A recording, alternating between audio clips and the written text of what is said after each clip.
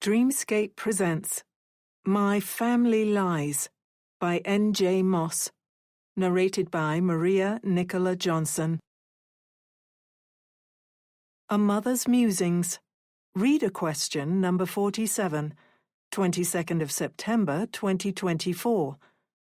Victoria Hawthorne. What is something you miss about your son being a baby? Well, who's to say that my 43-year-old Dominic isn't a baby? Joking. Thankfully, he doesn't read my blog. But sincerely, this is a fantastic question. Motherhood is a magnificent journey, but I have often wondered what it would be like to live it in reverse. To birth a middle-aged man, without the, let's say, ouch factor that would cause. To see him become an enthusiastic and purposeful 20-something, then to watch as his hormones riot and cascade into a baby-faced preteen, and then a toddling stampede of joy, and finally, the last gift, a bundle of pure happiness. For those interested, one of my favorite writers, F. Scott Fitzgerald, wrote a short story about this entitled The Curious Case of Benjamin Button. It was also made into a motion picture with Brad Pitt. How can that man still look dashingly handsome in all those prosthetics? To take a more serious view of the question, I think I miss the honest affirmation most of all. In this day and age, self-love and positive self-talk is a difficult ideal to attain. There is so much negativity. There is so much comparison. Open your phone and you will see elegant women who have their lives utterly together, who are funnier than you will ever be, whose skin is tighter, whose waists are thinner, whose minds are sharper, whose smiles elicit a deeper response. But when my little Dominic, or Dom-Dom as he was known back then, was a cherub, I never had to question anything. When I smiled at him and he grinned up at me, I knew I had the most perfect smile anybody ever had. When I played peekaboo with him for hours and he never tired, I knew I was interesting. I didn't need anybody to tell me. He was all I needed. When I looked in the mirror and noticed the crow's feet creeping, when he reached up and touched my face, I knew I was beautiful. Because to him, I was an angel. That was all that mattered. I've just taken a break. Writing about this equals, yep, you guessed it, tears. As many of you will know from my previous posts, Dominic's father left when he was a child. I'm not talking the modern, I have my adventure and you have yours, but let's give this kid the best possible shot sort of desertion either. This wasn't the, I'll take him on the weekends and financially assist you in his support. This was the somewhat cliched, leaving for cigarettes and simply never returning. Sometimes I wonder if this abandonment had something to do with my dearly deserted being unable to handle the complications of a growing child. He missed Dom-Dom. He missed the baby boy. I mourned when my baby became a man, but I rejoiced in it too. I accepted that my smile would not always be the most delightful thing he had ever experienced. I understood my laughter would not always be his music. It hurt, and that subtle and somehow exquisite pain only increased as he grew older. But I did the right thing. I didn't idealize little Dom-Dom. I knew he had to become Dominic. But I wouldn't allow my child to keep the deserter's name. From the day he disappeared in a puff of smoke, Dominic would be a hawthorn. Fathers need to learn that to be a parent, you have to parent. Sorry if that got a little morbid.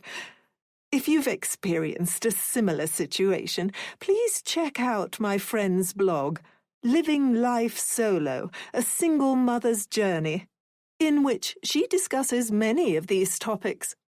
Please remember to use promo code MMusingsVictoria to receive 10% off baby products at my sponsored shop, All Care Wear. As always, thank you for reading. Please comment what you miss most about your baby no longer being a baby.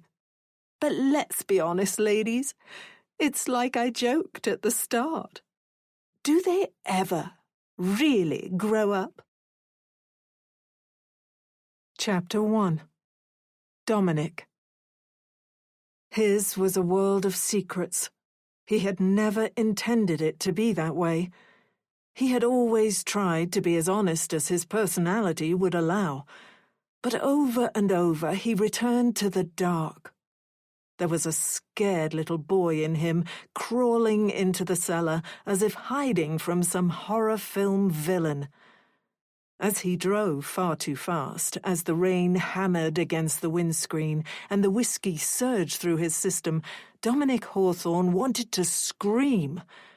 He wanted somebody else to take over his life, not just tell him what to do, but do it for him. Often he looked at regular people and wondered how they could possibly function in such a seemingly easy manner. "You're too hard on yourself," Eloise had often said. To know he was thinking of his wife then, in those circumstances, was another punchline to the never-ending joke that was his life. You have to be nice to yourself, Dominic, and that doesn't just mean taking warm baths or sneaking the occasional cigarette. It means fixing the way you speak to yourself.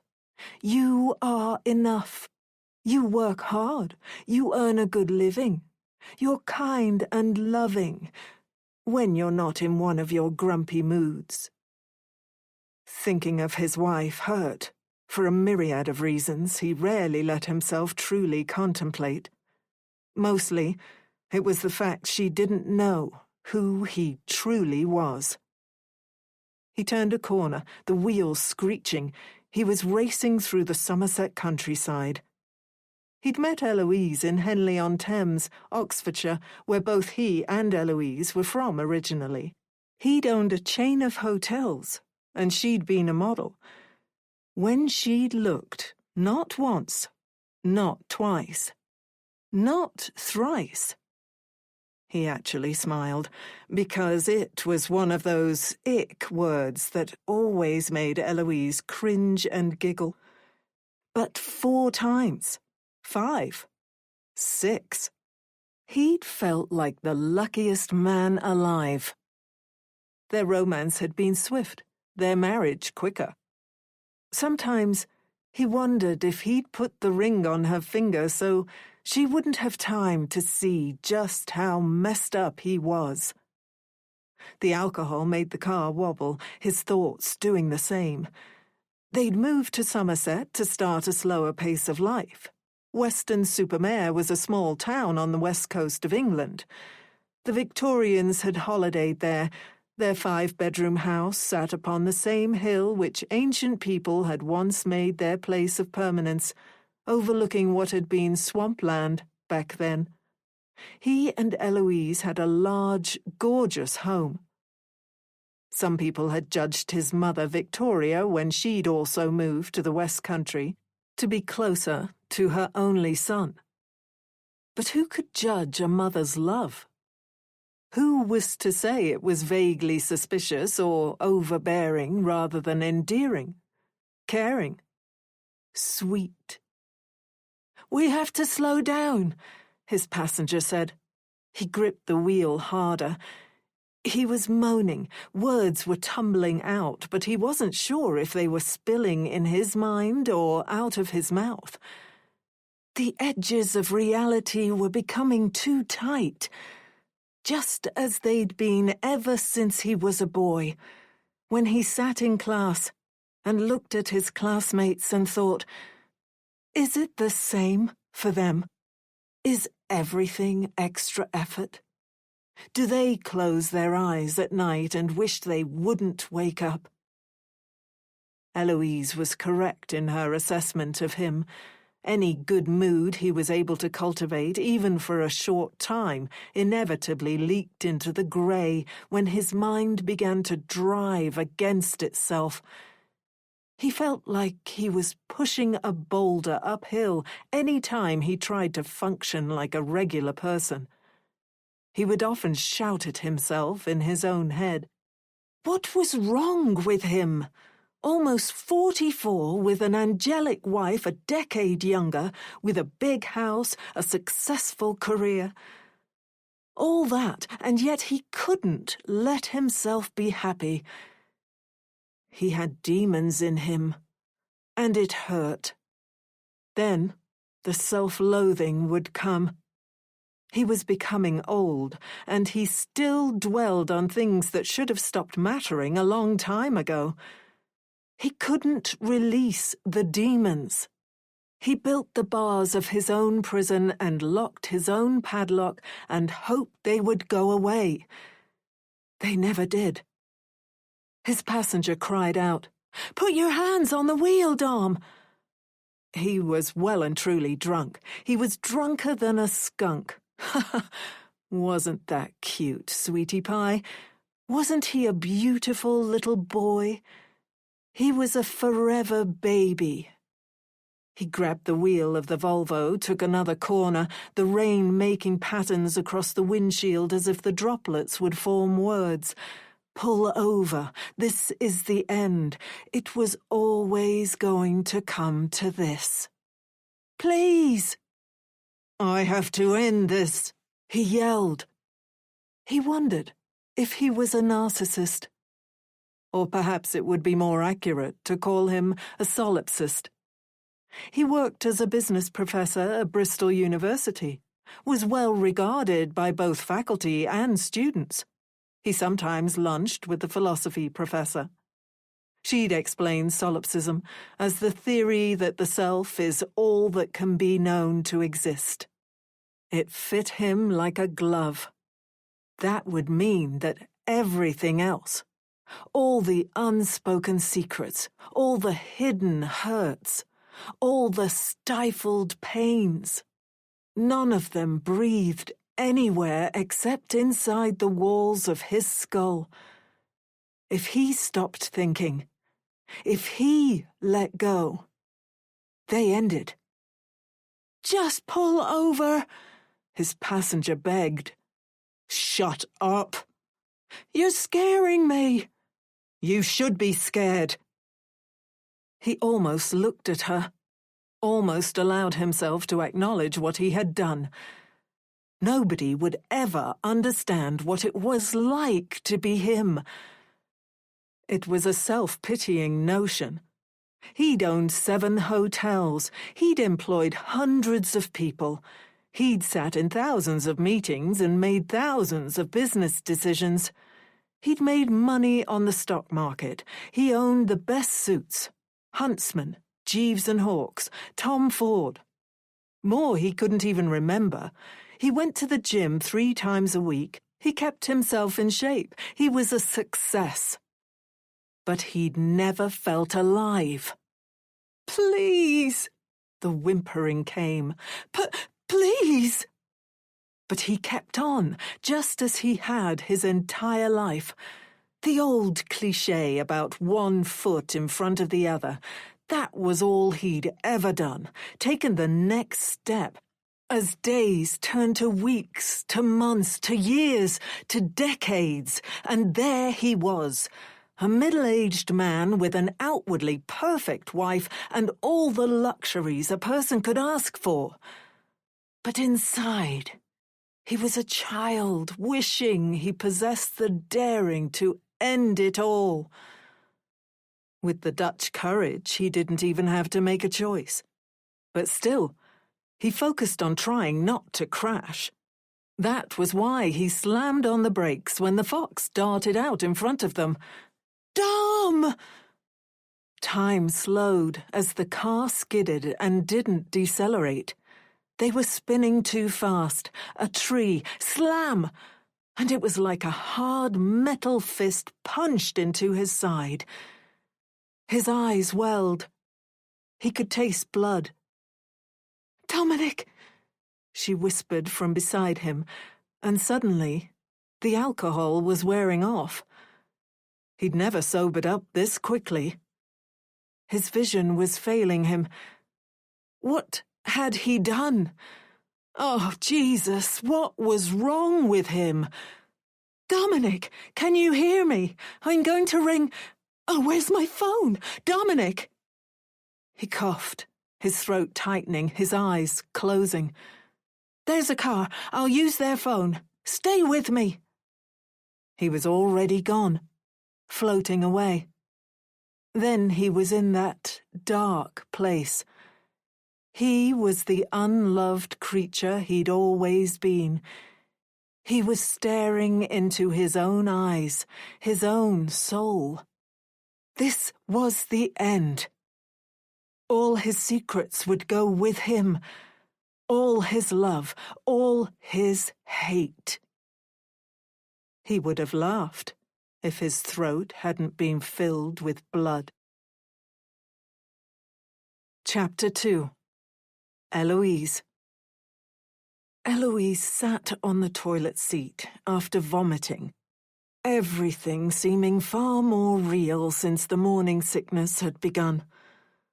She was 2 months pregnant with a child her husband knew nothing about. Smoothing her hands across her belly, she closed her eyes and tried to envision a warm and happy future. "There's an explanation, Dominic, but you have to listen to me." She would force him to understand. Eloise had used positive affirmations her entire life, from her first Oxfordshire beauty pageant to the highlights of her career, the Met Gala and Paris Fashion Week. She had learnt a long time ago that her mind could turn against her. She told herself Dominic would come to support her unplanned and hard-to-explain pregnancy. Their child's life would be filled with love and happiness and laughter. This beautiful baby would smooth over the bumps, which she had never allowed herself to fully examine. She stood up, looked at herself in the mirror. She had lines around her eyes. Her belly was... She stopped the trail of those thoughts. She said to herself, "My face is maturing in an experienced and elegant way. My belly is evidence that I have more to offer to the world than a stick-thin figure only attainable through self-abuse." She no longer flagellated at the altar of body idealism. Before leaving the bathroom, knowing she would have to return to her marital bed, she took several slow breaths and mindfully connected herself to the tiles, feeling their coolness, making herself present. Maybe it was woo-woo and a little out there, but she enjoyed being in control of her reality. Walking through the house, she rehearsed what she would say to Dominic if he asked why she'd been gone from their bed for an hour in the middle of the night. She didn't want to tell him of the bouts of sickness, because then he'd encourage her to go to the doctor. There might be a slip-up, a mention of the pregnancy. She'd been to the doctor already to make sure everything was okay. It was early days, but there was no doubt She had a life inside of her. She needed to figure out how she would tell her husband. If he asked where she'd been, she'd most likely say that she had been writing. She'd been working on a memoir about her modeling years, and she currently had a light-hearted novel about a girl growing up on a farm in the hands of an agent who seemed mildly interested. She was going places, doing things, making statements. This baby, whether planned or not, secret or not, would make everything better. She had to believe that. The walls were lined with photos of their holidays: Lake Como, Aspen, the Maldives, Santorini. More. So many memories. In all of them, Dominic looked tall and strong, his hair seeming silver rather than grey, as if he'd turned it that way by choice, but not dyed it. As if he'd willed it into being in his late 30s, like he was choosing the colour. She was perched on his arm, seeming bird-like, a trophy, even to herself. But she didn't mind that. She relished being someone he was proud of.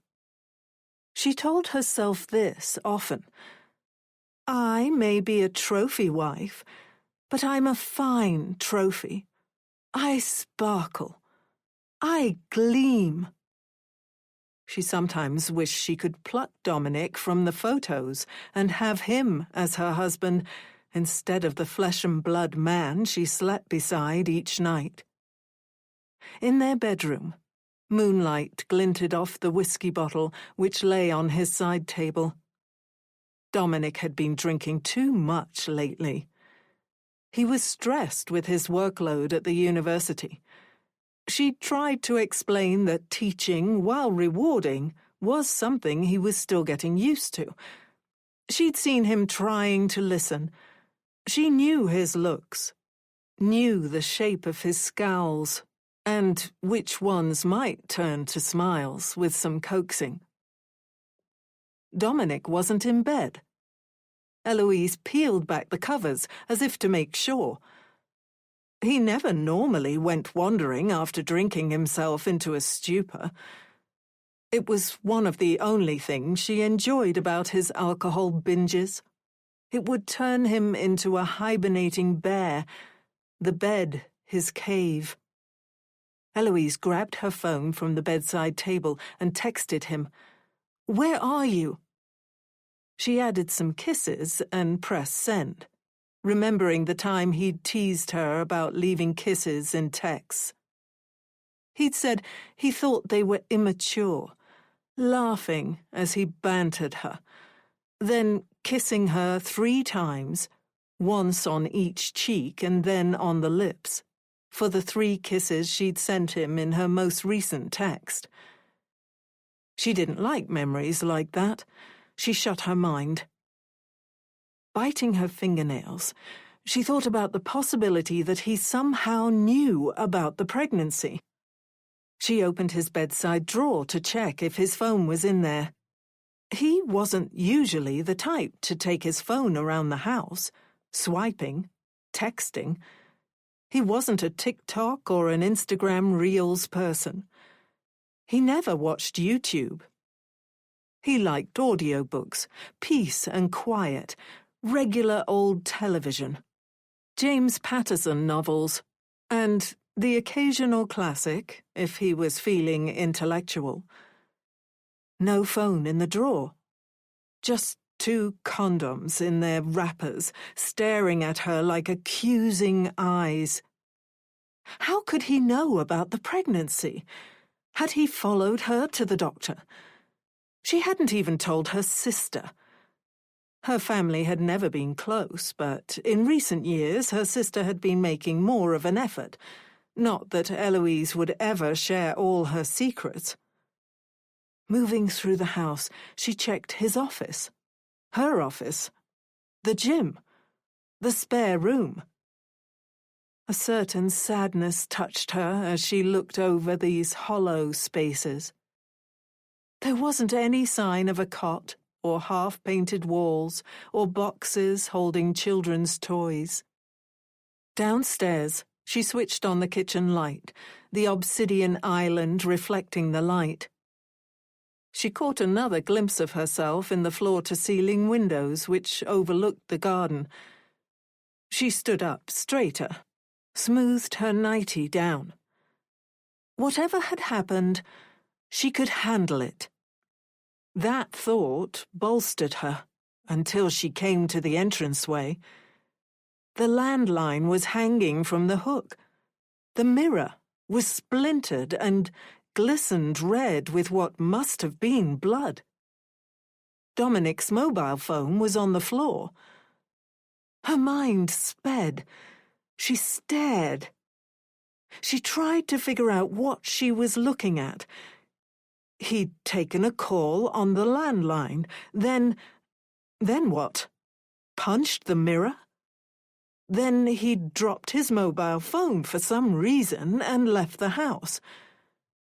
She switched on the exterior lights and walked barefoot into their outer courtyard.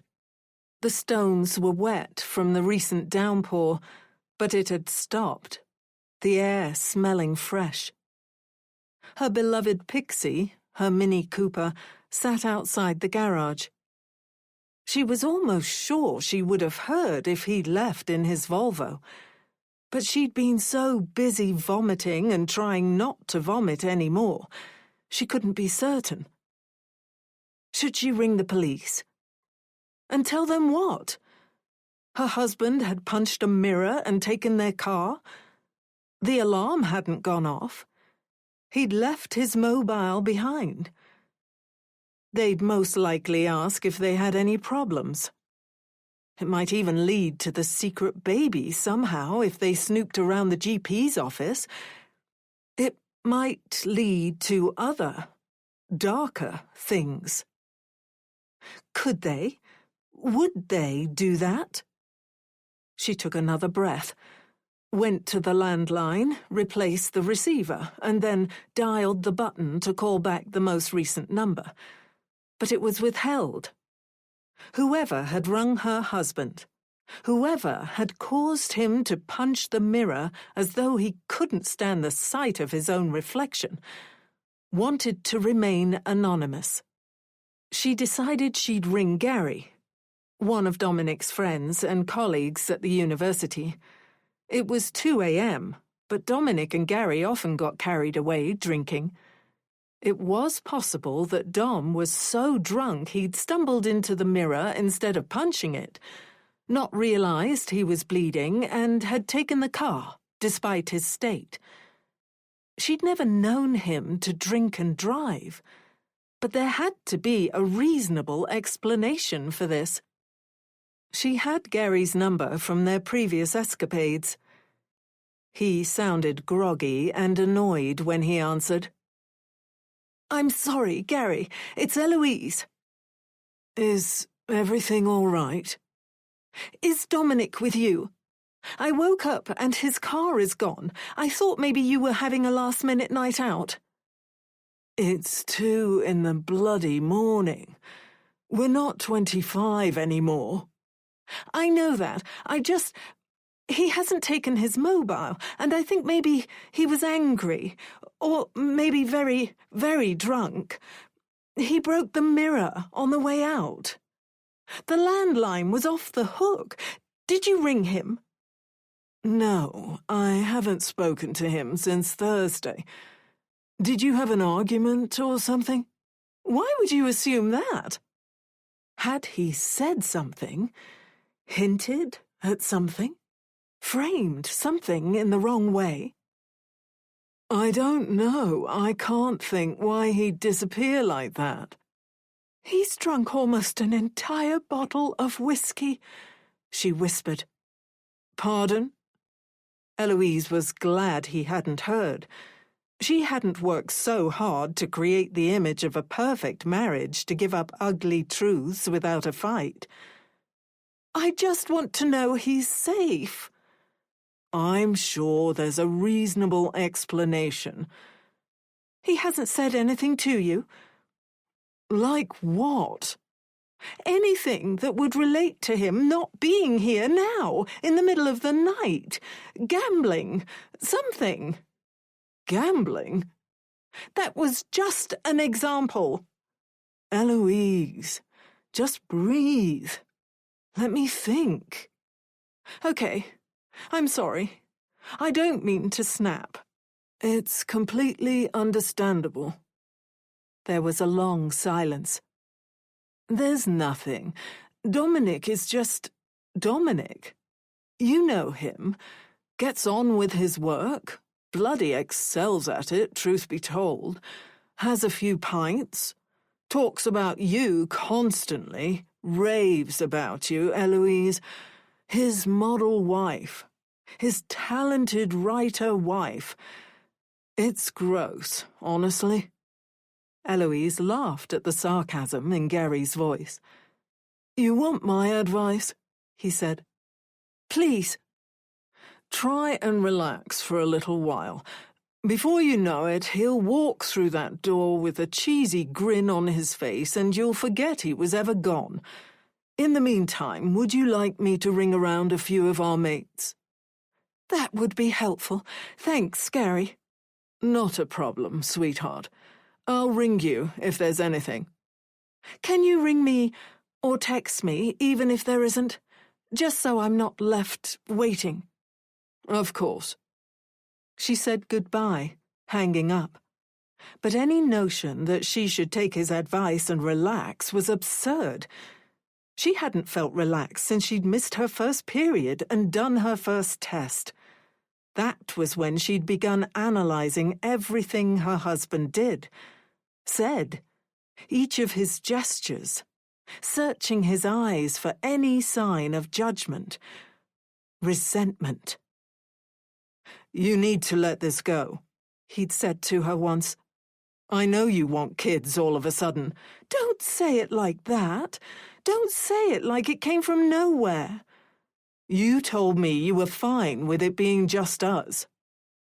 The memory hurt to think about, but suddenly, it was like she was back in the dining room 6 months previously, the remains of their lobster dinner on the silverware, Dominic's eyes glassy from the Dom Perignon. She'd giggled drunkenly and told him Dom was drinking Dom. But they hadn't been laughing when the discussion turned to children. You knew I didn't mean it, she'd said. I know you. You can read me. You knew I'd want a baby eventually, a little bundle of joy to care for, to love. If you want a baby, then you need to find somebody else. I'll never be a father. Why? She'd yelled. What's wrong with you? What makes you so different to everybody else? He'd stared at her, closing himself off as he had so many times before. It was like there was a secret room in her husband's head to which he would retreat if the conversation became too serious. It was like he wanted her to remain his prize and nothing else. A pregnant woman might glow and gleam like a trophy, but only for a short while. Then reality would hit. A house full of crying. A round, fat, happy face thieving her love. That was why she'd taken drastic action. And maybe that was why Dominic wasn't there with her then. Perhaps he knew. Perhaps he hated her. If he'd learnt the truth, she couldn't blame him. When all her affirmations and mindfulness techniques fell away, she had to admit a brutal fact. Her husband had plenty of reasons to despise her. Chapter 3. Janine. She was groggy, her lids heavy, her mind struggling to comprehend how she had somehow ended up here. Where was here, exactly? She blinked, her vision blurring, staring up at a ceiling of exposed rafters. There was a mustiness in the air that convinced her she must be in a cellar. Had the crash given her a concussion? She'd felt almost lucid in the moments after, her protective instincts kicking in when she realized how severely injured Dominic was. Why had she even agreed to get in the car with him? He'd been so visibly, revoltingly drunk. Across the room, somebody was humming. It was sickeningly out of place. Janine tried to sit up, but her body, usually so sturdy and strong, she had almost the polar opposite of Dominic's trophy wife's build, was suddenly weak. She felt like a little girl again, and that infuriated her so badly she wanted to scream. That impulse, the scream, was what made her realize there was a gag in her mouth. She attempted to sit. She managed to move a few inches, then the bindings on her wrists tugged her back down to the uncomfortable mattress. The humming continued. Janine closed her eyes. Why couldn't she think? She had never been what people would describe as an intellectual, but she worked in an environment that could be surprisingly high stress. A personal trainer to some of the biggest divas and occasional divos in the Western and Bristol area. Her clients were wealthy and expected instant, often magical results. And they weren't shy about expressing this, sometimes with a generous heaping of swear words. Janine had also competed in powerlifting competitions. She was tough. She prided herself on that. Janine moaned, and the humming abruptly cut off. The woman who spoke sounded posh. The fact that you're capable of making noise is evidence of my magnanimous nature. I hope you can see that. Janine moaned again. She was trying to say, "Where am I, you psycho?" Even without the gag choking her, she wouldn't have been able to speak. She suspected the kidnapping lunatic had drugged her. She couldn't remember what had happened between the crash and waking in the cellar. Dominic had been absolutely hammered, his eyes wild, his hair in disarray. Every time she'd spoken, he'd looked at her like she wasn't even there. It was like he thought he was seeing things. She'd never been fully real to him anyway. She'd been a tool for him to deal with his own crap.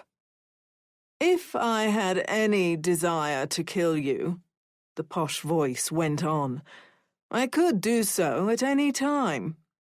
Instead, I have elected to administer a moderate dose of Valium. If you're experiencing grogginess and memory loss, that's why. Do you see how reasonable I'm being, Janine? Janine Jenkins. I checked your purse. Or wallet, I might say, as it was a rather manly leather specimen. Your name, however, is feminine. Perhaps it's the alliterative quality of it. Janine Jenkins. If I had to picture you based on that name alone, I'd have you long-limbed, slender, shy, high cheekbones, sophisticated. But you're like a hobbit. Your shoulders are broader than some men. Or maybe that would make you more akin to a dwarf. Though your feet are quite large, which returns us to the hobbit hypothesis. Janine wanted to spit in the woman's face. There were bigger concerns than being compared to characters from fantasy novels, namely, why was she here? What was the insane woman going to do to her? Nevertheless, her words were offensive. Janine had deadlifted 210 kilograms the week before. That was an incredibly impressive feat, especially as she'd done it for 3 reps. Nobody had the right to talk down to her because her body had a purpose and wasn't just for show. Footsteps approached Janine's bed. She managed to turn her head, but a powerful light from across the room made the figure into a hazy silhouette. Janine had to close her eyes against the harshness. She sensed the woman standing over her. "Now, what am I going to do with you? I confess I have been behaving in a somewhat automated manner. Until you were appropriately subdued. I was all go, go, go.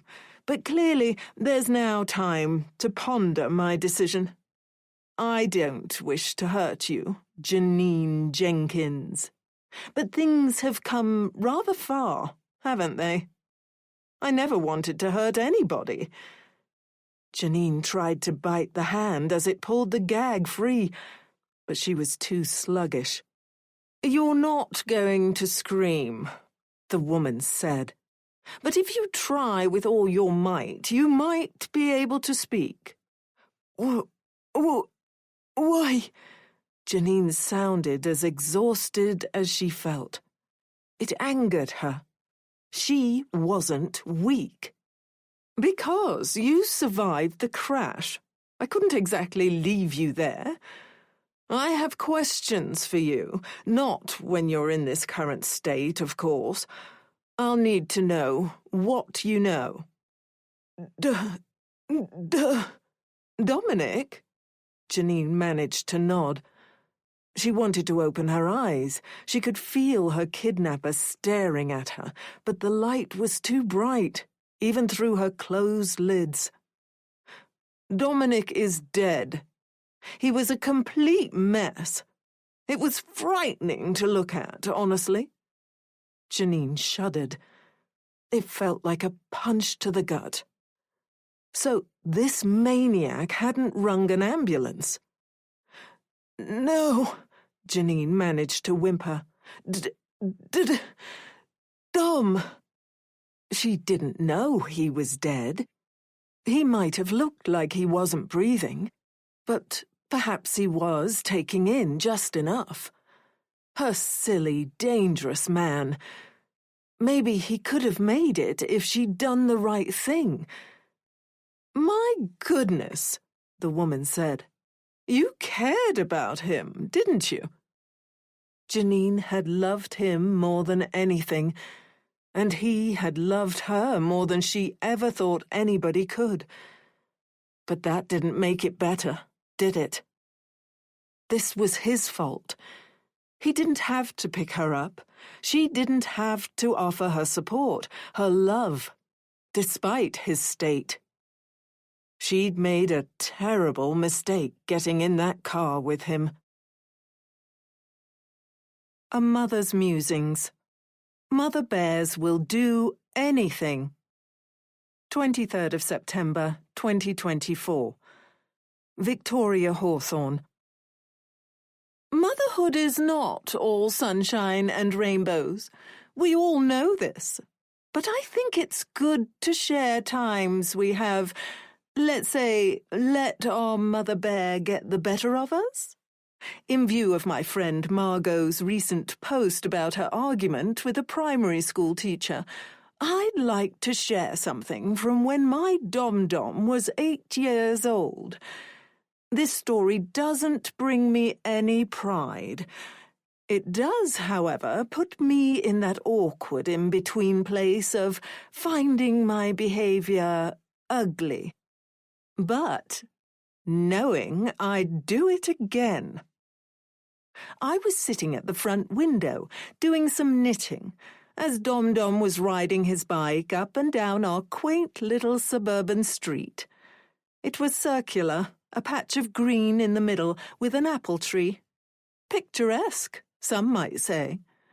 My baby was doing so well on his bike, overcoming his natural fear, building up quite a bit of steam. Did it sadden me that he was cycling alone? Well, yes, to some extent. But I was content in the knowledge that, though he found it difficult to make friends, he always had me. We used to dance to With a Little Help from My Friends by Joe Cocker for hours, my dom-dom laughing and lighting me up with all the love in the world. Oh, how we danced! Then, all of a sudden, there was an army of children in the street. So many bicycles, it was like some kind of demonstration.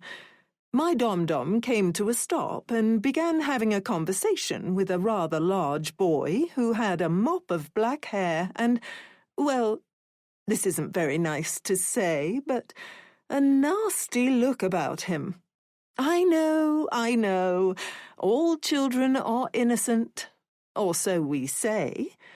But let's be honest, ladies. When your cherub tells you about some little so-and-so who has put chewing gum in their hair for the 4th time in a row, or has made fun of their shoes, or has caused the whole class to laugh at them, do we not have negative thoughts sometimes? This is a safe space. The mop-haired boy began doing what are referred to as wheelies up and down the street. The others joined in, competing to see who could go the furthest. And then my boy took his turn. At first, he wasn't very good, but he's a trier, my son, and he did his best twice more. It was amazing how he flew. It was like watching an angel spread his wings. Of course, I was scared he would fall, but I resisted the urge to open the window and beg him to stop. I had to let him have his moment. The other boy didn't like it. He began to cycle next to my son, and then, oh, it angers me even now. He rammed his bike into him. Dom-Dom fell. That's when I lost it. The mother bear came out. Before I knew it, I was on the street, my finger wagging, my voice high. I told that nasty boy, "How dare you touch my son? Haven't you been taught any manners? What's wrong with you?" He turned white as a sheet. He and his gang cycled away. I picked my son off the ground, and he gifted me with the sweetest hug. I can still remember the warmth of his little body pushed against mine. I can still remember his arms pressing firmly against me. "I love you, Mummy." Are there any sweeter words? Then he said, "Thank you. They were so nasty." Sometimes, my dear readers, I have to admit, I fear I made the wrong choice. Should I have allowed him to challenge the bully himself? Was what I did fairly describable as coddling? Ah, the questions, hindsight, the torture we put ourselves through. There you have it, a confession. An insight into my not always secure psyche. Please feel free to share your stories below. On another note, we have recently reached 750,000 regular readers.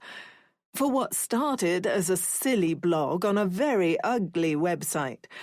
I'm no technophile. I think this is amazing. Thank you all so much.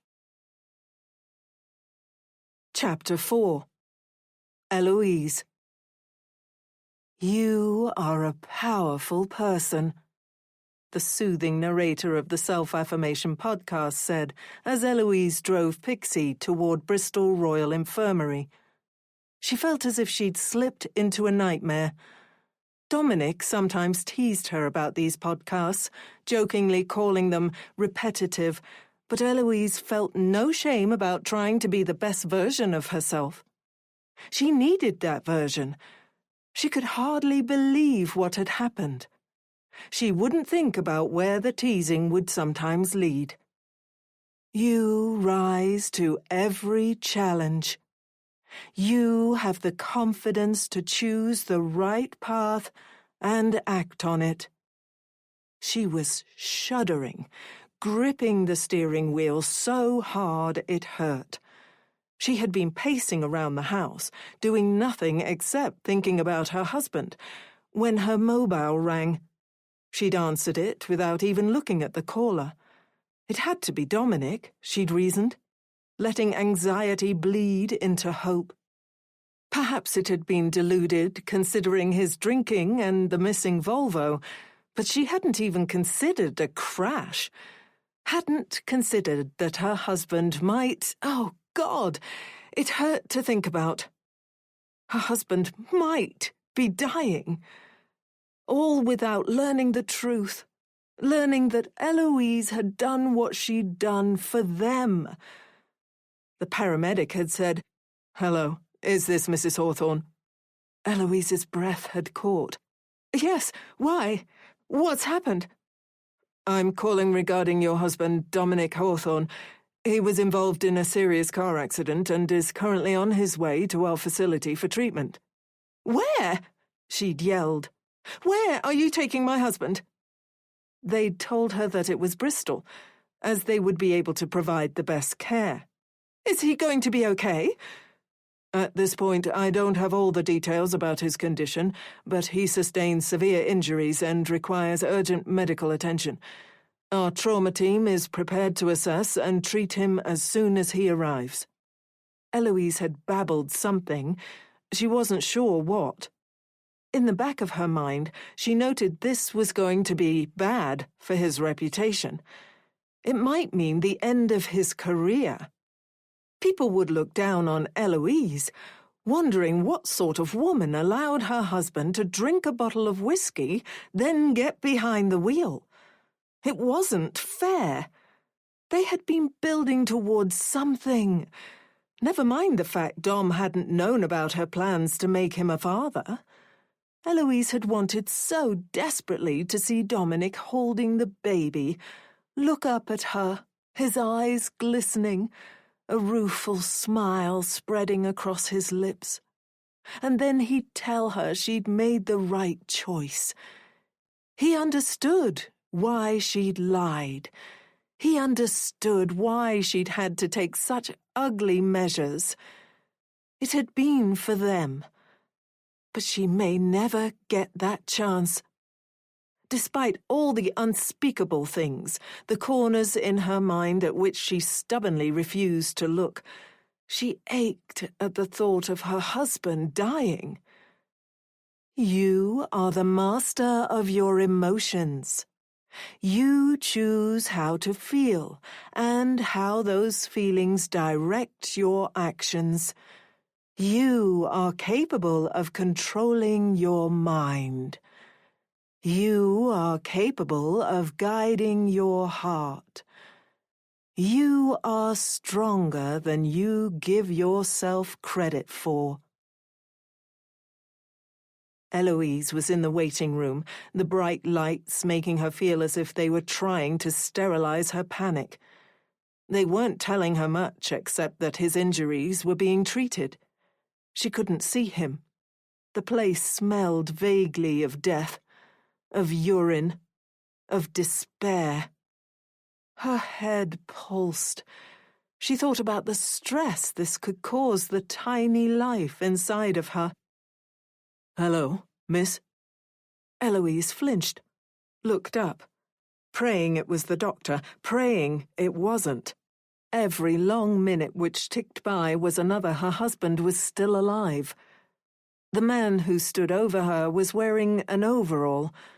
He was lean, with a night worker's hollow eye pits. He had a kind smile. "Yes?"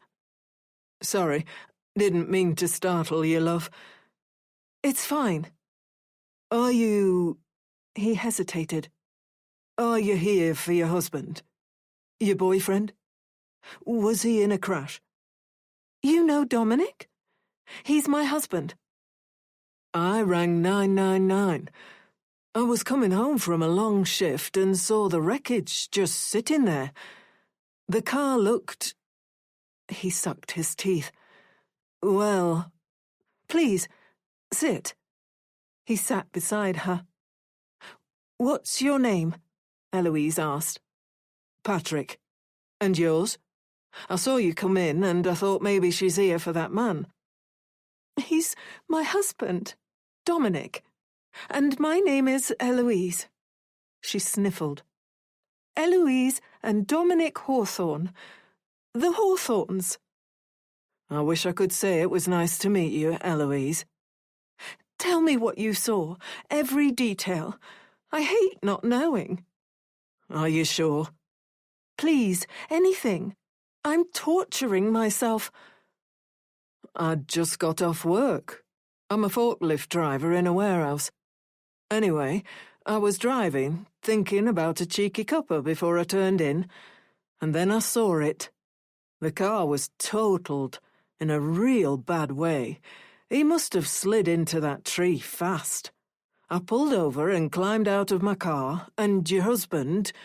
Please, tell me. Patrick swallowed. He was barely breathing, covered in blood. I think the car door had sort of stabbed into him. When Eloise shuddered, the man touched her arm.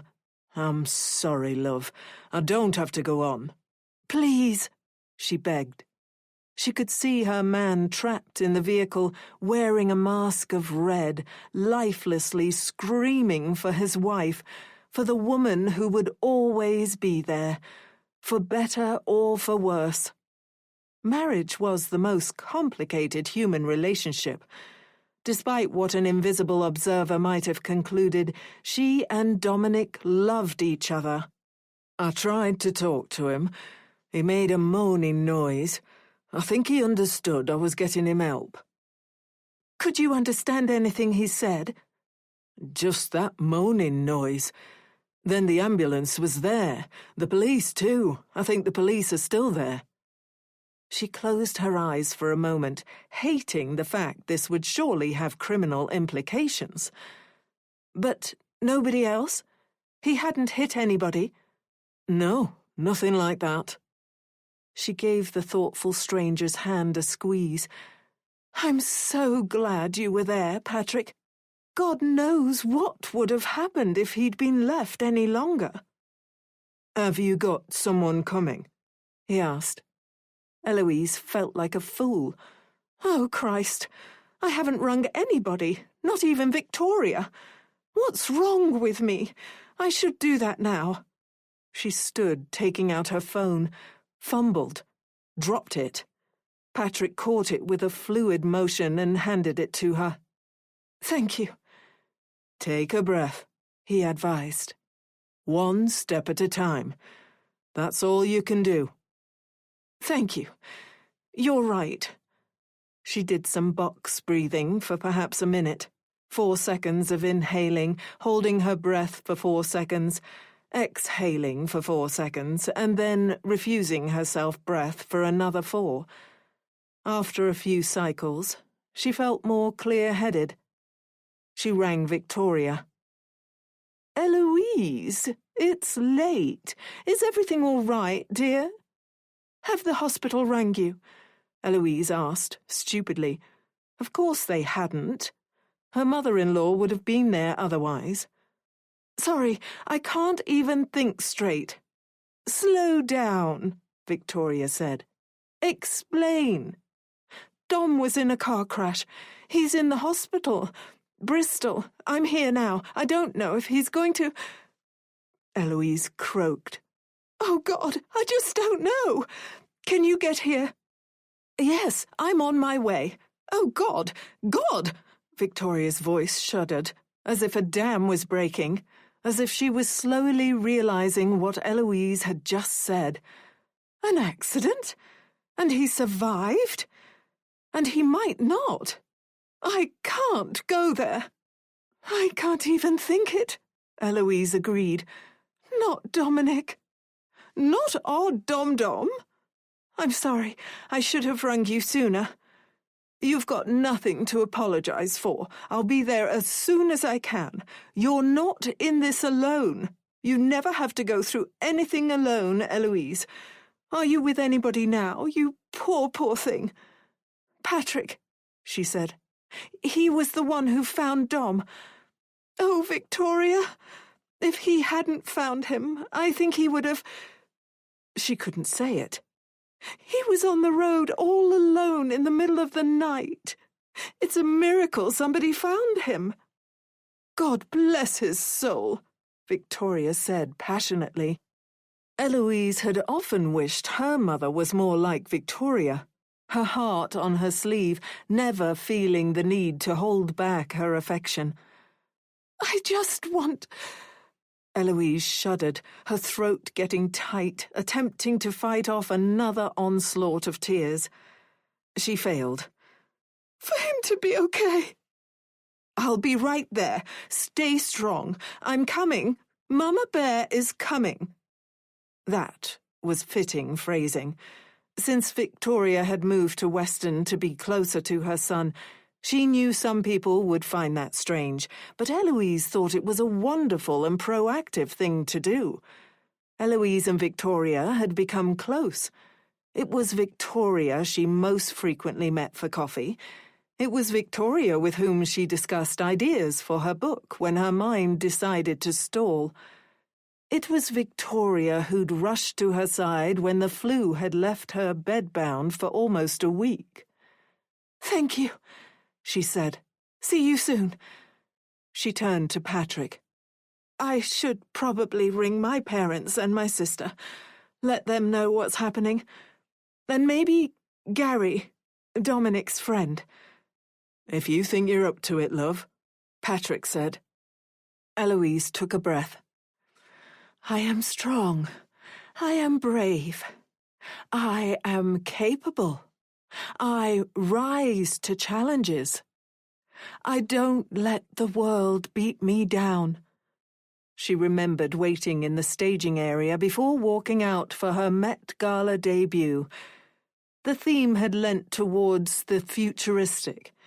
Eloise had felt faintly ridiculous with the 3D printed attachments on her Renaissance-style gown, a metallic choker at her throat, military-style boots on her feet.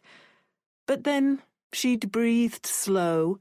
She'd reminded herself this was a moment that, when she looked back on it, she'd want to appreciate, not corrupt with negativity. She could do the same in the hospital. When she looked back, did she want to be the positive, protective wife? Or did she want to be a woman consumed by pessimism? "My husband's going to be okay," she told Patrick. He looked at her like she was mad. Sure he is, love." "The doctor's going to walk out any moment and tell us he's a bit worse for wear, but he's fine, just fine." She rang her mother. It wasn't as if she would come flying to the West Country. She lived in London, as did her sister. They had never been especially close, neither had there been any neglect or abuse, as far as Eloise was concerned. Charlotte, her sister, had often claimed they were emotionally neglected as children. It was the reason, apparently, Eloise found it so difficult to build authentic intimacy with people. With Dom, she'd got closer than ever before. Now, twisted fate was threatening to take it all away.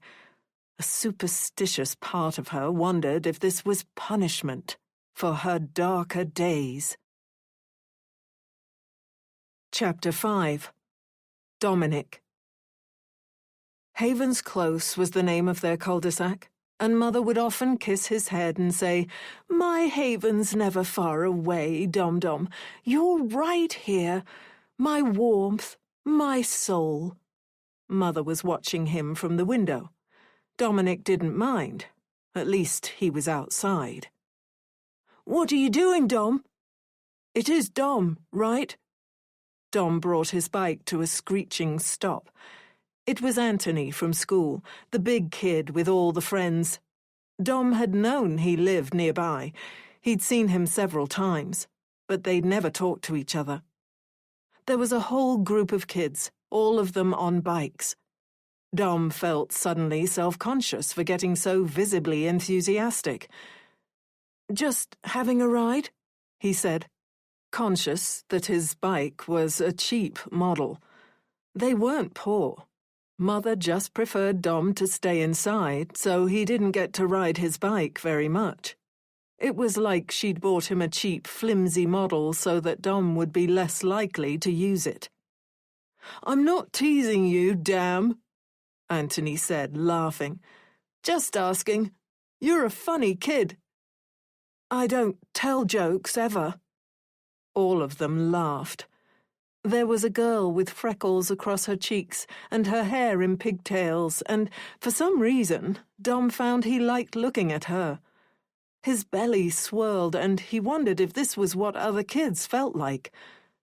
"See," Anthony said. "What'd I say? Funny. You know what a wheelie is?" I really want to know." The girl giggled. It felt like a prize. He'd told a joke on purpose, and somebody had laughed. "Let me show you," Anthony said, casually drumming his fingers against the handlebars of his shiny, expensive-looking mountain bike. "It takes some skill, some bravery, too. Think you've got it in you?" He shrugged. "I don't know." "Look." Anthony, the tall kid with the cool military-style jacket and the haircut with the shaved sides and long on top. Mother cut Dom's hair, cycled over on his impressive bike and clapped Dom on the arm. It felt like the beginning of something. He imagined walking into school the following day, winking at Anthony, maybe even saying hello to the girl with the freckles. Maybe even sitting with them at lunch rather than in the library alone, pretending to read a book so people would leave him be. "You pull, like this." Anthony tugged on his handlebar. "Then you have to pay attention to your weight. Not too far forward, not too far back. Then you pedal and... Voila! The girl said, still looking at Dom. "What does that mean?" he asked. "You're funny," she said. "Come on," Anthony called, already cycling away, pulling his wheel off the ground like magic. Dom could feel the girl looking at him. He felt the very strong urge to turn and look at his mother for permission, but he fought it. He knew on some level it would lessen him in the girl's eyes. He didn't want to be small to her. He wanted to be big and funny and capable and have a cool haircut and be confident on his bike. He began pedaling. He overcame about 100 voices in his head telling him it would end in disaster. Then he pulled back and, oh wow, he was doing it. He was really doing it. "That's it, Dom," Anthony yelled. "See, I told you he wasn't weird," he overheard the girl saying to somebody. His cheeks were glowing fiercely. His heart swelled. The wind rushed past him. He felt like he was flying. He did a few more circuits until they started to clap. He almost thought he'd fallen off his bike, and this was all in his imagination, and soon he'd wake in bed with Mother putting a warm compress on his head, saying, "Oh, poor dear, what did you do?" But it was real. He was soaring across the concrete. "Wheelie twins!" Anthony laughed, riding up next to him. "That's it, Dom. That's... oh, crap!" Dom let out a very embarrassing yelp. It was the same sound he made when his hand met the hot stove. Anthony veered into him, then Dom fumbled his handlebar and turned sharply, causing his wheel to violently stop. He went flying. not in a good way this time, and landed with a thump on the ground. Anthony and the other kids ran over. "That was my bad," Anthony said. Dom realized he was smiling. "That was nuts." The girl laughed and walked over, offering Dom her hand. She was wearing a necklace that settled between the straps of her denim dungarees. It had a small jewel on it, purple, and her eyes were almost the same shade, he realized. A blue so interesting they looked purple when she tilted her head and her face caught the sunlight, just so. He was about to take her hand when Mother's voice tore through the group. "Don't you hurt my baby!" she screamed. Dom jumped to his feet. Mother had her knitting needles in her hand like some kind of weapon. She waved the needles at Anthony. "Who do you think you are?" "Mother, it's not what you—" She shushed him and walked right up to Anthony like she was going to hit him. Anthony took a step back, trying to laugh it off, but even Dom could see he was worried. Grown-ups weren't supposed to behave like this. "Do you think you're tough? Is that it? Are you the big man? Are you the big bad wolf? Are you something special? Well, are you? Don't smirk at me. You're a pathetic lowlife. You're nothing, and you never will be." Dom began to cry. The world blurred. Nobody knew what to do. Mother snatched Dom up and he clutched onto her desperately, even if he didn't want to touch her, even if he blamed her. He was sad, and she was offering comfort, and he didn't know what else to do. She carried him inside, whispering that everything would be okay, whispering that she would never let anybody hurt him. Dom didn't know how to explain the feeling this produced in him. It was a mixture of so many things. He closed his eyes, opened them, and he was staring at his bedroom ceiling, Mother rushing around the room, aggressively tidying. "What was I supposed to do? Tell me, my love, my angel, my perfect boy. Oh, Dom, I couldn't just let him bully you, could I? What sort of mother would I be if I did that?" "It's okay," Dom said, though it wasn't. She knelt beside his bed, glaring at him, her expression changing to something hateful. "We have a sedative and paralytic ready. Do you want to start with propofol, Doctor?" What? Dom said. "Applying cricoid pressure. Tube is in," she went on. "Mother?" "With the TBI, we don't want him regaining consciousness. Keep him fully sedated."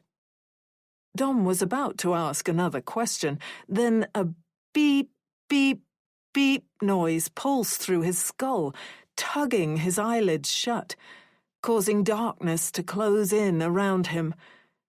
He tried to scream, but he was unable to make a noise. Chapter 6. Eloise. "Is your mother-in-law going to be here soon?" Patrick asked. Eloise detected the slight awkwardness in his voice. He'd sat with her for almost an hour since she'd made the phone calls. Gary was going to do his best to visit as soon as possible, but with his wife on a night shift and children to take care of, it was difficult. Eloise's mother had forced a concerned tone on the phone and told Eloise to ring her if she needed anything. She'd hoped her mother might insist on driving to Weston to be with her daughter, but she hadn't. "You don't have to stay, Patrick. You've done more than enough." "I wanted to stay until the police arrived, for moral support. But honestly, love, I'm knackered." Eloise's head was fuzzy. It had been overfull since she'd learnt about the pregnancy. The secret she was keeping hidden in her womb. The secret which would soon swell her belly as if inflating with the evidence of her betrayal. The Police? They took a report from me at the scene. I think they'll probably want to speak to you too. Standard procedure, with a crash, I suppose. There was the whiskey too. The doctors surely knew about that. They'd do tests, see that Dominic's veins had been surging with alcohol when he'd skidded off the road and almost taken his own life. But he hadn't put anybody else at risk. Eloise knew she was diminishing her husband's failings. What was marriage if not seeing the best in somebody? God knew Dominic had seen the best in her, and she'd always tried to return the favour. Patrick looked at her sympathetically. I know we don't know each other, but I feel a connection, Eloise prompted. Feels silly to say, but yeah, that's it. I saw him in such a bad way, and sitting here with you, I feel like I've got a stake in it, almost. Not like it's a game. I'm not phrasing this very well. She touched his arm. Patrick, I understand. Thank you. He left, yawning and stretching his arms over his head. Eloise! She jumped, turning sharply, causing several people in the brightly lit waiting area to glance at her and then swiftly look away. Nobody wanted to get involved in anybody else's business.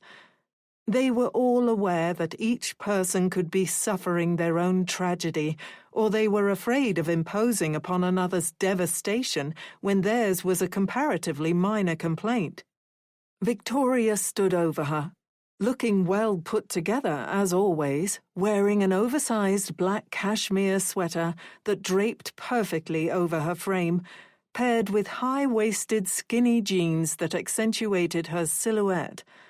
Her silver hair was styled in a sleek topknot. She was 68, but she was incredibly fit for her age, going to the gym 5 times a week, sometimes swimming after. Online, people commented on how physically impressive she was. She was a role model. "Who was that, dear?" Victoria asked, sitting and hugging Eloise. Eloise felt her sinewy strength in the embrace and clutched on to the other woman, desperate for the warmth. She smelled like she'd freshly showered. She smelled of perfume. Was that normal? To shower and perfume oneself before driving to check if her son was alive? Was Eloise being too judgmental? "Patrick," she said. "He found Dom." "Found him? Where?" "On the country road, where Dom was driving." "And where was he going?" Victoria asked. "I don't know. I think he'd spoken to somebody on the phone. Eloise hesitated, but if she couldn't tell Victoria, she couldn't tell anybody. "He either stumbled into the hallway mirror or punched it before he left. The landline was off the hook. But the caller had withheld the number. I don't know who it was. I don't know who it even could be." Her belly tightened into a fist of tension. She was upsetting her baby. "He'd been drinking." "Oh, Lord," she whispered, squeezing Eloise's hand supportively. "What was he thinking? I've never known him to do something like that." "I know," Eloise said. "It's so unlike him."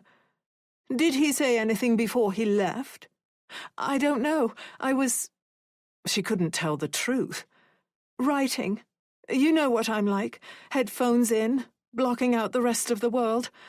I assumed he'd still be asleep when I returned to bed. It's awful to say, but our Dom, is a drunk driver." "Hush," Victoria murmured when Eloise began to cry. She hugged her tightly, and Eloise was just so grateful she was there. Victoria often had a self-deprecating, witty tone when she called herself Mama Bear, but it wasn't a joke to Eloise. She truly felt like Victoria was a big, warm, ferocious bear, ready to face whatever life threw at them. "We're in this together. We should have more information soon. In fact, why don't I go and check? And then maybe I'll get you a nice cup of coffee or hot chocolate. Or tea?" "Tea sounds nice," Eloise said. "Thank you." Eloise was getting sick of sitting there and waiting and thinking about all the things that could go wrong. Finally, after what felt like 1,000 years, a short man with a prominent moustache appeared. Eloise could tell instantly that it wasn't good news. His jaw clenched. He gritted his teeth. Eloise bolted to her feet. Her heart was hammering. This couldn't be happening. Not to her husband, her man, her possession. Marriage was a project, a brick-by-brick construction, and even if he or she sometimes knocked some of the bricks down, they were always going to keep stacking them, until one day, when they were wrinkled and their heads were brimming with warm memories, they'd look back and say, "It was a bumpy road, and we lied more than we should have, even to ourselves sometimes, but we made it, and we love each other. That's what counts." "Is he dead?" Eloise almost yelled. "Shall we talk somewhere more private?" "Answer the question, Doctor," Victoria said. "My boy is a fighter. He always has been. We need to know." "He's alive, but I have news. Please." He gestured towards the hallway. "I have a room." Eloise felt as if her legs might give out as they followed the doctor down the hallway. She leaned heavily against Victoria until they came to a small office. "What's going to happen to my husband?" "Please, sit." "I don't want to sit." "Eloise, dear," Victoria whispered. "He's just trying to do his job." She sat beside Victoria, facing the doctor across his small desk. "Mrs. Hawthorne, your husband has sustained severe injuries, including a traumatic brain injury.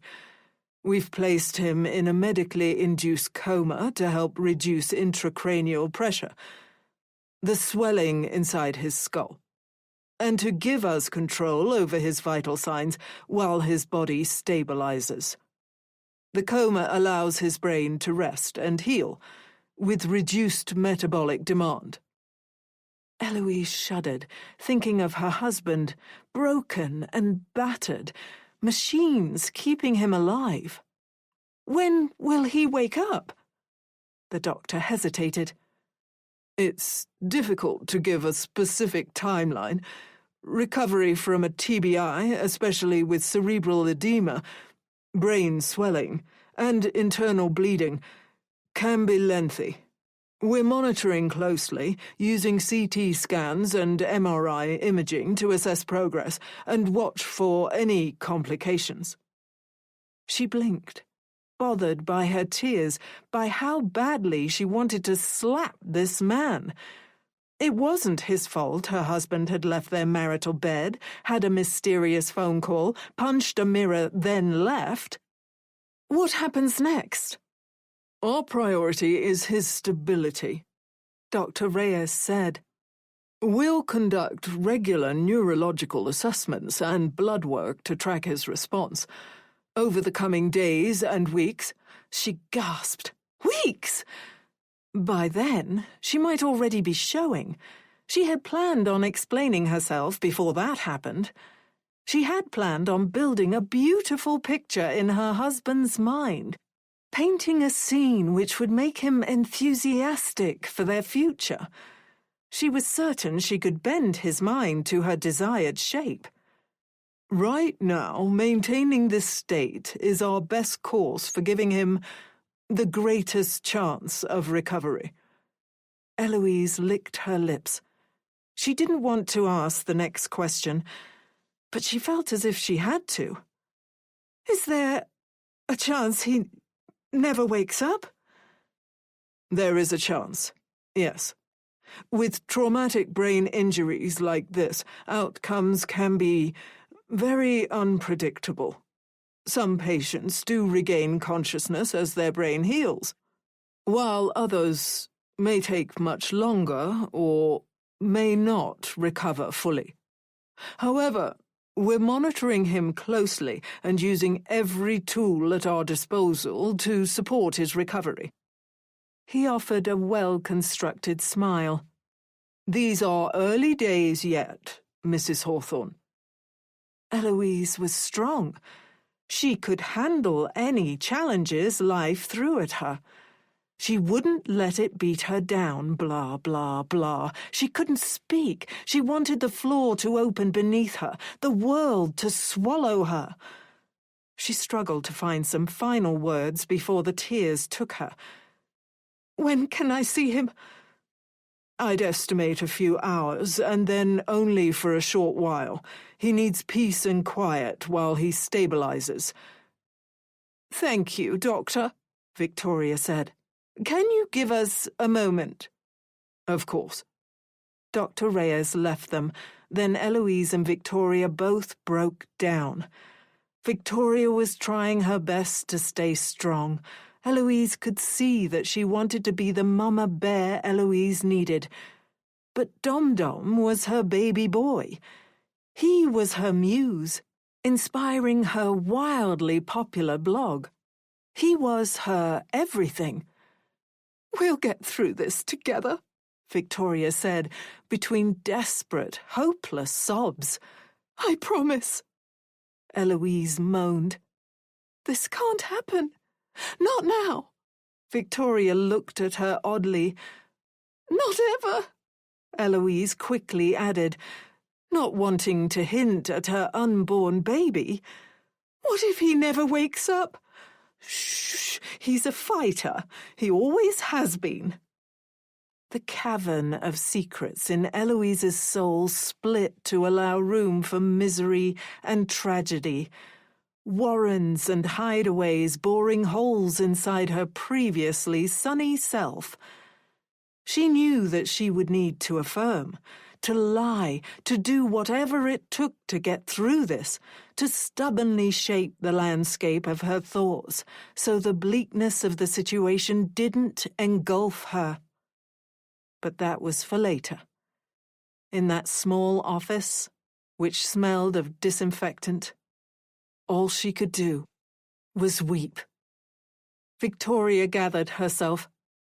And it hardly bears thinking about, but if the worst happens, I'll be here for you. You'd stay, even if... Eloise couldn't say it. Her shiny life was slipping away. Just for me? Yes, my sweet angel. Mama Bear isn't going anywhere. I'll be at your side. Always. A Mother's Musings. Sad news. 24th of September, 2024. Victoria Hawthorne. My son was involved in a car crash in the early hours of this morning. The doctors have put him into a medically induced coma for his own safety. It's unclear whether he will wake up. I am heartbroken. But I have to push on for my daughter-in-law's sake. Eloise needs me. I will be there for her. Please send your prayers, your warm wishes, your love. Please let my baby boy be okay. I'm trying to be the mother bear we all strive to find within ourselves in times of crisis. But upon returning home for an overnight bag, I have collapsed in a heap of emotional agony. All I can hope is that I find my strength, not for myself, but for those who need me in this difficult time. Comments 678. Mama loves books. Oh my God, Lord Jesus Christ our Saviour, send her your blessings. Simply Sarah. I cannot believe this. Poor Dom-Dom. Life with Littles. Sending prayers, hun. Working Mama, 365. This is absolutely horrible. I cannot express how sorry I am. I went through something similar with my godson several years ago, and even though he was able to recover, I never forgot the pain. I will think of you and your boy during my meditation time later. Parenting Pro Tips. Life is so unfair. I'm so sorry, Victoria. Bad things happen to good people, and it sucks. Click here to read more comments. Chapter 7. Janine. It was difficult to know how much time had passed. She had drifted in and out of consciousness several times, once attempting to strain at her bindings. Her bladder ached with how badly she needed to use the toilet. She wished she had her regular strength, her powerful grip, the ability to wring this psycho's neck, whoever she was. She wished she could let out a scream like when she hit a personal record on a lift, the veins bulging in her neck, making her feel like a Viking shield maiden ready to tear the world to pieces for not accepting her. A door opened. Footsteps. She twisted, but that light was still glaring, making it impossible to pick out any details of her kidnapper, though the woman sounded on the older side and her silhouette seemed fit. You might be pleased to know that Dominic somehow survived the crash. Janine gasped. Really? Miraculously. He's alive, but he's in a coma. It seems he is a fighter after all. Are you happy? Yes, Janine said defiantly. It doesn't address the question of what we're doing with you, though. You can let me go. I don't know who you are. I don't know where we are. I don't know anything about you. Talking hurt her throat, but at least she was able to produce words. You've got no reason to keep me here. I told you. I want to know what you know. Janine had a vivid fantasy of rising from the bed and sprinting across the room, rugby tackling the smaller woman, hurting her. Bone-cracking violence flashed in her mind. About what? I'm going to share something with you, the woman said. It will give you more understanding into my psychology. It will allow you to see why I had to take you. But first, let me ask you, did you love Dominic Hawthorne? Try not to break down this time. As Janine attempted to calculate the correct answer, the woman added, Don't think. Don't lie. Just speak. I did. I know it's wrong. I know he was married. But he was going to leave his wife. That's what he told me. He couldn't be his true self with her. She was always putting him on a pedestal, forcing him to live up to whatever her idea of him was. But with me, he was just himself. How romantic. Well, that seals it. I would like to know if Dominic has changed. My name is Cassandra Simmons. See, Janine, I'm being truthful with you.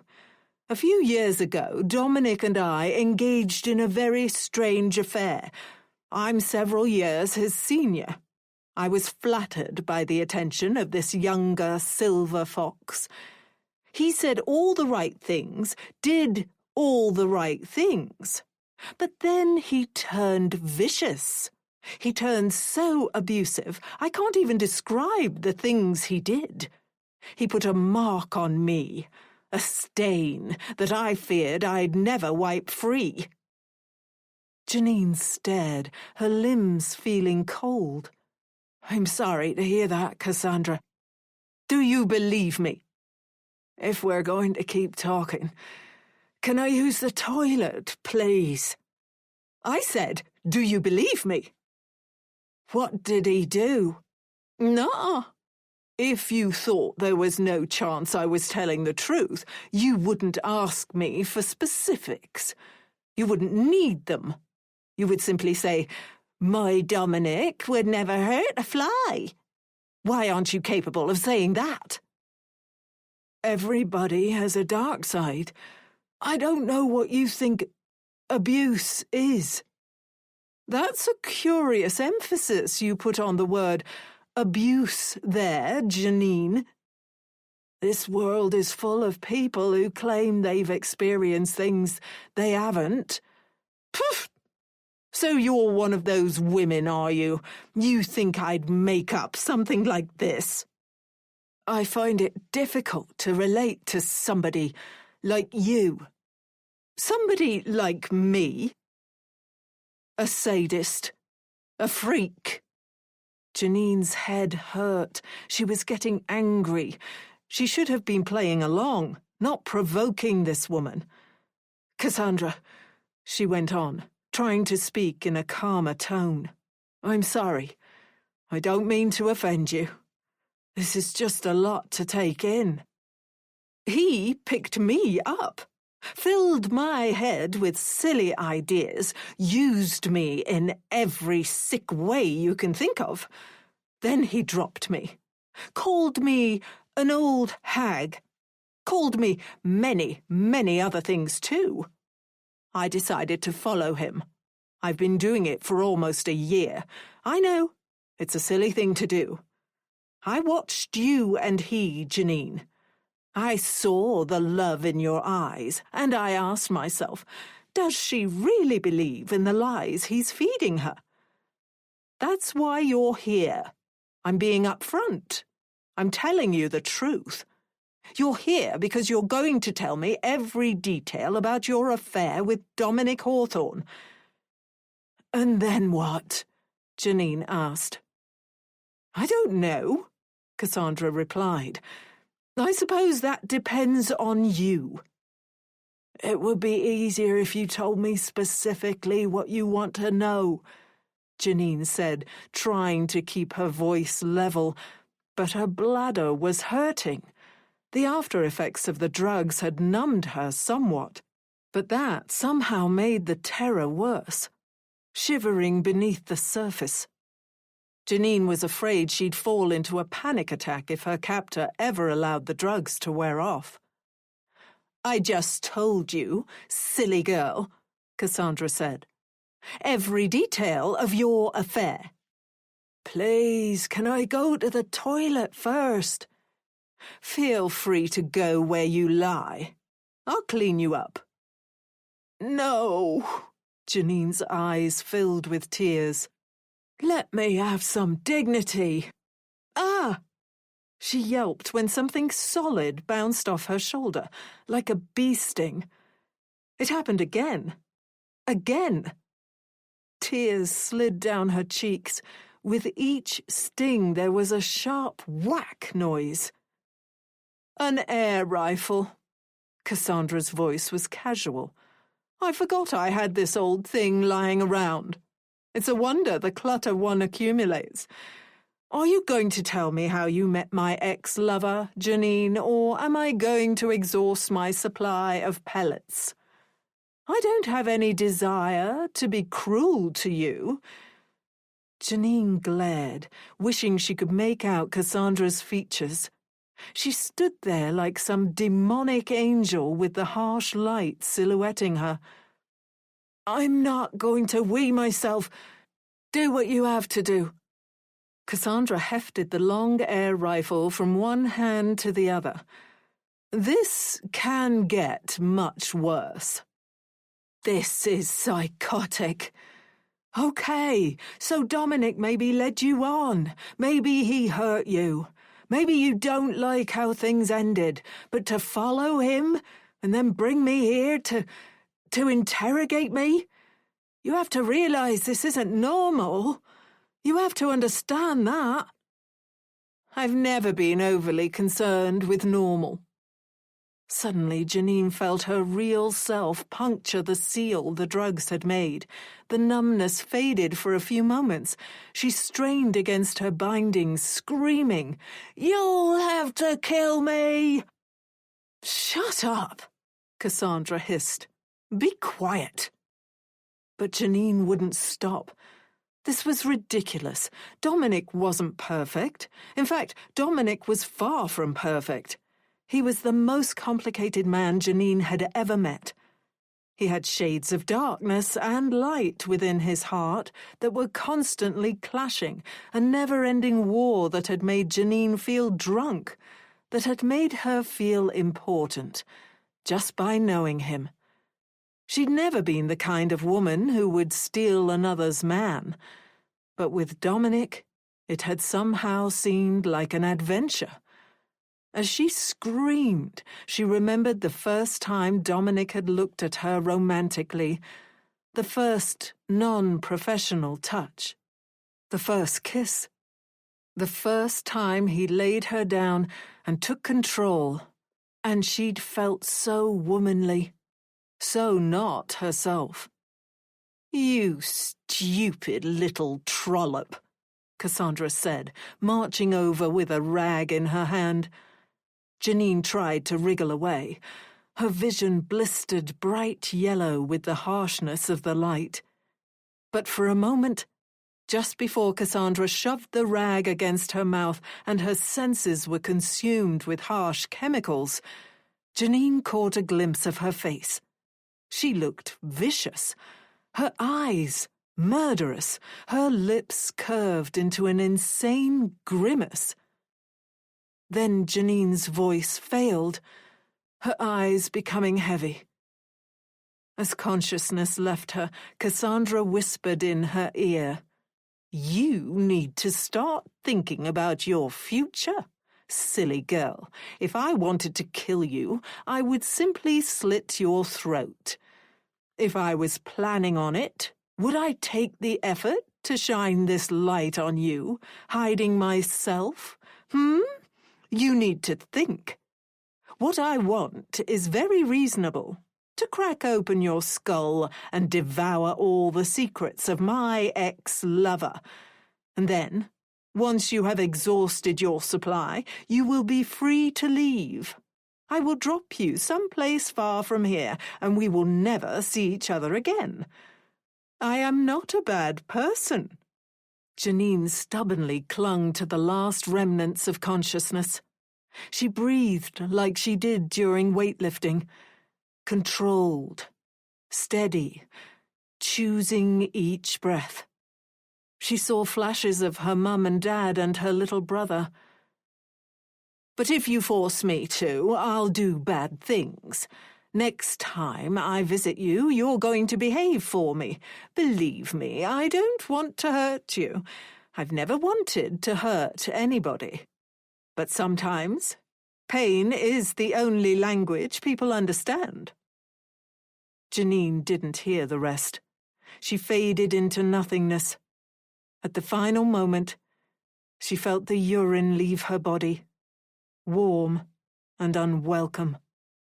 She was suddenly reduced to being a child again, weeing in her own bed, too afraid to call out because she was worried her parents would be angry at her. When she woke, the air reeked. Her body felt stale with sweat and urine. There was a gag in her mouth. Thankfully, it didn't taste of chemicals, but it made breathing difficult. One of her nostrils had closed from all the irritation. She'd had issues with it ever since a rugby injury as a teenager. She managed to lean up slightly, looking around the dark room.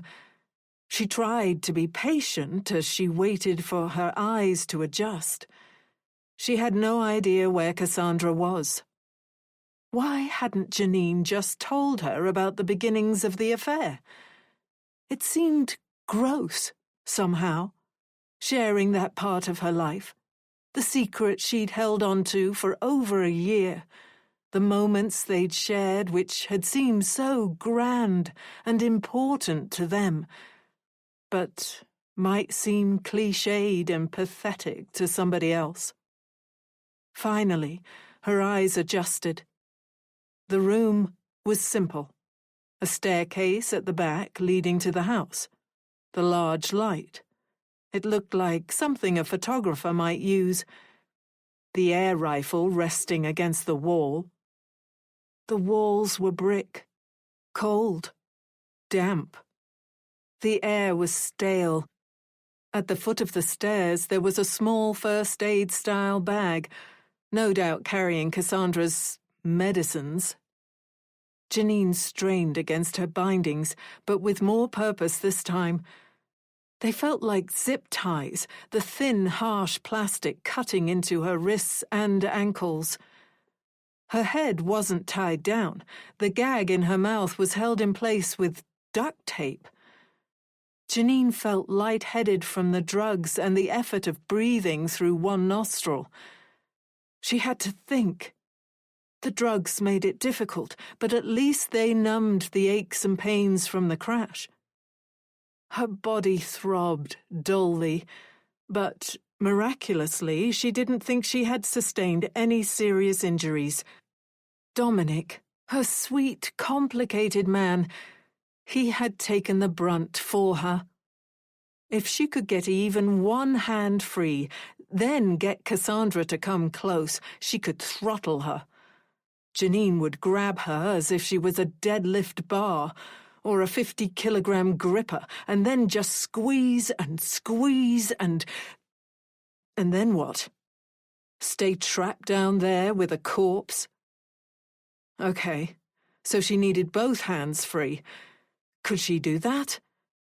She began twisting and pulling on the zip ties, cutting into her own wrists.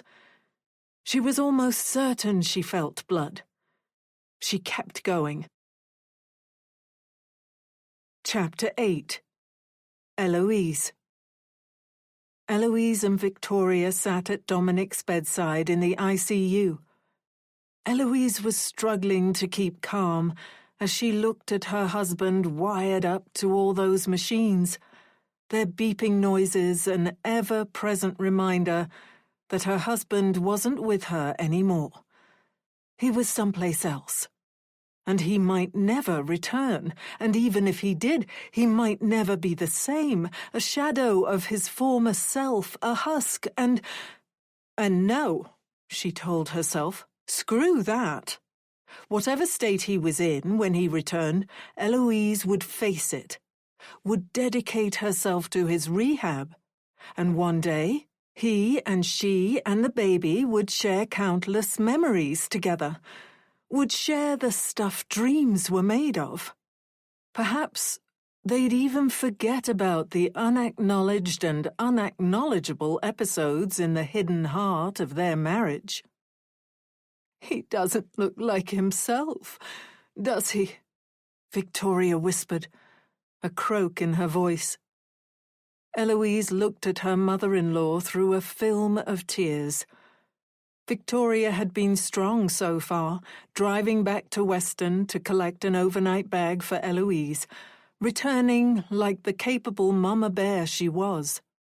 But when she'd seen her only child lying in the bed like some half-robot thing, she'd broken down. Her eyes were red. Her usually well-tamed hair was messy, from where she'd been running her hands through it. Eloise took Victoria's hand. He's in there. I know he is. He can hear us. Do you think so? Victoria asked. When I was waiting for you, I Googled comas. Apparently, some people think coma patients can be aware of what's happening around them. Others think they have hyper-vivid dreams, or maybe they regress into their past. experiencing different chapters of their lives. There are a lot of theories, but whichever is true, it means he's not gone. Victoria looked at her son, her expression faltering. She was trying to be strong, but Eloise could see the cracks appearing. She gently touched Dominic's hand and let out a sob. "Oh, God, I hope so." "He's not going to leave us," Eloise said. A few minutes later, 2 uniformed police officers appeared at the door, one of them knocking lightly. When the male officer asked if Eloise and Victoria would be more comfortable speaking inside or outside Dominic's room, Eloise sensed something was wrong. Eloise gave her mother-in-law a look. They both knew what this was about. Their dom-dom had consumed an ungodly amount of whiskey and then climbed into the driver's seat of a car, had driven while drunker than sin. He had crossed a line that could never be uncrossed. If he wasn't half dead, no, half alive, then she would slap him. They went into the corridor. Sergeant Jenkins was a tall man with sharp cheekbones and an apologetic, almost boyish look in his eyes. P.C. Fawcett was a broad, tough-looking woman whose expression was far more severe. As they introduced themselves, Eloise conjured up backstories. Perhaps one of P.C. Fawcett's family members had been killed or injured in a drink-driving collision, hence the evil eyes.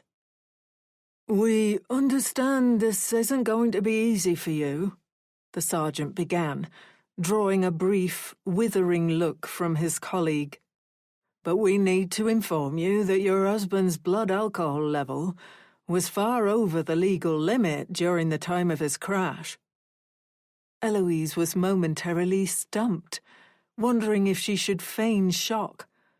Playing a role was something she was good at, but she needed preparation. The time before Dominic got home to fix her hair, fix her heart, fix her lies.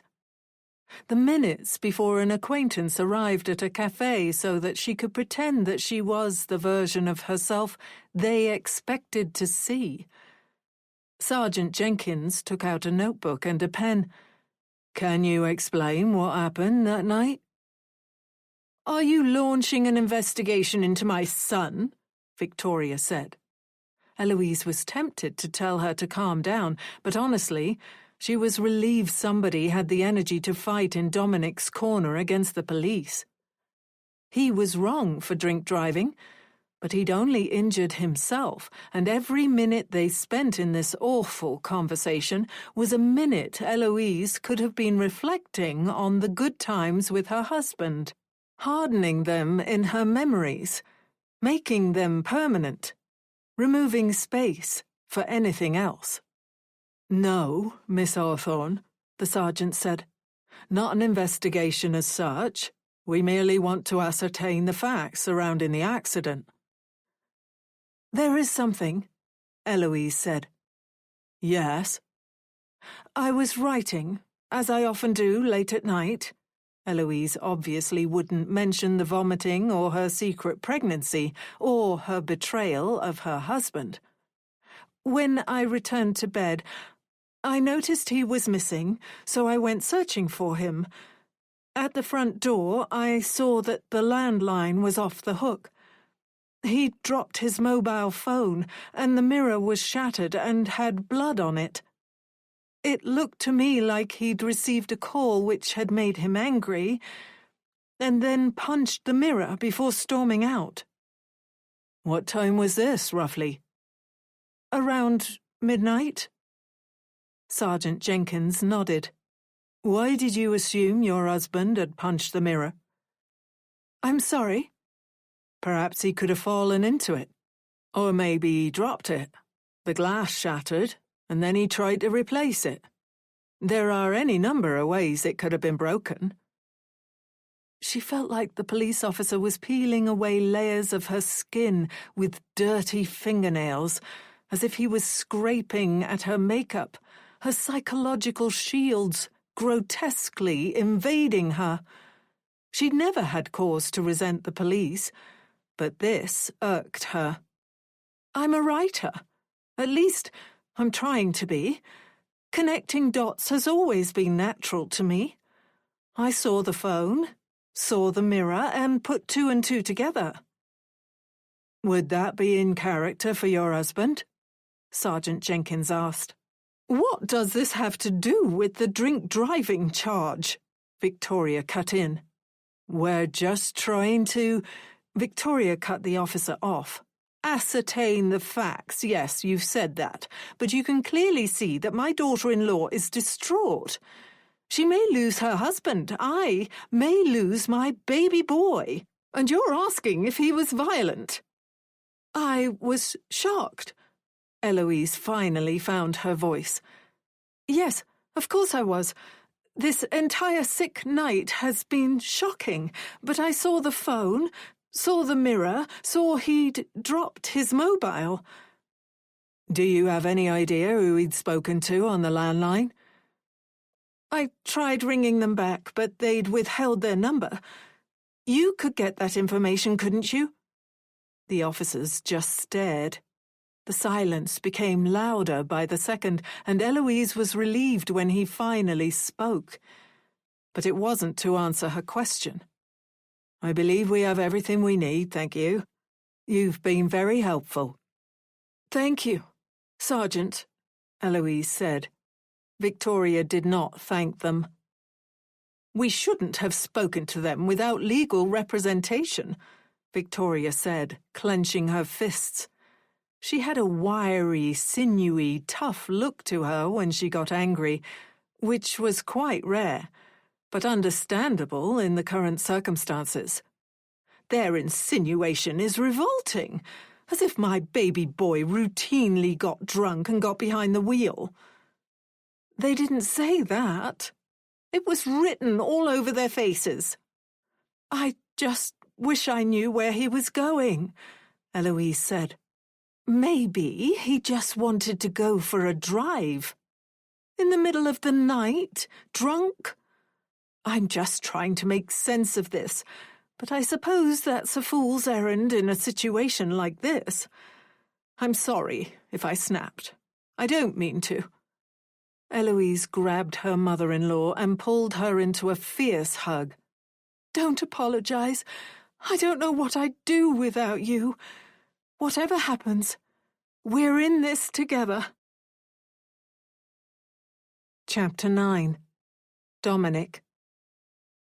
Dominic was standing behind a pane of glass, screaming.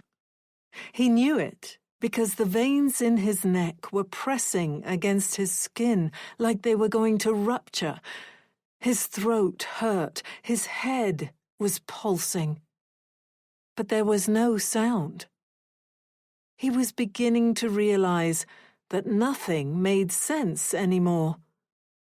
On the other side of the glass, there was a well-to-do living room, not so upper class as to be posh or outlandish, but not lower class either. If it had been a hotel room, he would have expected it in a 4-star hotel. It must have been around 1989. Mother was spinning around with Dom-Dom in her arms as, with a little help from My Friends by Joe Cocker, crackled on the record player. Dominic could hear the music, could hear his mother's giggles, but he couldn't hear his own screaming. He kept going, as if he could make any difference. But, on some level, he knew this had all happened before. He knew he couldn't change anything. Distantly, he heard something beeping, as if a car was backing up. But there was no going back. There never had been. His life had always been a slow, relentless push against the weight of the world, his head down so he didn't have to look left or right, where the memories were waiting for him. The glass shattered. cut his face, dropped him into a pit. And then, suddenly, he was in Mother's arms. She was stroking her hand through his hair. Her touch was cold, and he felt corpse-like in her embrace. Too stiff to move, as if it would be tempting fate if he'd asked her to release him. She was smoking a cigarette. The smoke made Dom feel sick, but he wasn't going to say anything about that. Mother was in one of those moods where saying anything made him nervous. She was on the edge. But the edge of what? Dom never knew. He felt like he was creeping around her, like any noise would be offensive, like he was a bad son if he even thought to ask her to blow the smoke somewhere else. "Are you happy, Dom-Dom?" she said, after around 30 minutes of lying like that.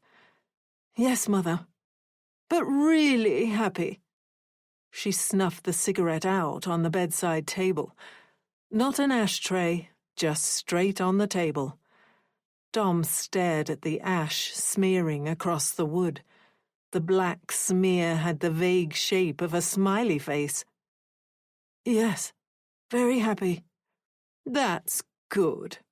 She stroked her hand over his head, threading her fingers through his hair. "I was never happy when I was your age." "Why, Mother? Why don't you call me Mummy sometimes?" Was this a trick? "You told me to call you Mother. You said Mummy made you feel silly." "Did I say that? That was very foolish. There's nothing silly about being a mummy. It's the greatest blessing in the world. The love I felt for you the moment I met you, even before I met you. It was staggering, Dom-Dom. It is staggering." "I love you, Mummy." "See? Was that so hard? Being a mother is the greatest thing in the world, my darling, sweet boy. We have an umbilical connection, and that doesn't stop when the cord is cut. No matter what happens, even when you're all grown up, we're going to be together. Nothing will ever separate us. You'll never abandon me. You'd never do that to Mummy, would you?" Something felt dangerously wrong in Dom's young mind. This sensation often gripped him with Mother, especially when she was in one of these moods. But he couldn't identify exactly what it was. He loved her deeply. So much. Too much, he sometimes felt. "No, Mummy." Leave her? He'd never even think about it. He looked up, past the cigarette-stained bedside table, and he saw something very strange. There was an old, scared man behind a pane of glass, his mouth open like he was screaming. He started to hammer on the glass, and then, poof! It was like magic. He was gone. Dom-Dom rubbed his eyes. "I didn't have this connection with my mummy," Mother said. "My mummy used to do nasty things to me. Do you want to know what she did?" Dom-Dom very much did not want to know, but Mother had a way of asking questions that weren't really questions. For some reason, he felt like he was going to cry. "You have to be tougher than this." She lit another cigarette. The tusk of the lighter felt like nails scratching down the back of his neck. How could a sound feel like something? But it did. My own mother, the woman who carried me and birthed me, she'd take me into the cellar and tie me to a mattress. Then she and my father— "What the hell are you doing?" His father stood at the end of the bed, wearing his suit from work, his sleeves rolled up. His face was pale. "Smoking in bed? And what were you saying to the poor lad? Mother suddenly sat up. You're home early. Yes, I am, and I heard what you were saying, about your mum tying you to the bed or some such nonsense. He doesn't need to hear that. I'm not allowed to speak to my own son now, is that it? Father was a tall and strong man. His name was Joseph Langdale, and he had broad shoulders and a head full of thick black hair. He wasn't chubby like some other dads Dom often saw waiting outside school. He had an important job in the city, where he told other men what to do. He laughed easily, and his smile lit Dom up with happiness. He was everything a boy could have wanted in a dad, and yet, when he looked at Mother like that, Dom sometimes disliked him, maybe even hated him. It was all so confusing. Have you been drinking? He strode to the bed and grabbed the cigarette from her hand, then pushed the window open so hard Dom thought the glass might shatter. He tossed the cigarette outside. This place reeks. Jesus Christ, Vicky, what's wrong with you? Stop shouting in front of him. Stop shouting? What about what you were saying? Do you think he needs to hear that filth? I'm not allowed to suffer. Go to your room, Dom. When Dom moved, Mother tightened her grip on him. He doesn't need to go anywhere. Vicky, this is sick. He should be outside with his friends. He should be in his room reading, or in the garden collecting ants or something. Collecting ants?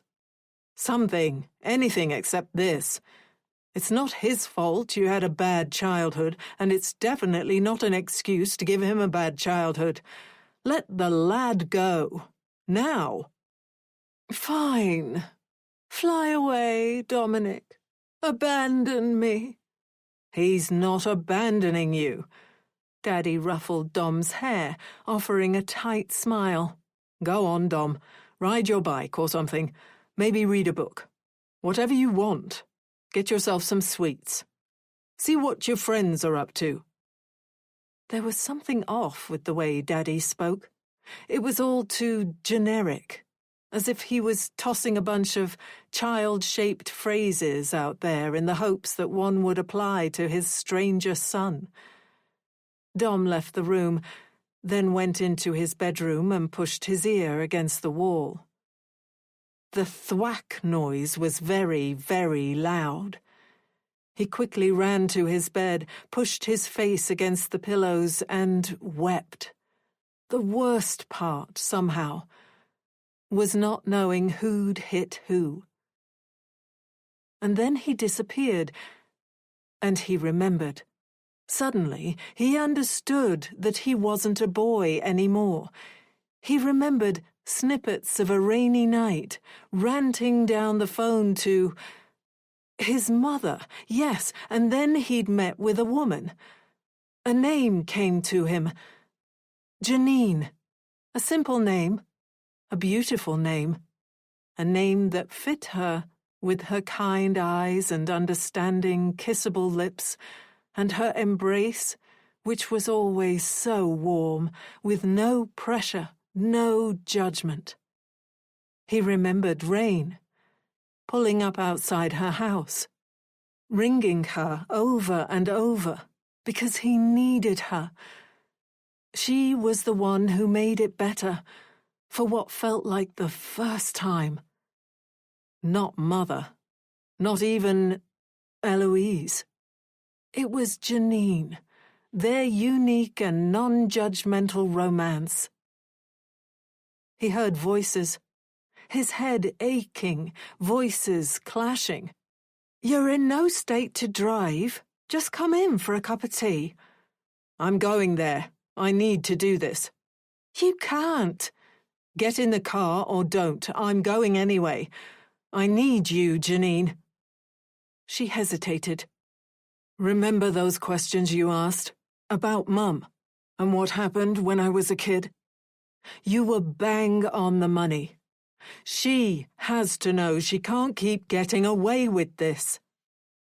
Janine had risked her life by getting into that car with a foolish, drunken, broken man, and it had all been for him. Dom-Dom screamed into the pillow, the night melting away like rain slipping down his vision. Chapter 10. Janine.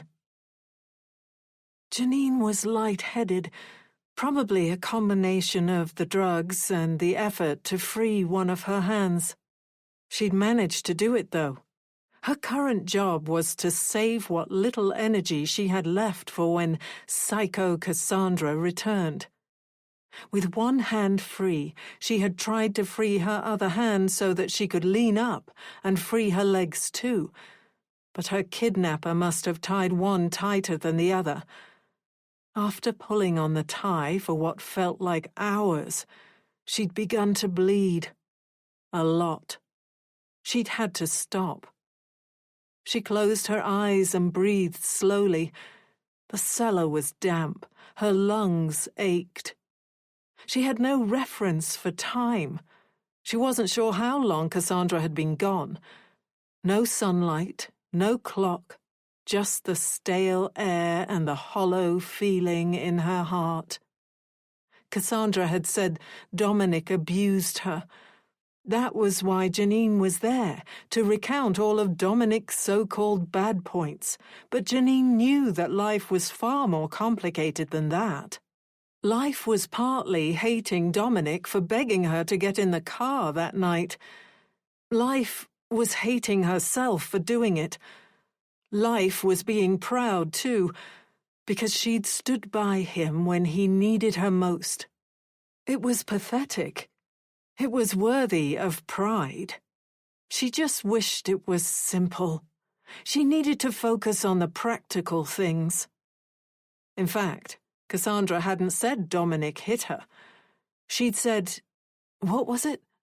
He turned so abusive I can't even describe the things he did. The situation was so surreal. Janine wondered if she was back at the crash site. She forced herself to lean over again, grab the zip tie of one hand with the other, pull, work her hand free. But her wrists were already stinging with an almost unbelievable level of agony. Hot fire bit up her arm. She fell back, gasping, her eyes flooding with tears. Getting one hand free had been a miracle. Somehow it would have to be enough. Perhaps she could get a strong arm around Cassandra's throat, force her to cut her other hand loose.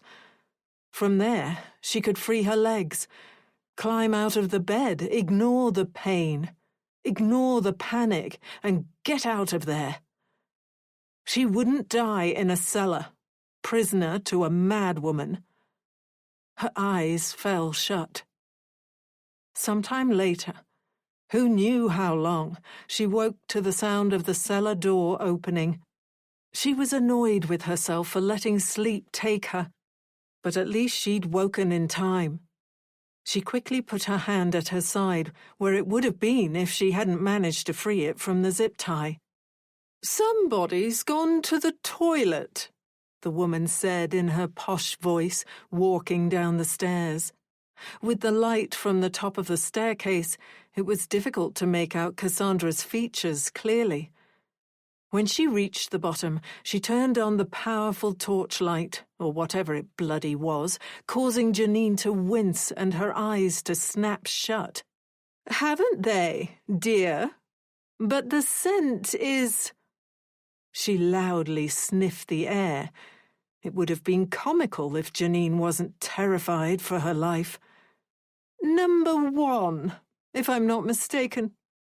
"Do you get off on humiliating me, Cassandra?" "Please, call me Cass. It's what my friends and even acquaintances call me. We used to joke when such jokes were relevant. Cass makes more noise than a cassette tape.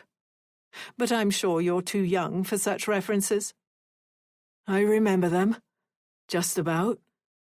How fascinating Dominic is, To love in such a wide range of age and appearance. You, me, his wife. I can't think of 3 more different women. Men are of endless curiosity to me.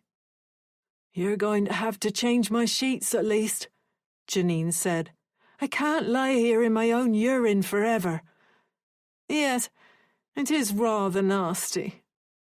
There was an ugly scrape noise as Cassandra pulled a chair across the floor. But first, I must confess something to you, Janine. You see, for a short time, I had a dog. It didn't last long, not for the reasons you might imagine. I'm one of those people who can read fiction where the ghastliest thing happens to people, but hurt the animal? No, that is unacceptable to me. Doubly so in real life, with real lives, obviously. No, it had your problem, a urination issue. So, unfortunately, I had to put the poor Barker up for adoption. But when I had it, I bought a camera. A dog camera. Janine swallowed. She really hated the terror this woman triggered in her. Janine had done a charity white-collar boxing fight once. She sometimes hit the heavy bag for a workout. She could have snapped Cassandra in half if she hadn't preyed on her when she was weak and vulnerable. You have nothing to say? Cassandra said. After a pause, she went on. It seems to me you've seriously hurt yourself, probably not feeling the full effect of your self-inflicted injuries because of the drugs with which I have mercifully gifted you. The camera I bought. It's in the corner of the room. I watched you. Broken your own hand, child, and for what? To have one hand free? Janine despised the whining noise she made when the air rifle made a whack noise and a pellet bounced off the side of her face. She shut her eyes tighter. The lunatic was going to blind her. I asked you a question, Cassandra said. Why do you think? I want you to tell me. It was only when the second pellet hit her wrist that Janine realized just how badly she'd hurt herself trying to get free. The agony was like nothing she'd ever experienced. Don't scream, Cassandra said coldly. I mean it. Then she giggled. Janine's eyes hurt, tears pouring from them. What's funny? You silly girl. She tittered again, becoming every teacher who had ever talked down to Janine, every woman who'd ever sneered at her. Don't you get it? You really are addled in the head, possibly concussed. Don't you understand why I might be laughing? We're talking, Janine. Me and you. We're talking. We've been talking since I arrived home. Chitter-chatter, chitter-chatter. Janine's brain sluggishly caught up with her. That was right. After freeing her hand, she'd removed the gag because it was making it difficult to breathe. She had planned to replace it when she heard Cassandra returning. You silly, stupid, fat pig. Cassandra sounded pleased with the situation. Your mind isn't working properly. Fine. You're concussed. Drugged. Fine. I'll allow you all that. But didn't you think I'd notice? Or what? Did you forget? Janine realized she was crying, and she hated herself for it. Finally, she did what she should have been doing all along. She opened her mouth and screamed. Oh, silly girl. Cassandra rushed across the room. This was Janine's chance. She tried to swipe at the older woman, but she moved pitifully slowly. It was like she was trapped far back in her own head, watching events unfold, powerless to change them. A rag over her mouth. Her vision wavered. The scream died on her lips. She closed her eyes and saw Dominic smiling at her, shirtless, sitting up in bed. "Come here, beautiful. You don't have to be strong all the time." She laughed, like a love-struck idiot, climbed into his arms, not caring he had a wife. She just wanted to be held. When she woke, she honestly could not say if it had been an hour or a day or longer or shorter. She felt weirdly happy, relieved almost, that she didn't have to get up and go to work or do any life stuff at all. She was grateful to Cassandra for tying her to this bed, for filling her with this warm sensation. All she had to do was lie there, eyes closed, drift, not even fully awake, not fully asleep either. "Somebody's feeling better," Cassandra said. Janine replied. "You can get any drug these days if you know where to look. The regular person would be shocked at the selection. You are currently experiencing the perspective-shifting joy of ecstasy. Really, you should be grateful. I have also changed your clothes and tended to your hand, as best as I can, though, of course, you will need to remain restrained. I'm going to gag you again soon, more effectively this time. But first, tell me how you and Dominic met." "Why?" Janine whispered with an infuriating amount of effort. "I need to learn about your little fling, all the ins and outs. Tell me. Speak as slowly as you need to, but tell me. Now. Janine, don't make me hurt you. Please. I am not a sadistic person, nor have I ever been." "Bah. Do not say anything else, Janine. Just how you met. It's simple, really." Janine just wanted to sleep, to let this stupid smile spread across her face. She had never been into drugs. In her younger years, she'd experimented. A tiny bit, not much. Just the usual amount, probably. She wasn't exceptional. She rarely even drank because it interfered with her workout recovery. "He was one of my clients," she murmured, each word taking a long time. Too long. "He wanted to get fit, so he'd swing by after work. It was easy. It had never felt that easy before. He always had a way of making me laugh, always knew how to be on the line, but not go over it. Then he started to bring me little presents. Protein bars, an expensive brand of shake I'd mentioned. Then, after one session, he said, 'Shall we get some steaks?' He winked at me, just like that.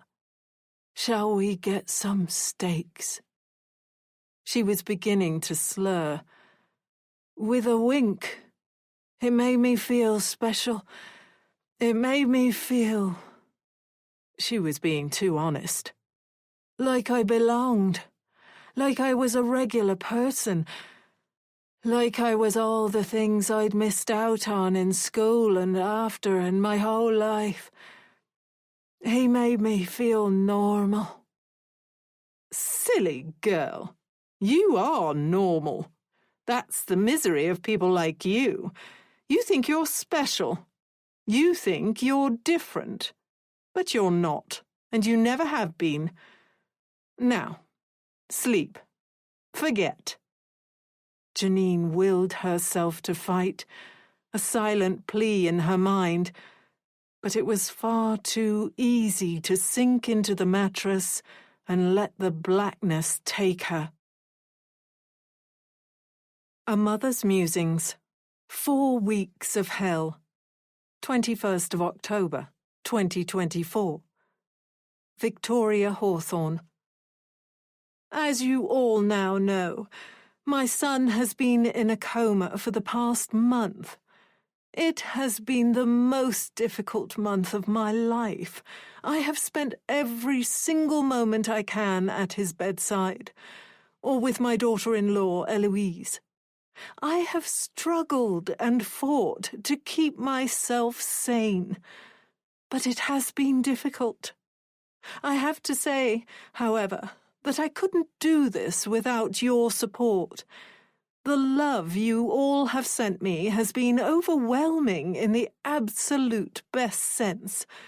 Every day I wake up and check my notifications, and I shed a tear of joy to know that so many of you out there are thinking of me and my baby boy.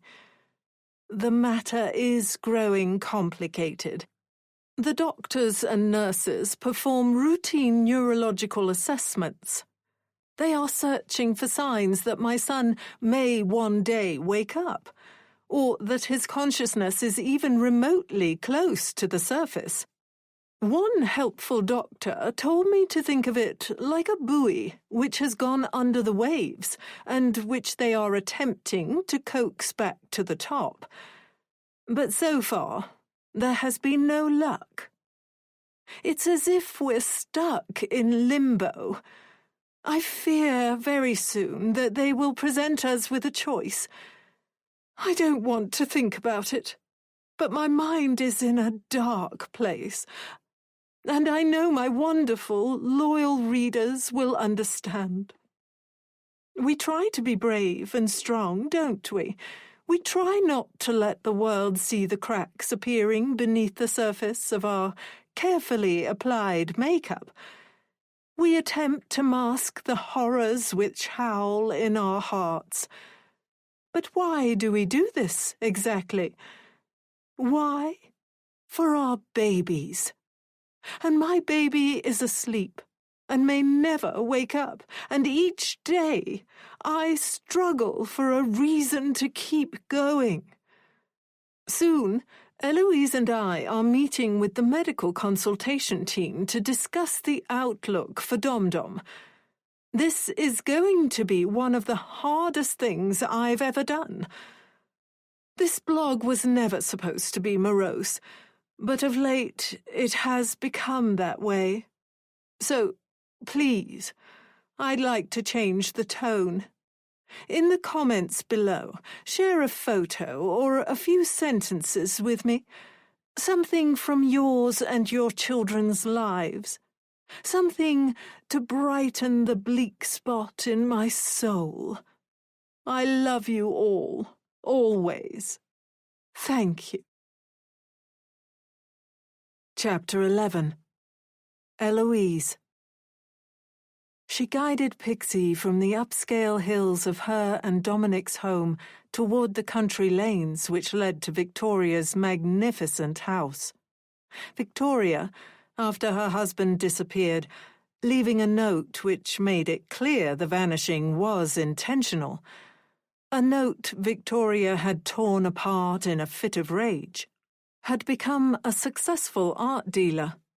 After her husband's abandonment, she'd risen to the challenge, pursuing a childhood dream and becoming independently wealthy. As Eloise drove, she tried to tell herself that Victoria was clearly capable. She was obviously loving. What they were about to do, it had a purpose. It wasn't merely selfish. But pessimism tried to grip her. She'd spent the last month doing her best to cling on to some semblance of sanity, though it was difficult as she visited her husband's bedside, as she waited for news of the neurological tests to give them something, anything, a sign that he was still in there. With each passing day, she felt the hidden corners of their marriage closing up. With Dominic asleep, she was free to simply be the loving, caring wife, nothing more. She didn't have to think about or remember anything else. Her belly had produced a very small bump. If her plan had gone to, well, plan, this would have been cause for a celebration. She and Dominic would have cherished the growing life inside of her. Her agent had come back and told her that, while her book had received some positive feedback from several publishers, nobody wanted to put it out into the world. Eloise had barely heard her on the phone. Like any of that mattered anymore. She was becoming a recluse, ignoring phone calls from friends, going from home to hospital and from hospital to home. Soon, she arrived at Victoria's large house on the outskirts of Weston-super-Mare. It was as though she'd picked this location because it was far enough away from Dominic to not be invasive, but close enough for her to see him often. As Eloise came to a stop, she gripped the wheel and took several slow breaths. A month, 4 long weeks, and no sign of life inside her husband. The police hadn't contacted Eloise. Nobody else seemed to know that he'd been drink driving. There had been no scandal. It was like life was on standstill. This morning, Victoria had rung, left a message. Eloise had missed the call. She was sleeping in far too late. "As you know, the doctor wants to meet with us this afternoon. I'm terrified it's not going to be good news. I know you've never been involved in my blog, but I was wondering if you'd possibly mind if we took a photo together. I know it might seem callous. I promise, Eloise, it's not. It's my way of dealing with things.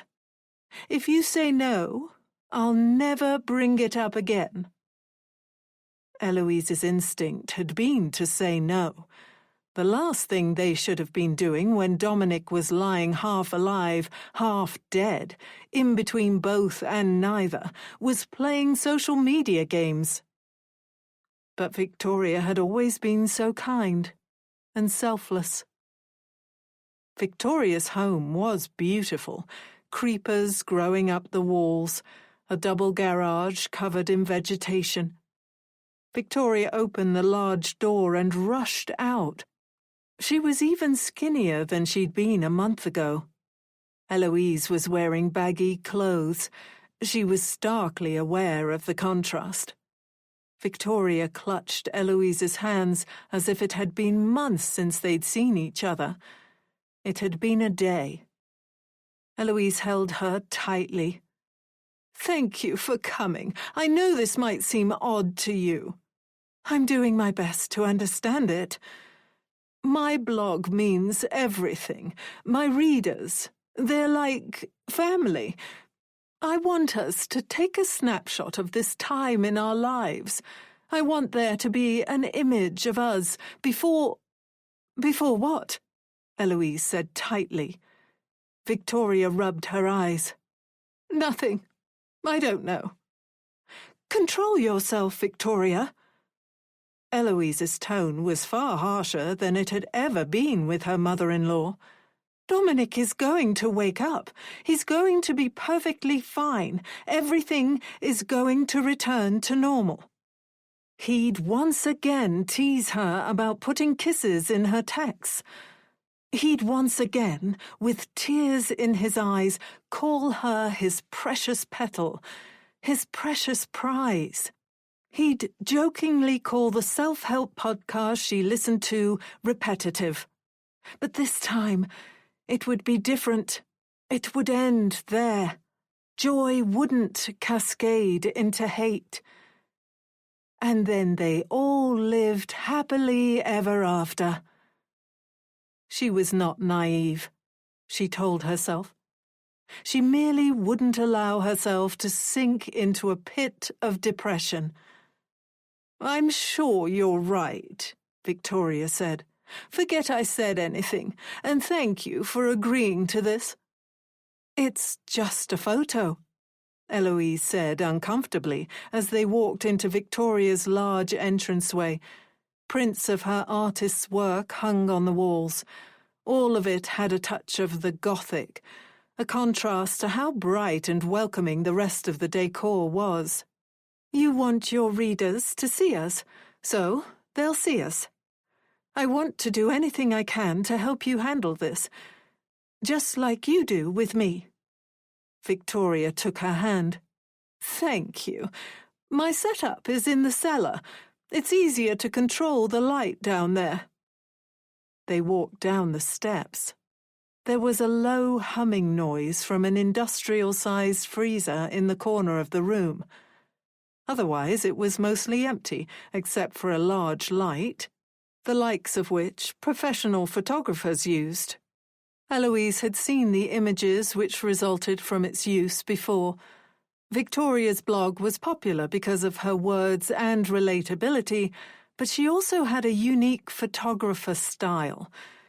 Stark, unflinching. One of her most viral blogs had been titled "My Wrinkles and Me," and had shown her face in high-definition detail under this light. "It won't take long," Victoria said. It felt as if they were exploiting Dominic's condition. Eloise was worried what people would think. But just as Eloise had obsessively listened to podcasts and self-help books to get her through the past month, Victoria had written extensively on her blog, using words to explore all the avenues of her heartache. Eloise had no right to resent or blame her for that. Everybody had different ways of coping with the miseries of life. She and Dominic knew that better than anybody. Not that they'd ever talk about it with anybody else. "Are you sure you're all right with this, dear?" Victoria said. "We don't have to do anything you feel uneasy about. I want to make that clear. I'm aware how it might seem, as if I'm abusing my son's condition for a bitter bid at fame." "No," Eloise said fiercely. Something about Victoria bringing her thoughts out into the open made them seem perverse. "I understand. This is your way of coping." Victoria smiled tightly. "We must find our ways, mustn't we?" Eloise waited as Victoria set up the large light, bringing Eloise back to her modelling days. She felt the old tickle of self-consciousness, experienced the same desire to be beautiful. This felt far more cynical. Eloise looked at the floor. There was a large crimson stain that spread from the rear of the room in a petal formation. "That cost me £1,000, Victoria said, as she saw Eloise looking. "A case of wine. Fine stuff. And what do? Drop the entire thing as I attempt to move it." Soon it was time for the shot. Eloise did her duty. Neither of them smiled. Their expressions were tragic, perhaps even ones of resignation, as if they knew that the meeting with the medical consultation team was going to bring heartache with it. Eloise couldn't sit still as they waited for the meeting to begin. Her foot was tapping frantically on the floor. She wanted to lay her hand upon her belly, let the little life inside know that everything was going to work out. Everything she had done, all she had sacrificed, had been worth it. But of course, she couldn't give Victoria any indication. Victoria and Dominic were close, often meeting for coffee and long walks after Victoria had moved to Somerset. And so Eloise had no doubt her mother-in-law knew that Dominic had never wanted children. She sometimes wondered if her mother-in-law knew why, because Dominic certainly never told her. Finally, they were ushered into a small consultation room. The attending neurologist, Dr. Sophia Huang, a kind-looking woman with an American accent, was there, along with Rachel Thompson, a representative from the nursing staff. "I would like to start by saying it's still early days," Sophia said. Something about her American accent made Eloise feel like she was in some medical drama, as if none of this was real. Like she'd returned from her vomiting bout to find Dominic face down in a whiskey-induced stupor. But Eloise glared at her mother-in-law. Was there any need for that tone? In public, too. "I'm sorry," Victoria softened. "But there is a but, isn't there?" Dr. Huang swallowed. In an ideal world, we would have observed some signs of cognitive recovery by this point.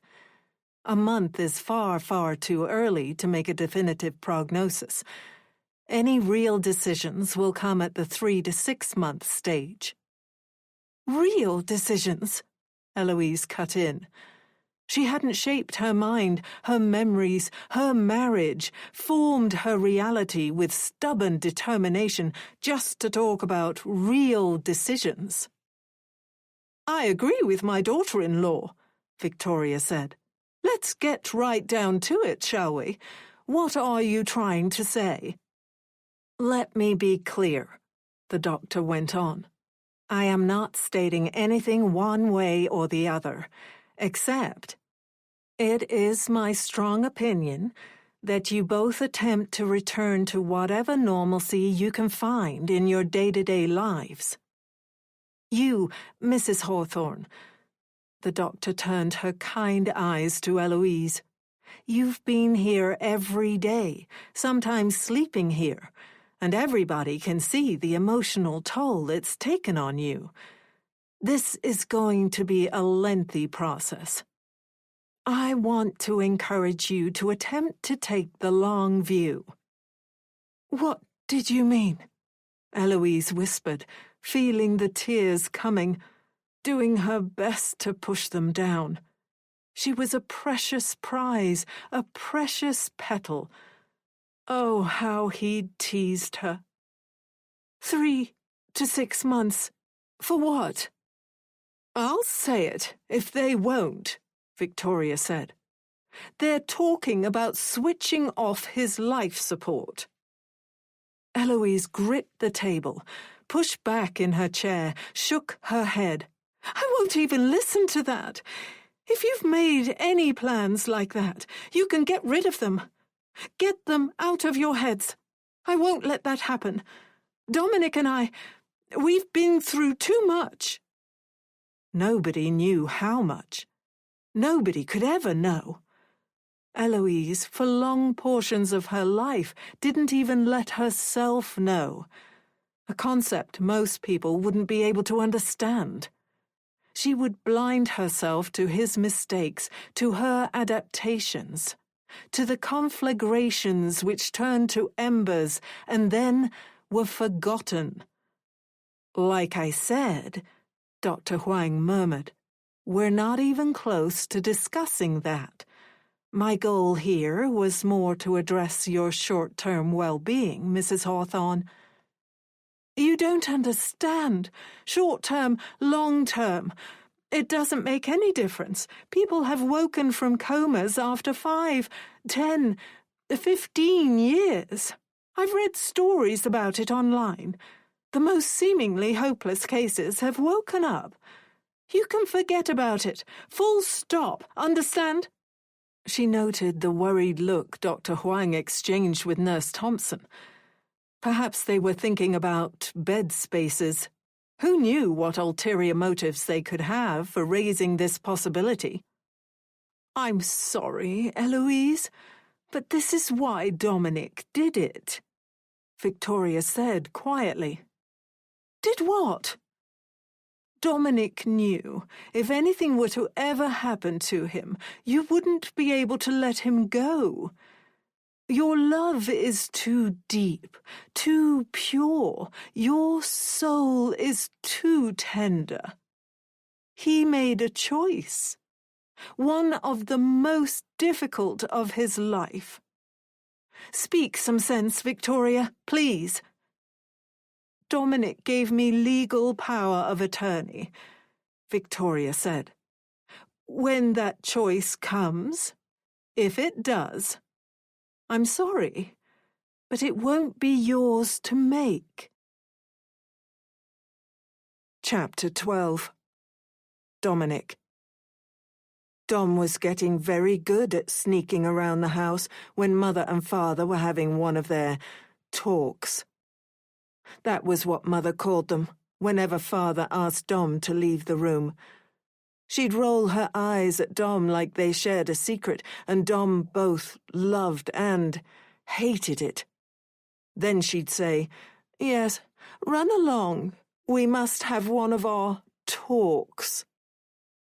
Dom crouched at the top of the stairs.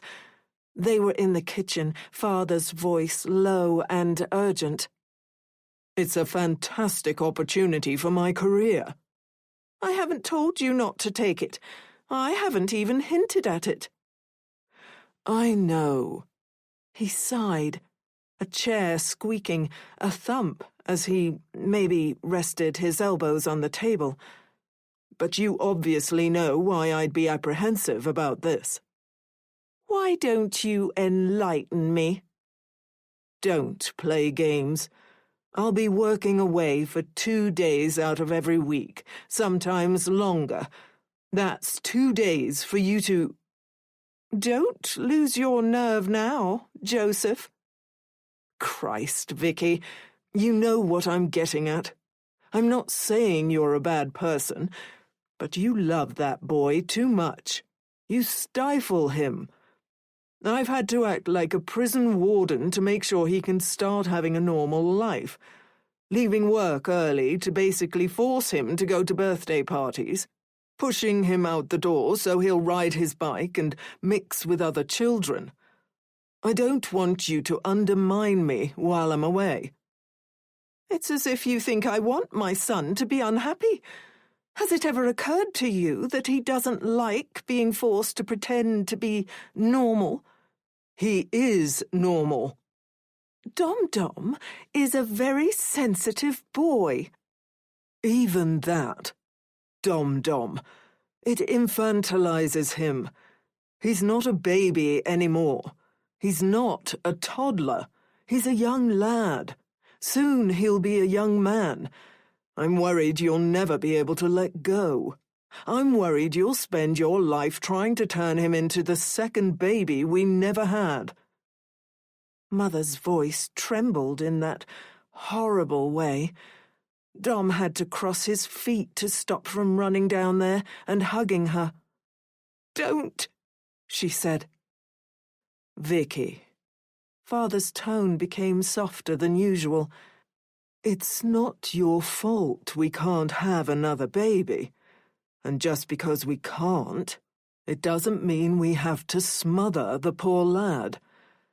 The fact he's an only child is even more of a reason to make sure he has friends, hobbies, a vibrant, active life. It's even more reason to make sure that we give him every opportunity to form social connections. You have to be able to see that." "I'm thinking about him," Mother said. "His well-being. He gets so nervous going to those parties you force him to. He doesn't enjoy riding his bike. He adores sitting by the fire with me, reading. What's so wrong with that?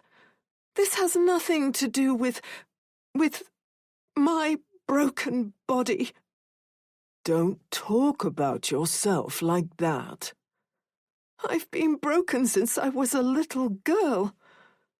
Dom knew he shouldn't have been hearing any of this, but he remained where he was and listened. It hurt. Ever since what they did to me, for their sick pleasure.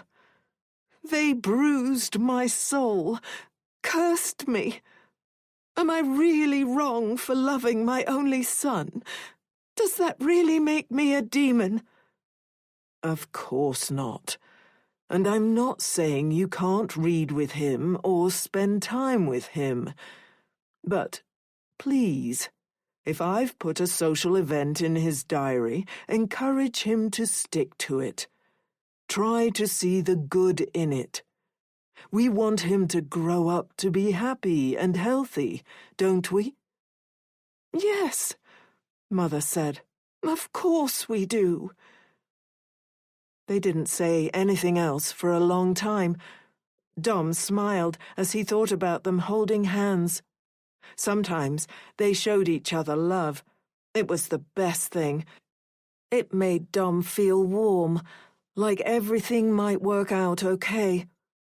It was a nice change from this other feeling he often had, a wrenching in his gut, like something deep inside was telling him everything was going to go very, very wrong somehow. Soon, it was time for Father to leave for work. Father gave him one of his rough hugs, squeezing him tight and then clapping him on the back. It almost hurt, but it also made Dom want to seem older and bigger in his father's eyes. Be good, lad. That night, when Dom was trying to sleep, his door creaked open and Mother stumbled in. She smelled of wine. Red wine. That was always her favorite. She didn't just smell of it. It was like it had seeped into her skin. She climbed into bed with Dom. They often lay together, though Dom was getting older. And once, at school, he'd mentioned his mother lying in his bed, and the other children had looked at him like he was an alien. The wine stunk really bad, but he couldn't tell Mother that. She wrapped her arms around him. Dom pretended to be asleep. My sweet Dom-Dom, you're so perfect when you're sleeping. Nothing's ever harmed you, has it? Nobody has ever done anything inappropriate or evil to you. Your soul hasn't been scarred. I know what people are like. Your father would send you to parties, would let the other parents have free rein. That would give them every chance to, well, God. Well, she shuddered. I know what to do. She swallowed. A vomit stink joined the red wine reek. It's simple, really. That doesn't mean it's easy, but it's simple. Your father thinks he can force you to be something, to be somebody you're not. But I know better than that. I know you better than anyone. She stroked her hand through his hair. It was longer than most of his classmates. Father kept saying he should get it cut, but Mother liked it long. Finally, Father had taken Dom to the barber, but for some reason Dom still didn't understand. He'd begun to wail like a baby. Father had looked at him with disgust. It was the closest he'd ever come to hitting him. Dom was sure. Why had he cried? What was wrong with him? I know what we have to do, sweet boy. We have to get rid of your father. For good. Chapter 13. Eloise.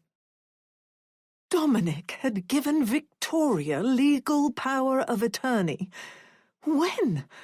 Why? He'd done it without telling her. Was that even legal?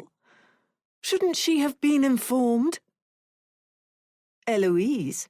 Victoria touched her hand. Her mother-in-law was cold. She felt her baby recoil inside of her as though he or she never wanted to greet the old woman. "I don't understand," Eloise said. "Why would he do that?" "In any case," Dr. Huang cut in with her suddenly obnoxiously assertive voice, "it's far too early to be making decisions like that." "So why even bother calling us in here?" Eloise demanded. "I'm sorry," she said a moment later, registering the shock on their faces, silently scolding herself for slipping. "I know it's not your fault. This whole thing, this entire situation, it's just wrong. It wasn't supposed to be part of the life I was building for us." The life she had been building, not they. Nobody at this table knew about the secret baby in her womb, nor about the lengths she'd gone to. Nobody knew about the future she'd dreamt of. "I want to see my husband." She stood. "Are we done here?" She barely waited for them to nod before she fled the room. Victoria said her name, but she didn't listen. She walked towards Dominic's bed, the path familiar. She sat at his bedside, looking at her man, his eyes closed, his silver hair sometimes seeming to shine. She remembered joking about him choosing this shade rather than him going prematurely grey, his lips sometimes seeming to twitch as though he might break into a smile. Touching his hand, she felt his warmth, but he was too thin.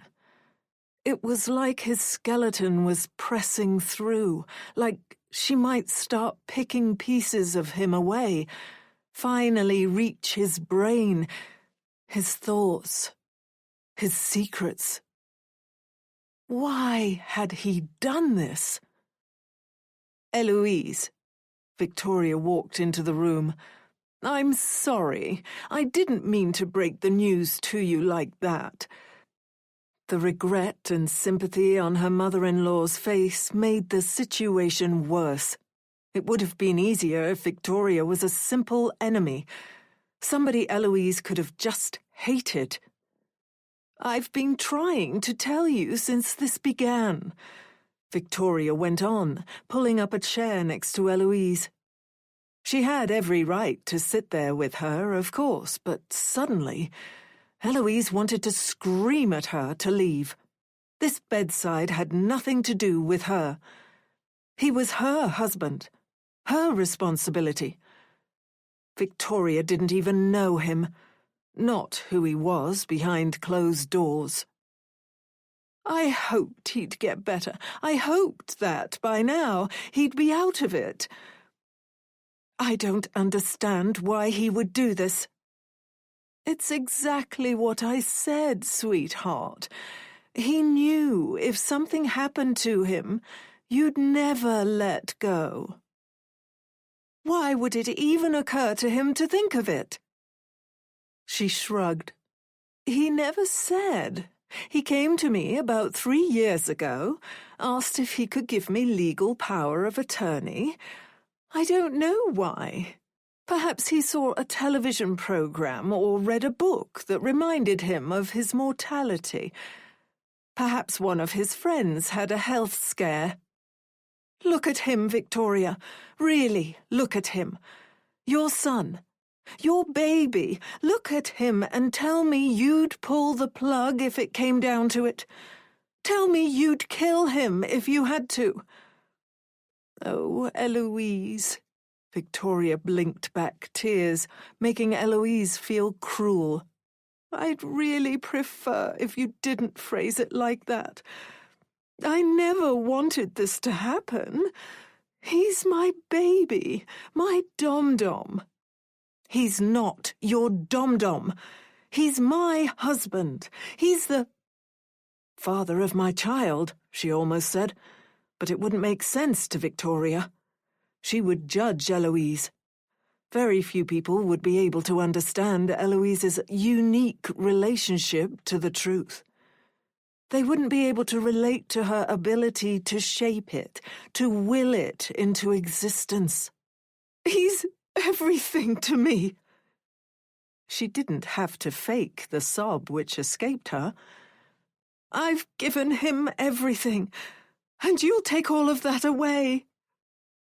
All I can do is try and fulfill my son's wishes, Victoria said. I'm sorry. How do I know that's even what he wanted? Oh, Eloise, stop saying that. A passing nurse stopped, stared into the room. Eloise was allowing too many shadows to spill out of her. She mouthed, sorry, to the glaring nurse. I know this isn't easy, Victoria said. I've been stressing, trying to figure out how to tell you. I shouldn't have blurted it out, but don't you see? This can be a good thing. You don't have to make the decision. Do you think I want to? Dom-Dom is my everything. After Joseph abandoned us, we were two peas in a pod. It was us against the world. And then you came along, Eloise, and we were like the Three Musketeers. Don't you get it? We're on the same side. Her words disarmed Eloise. She was confused and angry, but she knew one thing for sure.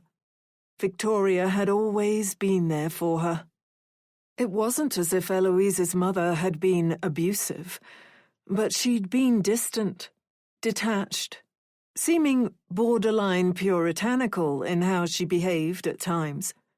But Victoria was full-hearted and always gave everything to the relationship. She was always there, ready with a hug, a consolation, with bucketfuls of unself-conscious love. I know, Eloise whispered, but you can't give up on him. It was what? Even if he told you to, even if he made you promise, you can't. Please, you just can't. Victoria sighed. It's like the doctor said anyway. We don't have to make this choice yet. Why don't we cross that bridge when we come to it? No, you have to promise. I can't lose him, not after everything we've built. Not when we've got such a bright future ahead of us. Was any marriage perfect? There were seams and cracks even in the most seemingly flawless unions. Eloise's talent was smoothing over those cracks, filling them with putty and letting it harden in her soul, in her mind, in every word she spoke to her husband, in every gesture, in every touch. Even if those touches were sometimes tinged with terror. Dominic sometimes slipped, but she always pulled him back to the path. This meant he was abandoning her. It wasn't fair.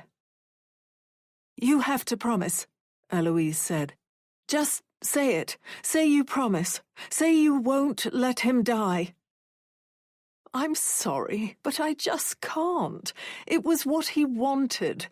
If I made you a promise, I'd be breaking one to him. Later, Eloise spoke with her sister, Charlotte, on FaceTime. She was sitting in her library, the place which had brought her so much peace in the days leading up to Dominic's accident. Life had been going as good as she could reasonably expect. A novel on submission, words coursing from her fingertips in the form of a memoir, a baby in her belly. Her main concern had been breaking the news to Dominic that he was going to be a father.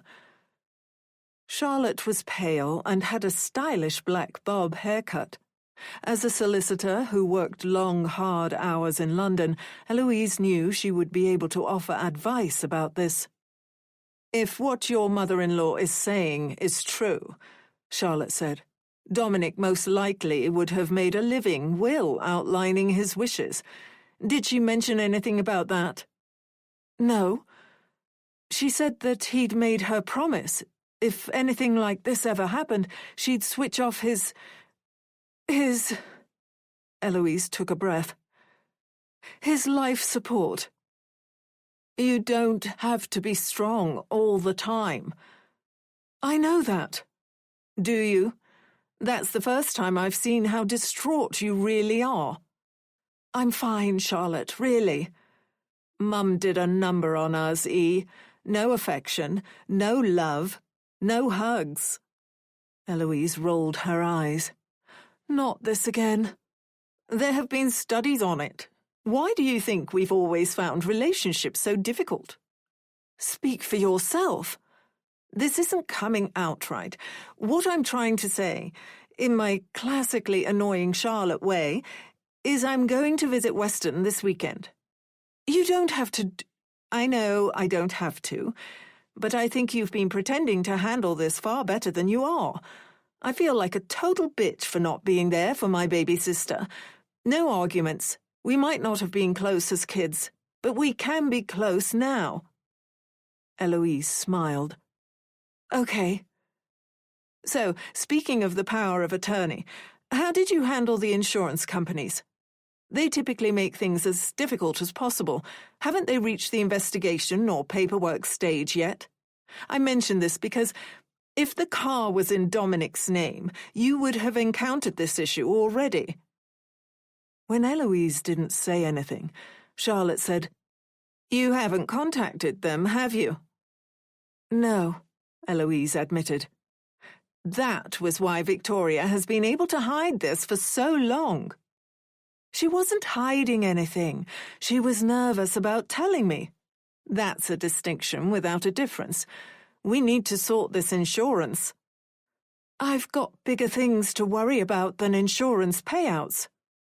"Do you realize how privileged we are to be able to say things like that?" Charlotte was the type with pins on her handbag and lofty declarations in the bios of her social media accounts.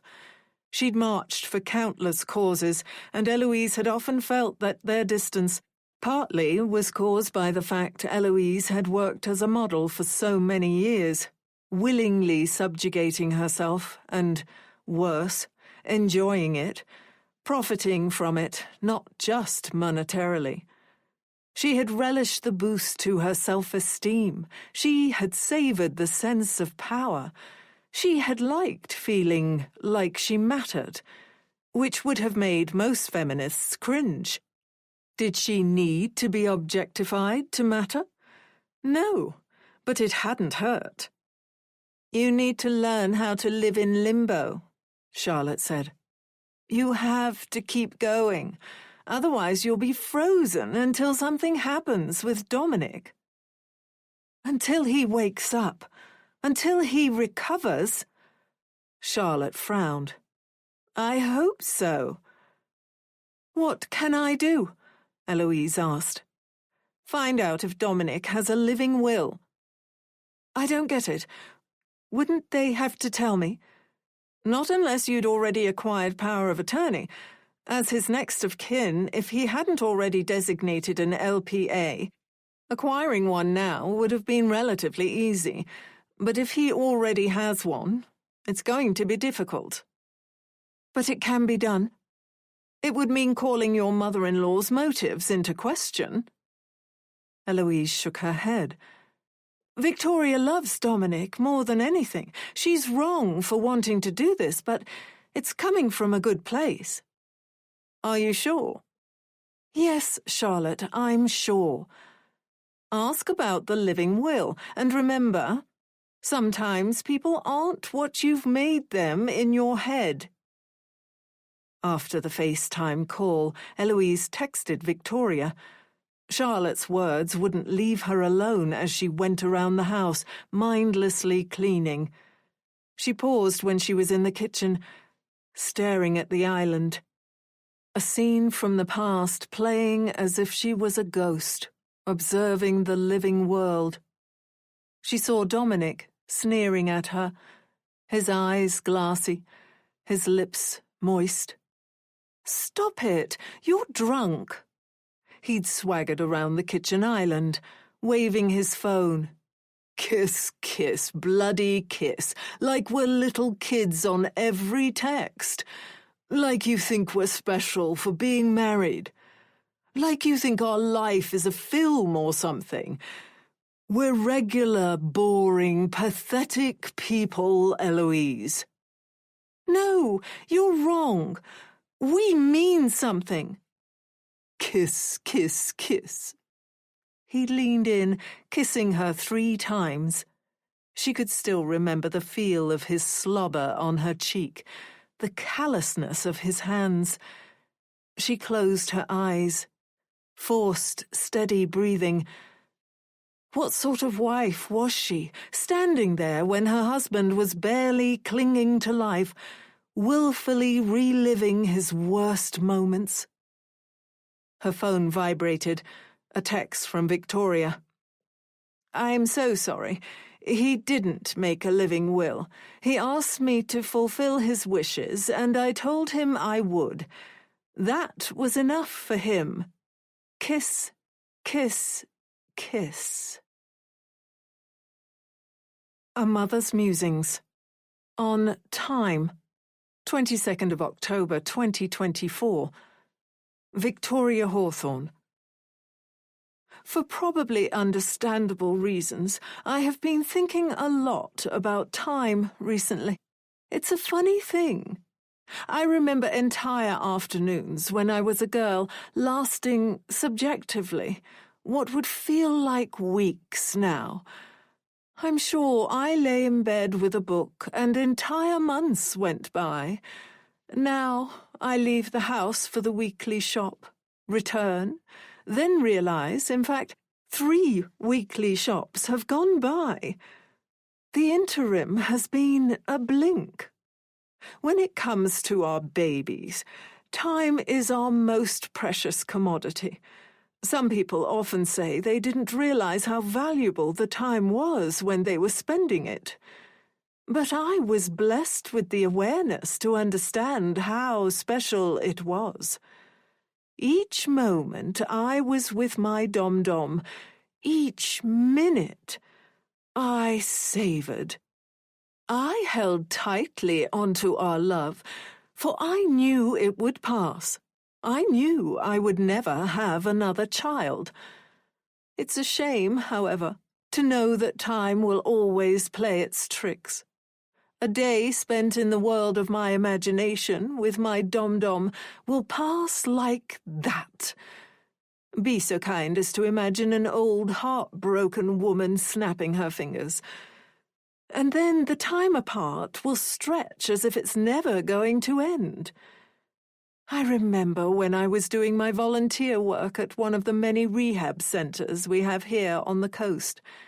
I asked one of the poor souls who had found themselves there, what was it that brought them back to their drug of choice, over and over?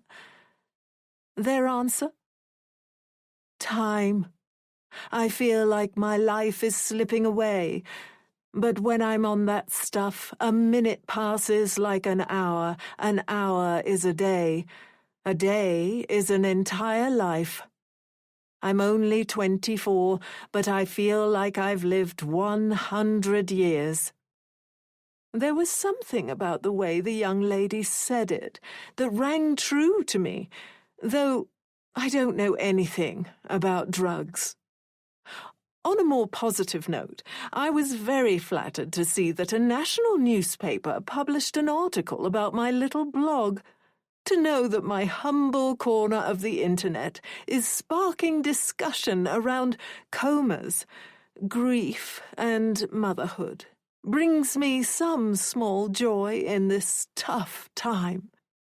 Below, why don't you tell me about your relationship with time and your children? You can be funny, i.e., you wish you had more time because they're always rushing you off your feet. Or you can, like me, be a touch more serious.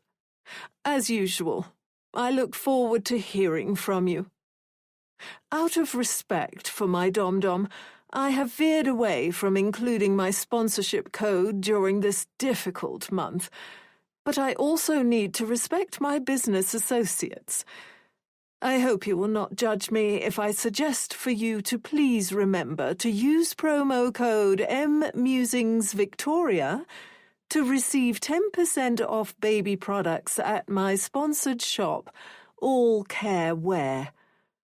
As always, thank you for reading. Chapter 14. Janine. She had been floating all her life, ever since she was a girl, and had put on a dress that didn't fit, and brushed her hair in a way that felt unnatural, and stood in front of the mirror and told herself, "I am just like the other girls." Then she had gone to a party she hadn't truly been invited to, and they'd all laughed and called her names. She'd run home crying. Her dad had grabbed her by the dress and given her a shake. "You're better than those idiots. If people enjoy making you feel lonely, make loneliness your superpower." The present moment came painfully into resolution when Cassandra slapped a cold towel across her belly. Since Janine's escape attempt, how long ago was that? Cassandra had upped her efforts when it came to drugs and restraint. Janine was tied naked to the bed with coarse rope, spread out like some medieval torture victim. She was on the rack. Cassandra slapped her again. Janine groggily opened her eyes. "Oh, there you are. You've been moaning and groaning for God knows how long. I suppose it's my fault. I've dosed you with a true medley. Uppers, downers, in-betweeners. You feel nice and pliable, don't you? Your Play-Doh body has encouraged a Play-Doh mind." "Please," Janine whispered. "Enough of that. I'd like to know how you and Dominic progressed in your little affair. What did you talk about? Where did you go?" "It was nothing special." Each word was an effort. "Nothing unusual. It was special." "How sweet."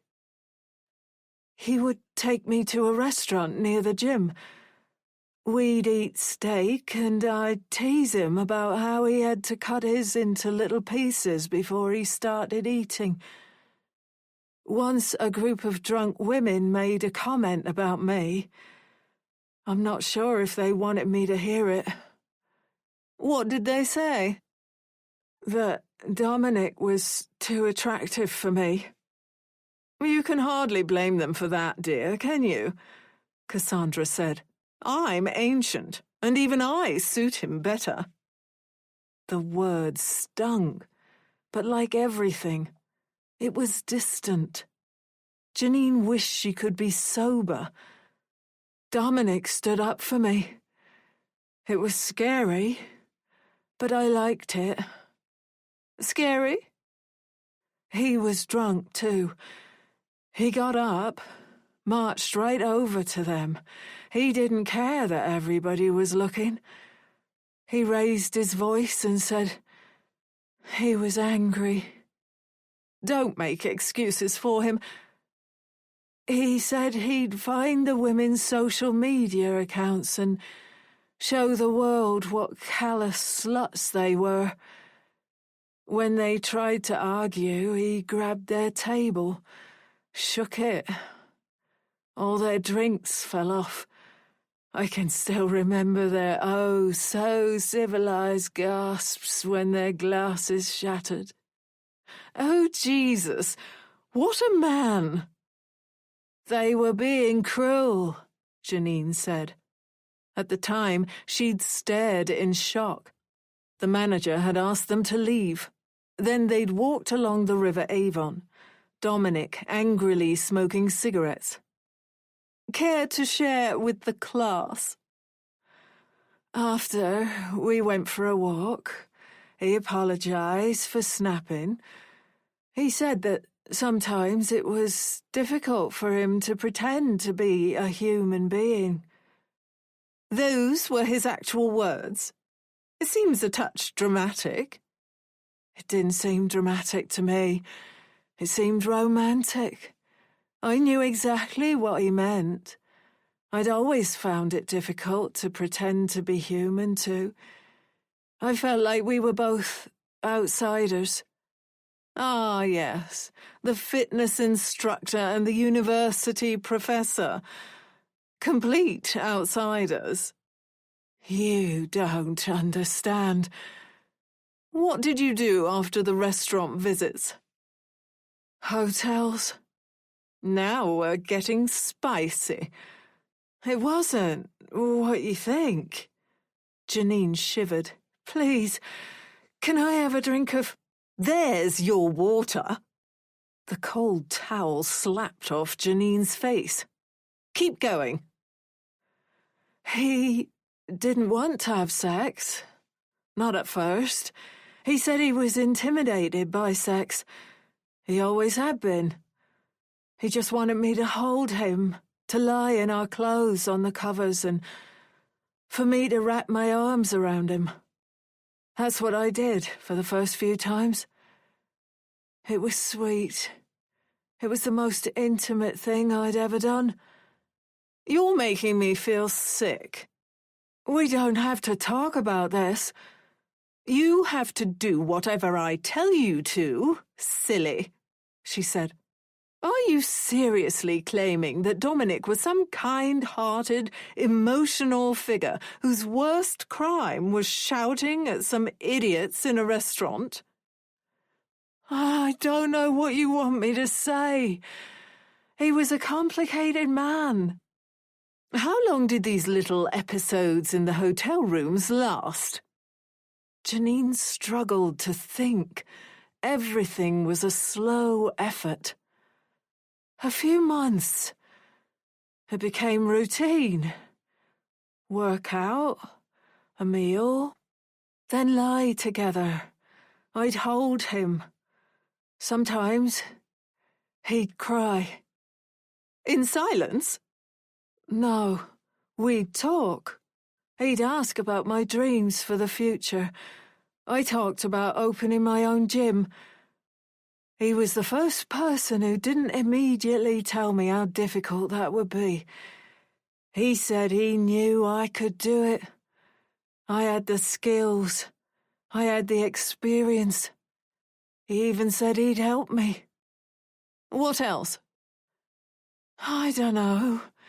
Nothing. Everything. Our childhoods. What did the poor lost lamb have to say about that? He didn't have a good upbringing, Janine said. That's the first I'm hearing of this, Cassandra scoffed. This man who seduced me, used me, hit me. Yes, you heard that correctly. This weeping, self-pitying freak laid his hands on me. Had a tough upbringing, did he? He stank of upper-middle-class averageness to me. I think his childhood was why he sometimes wanted me to hold him like he was a baby. Excuse me? If I tell you everything, will you let me go? I've already said I'll let you go. Are you simple in the head? Explain what you just said. He sometimes wanted me to cradle him, rock him. He'd weep. He'd close his eyes and sometimes Go on. Janine didn't want to. At the time, with this silver-haired man in her arms, it had felt normal somehow. They had bonded with touch as much as words. She hadn't needed to question him. She'd wanted to save him, to help him save her. Sometimes he'd call me Mummy. You are joking, Cassandra said. He'd call me Mummy and ask me to tell him I'd never hurt him. Because of this so-called bad childhood he had? Yes, I think so. Explain that, then. It was his mother, Janine said. Look, if Dominic hurt you, if he was different with you than he was with The cold, wet towel slapped off Janine's face. Explain. She was overbearing and stole his childhood from him. She made it difficult for him to make friends because he was her only son. She wanted him all to herself. She'd wanted another baby, but she couldn't have one. All his life, he's lived in the shadow of what his mother did to him. It affected every relationship he ever had. He was terrified of letting people get too close. When they did, he acted out, because it was like he was living his childhood all over again. It was like they were suffocating him. Like his mummy apparently did. That's what he said. What did she do that was so abusive? Cassandra asked. Stopping him making friends, like I said. She would sleep in his bed long after it was appropriate. She would threaten to hurt herself if he wanted to go out and do what normal boys did. And she would tell him things about her own childhood, things no boy should hear. I can't believe this. He's painted himself to be the perfect victim. It's just what he told me. While weeping in your arms, pretending to be a baby and calling you Mummy. She tutted in disgust. What did his mother say, then, that was so unappealing to his little vulnerable ears? I can't. Oh, please. It's that bad, is it? She said her parents tied her to a bed, and they did things. She told this to a child. Except she actually said what they did to her. I don't know if it was true. You believe an abusive man, swallow up anything he tells you, but when it comes to a woman who was most likely just trying to do her best, you immediately brand her a liar? I don't know. I can see that. You don't know a single thing. I have to go. But when I return, you're going to tell me what else dear Dominic told you about his hellish upbringing in an upscale neighborhood 99% of people in this country, in the world, in fact, would die to have experienced a childhood in. God, he's pathetic. I need the toilet, Janine said. Don't worry. I'll give you something so you won't care about the stickiness in your knickers. Wait, Cassandra sighed. For what, may I ask? At least tell me how long I've been here. Her family would be getting worried. Do you have any notion? Hazard a guess. A week? A month? Cassandra tittered. Your head truly is a monstrous mess. You've been here for 2 days. 2 days? The drugs had distorted her mind more than she realized. I don't believe you. I don't need you to. Cassandra shoved a pill into Janine's mouth, smothered her lips until she swallowed, and left her tied to the bed. Chapter 15. Eloise. There was something surreal about Charlotte standing at Eloise's door. Eloise's family had never been close, evidenced by the fact it had been a month since the accident, 4 long, hellish weeks, and this was the first time any of them had visited. Their father worked as a senior copywriter in advertisements, and their mother ran a successful bakery. Charlotte had been busy with friends and a life of her own when Eloise was little, leaving her to entertain herself in her bedroom, playing dress-up, playing make-believe. These days, Charlotte was on a journey of self-discovery and called Eloise's childhood behavior avoidance. Charlotte, as usual, was dressed for business, even if there was no business to be done. Sleek pencil skirt, shirt with ruffled texture, a heavy dose of makeup to emphasize her sharp features. Sisters hug when they greet each other, don't they? She said in her usual sarcastic tone.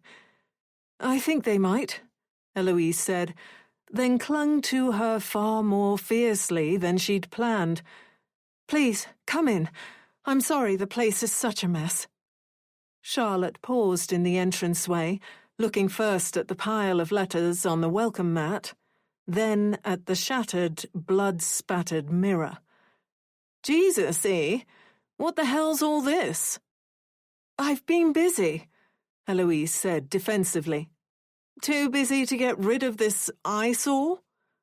Don't, Eloise said, when Charlotte motioned towards the mirror. Why not? This is how it was the night Dominic left. It's just as it was, all right? Charlotte looked at her like she was insane. All right, E, fair enough.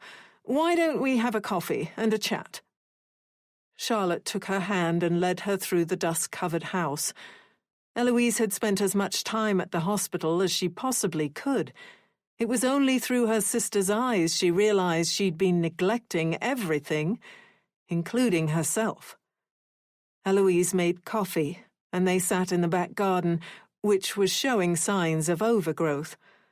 Eloise had cancelled their bi-weekly gardening contract. She couldn't face seeing anybody. The medical team called you for a meeting to say there was no news, Charlotte said. I think they wanted to tell me to get on with my life. Every time I visit, they get this sad, pitying look on their faces. They don't want me to waste away when it could be months before there's any developments. If there ever are any. Have you thought they might have a point?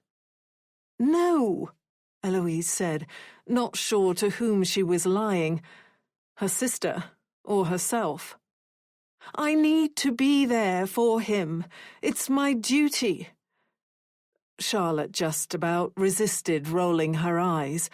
Any talk of duty when it came to the opposite sex made her twitch, as though she was resisting the urge to burn her bra. She changed the subject. Have you managed to get some work done? How are your books doing? My agent has asked for chapters from the memoir, but I haven't touched it since the accident. It needs work that I can't bring myself to do. Have you been going to your book club? Of course not. I've been busy. What about those unopened letters? Charlotte, please. Her sister sighed. I'm sorry. We've always been opposites when it comes to a crisis, haven't we? Do you remember when Dad had that cancer scare? I was making lists of everything we had to do in the worst-case scenario. You were upstairs writing a story about a family going on a road trip. I don't know how you remember so much. I never think about that stuff. Charlotte smiled tightly. She had the same pitying look as the hospital staff. "I'm here now. I've taken 2 weeks' break from work." "What? Why?" "Because you need me. I was never there for you growing up. Not everything is about childhood. My therapist says it takes effort to build the connections other people formed when they were kids. I know you don't want to hear it, but this is our chance to build those connections. I'm going to help you with everything. We're going to make a list. The car, the LPA, getting you back to some semblance of living in the meantime. Understand? This isn't a request. I'm telling you what's happening. If you had your way, you'd sit at his bedside and pretend the rest of the world didn't exist until you were forced to acknowledge it." Eloise felt small under her sister's supportive onslaught, but she had to admit, it was nice to have backup. "Thank you," she said. "Really, A sudden bout of sickness hit her. Eloise covered her mouth and ran for the downstairs toilet. Charlotte followed as Eloise knelt over the basin and vomited up watery coffee. "What was that about?" Charlotte asked as Eloise got herself a glass of water. "Are you ill?" "No." Charlotte laughed dryly. "You're not pregnant, are you?" Eloise must have made a face. Charlotte seized on it. "You are! Wow! Eloise, that's great news!" "No, it's not. Dominic doesn't know about it." "You had an affair?" Eloise slammed the glass down. Her hands were shaking. Everything was. "I would never have an affair. I know, in this eat, pray, love world, nobody takes their vows seriously, but I do. I meant what I said. In sickness and in health. For better and for worse. Forsaking all others. I dedicated myself to my man. And he dedicated himself to me." Charlotte touched her arm. "Easy there, Miss Antiquity. You're not making any sense. You didn't have an affair, but Dominic doesn't know you're pregnant? Did you find out after his accident, then?" "No. I knew before the crash." "You're not making things any clearer, E." Eloise didn't realize how badly she wanted to tell somebody until Charlotte stared at her expectantly. Charlotte was correct about their childhood, though she dwelled on it far more than Eloise did. Eloise had been disconnected, and loneliness had touched each of them in its own special fashion. Could she be right about their adulthood, too? Could they build the bonds they had ignored? That was where the nickname came in, E. It was emblematic of their shaky ties. Nothing more specific could be dreamt up, because there was no foundation for it. "E?" Charlotte touched her arm. "What is it? You look like you're about to cry." Eloise was sick of crying. "If I tell you, you'll judge me."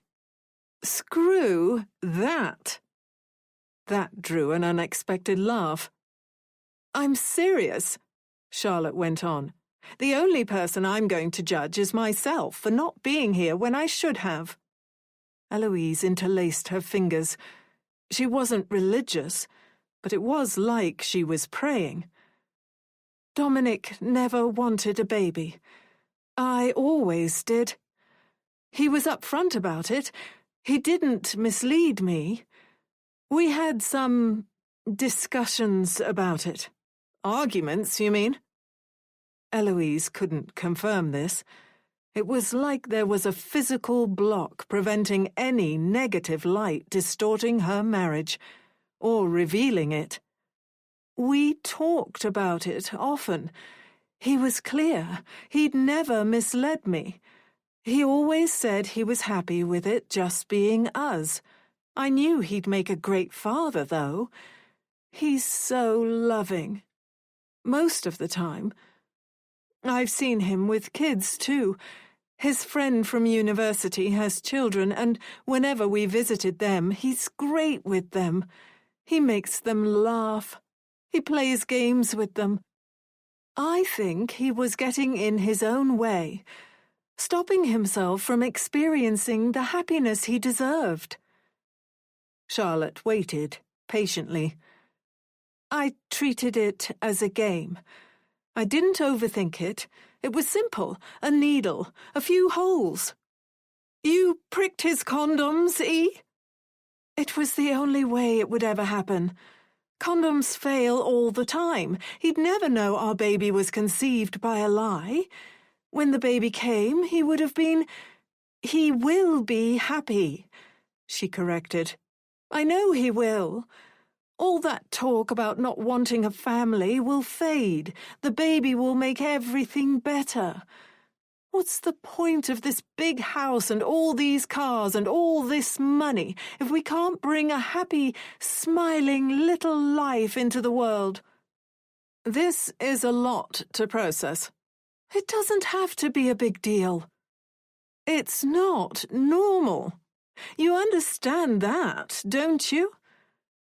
You don't need to speak to me like I'm a child. You know it's not normal, right, E? Charlotte pressed. I know I crossed a line, but I don't care about normal.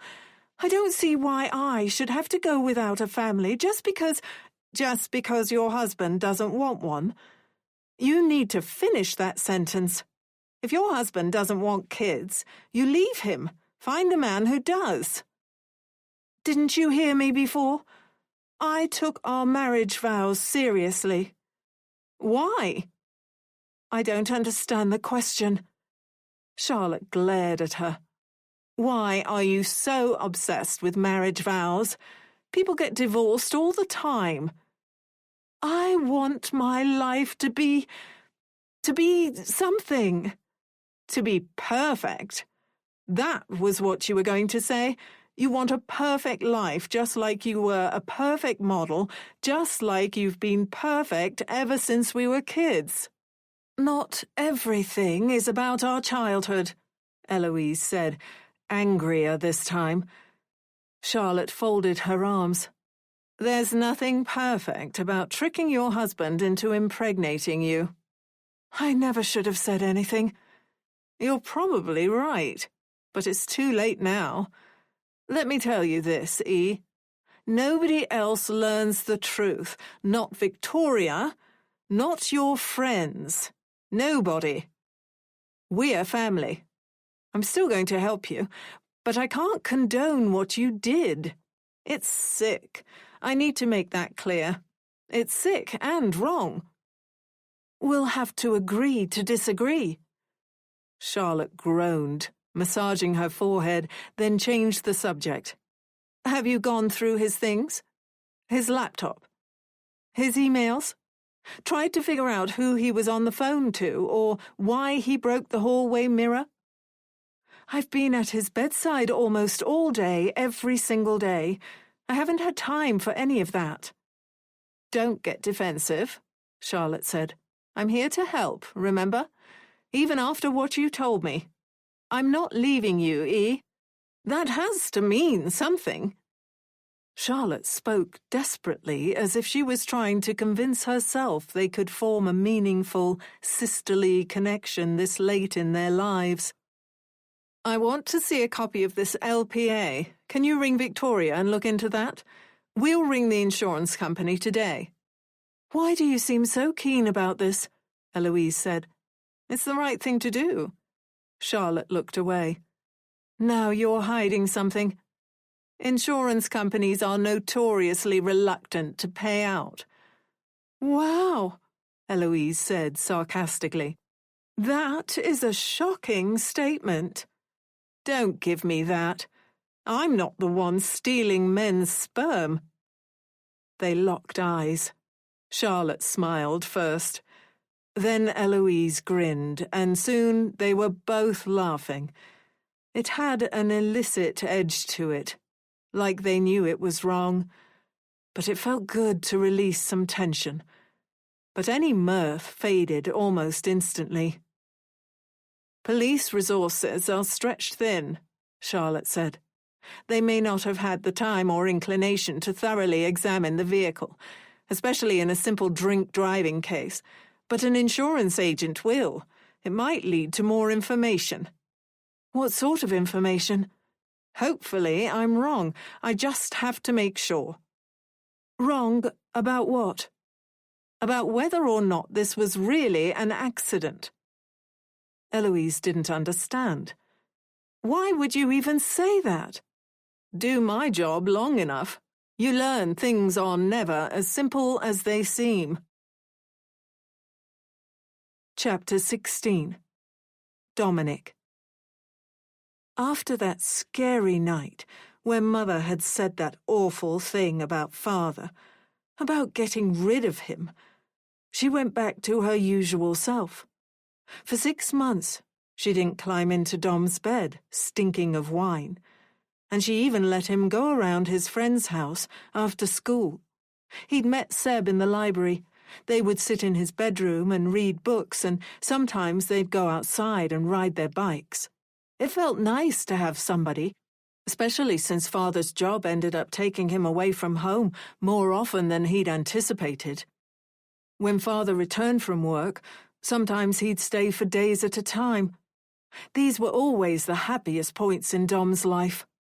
He'd wait eagerly at the front window, giddy with excitement, knowing his father's car would arrive any minute. The world actually looked brighter. Even if it was a grey day, the sun seemed to press through the sky with more stubbornness. "Anybody would think you don't love me," Mother said, sitting in her armchair knitting. Dom wasn't sure how to reply, so he said nothing. "Anybody would think, if you walked in on me choking to death, my eyes bulging, froth coming from my mouth, you'd just look at me coldly and ask, 'Mummy, when is Daddy coming home?' Except you don't call me Mummy. You call me Mother, to try and make me feel like an old woman." Dom blinked, annoyed by the tears. She could make him cry just by speaking, which was very wrong. He also felt bad for her. A few months previously, he probably would have left his perch on the window and gone to her. But being around Seb's house, he'd had a glimpse into what regular family dynamics were like. They were nothing like his. There was no use pointing out the fact that Mother had told him not to call her Mummy several times. Soon, Father was home. Mother sprung from her chair and threw her arms around him. "I've been waiting desperately to see you." She kissed him in that gross way, all tongues, making smooching, fleshy noises that made Dom uncomfortable. He wanted to say hello to his father, but Mother kept kissing like she was never going to stop. "Easy," he said, laughing. "Don't forget about the little one." Mother rolled her eyes. "Come here, lad." Dom ran into his father's arms and hugged him tightly. "I've got you a present." Father reached into the bag he'd dropped when he entered. He brought out a set of boxing gloves and some big pads. They looked like they were made for hitting. "What say we have a go with them?" "Boxing?" Mother said. "Since when did our Dom become a fighter?" "It's never too late to find out you're stronger than you thought." "How profound." "Let's have a go, Dom," Father said. "It's warm out there. We'll do it in the garden. Do you want to?" Dom wasn't particularly interested in hitting anybody or anything, but he would have agreed to walk across hot coals to keep that smile on his father's face. "That sounds really cool, Dad." Mother flinched at the D word like Dom had just sworn. "I suppose I'll get dinner started then. Let the brutes beat each other to a pulp in the garden." Father shook his head, clenched his jaw. Then his smile returned. "Come on." He playfully ruffled Dom's hair. They went into the garden. Father helped Dom to get the boxing gloves on. Then he put the focus mitts on his hands. Father's new job had made him an even better dad, Dom felt, because he gave Dom so much attention every time he came home. It was like Dom was his entire world. That was why his return always meant so much. Before, he'd worked as a manager in an office. He always said "manager" with a tired expression, as though he was boring himself. He said "product consultant" with capital letters, smiling as he said it, inviting question. All Dom knew was before, he sat in grey rooms all day. Now he travelled around, spoke to people.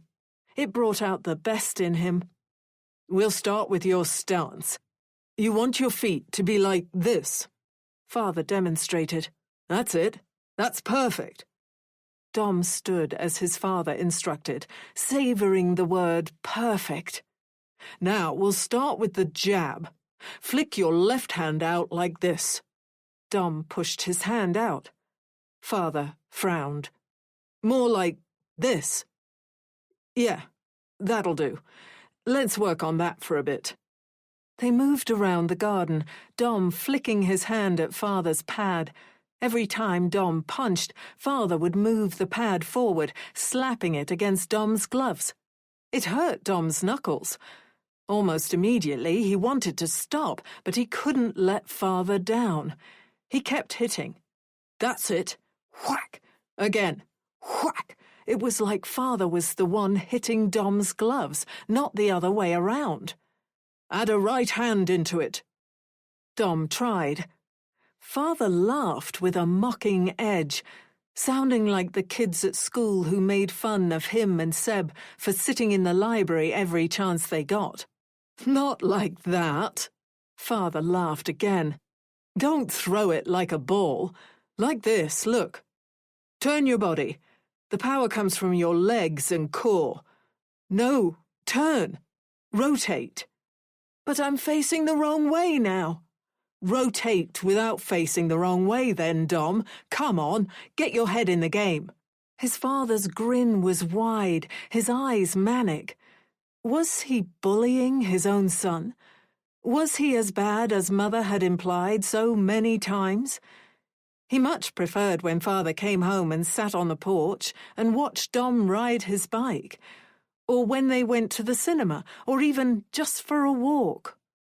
This was different. Father suddenly expected things from him. "Better," Father said, "but keep your hands up." Father hit him in the face. Dom stumbled back, gasping, tears springing to his eyes. Daddy," he whimpered, "you hit me." "It was a tap," Father said, sounding confused.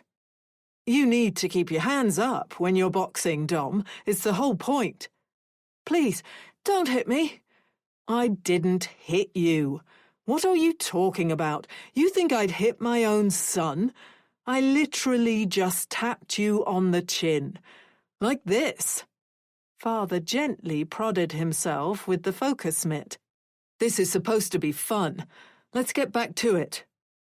Dom did his best, but Father kept thwacking the gloves with the focus mitt.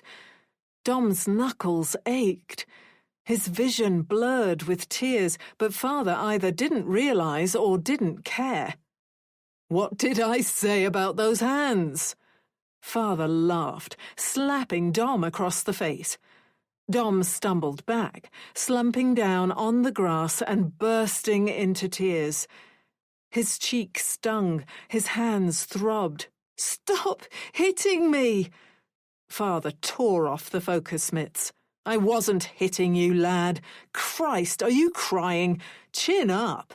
I was trying to teach you proper boxing form, that's all." "You kept hitting me." "Will you stop bloody whining?" This just made it even worse. Dom's tears came in horrible waves, his belly cramping with each sob. Father grabbed Dom's arm and tried to haul him to his feet.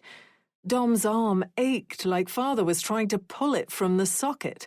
"Ow, Daddy!" Dom yelled. "Joseph!" Mother stormed into the garden. "What are you doing to our boy?" "I was teaching him boxing, and then he started to cry like I'm some sort of monster. Now he won't get up. Look at him. Maybe he doesn't want to be a fighter. I'm not saying he has to be a fighter, but Christ, all I did was tap him in the face a couple of times." "You hit him?" Mother said coldly.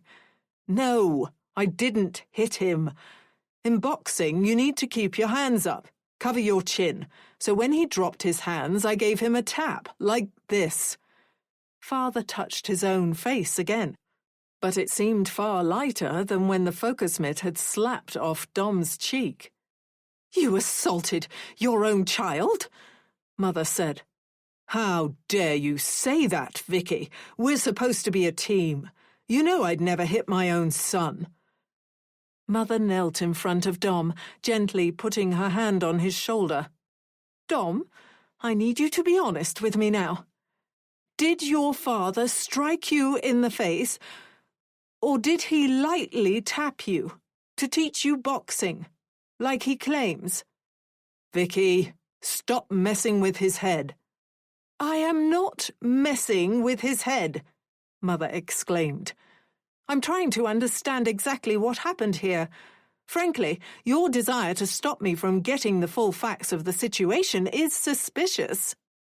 "The full facts of the situation?" Father's voice got louder. "Don't start speaking in those terms. Don't make this into something it's not. You assaulted your son." Dom couldn't take it anymore. He ducked past his mother and ran for the house, tears streaming down his face. He always felt like he was being pulled apart whenever they got like this. There were two boys inside of him. The tough one, the one who wanted to rise to his father's idea of who he should be. And then there was the comfortable one, the boy who sought the warmth of his mother's embrace, who enjoyed the way her breath tickled down his neck when she held him at night and told him he didn't have to go to school the next day if he didn't want to. On some level, he knew there was some wrongness in both, perhaps one more than the other, but he was in no way equipped to pass this. He retreated into his bedroom and climbed under the covers, pressing his face against the pillow and letting the sadness take him. The door flew open a moment later. "Oh, my baby, my sweet boy!" Mother clawed at the sheets. "You have to tell me. Did he do it? Did he hit you? Did he go too far?" She stripped the sheets away, gripped his face. Her hands felt like talons. Her voice was low and borderline hysterical. "This is it," she said. "Dom, my angel. This is our chance to do what we should have done a long time ago. Get rid of the evil man. Why would he do this to you? What else is he going to do if we let him stay? We can finally take action, together. All you have to say is, 'Yes, Mummy, Daddy hit me.' That's all you have to say." She wouldn't let him turn away, forcing his gaze to stay on hers. Downstairs, Father was going berserk. Plates were smashing. A loud wooden crack sounded like he'd torn one of the cupboards from the wall and was beating it into shrapnel. "You have to be strong now," she said. "You have to say it. Just say it, Dom. Please. Just say, 'He hit me.' Just say, 'He's hit me before.' You can do it." "Please," Dom whimpered. "I just want to sleep, Mummy. Please." Slowly she let him go, her eyes refocused as though she was waking from a dream. She stumbled away from him. "Fine. Sleep. I'm sorry. You—" She made a croaking noise that instantly filled Dom with guilt. "You deserve so much better than us." A Mother's Musings. How far will a mother go? 23rd of October, 2024. Victoria Hawthorne. When I was a younger woman, I had a friend who was a philosophy student. I was studying art. We'd often sit in her attic flat, cigarette smoke swirling in the air. If you need help quitting smoking, click this link. I mention the smoke for colour, not to glamorize. She once asked me, "If you ever become a mother, how far would you go for your child?" Even then, when motherhood seemed like a distant dream, the answer was clear to me. "I would do anything," I told her. She smiled in this slightly patronizing way. She argued that I couldn't possibly know that. There were plenty of cases, according to her, of mothers becoming crippled with fear and inaction when the time to rise to the challenge came. For example, if your baby fell into a pool of shark-infested waters. I told her what you all would, my dear readers. I would jump into the pool. I wouldn't care if they bit me, tore at me. In fact, I'd prefer it, because it would mean they'd be distracted from my child. She sneered. You can't know that until the time comes. As you have probably guessed, this insufferable lady and I have not remained friends.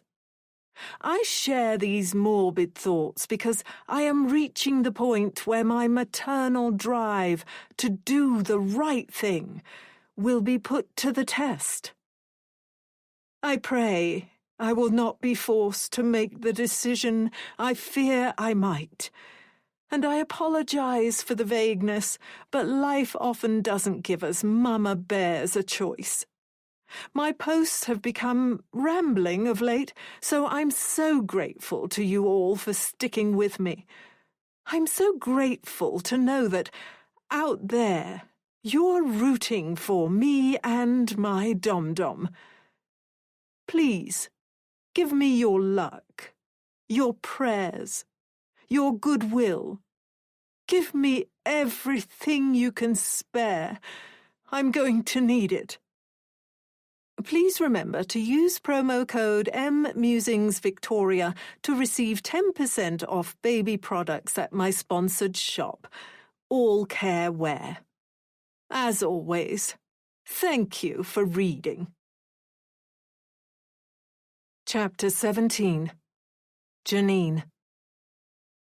You can do it, Dad said, grinning at her from across the garage, the air thick with summer and sweat and the smell of metal from the weight plates. Just a few more reps. Then I'll take you to that all-you-can-eat buffet. I don't want to hear any nonsense about feeling bad for enjoying the meal, all right? But just in case, I'll make sure to eat like a proper pig to make you feel better. Janine rose to her feet, her body aching. With her dad's support, she knew she'd be able to complete the last set. His eyes were bright and alert with pride. She loved when he looked at her like that. A wet towel slapped off her face. Wakey, wakey. You sure do enjoy your sleep, don't you, dear? A moan of animal pain escaped Janine. The agony in her wrist had returned. Or perhaps it had never gone anywhere, simply slipped under the haze of drugs. It had only been days since this lunatic had dragged her down there. Enough of that, Cassandra said. Something sharp punctured Janine's arm, then warmth flooded into her. Suddenly, the pain was not gone, but distant. a throbbing she was able to ignore. She peeled her eyes open and saw Cassandra's shadow on the ceiling from where the blinding light shone. "We were talking about Dominic, remember? About him and his mummy. And no, Janine, I'm not talking about you. I was laughing thinking about that earlier. He made you hold him and called you mummy. That's just the most ridiculous, pathetic thing I've ever heard." Janine whispered, "Water, please." "Oh, shut up. Here's your water." This time, when Cassandra struck her with the wet towel, Janine was ashamed by how she sucked in sharply, trying to draw a few droplets into her dry mouth. "I'll make a deal with you, you silly thing. Tell me everything that Dominic told you about his mother. Think hard. Don't leave anything out. If you do that, I'll find a way to let you go." Janine had no reason to believe this mad woman. She didn't have any other options either. "She was determined to get rid of his dad," Janine croaked.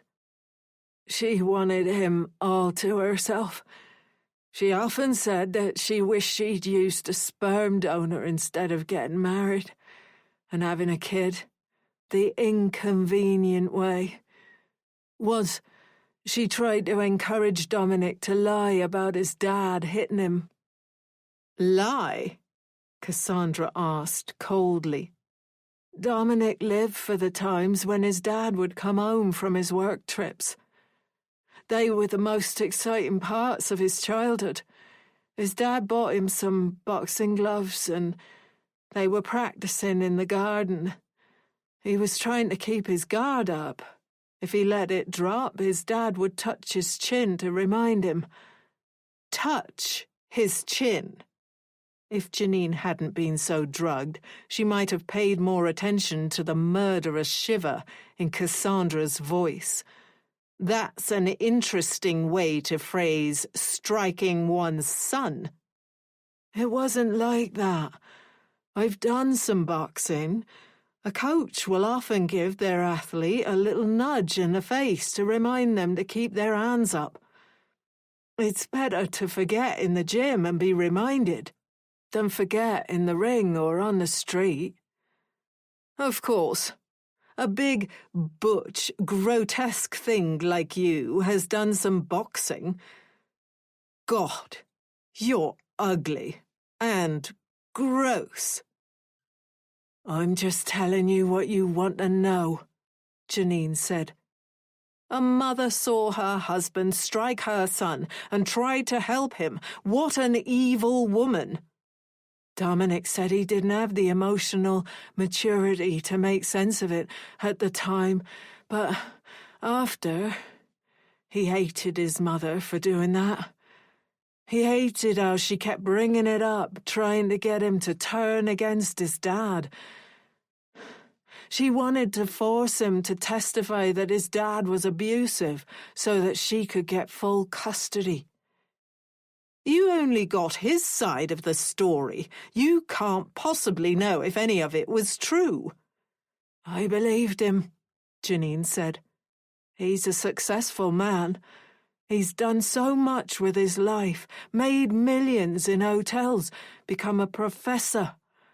But when it came to his childhood, he was broken. Maybe you didn't see that side of him. Or maybe dear Dominic is very skilled at only showing the side of himself he wants people to see." Janine wanted to beg for water again. She wanted to wring Cassandra's neck. There was so much she would have done if she wasn't spread-eagled on this bed, drugs pumping numbness through her body. She hated the slur in her own voice. What else did this paragon of honesty and virtue say? "Why do you care?" Janine whispered. "Cassandra, if Dominic hit you, if he beat you—" "Oh, Christ," she interrupted. "You truly are a dumb slut. Cassandra, please, don't tell me you believed, even for a moment, that my name was Cassandra. Please don't tell me you haven't worked it out. I'm Victoria, you ignorant pig. I'm his mother." Chapter 18. Victoria. Victoria sat at her desk, reading the reply from Patrick Dixon, the man who'd discovered her son's body. He'd found her through her motherhood blog and reached out, asking if there was anything he could do to help. Victoria had written him, "Patrick, that is ever so kind of you, and thanks seems like a paltry word for what you did. I wonder if you would care to meet for a coffee and a chat? If you'd spare an old lady a little oversharing. I don't have as many friends in the Southwest as I do back home." This was true, but only because Victoria had so many friends and connections back home in Oxfordshire. Through her work in the local mums groups, the rehab facilities, and her volunteering at the library, Victoria was a well-loved and well-respected figure even in Weston-super-Mare. Patrick's reply offered any time after 5 o'clock. Victoria wrote, "How about today?" His reply came almost instantly. "Sounds like a plan." She was curious to meet this savior, this knight in shining armor, this man who had bravely plucked her son from the metallic prison of the ruined car and forced upon him some mimicry of living. Sipping her coffee, she tried to focus on her blog. Sometimes words poured like blood from a wound that refused to stop bleeding. Other times, like the present, she had to search for them like contaminants in the same wound. Her phone rang. It was Eloise. Victoria frowned. Eloise was a glamorous, emotional, beautiful young woman. The only negative Victoria had been able to conjure about her daughter-in-law, before Dominic's coma, was her lack of a baby. Now, there was tension between them where there had never been. "Hello." "Yes, hello, Vicky." This wasn't Eloise. The voice was harsher, far more confident. She sounded like some of the artists Victoria had dealt with in her previous life as an art dealer. "Excuse me, but who am I speaking with?" "Right, sorry," the woman said. "I'm Charlotte, Eloise's sister. As you can probably understand, she's really going through it right now. I heard you had a bit of a to-do at the hospital." "I'm not sure what you've heard, but my daughter-in-law and I had a discussion, nothing more. I heard it got a little heated." "That's not my perception of it." "In any case," Charlotte said, "Eloise doesn't feel up to meeting at the minute." That wasn't good. Victoria couldn't risk people learning about some perceived rift between her and her daughter-in-law. She put Charlotte on loudspeaker and clicked onto the analytics page on her blog.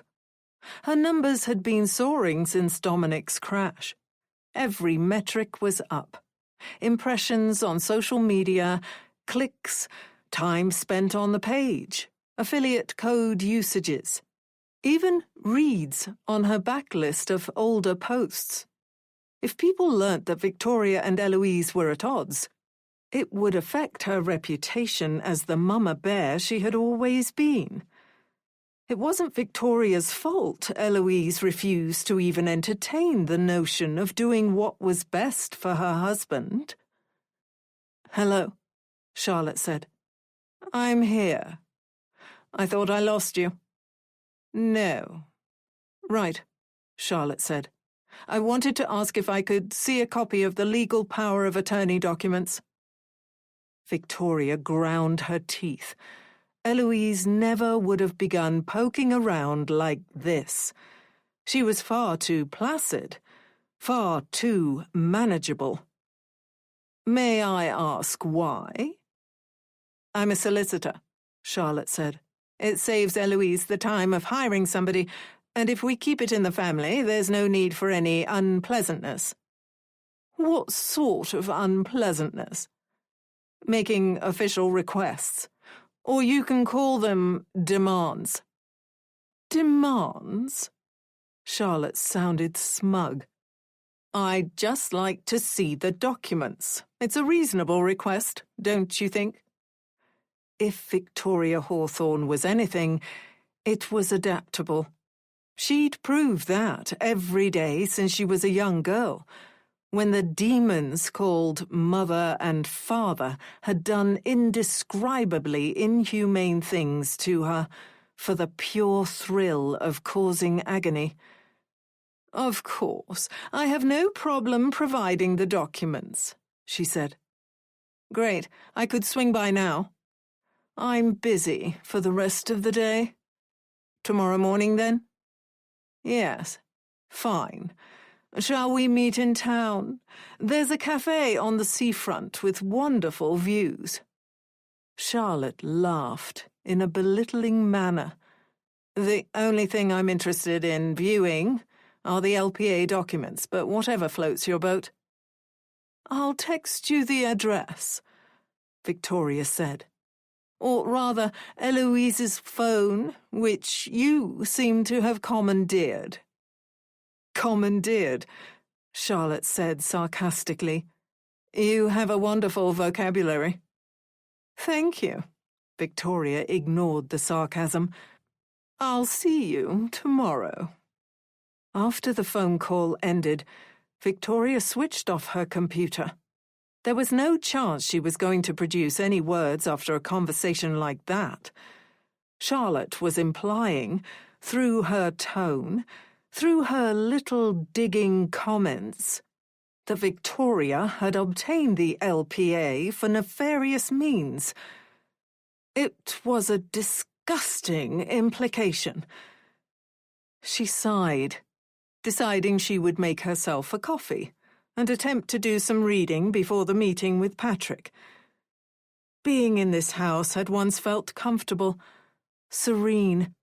She'd felt like she was precisely where she belonged. Her son was close, but not too close as to make people whisper about the stifling old crone who, 2 decades since her son had fled the nest, couldn't let go. Another sigh. Then she decided to go down into the cellar. She couldn't keep putting this off. It had been too long already. But the truth was, and she hated admitting this, even in the privacy of her thoughts, she was terrified. Not just of what was down there, but of what was inside herself, of who she was. There had been times in her life when drastic action was required, but that was with a purpose. And yes, fine, this had had a purpose too. But had she enjoyed it? On some level? It was a terrifying question. She didn't want to walk over to the industrial freezer and open it, but she couldn't keep going on like this. She had to take action. Her hand trembled as she reached for the handle. She couldn't open it. She shivered all over as she tried to make herself do it.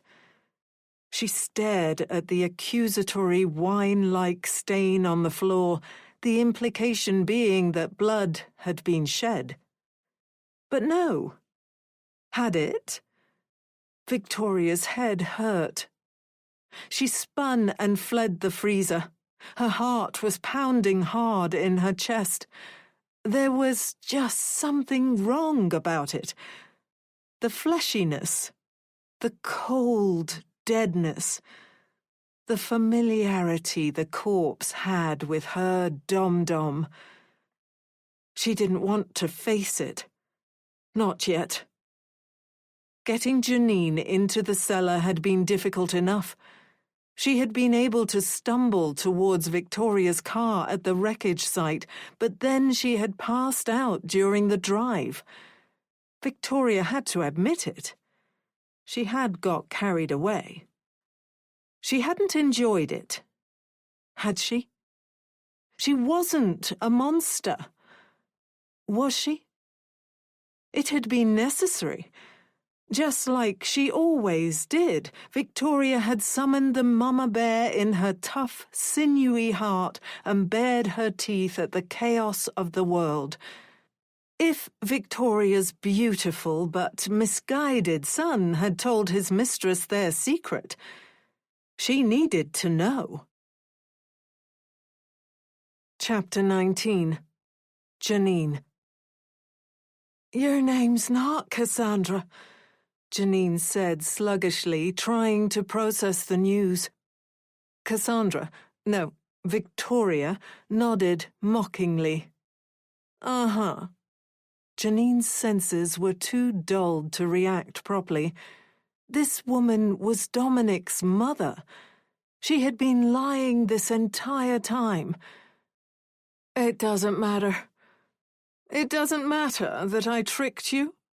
That you fell for an obvious lie? Don't you see? Victoria began to trail something cold and sharp up Janine's naked belly. Don't you understand? I have to know the truth. I have to understand what was going through his head. He's always been troubled, confused. He's always needed a maternal hand to guide him. You have to tell me. What else has he said about me? If you're his mum, you know what happened between the two of you. Far better than me. Life isn't about what happened. It's about what people believe happened. I learnt that the moment I told a family member about what my parents were doing, and she told me I must be confused. Was she trying to provoke pity? They were past that. There's something, Victoria went on. I can see it on your piggy face. There's something you don't want to tell me. She was right. It would make Victoria angrier, which was the last thing she needed when the psychotic mother bear was trailing her cold claw up Janine's midriff, between her breasts, to her neck. The icy point of the knife stroked with sick softness across her throat. I truly don't want to go any further with you, Victoria said. I can let you go, Janine. I'll take you someplace far from here, drop you off, make sure I'm not seen. You'll have the good sense not to go to the police. Or if you do go to the police, it will be difficult for you to prove what happened. I'm a far better actress than you. I'm certain of that. So tell me. When Janine hesitated, Victoria added pressure with the blade. Tell me. Janine didn't want to. She tried to think of a lie, an invented confession she could share with her lover's mum, but her mind was working too slowly. She began to cry, hating the weakness. He told me what you did when you didn't get your way. He told me the lines you crossed. Be specific, dear. It started with climbing into his bed, sleeping with him, But then you got drunker. Your desires got sicker. If he told you he didn't want you in his bed, you got angry. You had a crate that some heavy furniture had been delivered in. It was too small for him. What on earth are you talking about? You made him get inside. You hammered it shut. You kept him in there an entire day, taunting him, belittling him, torturing him. Your own son. No, no, no. He didn't say that. Did he? Dom didn't really say that. I held him. He cried. He said he never talked about it before. It was why he'd always felt so trapped. He said you got a twisted thrill out of it. After, you always apologized, but you couldn't keep the smile off your face, and the more you drank, the easier it was for you to find reasons to put him in the box. I would never! Victoria sounded outraged. Janine almost believed her, but Dom had sounded so genuinely convincing, and she had instantly believed him, too. You can't be remembering that correctly. You must be mistaken. I've always done my best for my baby boy. Always. I can't believe he said that. He didn't say that. Because I didn't do that. Victoria stumbled away, the knife clattering to the floor. She sat with a heavy thumping noise. Think hard, Janine. Did he really say that? Yes, Janine whispered. He was crying. He was drunk. He was drunk? Victoria seized on it. There you go, then. He didn't know what he was saying. Or he was making up stories because of all the attention you were giving him. It's simple. I can't believe he would even think such a thing, let alone say it. I need time to think. It's time for you to sleep again. No! Janine managed to wriggle against the bindings. Small, impotent movements, but they took an absurd effort. Please, I need something to drink. Please. Just for a little while, Victoria said. Don't worry. In your dreams, you won't suffer. The whole bed trembled. Her eyes bulged. She saw her dad in the garage, smiling at her, telling her she could do it, telling her she could do anything. No, Janine, no, Victoria yelled someplace far away. This wasn't supposed to happen. Stay with me, girl. Let's get you on your side. That's it. You're going to be okay. Can you hear me? Stay with me. Please, stay with me. I meant what I said. Oh, God, I meant it. I was going to let you go. Chapter 20. Victoria. Victoria sat on the bottom cellar step, staring at the industrial freezer. The low hum almost sounded like Janine's groans of pain. Time had been something Victoria had stolen from the poor woman.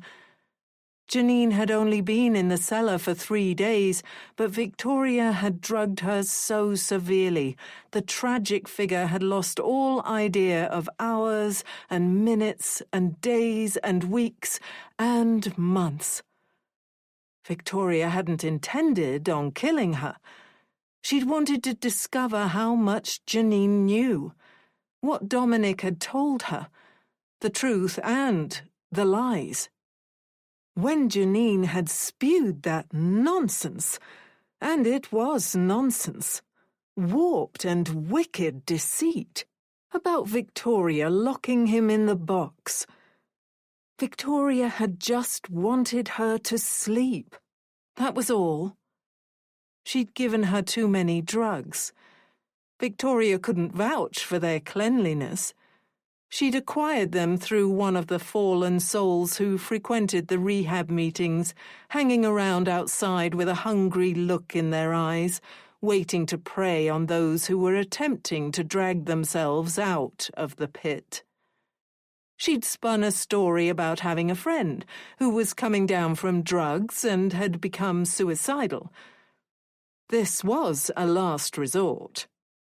Victoria had cried, begged for help. Of course, the dealer was more than happy to provide it. "I'm truly sorry," Victoria whispered. "I promise I didn't mean for that to happen. But my son lied to you. I never did anything so absurd and sadistic as that. I won't say I was a perfect mother. Who is? To say something like that, though, don't you see how wrong that is? Don't you see how sick that is?" She went upstairs and stripped naked, taking a cold shower, closing her eyes and breathing slow when a panic attack threatened. She had to keep her head. She had to work up the courage to get rid of the body. She knew she had that in her, but she was procrastinating. Guilt was a painful demotivator. She found it difficult to even think about the thing in her cellar. There was something terrifying about handling Janine's corpse. She'd been able to handle her confused and disoriented body easily enough, though. At least spiritually, emotionally. The physicality of it had caused her muscles to burn, despite her unusual and impressive fitness. She had tweaked 2 muscles, and her spine had protested loudly. She was almost 70. Fit for her age, yes, but time was a monster whose teeth nobody could avoid forever. Her religious commitment to the gym, not to mention her near-perfect diet, had made it just about possible. Victoria had told herself every step of the way she was going to let the girl go. She'd meant it. When she learned how much Janine knew, she would release her. Hence the lie about Cassandra. A lie which she'd given up because she'd enjoyed the look on Janine's piggish face. No, she didn't want to think like that. She had some fire in her, it was true, but to touch the cold, dead flesh of the woman who had given her son hope, the woman he'd made love to and lied to, was wrong somehow. Facing it meant facing herself. She could ignore it down there. Nobody was looking for or cared about it. It. That's what it was. What it had to be. If she was going to make it through the next few months intact, she had to be strong. That was what a mama bear did. After her shower, she decided it was time to watch the footage from the pet camera. If she couldn't face it, she could at least do this. She'd set up the camera in the cellar while Janine had been alive. Victoria hadn't got rid of it yet. She needed to smash it into tiny pieces, eradicate it completely, just like the memory of what she'd done. She grabbed it from the corner of the cellar, wiping away dust. She took the webcam to her computer, plugged in the USB, and double-clicked the file. The memory of the wine stain was irking her. Janine had overdosed, hadn't she? A bloodless accident. Victoria's mind was blurry. She stared wide-eyed at the video, terrified of turning up the audio, but also terrified of not knowing the truth. "You have nothing to say?" Victoria sounded psychotic. It was like watching somebody else. It seems to me you've seriously hurt yourself, probably not feeling the full effect of your self-inflicted injuries because of the drugs with which I have mercifully gifted you. It's time for you to sleep again, she said, holding a knife up. The knife, like she was admiring it as it gleamed in the light. Just for a little while. Don't worry. In your dreams, you won't suffer. Victoria stabbed Janine in the side. No, Janine, no. She went on in a calm voice, stabbing her again. This wasn't supposed to happen. Stay with me, girl. Let's get you on your side. That's it. She stabbed her again. You're going to be okay. Can you hear me? Again. Please, stay with me. Victoria quickly clicked off the video, deleted it, then took the camera into the garage and obliterated it with a hammer. At the same time, she obliterated the memory from her mind.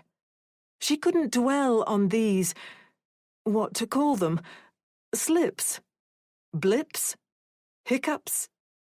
She had work to do, but when she began to get dressed for her meeting with Patrick, she collapsed onto her bed and broke down in tears of guilt and confusion. See? She wasn't evil. A monster wouldn't cry. A monster wouldn't care. This was proof she was a good person who had been forced, through no fault of her own, into a bad situation. She met Patrick in a pub just off the seafront. It was a depressing place. It fit his physical appearance. He was lean, hollow-eyed, with that woe-is-me demeanour that was so common to her countrymen. When she entered, he rushed to his feet, approached her. He had shaving foam clinging to the spot just under his ear. It seemed somehow offensive. "Victoria," he said. "You can call me Vicky." "I'm so sorry," he replied. "About your son. About everything. Would you like a drink?" "I wouldn't say no to a white wine." They sat in the corner near a piano that had seen better days. As Victoria sipped the cheap wine, Patrick began to tear apart a paper coaster, apparently without realizing what he was doing. "I can't stop thinking about it," he said. "How he looked in the car, all mangled up. I've never seen anything like that. It's not what you expect to find on your drive home. I thought I was dreaming at first." "Dreaming?" 14-hour shifts will do that." "What do you do, Patrick?" "I work in a warehouse." He said this with a degree of pride that seemed odd to Victoria. "Excellent," Victoria said. "I'm going to be made manager soon," he replied. "Fantastic." Anyway, his mood darkened. The lights cut across the road, then I saw him. It was awful. It looked like he was part of the car. Know what I mean? Like he'd grown out of it. I'm sorry. You don't need to hear this. You don't have to apologize. In fact, it's a relief to hear somebody speak so frankly. Everybody tiptoes around the issue. So, you've read my blog?" He smiled with an air of embarrassment. "Yeah, I've read pretty much every entry. It seems you and Dominic had a great relationship." "The best a mother could ask for." "I'm jealous, I've got to admit." He had a hangdog expression. "Me and my mum weren't close." Cogs began to turn in Victoria's mind. She slid her hand across the table and touched Patrick's hand. "That sounds awful. Would you like to tell me why?" He looked down at her wrinkled hand upon his. She wasn't old. She took care of herself, exercised, dieted, wore stylish clothes, and shielded herself in well-applied layers of makeup. But some men Patrick's age would have sneered at the contact. Not him. He looked grateful for it. She sensed that he was a very lonely person. Careful. You might give me ideas. She tutted. Patrick, how old are you? 33. Why? I won't tell you how old I am. I don't care how old you are. You will, when I drop the bombshell. Brace yourself. I'm 68. He shook his head. Nope, still don't care. Neither of them remarked upon how utterly bizarre this was. Perhaps this natural intimacy was what true relationships were made of. Don't change the subject, she said, giving his hand a squeeze. You were going to tell me about your mum. Are you sure you want to hear this? Certain, she said, meaning it. As he spoke to her about his alcoholic mother, Victoria thought about how useful it was to have a desperate, resentful man looking at her as if waiting for his chance to claim a kiss. She wasn't sure what his purpose would be, or if he would even have one. But she knew better than to turn down an asset. Perhaps she might weaponize him against Charlotte in some inventive manner. Or, perhaps, Victoria allowed herself to think this only guiltily and quietly, a kiss from a young, desperate man would have value all on its own. With so much pain in her life, would it make her a bad person to seek some pleasure? Chapter 21. Charlotte.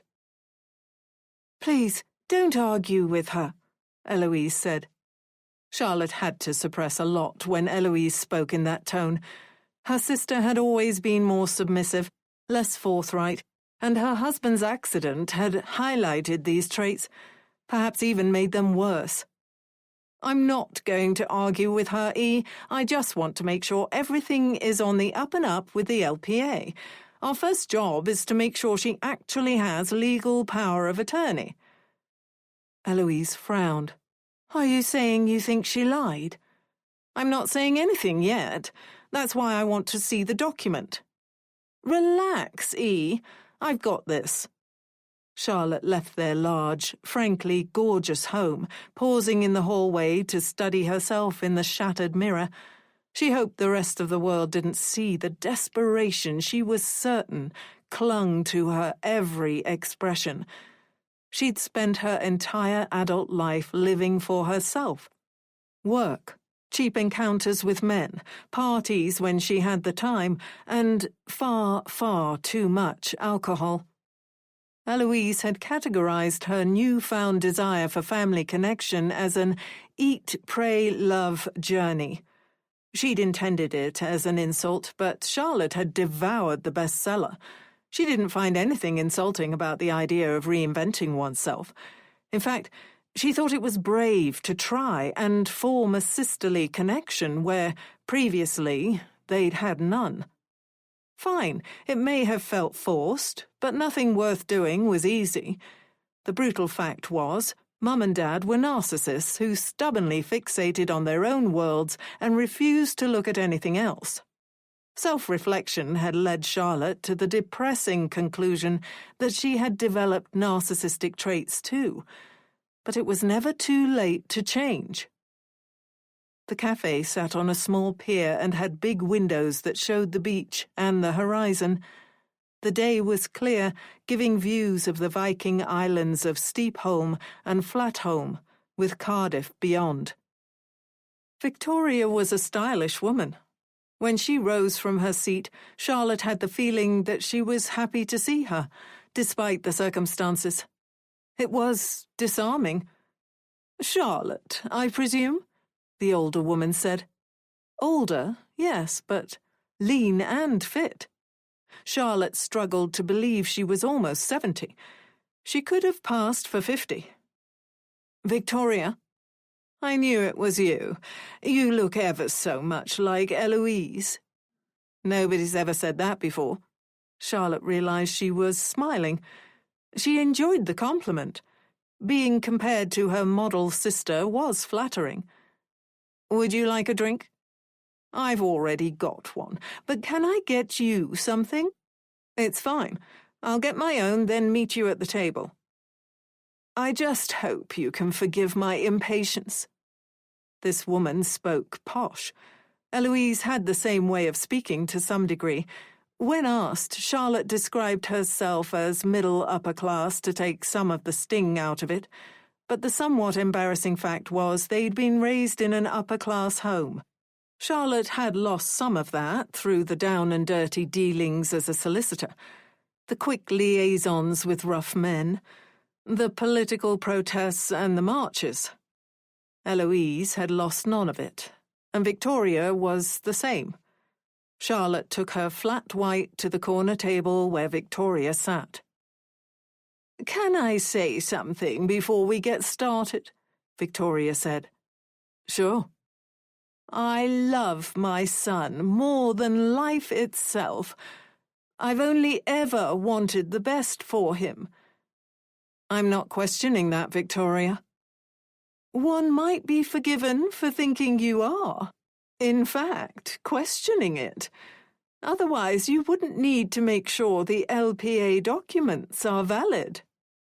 "I wouldn't be doing my due diligence as a sister if I didn't make sure," Charlotte said, suddenly uncomfortable.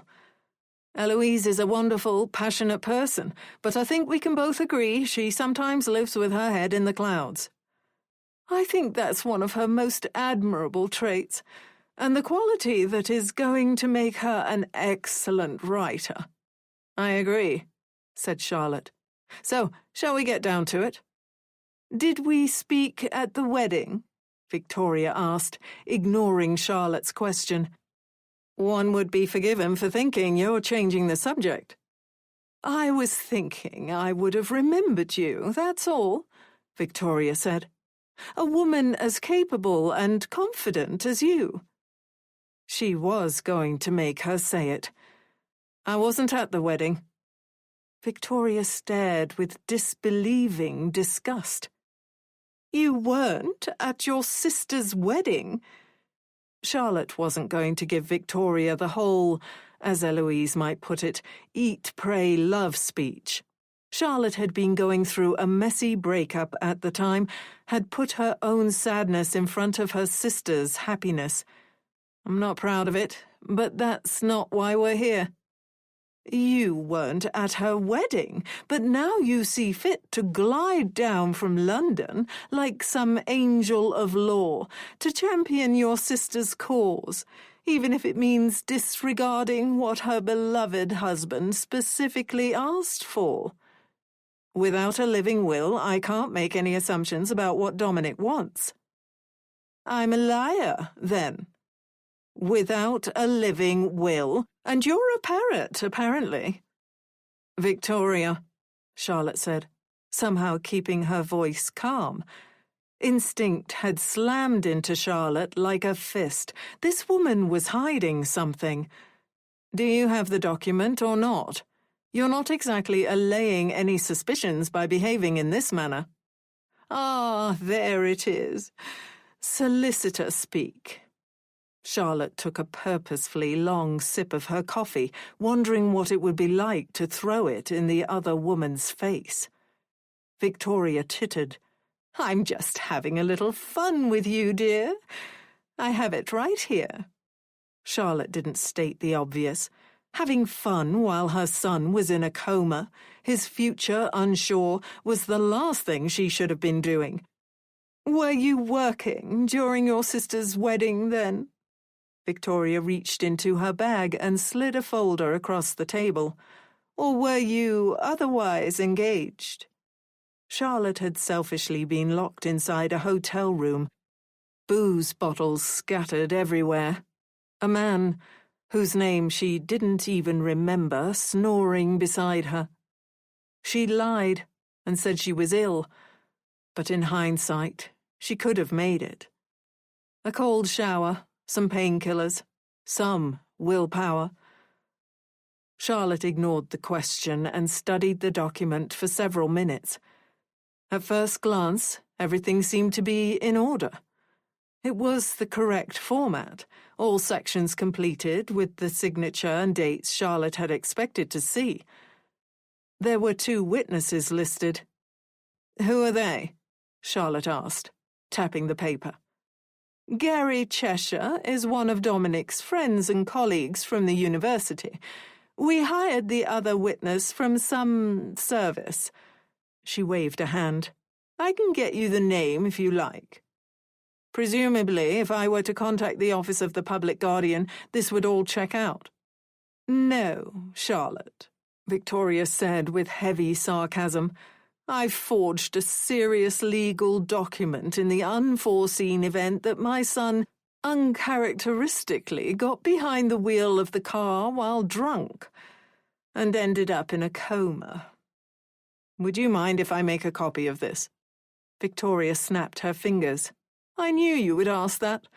There's another in the folder." This was true.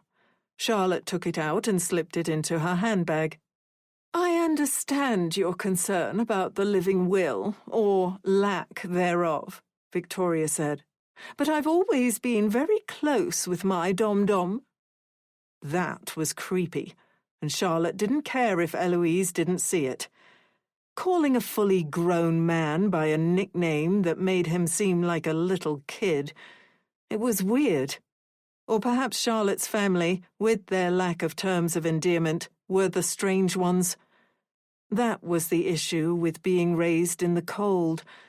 Warmth was forever suspicious. "Your dom-dom," Charlotte repeated. "The man who caused you to move across the country to be closer to him when he was in his 40s. I've heard this many times. You can mock me if you like.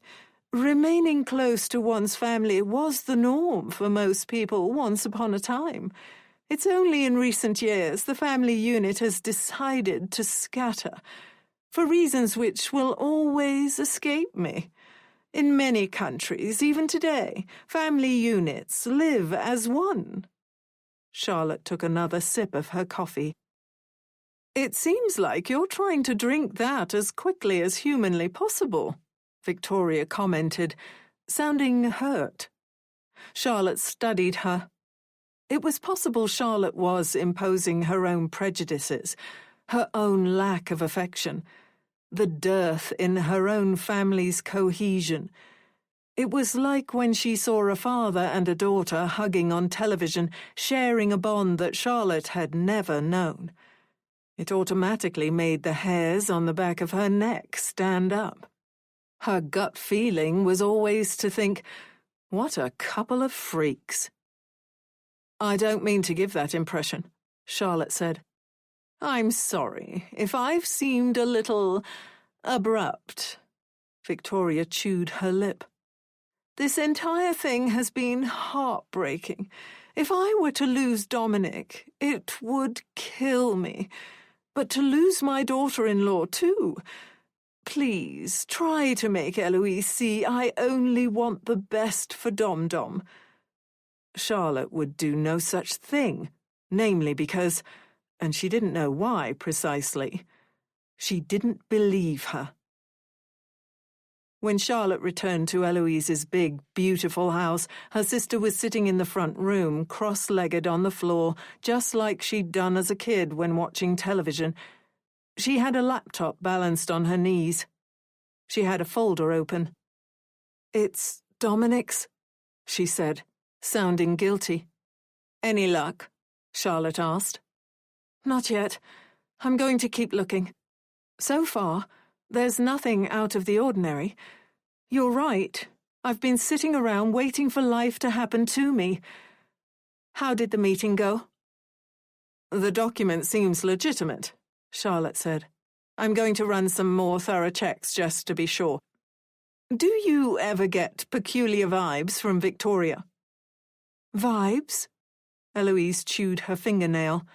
Even with her hair messy, wearing baggy joggers and a vest that swallowed her, with no makeup, Eloise was magazine cover-worthy. Charlotte was jealous and proud. Charlotte shrugged. Does it ever seem like it's too much? Dom-Dom this and Mama Bear that. It's like she's trying to hide something. Eloise looked at Charlotte like she was insane. Victoria and I disagree about Dominic's future, and that hurts. When it comes to her as a mother, though, I've never had any reason to doubt she was the most wonderful, most caring woman a little boy could have wished for. When Dominic spoke about her, it was always in glowing terms. When she moved to the southwest to be closer to him, he was ecstatic. Charlotte knew her sister was telling the truth. Her truth. That was the thing with Eloise, however. Her truth wasn't always the truth. She had always lived in the world she wanted to, like when they were teenagers enduring another forced Christmas dinner, Eloise chirping and smiling as if anybody cared, as if they weren't sitting there pretending to be a family. "Isn't this fun? Isn't this just the best day?" With tears glistening in her eyes as she looked at Mum and Dad and Charlotte, and none of them could summon the same effort, the same feat of self-deceit. Chapter 22. Dominic. "I'm sorry, Mother. I can't," Dom whispered the day after the boxing incident. He couldn't lie. He couldn't say that Daddy abused him. He'd spent the rest of the day and the following morning and afternoon in his room, hiding from the world. His parents had argued, Father sleeping downstairs. Dom kept thinking about the boxing session in the garden, trying to be the tough son his dad obviously wanted.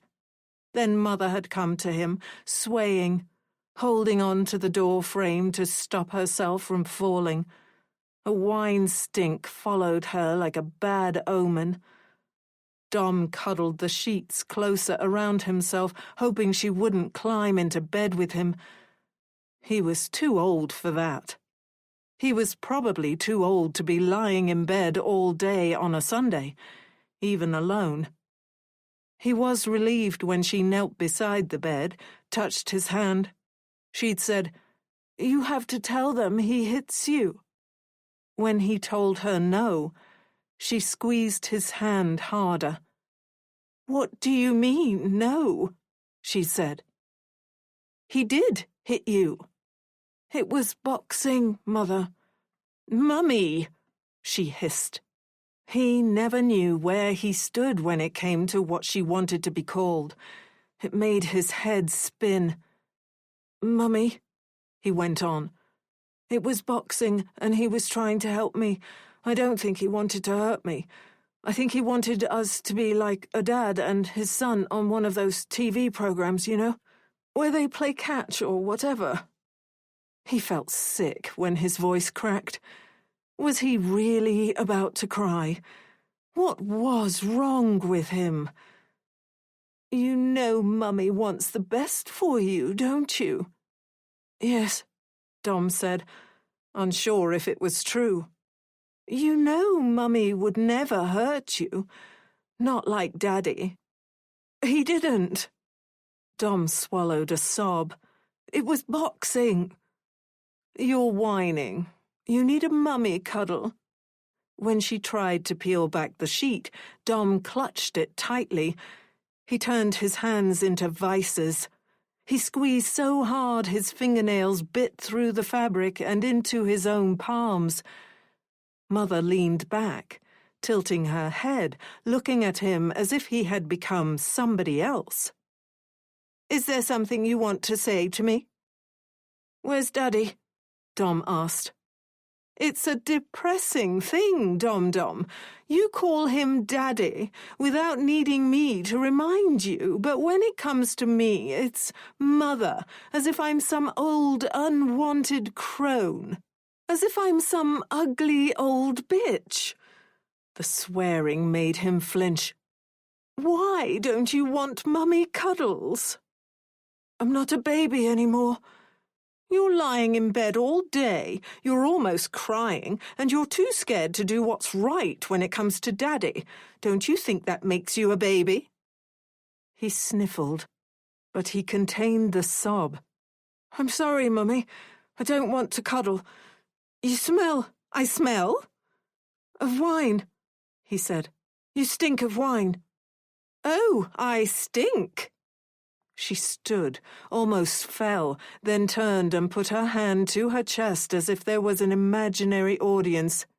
"Do you hear that? Apparently, I stink of wine. What a terrible mother I must be, having a glass of wine on a Sunday afternoon while my husband is out doing God knows what with God knows who." She sighed. "Right. Up. Out of bed. This is getting ridiculous. If you don't want to cuddle, you shouldn't need to lie there feeling sorry for yourself. We need to cheer you up. We'll dance to our favourite song, just like old times." It was far more preferable than her filling his room with her stale stink. He climbed from the bed. Mother sneered. "You're wearing all your clothes in bed?" Dom said nothing, stunned at her change in mood. Then she smiled, and it was so sudden, he wondered if he'd imagined the sneer. She took his hand. "Let's go. I love dancing with you. It makes me the happiest woman alive. Don't worry about Daddy and the boxing. Don't stress your little head about it." She took him downstairs and put on the old record player, then picked him up, spinning around as With a Little Help from My Friends by Joe Cocker played. When the song ended, Mother played it again, picked Dom up, kept spinning, and again, and again. 7 times later, Dom put his hands on his belly, slumping on the sofa. "That's enough, Mummy." He was dizzy. "Don't be silly." She had a manic glint in her eye. "This is our song. These are our memories." She picked him up and spun and spun. Dom pushed his hands against her chest, squirming. She was sweating and moaning with the effort of carrying him. He was far too heavy for this. "What are you doing?" she said. "Sing the song. You know the lyrics. Stop ruining it." "Mummy, please, for God's sake." She stumbled, or did she move with intention, towards the mantelpiece. Dom's head bounced off a hard corner. He slumped on the floor, shuddering, a goose egg sprouting on his skull as his vision blurred and he stared up at his mother. "Look what you did, you silly boy! Look what you did!" He closed his eyes. "Mr. Hawthorne, can you hear me? Can you open your eyes? If you can hear me, squeeze my hand. I'm going to apply some pressure to check your reflexes. If you feel it, try to move your arm or leg. I'm going to shine a light in your eyes to check your pupils." He opened his eyes, and Mother was much older. The sea raged behind her, a storm crashing, but her expression was bright and happy. She clutched one of his hands in both of hers, with desperation. "Aren't you happy, Dom?" she said. "I know it's rather unconventional, but what use is it living on opposite sides of the country? We're the only family we have left. If you and Eloise ever have babies, hint, hint, I'd love to be there for the little bundle of joy." "I think it's wonderful," Dominic lied. But don't get your hopes up about grandkids. Mother pouted. But why? He wouldn't bring a life into this world as long as his mother drew breath. He laughed humorlessly. I'm too selfish. I think you'd make an amazing father, she said. I know things weren't always easy for you growing up. After your father left, I had to dedicate too much of myself to work. I couldn't give you the attention you needed. I couldn't be the mother I should have been. Was she serious? Dominic felt like screaming in her face, which would have meant screaming into the void. It wasn't a coincidence he'd chosen a wife who was so skilled at reshaping reality. They said you picked a partner like your parent. You'll be different. You've already sold your hotels. You've already taken on a job that requires less of you. They were sitting on the small porch of a cafe, nobody else out there with them, alone, like Mother had always preferred it. Two messed-up peas in a messed-up pod. You want this baby because your womb rotted after I was born. You're defective. You're broken. You're a bloody mess. Her reaction was devastating. There was no gasp, no civilized recoil, no self-righteous assurance that she didn't deserve to be treated this way. Instead, she simply stared down into her mug of coffee. The lack of response was the worst part. He felt like a sadist who dug a blade into his victim only to receive a dead-eyed stare in return. I've never been a religious man, Mother, Dominic went on, feeling sick, feeling powerful, feeling pathetic. But I almost believe God understood what sort of person you are.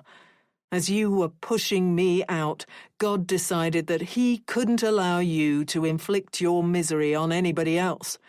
He wrecked your body. He did the world a favor. Mother sighed. Oh, Dom, your mind has never been settled when it comes to your childhood. That's because you unsettled it. You made me too important to you. You have severe mental issues, Mother said, matter-of-factly. Remember your breakdown in your early 20s. You've invented many things about your childhood that never happened. I'm not sure if it's because you want to believe them.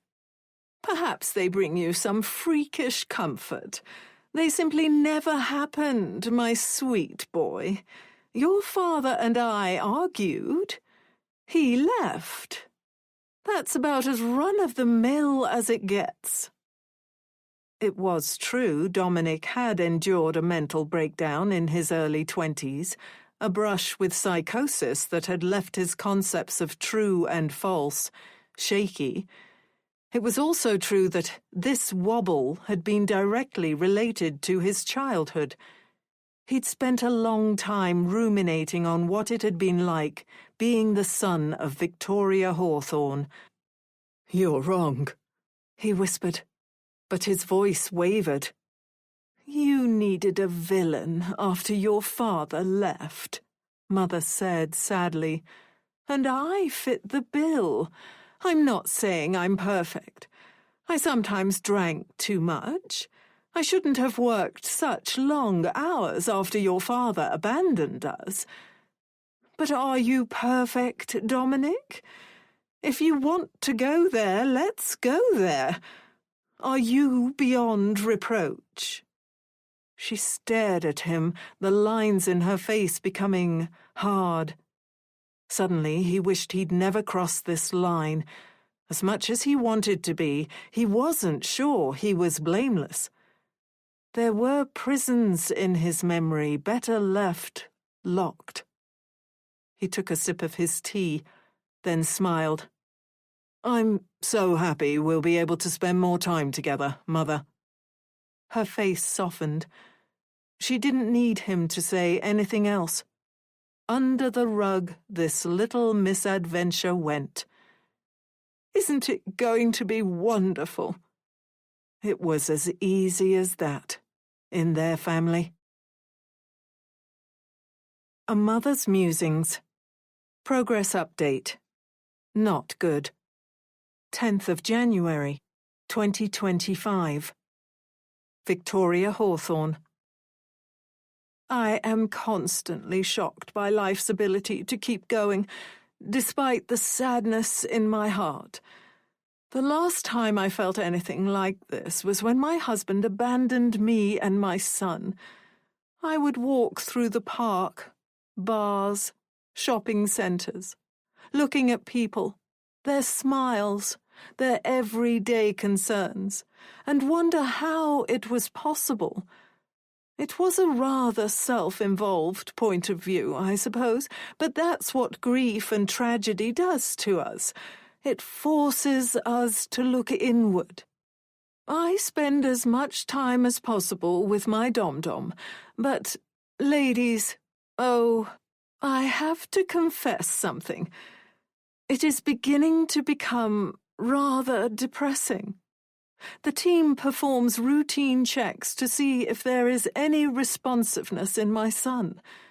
Sometimes there are small flutters of hope, inklings that my boy is in there somewhere. And sometimes, God help me, I wonder if these infrequent signals are only adding to the torture. Eloise has been a trooper, often sleeping at the hospital. I've never seen a wife more dedicated than her. She has put her life on hold. I know she might resent me stating this publicly, but it breaks my heart to see her in this state of stasis. She was writing so much before the accident, had big plans, and now life has paused them for her. What else is she going to do? She loves my son more than life itself. She is the best daughter-in-law a woman could possibly ask for. You have all been so supportive, but I am beginning to lose hope. I am struggling to convince myself this is going to have a happy ending. All my life, I've been a selfless mama bear, putting my son first. As the months wear on, however, I'm starting to think I may have to put my sanity first. Visiting my baby is so painful. Christmas was beautiful and tragic in equal measure. Eloise and I sat around Dominic's bed, talking to him, joking, loving as though he could hear us. I'm not going to share my sponsor today. I'm sorry. I just can't. To all those going through hardships, I won't tell you to stay strong. I won't claim there are better days. I will simply say, I am with you. Chapter 23. Eloise. Eloise stood in front of the mirror in her bedroom, adjusting the hoodie. This had never been a part of the plan, the bump beginning to show before Dominic knew about the pregnancy. As she smoothed her hand over her bump, she thought about what had happened when she'd asked Gary about the LPA. Charlotte had intended to be there, but work called her home early. Gary had been shocked that Eloise didn't know about it. "Dominic told me you agreed, Eloise. He said if anything ever happened to him, you didn't want to be responsible. He said that you'd done the same with a family member. It seemed odd to me, I won't lie, but it wasn't my place to question it. Every marriage is unique. I wasn't about to get involved more than I needed to. I agreed I'd be a witness, but that was the extent of my involvement." But how did he seem on the day? I don't know. Normal. You know what Dominic's like. When he decides to clam up, there's no opening him. He seemed distracted, I guess, but not stressed or anxious. Like I said, it all seemed very run-of-the-mill, just a chore that had to be completed. No big deal. Eloise sighed and went into her walk-in wardrobe, finding her largest jacket. She was dangerously close to having to reveal the pregnancy to Victoria. During the last few months, Victoria had been the rock upon which Eloise had leaned as her sadness and her hopelessness mounted. The LPA was a sore point, but they avoided the issue. Charlotte had gone back to London, promising to ring. To her credit, she'd kept that promise, though the calls were brief and Charlotte often sounded distracted or drunk, sometimes both. In the wardrobe, she brushed her hand along Dominic's suit jackets, tears welling in her eyes. This had become something of a ritual, trailing her hands along his clothes, pretending she was close to him. Occasionally, she replayed the worst moments in their relationship, the uncivilized secrets neither of them had addressed in public, or even to each other, except rarely. No marriage was perfect. Certainly not theirs, but the coma had convinced her that she wouldn't be happy without her husband. If the worst happened, she'd have to live for her baby. But it would never be the storybook she'd envisioned when bringing the needlepoint to the condom wrapper, knowing it was wrong, knowing it was right. Charlotte called her old-fashioned for wanting the picture-perfect life, as though she was a relic from the 50s. But was it so bad to aspire to higher standards?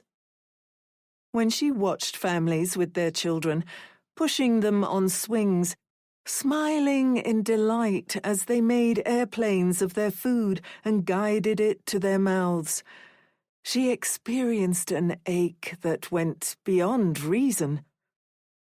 Eloise was startled when the doorbell rang. She wasn't expecting a visitor.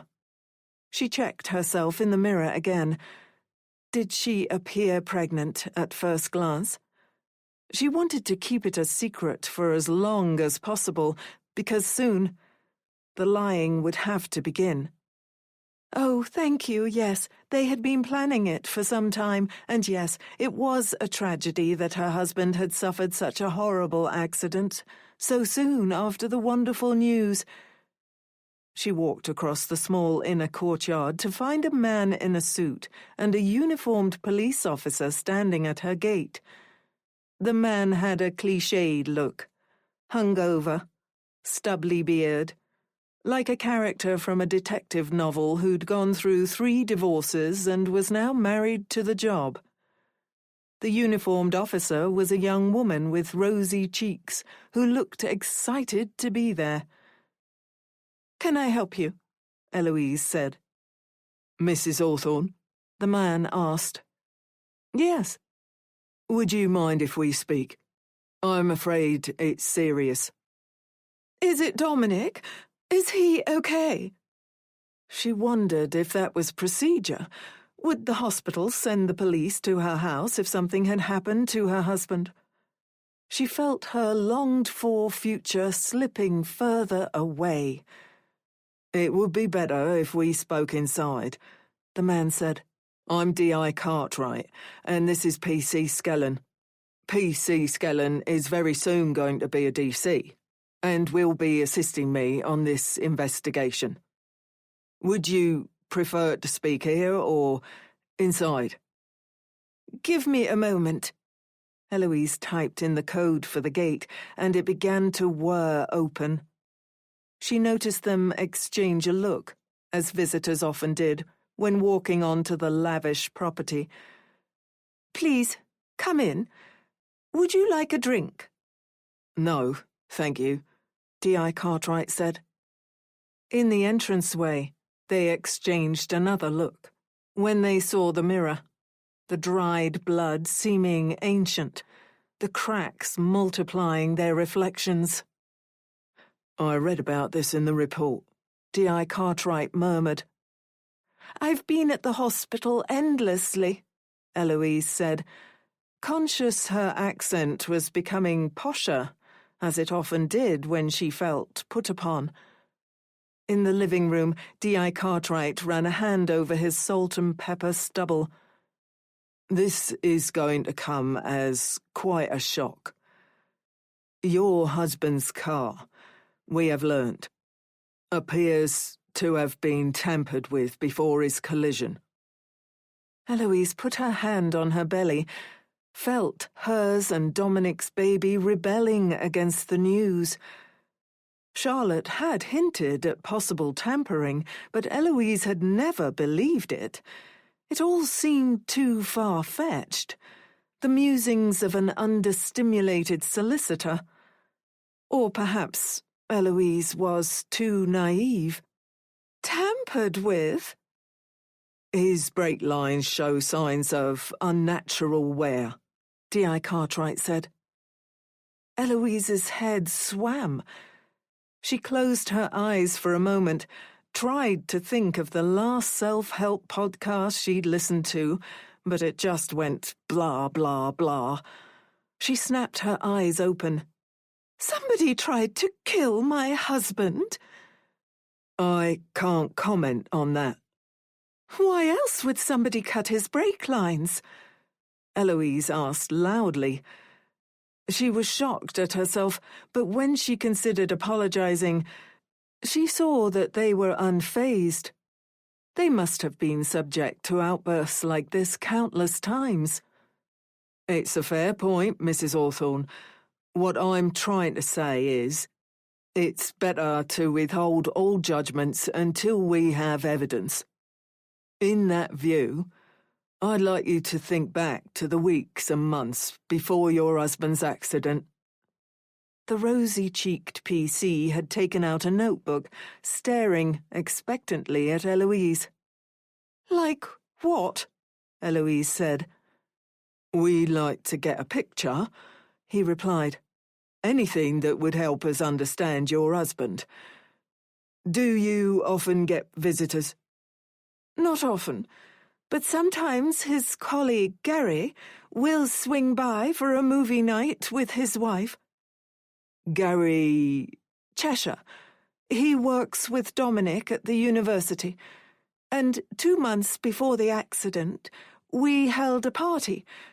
There were roughly 30 attendants. I can get you the guest list, if you like. Thank you. Yes, that would be helpful. I can't believe somebody would do this, Eloise said. Did your husband ever mention anybody who might be out to get him? Jealous colleagues? Bitter lovers? Excuse me? Eloise hissed. D.I. Cartwright looked abashed. I'm sorry. Ex-lovers. Had he been trying to catch her out, fishing for hints of an affair? The suggestion was grotesque. Eloise would never forgive her husband if he'd done something like that. And anyway, he knew better. He might misstep at times, but never so catastrophically. He didn't mention anything.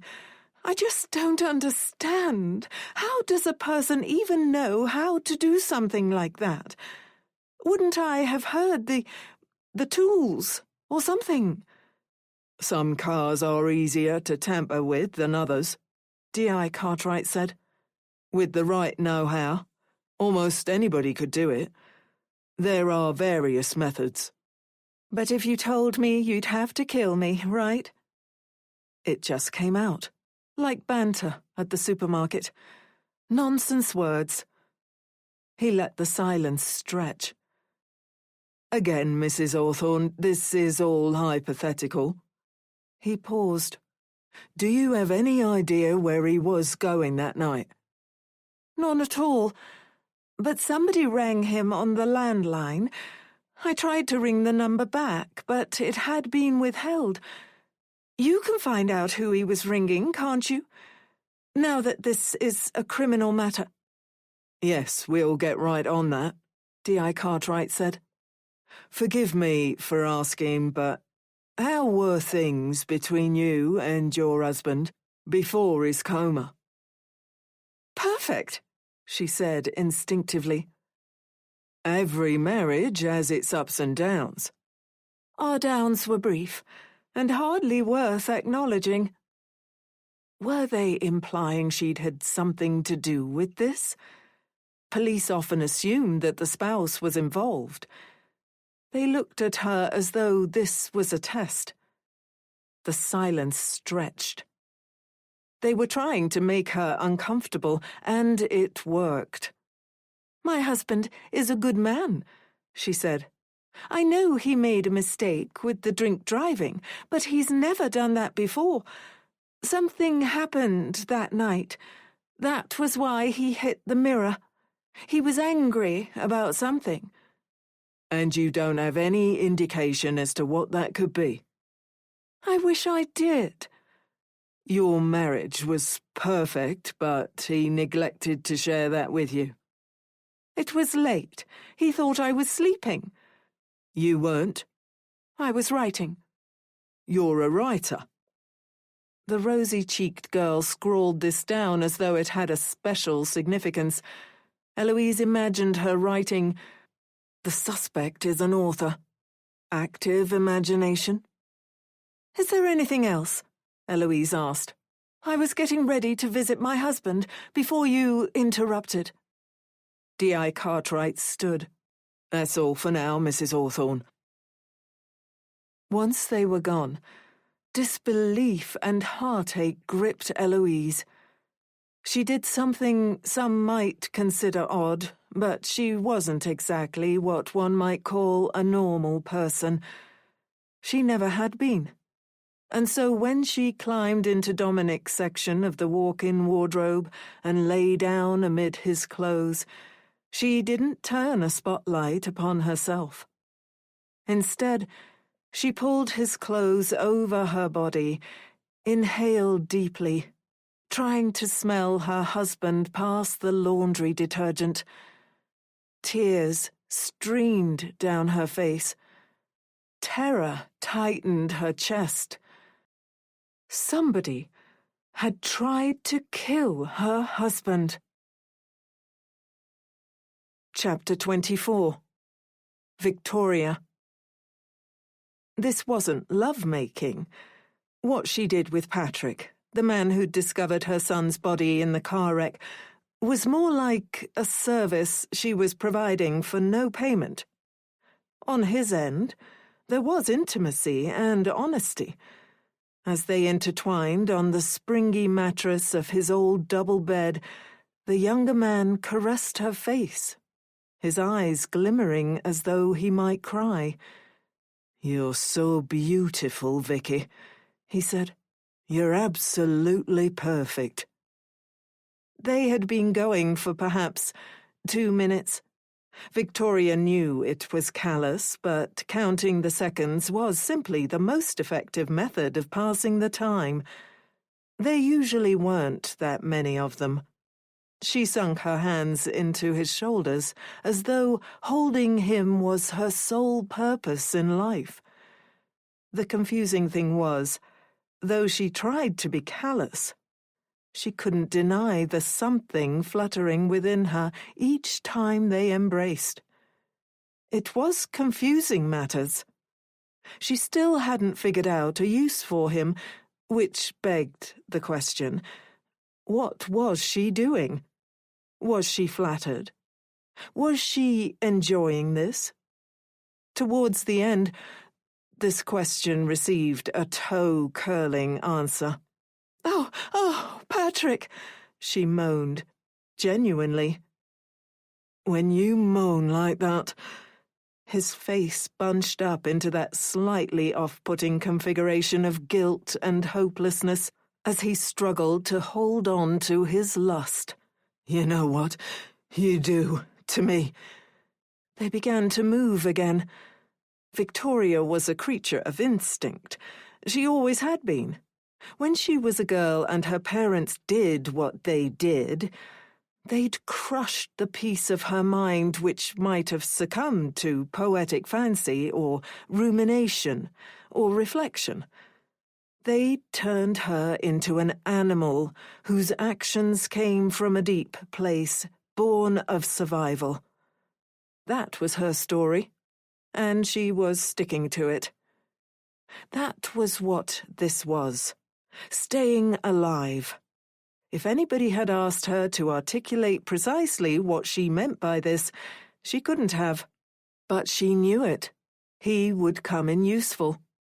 If Charlotte returned, she'd persuade him to do something. The vagueness of her non-plans hammered nails into her conflicted heart and libido. She hadn't felt like this in years. Patrick may have been a sad figure, but he was half her age, enthusiastic, and looked at her as though there wasn't a single wrinkle on her face. He collapsed atop her, nibbling her ear as though it was a sweet. "Did you?" "You don't have to ask," she replied. "When I'm with you, it happens so fast. I'm shocked you can even get excited for me, though, I must admit." He rolled to the side and brought her into his arms. He didn't shower before she came over, even if he'd worked 12 hours in the warehouse. He often reeked of B.O. See, how could she care when she detested him so? She would have to maintain this stubborn belief that he was revolting to her. "Why would you say that?" "I'm over twice your age." It was one of the first things she'd asked him. 68 and 33. It had a bad ring to it, and yet he didn't seem to care. "You're more beautiful than any woman my age." They didn't say anything for a long time. After their first meeting, Victoria had asked him if he'd like to go for a drink. She wasn't shocked when he said yes. She'd read the intent in him the moment he looked at her. After all, they'd held hands after exchanging only a few sentences. That was something else which appealed to her on a level she didn't want to acknowledge. They were both abnormal. The third meeting, Victoria had laid her hand on his chest, unsure if it was for show or if she was only justifying this bizarre bond by telling herself he was a pawn. "Am I imagining that look in your eyes?" The kiss had been awkward. He tasted of that little vape thing he was often suckling on like a mother's teat. The closer they grew, the more fitting that thought became. Patrick's father had left when he was only 7, and his mother had been an alcoholic who, while not explicitly abusing him, had neglected him. One birthday, Patrick had made an effort to find some joy in their family of 2, waiting up for his mum to get back from the pub with a handmade bracelet wrapped in newspaper. She'd looked at him like he was a ghost, like he didn't even exist. People were so complicated and unique in their own estimation, but so simple when viewed critically and with a mama bear's calm. Victoria was still puzzling, thinking, wondering. She didn't know precisely how this would play out, but there was still a corpse in the freezer in her cellar, and she was still frustratingly fearful of it. And her son was still floating between life and death, and Eloise was still desperate to keep her husband alive. She wasn't sure how or if Patrick would be able to help with any of this, however. Their meetings had grown since that third date, the kiss, which had led to a melting of her resolve and her cunning. Since October, it was now January, they had met at least 3 or 4 times a week. And for what? What was she thinking? What use did he have? She kept telling herself he was a tool, nothing else. But if that was the case, what was he for? Or maybe she needed to accept that, though she believed she should despise him, there was something else between them. "Are you all right, Vicky?" Patrick asked. "Yes, it's just—" "You can tell me. Anything." "I'm thinking about Dominic." "Course you are. I've read every blog post. I know how much you love your dum-dum. I'm here for you. For as long as you'll have me." He said this with an unmistakable note of desperation. Patrick didn't have many friends. He felt disconnected from people at his workplace, and he had been passed up for the manager's job. His family all lived up north. He'd once attended a quiz night only to discover he'd misinterpreted a rejection as an invitation, and the team was full. He kissed her forehead, then tried to kiss her cheek, but somehow missed, colliding with her eye. He wriggled down the bed so that their noses were touching.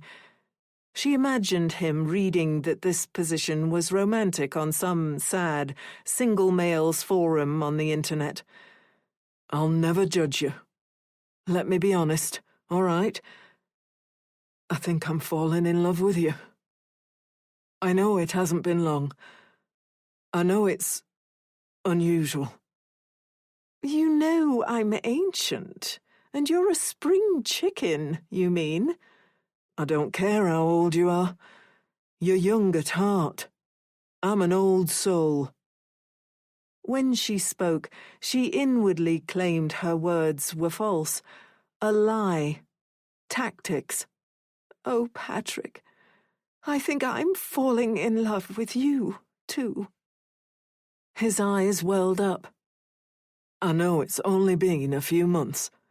"I don't care," she said, thinking, "I will find a use for you." But as time went on, she was beginning to think this was a shield, a way to protect her dignity, her vision of herself. She was so much better than him, wasn't she? "I lied, Patrick. I said I think I'm falling in love with you, but that's not true. I already have." Victoria was grateful, at least, to have spotted the police officers before they saw her. She brought her car to a stop at the end of the road, watching as the uniformed officer and the haggard detective knocked on her door. Had somebody somehow linked Janine back to her? She needed to get rid of the body, but it wasn't as though she was some hardened criminal. She didn't know what to do, where to take it, and honestly, she found it worryingly easy to put it from her mind. Compartmentalizing had always been a necessity for her. She still hadn't looked at the thing. It. She breathed steadily, emptying her mind, filling it again with who she needed to be, just as she had as a girl. Out went reality, and in came tolerable make-believe. She drove to her property, stepped from the car, her voice pitched in civilized concern. "Can I help you?" They turned. "Miss Hawthorne, I presume?" "Yes. What's wrong? Is it Dominic?" The detective looked at her appraisingly. She wanted to slap his dickhead face off his skinny shoulders. "No, Miss Hawthorne. Would it be possible to speak inside?" "I'm afraid I wouldn't be comfortable with that," she replied. "I don't know you. I haven't seen any identification. I don't know why you're here. You see all sorts of stories these days. People posing as workmen, even police officers, to gain access to homes. I'm D.I. Cartwright. This is P.C. Skellen. She's soon going to become a detective constable and, in that capacity, is assisting me in this investigation. He reached into his pocket. Here's my badge. Victoria looked at it, nodded. Well, even so, I'm happy to talk out here. She couldn't allow them access to her home. It was her right. They didn't have a search warrant, or they'd already be in there. If they went poking around in the wrong place— Fair enough, he said.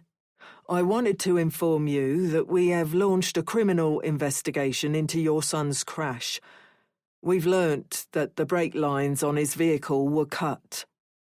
Victoria gasped. I don't understand. Somebody wanted him to crash. She put her hand on her chest, stumbled, almost fell. P.C. Skellen rushed forward and offered her an arm. Victoria gripped it tightly so that the officer would know how shocked and upset she was. Come here, love, the young P.C. said, in a kind girl's voice. As she led Victoria to the front porch seats, she was sure she detected some tightness around D.I. Cartwright's mouth. Victoria dropped into her seat, her hand on her head. I'm sorry. Take your time, P.C. Skellen said. D.I. Cartwright looked flustered again. It's just, I don't understand. Somebody wanted to hurt my baby. The brakes were tampered with, yes, D.I. Cartwright said. Oh, God, how did they do it? A sharp look. Sometimes, rarely, Victoria wondered if she wasn't as smart as she thought she was. She had shown too much eagerness to learn the specifics.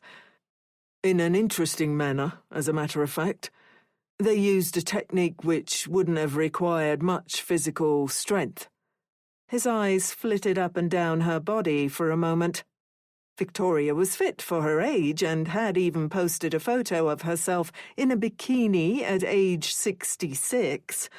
It had become one of her most popular posts and grabbed a few regional headlines in the newspapers. There's something else, Miss Hawthorne. Yes. The night of the crash, you rang Dominic from your landline. The phone call lasted 1 minute and 7 seconds. It may aid in our investigation if you can recall what you discussed. Victoria had purposefully not been recalling it ever since the call had taken place. She had, as with so much else in her life, consciously and stubbornly erased it from her mind. It was strange, she murmured. Strange? How? Her mind worked. I rang to check up, as I often do. So late? If you want the truth, Victoria said tersely, thinking fast. I'd had a nightmare concerning a private moment between us. It made me think of him. I wanted to hear his voice. The detective looked annoyed and interested. So she's a liar, she imagined him thinking. What was strange, then? He answered, but he didn't speak. He just moaned down the phone. I kept asking him if something was wrong, but he wouldn't say a word. Why do you think he would answer the phone to say nothing? What do you want from me? She sobbed convincingly. Maybe he stayed on the line to hear his Mama Bear's voice. That drew an unmistakable cringe from the detective. Maybe I caught him just as he was leaving. Maybe he wanted me to talk him out of it. Talk him out of what? Driving, while under the influence. Or maybe... She turned away, seemingly coming to her senses. Maybe... D.I. Cartwright prompted. Victoria said with apparent reluctance, "Dominic has always had a sadness about him. He was the same way as a child.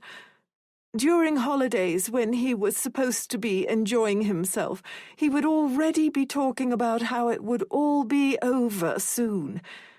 It was as if he was afraid to allow himself to feel joy because he knew it would pass." D.I. Cartwright raised an eyebrow as if to say, "Right, yes, how poetic. Your son suffered from depression?" "I don't know." There would be records of such things, and Victoria didn't know if they existed. They'd handled his first breakdown together, privately, without any medical involvement, and his second— the less said about that, the better. "I only know what I've just told you." "Do you think it's possible he would cut his own brake lines?" "Oh, God!" Victoria broke down again. P.C. Skellen glared at her colleague, and he took the hint. "We're sorry for upsetting you, Miss Hawthorne. We didn't mean to cause you any undue distress. Please understand that our questions are intended to get to the bottom of what happened that night." "I understand. I'm sorry I couldn't be more help."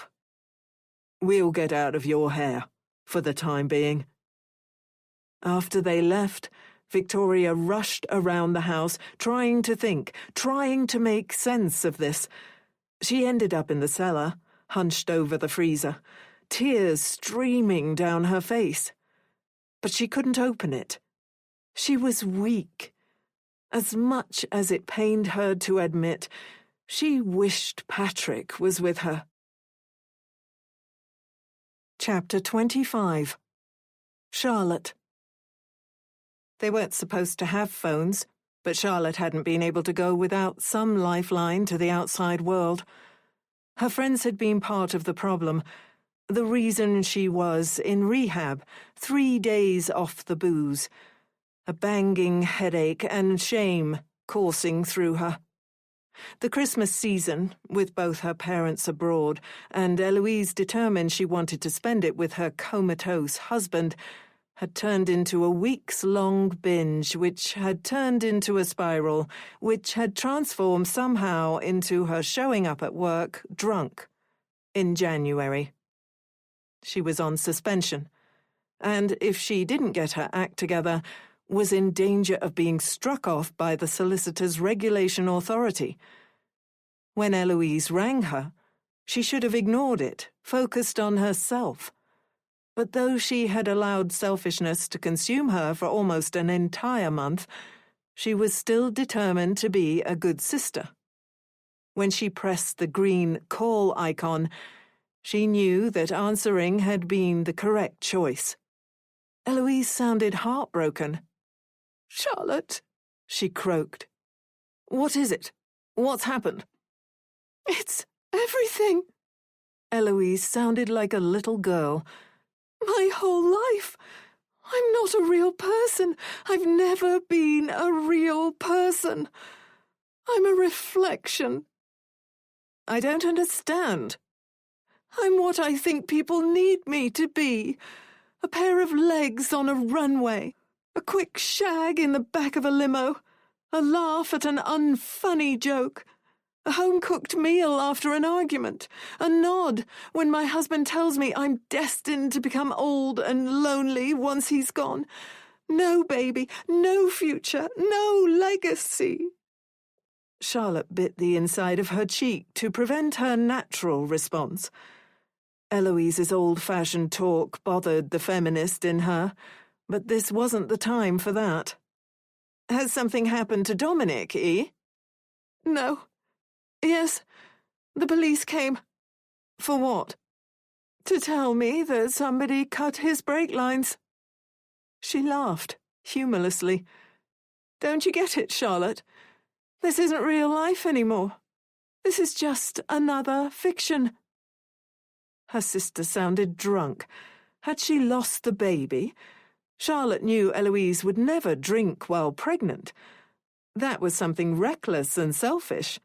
The kind of thing Charlotte probably would have done. No, this was shock. "Somebody wanted to kill my husband," she said. "He's a good man." Then why did somebody want to kill him? Charlotte's solicitor brain began ticking. Apparently her binge hadn't eradicated it completely. "Can you come and stay with me? I know I said I didn't care at Christmas. Mum and Dad did their typical Mum and Dad thing. Off they went, not a care in the world. Kids, you don't mind, do you? What are we supposed to say to that? It's ludicrous. But I do care. I care too much. Please, Charlotte." E. Never mind," Eloise sighed. "What am I even saying? You've got work. You've got a life. I can't expect you to abandon everything. I'm sorry." "Wait," Charlotte said. "Don't hang up." Her head was still pulsing from her last drink 3 days prior. She was ashamed to admit that the urge to drink was a powerful tug. That was why she'd checked herself into rehab, eating into her savings. She'd never noticed how much alcohol there was in England before. Everywhere she looked, bottles glinted. Each breath brought the smell of booze. Charlotte thought of all the times Eloise had come to her as a kid with some project, some grand plan. "Why don't we start a cooking book, Charlotte? We can think of recipes and make them together, and then we can each write about what went good and what went bad. Doesn't that sound great?" And Charlotte had just looked at her, unable to summon any enthusiasm, shaking her head. "I'll be there," she said. "Really?" "I'm going to drive over today." "What about work?" She was on suspension for a month. "I've got loads of holiday saved up. I need to use it or lose it anyway. Don't worry about it, I'm coming to you. You've got me." Eloise sobbed. "Thank you so much." Charlotte said goodbye and then packed her bag. At the front desk, Leela, the hippie proprietor of the upscale rehab clinic, frowned severely. "May I ask why you're holding a suitcase, Charlotte?" "I'm leaving." "That would be unwise." "I'm not a prisoner." "We cannot hold you here against your will, that's true, but you are a prisoner, and leaving before the term you promised yourself will prove it. You're a prisoner to your addiction." "It was a Christmas binge that got out of hand." Leela tutted, adjusting her colourful scarf, which had seemed endearing 3 days previously. Charlotte thought about garrotting her with it. "Addiction will always find a way to justify itself in your mind." "Maybe you're right. Maybe I'll end up some toothless junkie in a doorway shaking a tin cup for spare change so I can afford just one more sip of white lightning. Maybe I'll never get my job back. Maybe I'll eat through all my savings. But you know what, Leela? Before any of that happens, for once in my life, I'll finally be able to say I was the older sibling my sister deserved." Hefting her suitcase, Charlotte stormed out of rehab. The sun was setting as she drove into Weston-super-Mare. Eloise's house, being on a hill, gave her a stunning view of the sea. Charlotte made a conscious effort to see a new beginning in the glistening yellow light bouncing off the waves. Eloise answered the door, looking like she hadn't slept in weeks. Her clothes and lack of makeup made her look younger and more vulnerable. Beneath her hoodie there was a very slight bump. Charlotte's niece or nephew beginning to show. Charlotte, come here." Charlotte pulled her sister into her arms. As Eloise wept, she stroked her hair, whispering that it would all be okay, though she had no right to say that. Somebody had cut Dominic's brake lines, which meant, clearly, Nothing was okay about any of this. She took Eloise into the kitchen and put the kettle on. As she made the tea, she sensed that Eloise didn't want to speak straight away. She stared off into space like she was looking at somewhere else, a place in her mind. It was classic Eloise. She was probably disappearing into memories or ideals of the future instead of focusing on what the hell was going on. "How's the baby doing?" Charlotte asked as she placed a World's Best Wife mug down. She hadn't intended to choose that one and only realized her mistake too late. It was a relief when Eloise noticed with a shaky smile. "Everything is going well. No gender. I'm not sure I want to know. I'm going to love the little bundle one way or another, so it doesn't matter. Though, you know me. I may change my mind." "That's great. I can't wait to be an aunt." "Are you okay?" Eloise asked as Charlotte brought a trembling hand to her mug. "Fine," she said, thinking of a stiff drink. Damn it. She had to stop that. Selfish Charlotte was rearing her unkillable head again. "Have you been drinking again?" "Why would you say something like that?" "When you drink a lot, you get anxious. You get shaky. I've noticed it sometimes. On the rare Christmases, we make an effort to pretend to be a family.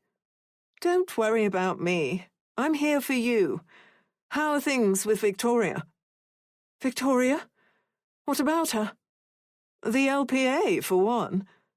Eloise got that annoyingly distracted look. "I asked Gary about that.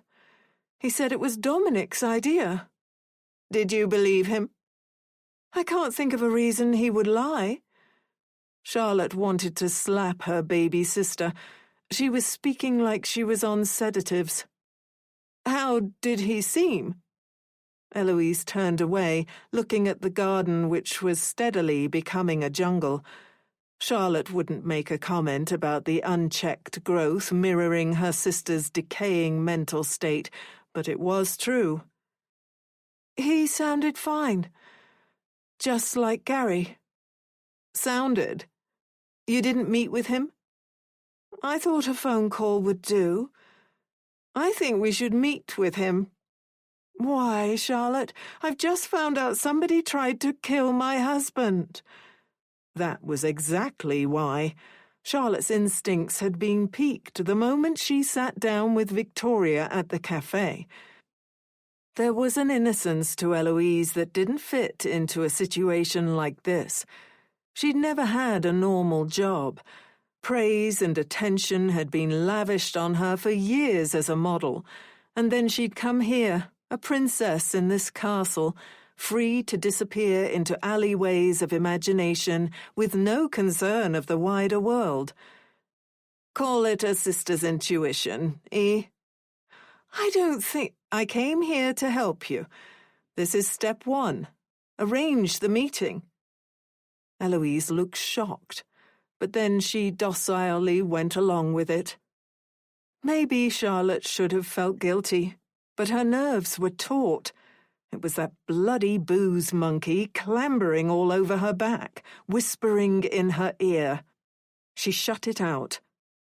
Eloise rang Gary, and they arranged to meet for a coffee the following morning.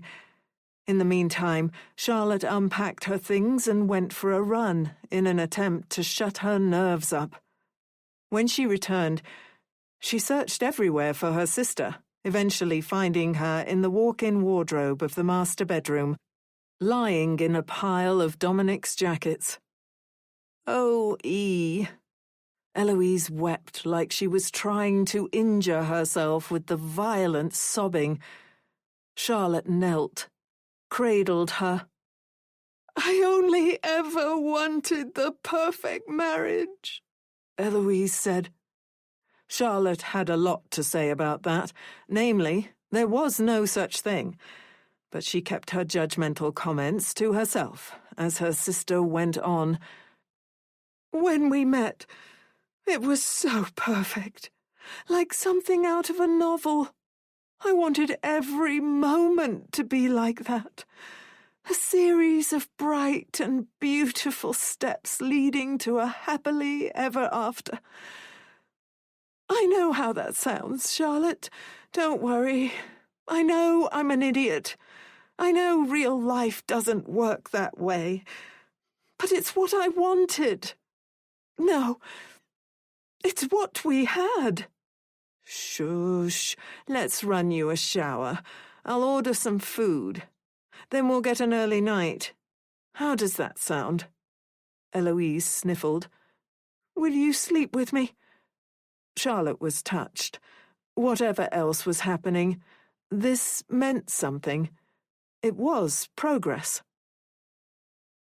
That night, Charlotte held her sister in her arms, waiting for her anxious breaths to become steady with sleep. She didn't get much sleep herself, her heart pounding and her belly tight and her mouth dry. She thought about the fact this house had an extensive wine collection, because of course it did, because they were that couple. Finally, she drifted off. Her dreams were a hallucinogenic mess. Eloise was standing on a balcony far above her, eyes red, a storm clashing in the background. You think you know me? You think you understand? You stupid woman. She jolted when she woke, and Eloise was standing over the bed. Her sister smiled, seeming more like her usual self this morning. Sorry, I didn't mean to scare you. The dream clung for a few weirdly terrifying moments. Then Charlotte shook herself fully awake. You seem in brighter spirits. I was thinking we could maybe go shopping after meeting with Gary, since we'll be in town anyway. Like sisters. Like sisters. That stung, more than it had any right to, considering Charlotte's track record. Sounds good. Let me grab a shower, then we'll get going. They met Gary at a Costa Coffee on the high street. He was a short, wide man wearing a sweater that was a size too big. Charlotte cruelly wondered if it was to hide his paunch, before remembering she wasn't exactly lacking in that department herself. This is Charlotte, my sister, Eloise said after they shared a quick hug. They all sat down, and Eloise explained what the police had told her. Gary massaged his forehead. Cut his brakes. It's just unbelievable. I know, but it's what the police said. Eloise shuddered. Gary drummed his fingers on the table, seeming awkward. Charlotte watched him closely. Sweat slid down his forehead, though it wasn't particularly warm. So, he forced a smile. Why did you want me to make the drive? Don't get me wrong, I'm happy to do it. The LPA, Charlotte said. There. For a second, perhaps less, Gary looked terrified. He looked like he'd never been more scared of anything in his life. He looked like he wanted to run as far and as fast as he could. Charlotte was sure of it. He composed himself. Dominic's LPA. Who else would we be talking about? Charlotte felt Eloise glaring at her, but she pressed on. Why did you agree to be the witness? Another moment. His eyes narrowed, then widened. He tried to mask it with an apparently confused laugh. I told Eloise about this on the phone. It was Dominic's choice. He seemed fine on the day. He told me Eloise already knew about it, and I had no reason to doubt him. Charlotte muttered. Another forced chuckle from good guy Gary. Why do I get the feeling that I'm being interrogated? I'm sorry, Eloise began. It's just I want to understand, Charlotte cut in. Why a devoted husband would go behind his wife's back to give his mother legal power of attorney for no apparent reason. Wait. Gary shook his head. Do you think his mother is behind this? What? Eloise said, as if the thought hadn't occurred to her. No, she's not saying that. Are you, Charlotte? That was precisely what Charlotte was saying. Her gut had warned her about Victoria Hawthorne. I just want to understand. Eloise put a hand over her mouth. Excuse me for a moment. Are you ill, Eloise? Gary asked with apparent concern. No, it's just everything. I'm sorry.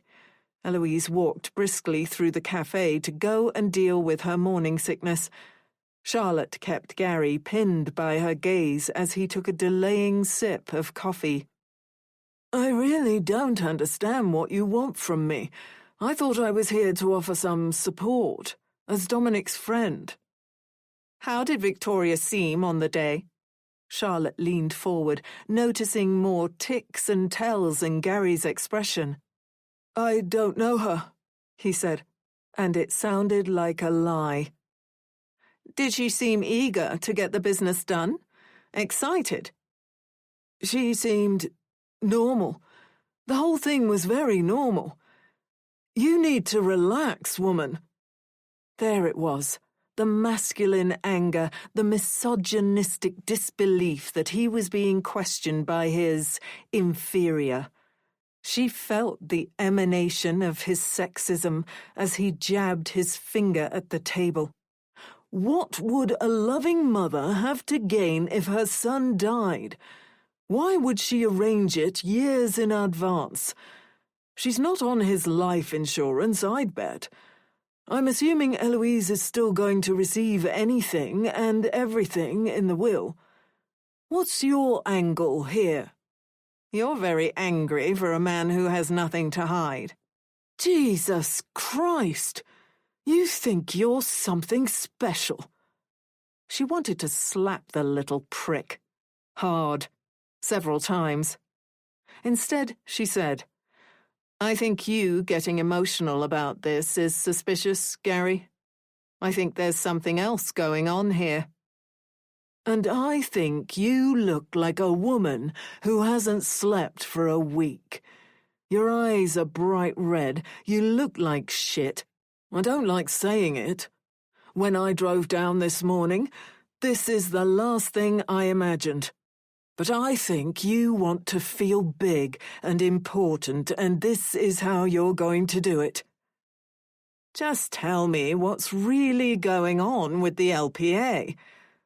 There's nothing, he snapped, except what I've already admitted. Admitted? Charlotte seized on it. He laughed in disbelief. What are you, a detective? Look, I'm sorry about Dominic. I'm sorry about this family drama, but it has nothing to do with me. I did a favor for a mate. That's the beginning and end of it. Eloise returned a moment later. Gary stood. Listen, love, I have to get to work. He drew Eloise into a hug, glaring at Charlotte over her shoulder. Let me know if you need anything. Are you happy now? Eloise sulked once Gary had gone. That was just awful. And Eloise hadn't seen the worst of it. You can't think that, Charlotte. That disgusting thing, he said. Eloise wouldn't even bloody vocalize it. In her world of make-believe and narratives, she probably thought saying it would make it real. I wouldn't be doing my duty as a sister if I didn't ask the questions you're too afraid to ask. It's not about being afraid, Eloise said. It's about living in the real world. Victoria loves her son. She's never given me any reason to think otherwise. Neither has Dominic. I don't see how you, who met her a few months ago and then only briefly, and who has only met my husband a few times, can think you know more about their relationship than me. That was just it, though. Because Charlotte knew less. She was able to judge more critically without emotional baggage weighing her down. "Just leave Gary alone, all right?" Eloise said. "I have enough stress in my life. Did you hear me, Charlotte?" Eloise's lip curled. For a moment, she became just like she'd been, in the nightmare. "Or you can piss off back to London." Chapter 26. Dominic. He didn't want to live like this anymore. Sometimes he wondered if he wanted to live at all. Sebastian had talked about dark corners of the mind which had appealed to Dominic on a far greater level than he could accept. They'd exchanged book recommendations like The Bell Jar and To the Lighthouse, and Sebastian had eagerly whispered about ending it all, just like the authors of those great works had. Dominic shuddered, wrapped his arms around his knees. He didn't want to die, but he wasn't sure he would ever have the fortitude to live, either. He felt like an old man forced into a boy's body. He felt unalterably different from those around him, and sometimes, often, he hated himself for this. There were people in the world, in the country, on his street, probably, whose lives were far worse than his. He didn't have the right to feel the way he did. It was out of alignment with the facts of his existence. He hated his life. He despised himself for hating his life. The door trembled as Mother tried to open it. "Dom-Dom, baby boy." "Leave me alone," he whispered. "Let me in." "No." "Why not, my sweet, perfect child?"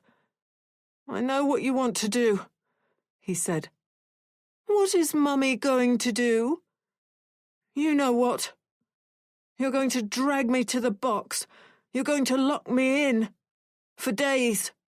Oh, Dom-Dom. Just let Mama Bear in. Mama Bear will make it all better." "I don't want to." Suddenly the door burst open. He was forced to scurry quickly away to stop the door from eradicating him completely, erasing his existence, like he apparently wanted. He spun, and there was Mother, swaying from side to side with a glass of wine in her hand. She was wearing just her underwear. Her stretch marks showed. "Mama Bear will help you, my sweet baby." "No," Dominic whispered. "Please." Mother laughed. And then she was wearing clothes, and she was no longer holding a bottle of wine. Dominic's head hurt. Had he hit it when she barged the door open? Had he passed out? He didn't understand how she was suddenly dressed. "Oh, you poor man," she said. "Is this what you wish happened? You want me to have done this to you? Why? Because then it would make it all easier to manage, You had to make sense of it somehow. Had to take the facts of your existence and twist them into an acceptable shape. One that would make sense of your malformed mind. If I'd locked you inside a box and left you there to torment you, at least then you'd have an excuse to be as pathetic as you are." "Stop it," he croaked. "My poor broken boy, you truly don't understand who you are. You looked at our shared agony once or twice, and it broke your little mind. And now you're here, wishing that your mother abused you so that you can live with the guilt. Do you realize how pitiful that is? Do you realize how sad that is? Please, just stop. Why do you wish I did that to you? Is it because you understand that what you suffered, while tragic in its own small way, while negative, while not entirely normal, was manageable? Is it because you understand that other men, stronger men, could have continued their lives and never once thought about any of it ever again? Dominic began to cry, but she wouldn't stop. You've never taken a full account of who you are and what led you to where you are. You disappear into work, into flings, into nothingness. When you do look at it, poof, there goes your mental stability. Your entire sense of self is a sandcastle, built too close to the waves, ready to be washed away at a moment's notice. One mental slip. Just let me be normal. Let me be free. Shut up. There is no normal. There is no free.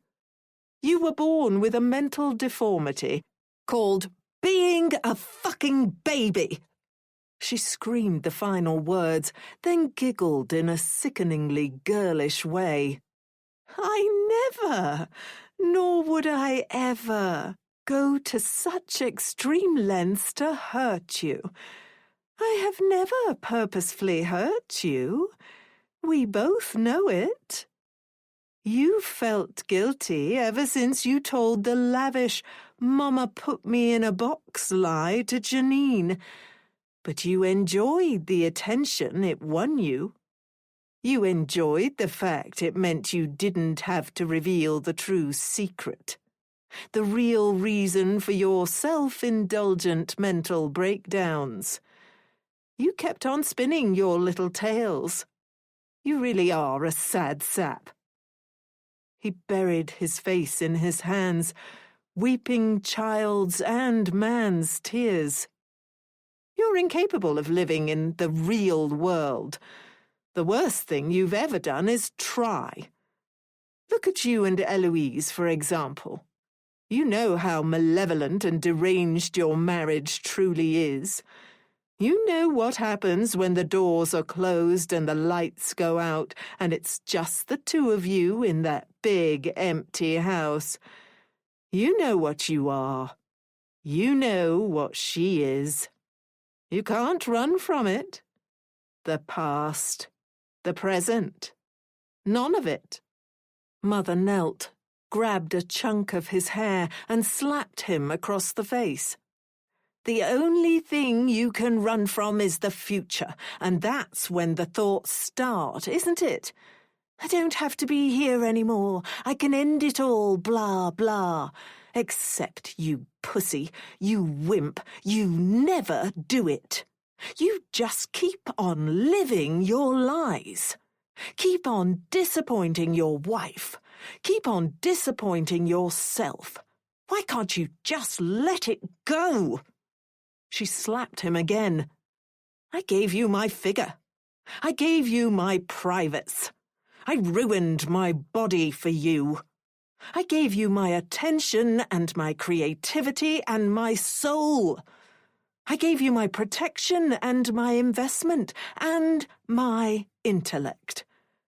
I gave you my time. I gave you everything. And still, you can't keep it together. Chapter 27. Victoria. I gave you everything, she said. Everything a woman could be expected to give, and all you had to do was stay sane. That was it, Dom-Dom. You silly, misguided boy. Victoria choked back a sob as she looked at her son. His eyes closed, his body still, the machines beeping, as they always did. The doctors seemed far less optimistic than they had once. Victoria noticed quick looks between them, anxious tightening of the mouths whenever Eloise eagerly asked about signs of life. All you had to do was accept that Mummy knows best. Victoria stood when she heard footsteps behind her. "Oh," Eloise muttered, pausing in the doorway. "Hello, Victoria." "Sweet girl." Victoria rushed to her daughter-in-law, sweeping her into her arms and lavishing her with all the love she'd never received from her family. She didn't do this in a cynical manner. It was merely instinct, which was how Victoria functioned. Always had. Always would. She held her tightly. "Are you all right?" Victoria asked. "You feel cold, child." Eloise buried her face in Victoria's chest. "I'm okay." The truth was, Eloise felt fatter than Victoria had ever known her to get. There was extra weight around the middle. Her face, too, was chunkier than Victoria could remember seeing it. Was she eating away her feelings? Could Victoria blame her if she was? "Sit," Victoria said. "Let me get you something. A coffee? A tea?" "A tea would be nice. Can you get one for Charlotte, too?" "She's seeing to the car, but I couldn't wait. I wanted to get in here, be with him, see him." Eloise slipped into her usual chair, clasping her hand around Dominic's as she always did. Desperately, hungrily, as though her touch might snap him awake. "Hey, handsome, you'll be glad to know I finally arranged to have the gutters cleaned." Victoria left them. So Charlotte was back, the solicitor's sister with the bad attitude. Was that going to complicate matters? Not that matters could conceivably become more complicated. There was a corpse in her freezer, a man half her age in her bed, a son full of secrets who may awake any moment and spill them all out. Charlotte appeared like the proverbial devil on Victoria's shoulder as she was seeing to the hot drinks. The woman looked far worse for wear than when she was in Weston before Christmas. Her cheeks were red, her hair messy, her eyes sunken. She looked like she'd been piling as much booze, food, and drugs into her robust figure as possible. "Hello, Charlotte," Victoria said in a friendly tone. "What a lovely surprise. To what do we owe the pleasure?" "Eloise told me about the police visit. The brake cutting. I'm assuming you know." "Of course." Victoria frowned. She was the put-upon mother who could never catch a break. "Life is a cruel game." "Do you have any idea who could have done something like that?" "No," Victoria said, "except, well—" "Except?" Charlotte said sharply. "It hardly bears thinking about. But Dominic wasn't always the Jack the lad he presented to the world. Strange way to take his own life, if it's that." "You asked," Victoria said, picking up hers and Eloise's plastic cups. "You may want to sort your own tea. I only have so many hands." "I'll go without. I'd like to stick as close to Eloise as possible." "That makes a pleasant change for her, I'm sure." Victoria enjoyed the flustered look on Charlotte's unhealthy face. The piggy wrinkled up her features, then waddled beside Victoria as they returned to Dominic's room. Eloise was still speaking to her husband, as was often the case, the heartache clear in each syllable. Victoria sat, quietly sipping her tea. Charlotte sat in the corner, tapping her foot on the floor. "We've got so much to look forward to," Eloise said. "I think when you wake up and we begin your rehab, we'll document the experience. I'll keep a diary of each session, each milestone. And then, when you're back to your usual self, we can write a book together. How does that sound?" Eloise paused. "Yes, it sounds nice, doesn't it?" Charlotte gave her sister a worrying look. "She likes to imagine him replying to her," Victoria explained. "It helps her to imagine that her husband is still with her. Completely understandable, as I'm sure you'd agree." Obviously," Charlotte said. But it wasn't obvious at all. Charlotte was staring at her sister as though she was completely insane. Victoria enjoyed the next few minutes. Eloise spoke to Dominic as though he was offering replies, and Victoria watched Charlotte trying to mask her disgust. She could swallow it, pretend she felt otherwise, paper over it in her own mind even, but that was what she felt. She was sickened by Eloise's display of unhinged devotion towards her husband. Finally, Eloise stopped, putting a hand over her mouth. It looked like she was about to be sick. She stood, went to the window, looking out at the car park. "All I want is for him to wake up," she said after a long pause. "Hold me and tell me it's all okay. Everything is okay. Nothing matters. Nothing from before. Nothing—" "Nothing from before," Charlotte said. "Like what?" Like, presumably, whatever marital secrets had led to Dominic having an affair. Victoria should have let Janine live longer, wrestled more secrets from her memory. But Dominic's box lie had snapped something within her. "Like everything," Eloise sighed. "You know, sometimes, often, every day, really. I go into his side of the walk-in wardrobe, and I move my hands over his jackets, and I lie amidst his clothes, and I imagine his body is still filling them.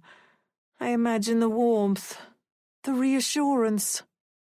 I imagine—" Eloise spun, her face turning white. "Excuse me." She ran from the room into the corridor. Victoria watched her as something dawned, pieces clattering into place, first on their own. Eloise was pregnant. It was obvious. And then, as part of Victoria's greater plan. This settled it, then.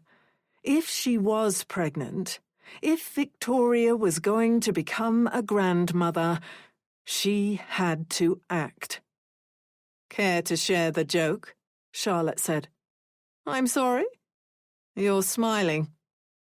"I didn't realize." "You must have been thinking about something rather funny, or heartwarming." "A memory of Dom-Dom," Victoria said. "Which one?" "Something private, Charlotte." Victoria was doing her best not to snap. It was like Charlotte wanted her to. Eloise returned. "I'm sorry about that." Victoria strode to her daughter-in-law, putting a hand on her shoulder. "I'd like to make something clear, Eloise. You have nothing to apologize for. Nothing. Do you understand me?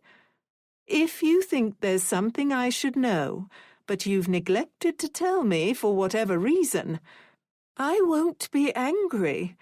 I won't be offended. Or, if you'd prefer, I never mention this again. I won't resent you for that, either." Charlotte tried to interject, but it was too late. Eloise fell into Victoria's arms, sobbing as she held her. Charlotte stood as a spare part, watching like the outsider she was. "When did you guess?" "Honestly, sweet girl, just now. It should have been obvious sooner. I've never known you to dress like this. Come, sit down." Charlotte glared as Victoria led her to the seat. Victoria pulled her chair close and took Eloise's hands. "Does Dominic know?" Victoria asked. Eloise shook her head, letting out a terrible croak. "It was, unplanned. I didn't have a chance to tell him. What if I never get one?" "Hush," Victoria said. "Mama Bear is here. Everything is going to be okay. Whatever happens, this child is going to be the most cherished, valued, and special baby who's ever been born. I swear, Eloise, this is a good thing."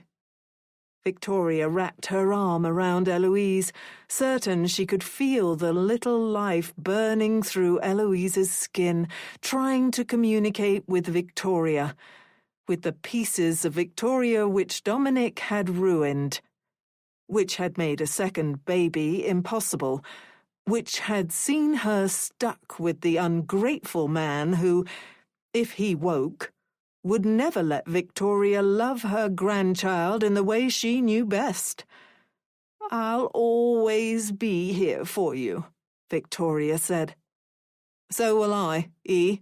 Charlotte pulled up a chair, glaring over Eloise's head at Victoria. "Thank you, both of you. I don't know how I'd do this on my own." Victoria thought about the things Eloise had said.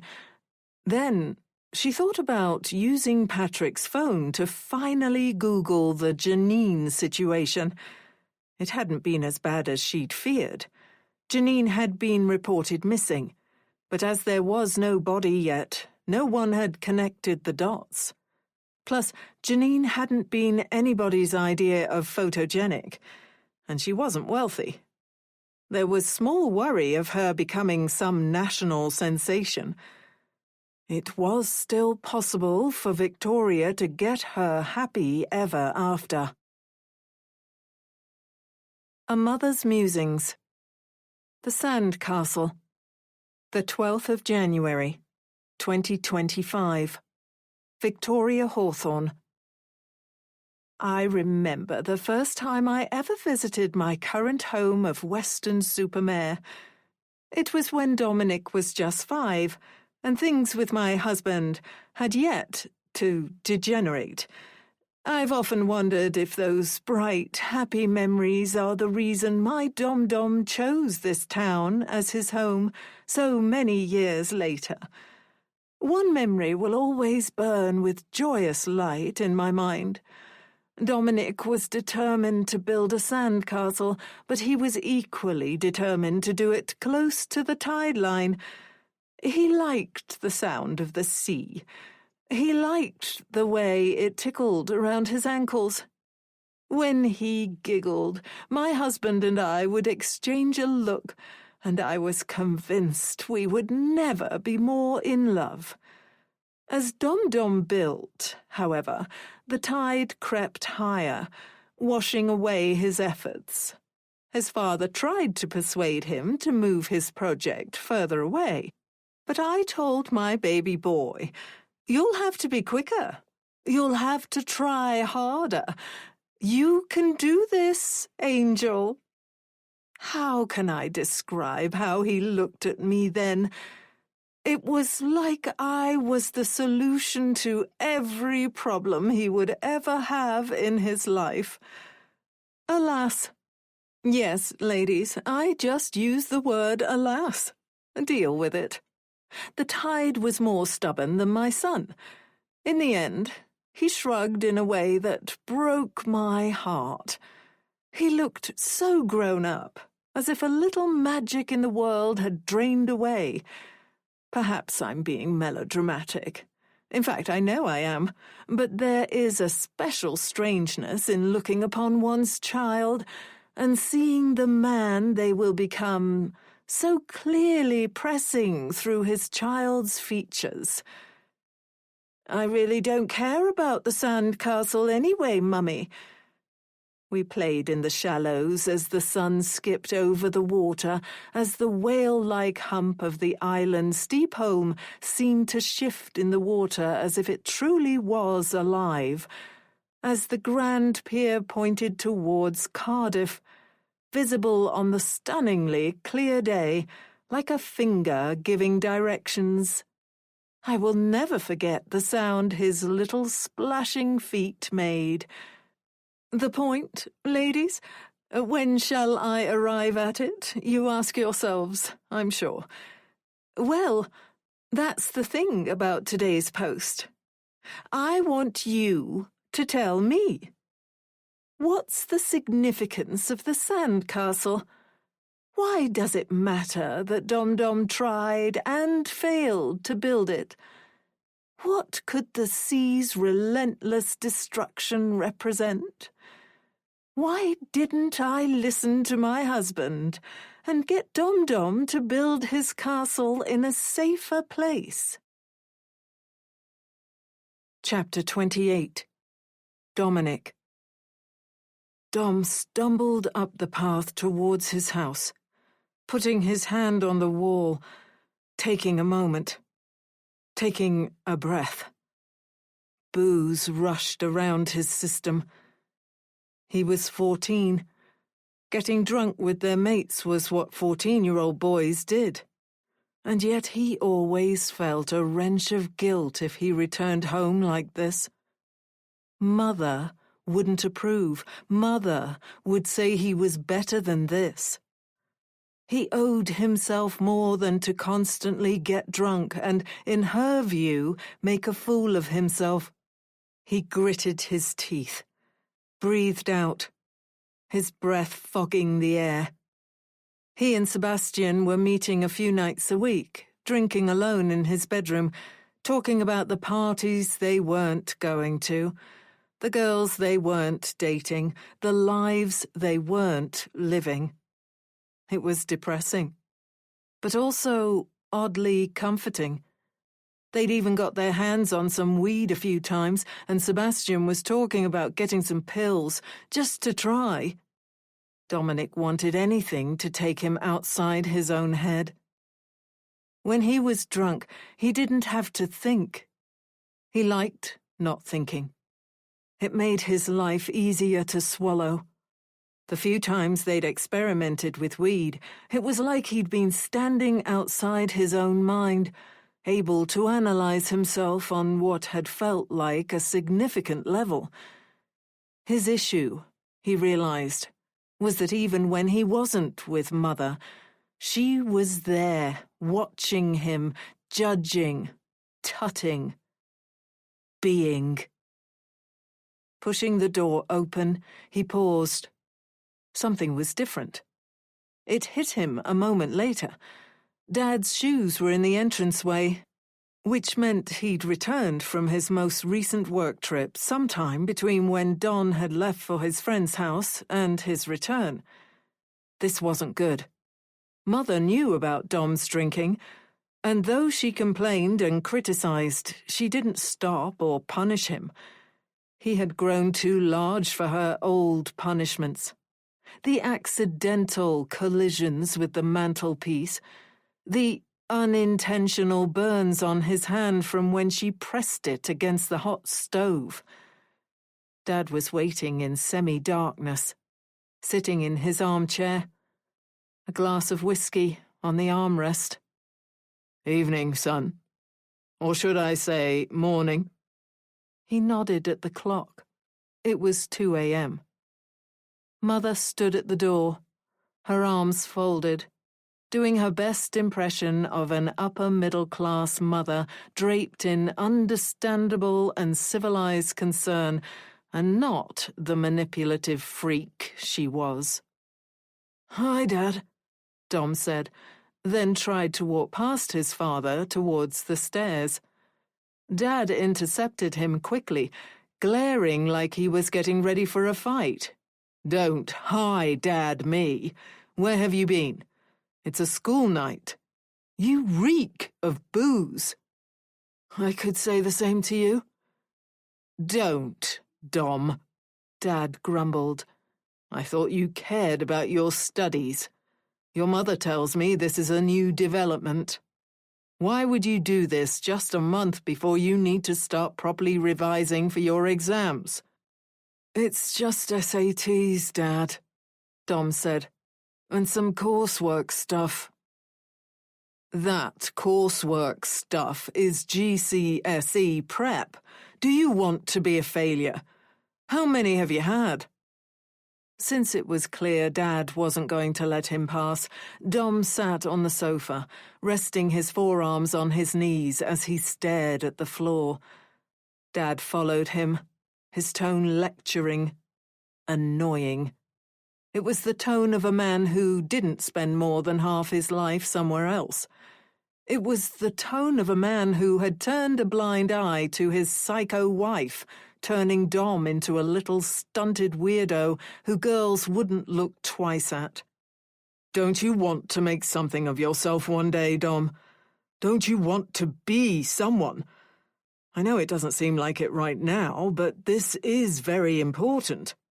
This is the difference between you being happy, successful, and miserable. You did well in your exams, Dom said. And sure, Dad, you're successful, but happy?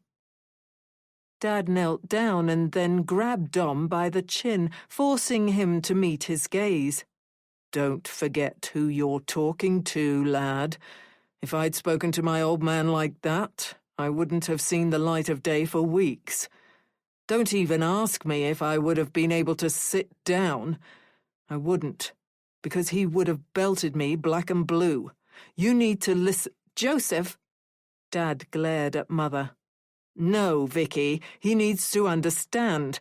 We have to stop him before he goes down this path. Dad, she lied to you, Dom said, because even if it meant more pain for him, it'd mean more pain for Mother too.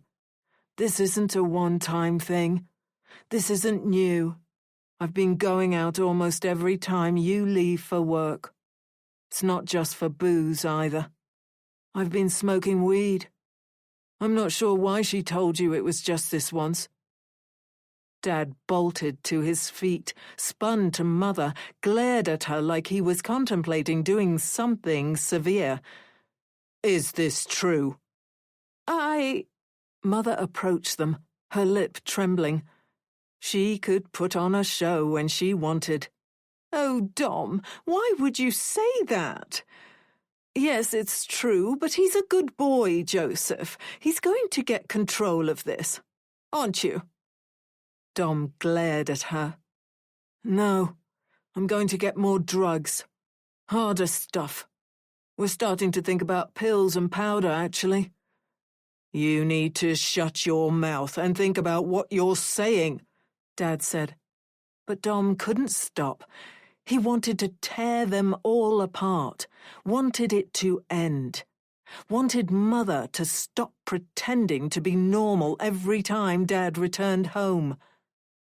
He thought about all the times she'd forced him to dance, or crawled into his bed, or hit him, then gaslighted him when he was little, all the times she'd made him feel like a rodent, stuck in a trap, with no way to escape except to gnaw pieces of himself away. He would gnaw, then, if that's what it took. Mother knows about it too. I've told her that I'm drinking a lot because it's easier than thinking a lot. I've told her about the weed, and I even told her that my mate said he could get some pills. She doesn't care. Her precious boy can't do any wrong in her eyes. Dad leaned forward, his whiskey breath moving over Dom. You think you're being so clever, don't you, lad? You think you can pit me and your mother against each other? You think it's as easy as that? I don't care what you or that woman do with your time, Dom said. I just want to be left alone, to try and be normal. You don't know what she's like, anyway. What's that supposed to mean? She drinks all day, lounges around the house. She tries to get me to sleep in the same bed with her, Dad, even now." Dad turned to Mother. "Is this true?" "No. Well, not like he's saying." Mother clasped her hands as though in prayer. "I get scared at night. My mind plays tricks on me. I start thinking about what happened when I was a girl, and it's like I just can't stop it." "And you think that's acceptable?" Dad said. "It's just... it doesn't matter." "Of course it matters," Dad snapped, marching over to Mother.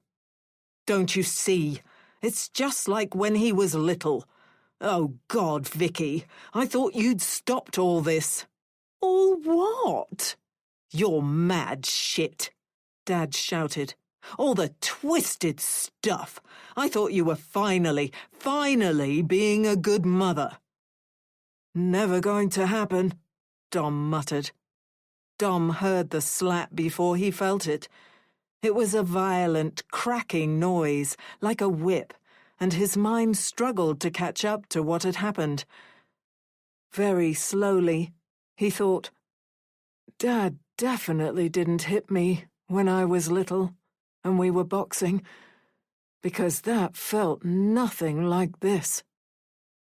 Then he was on the floor, staring up at the ceiling. The blow had knocked him off the sofa. Mother was screaming. Dad was yelling at her.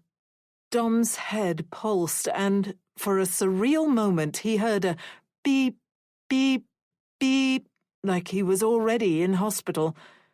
He sat up, groggy, just in time to see Mother slap Dad across the face.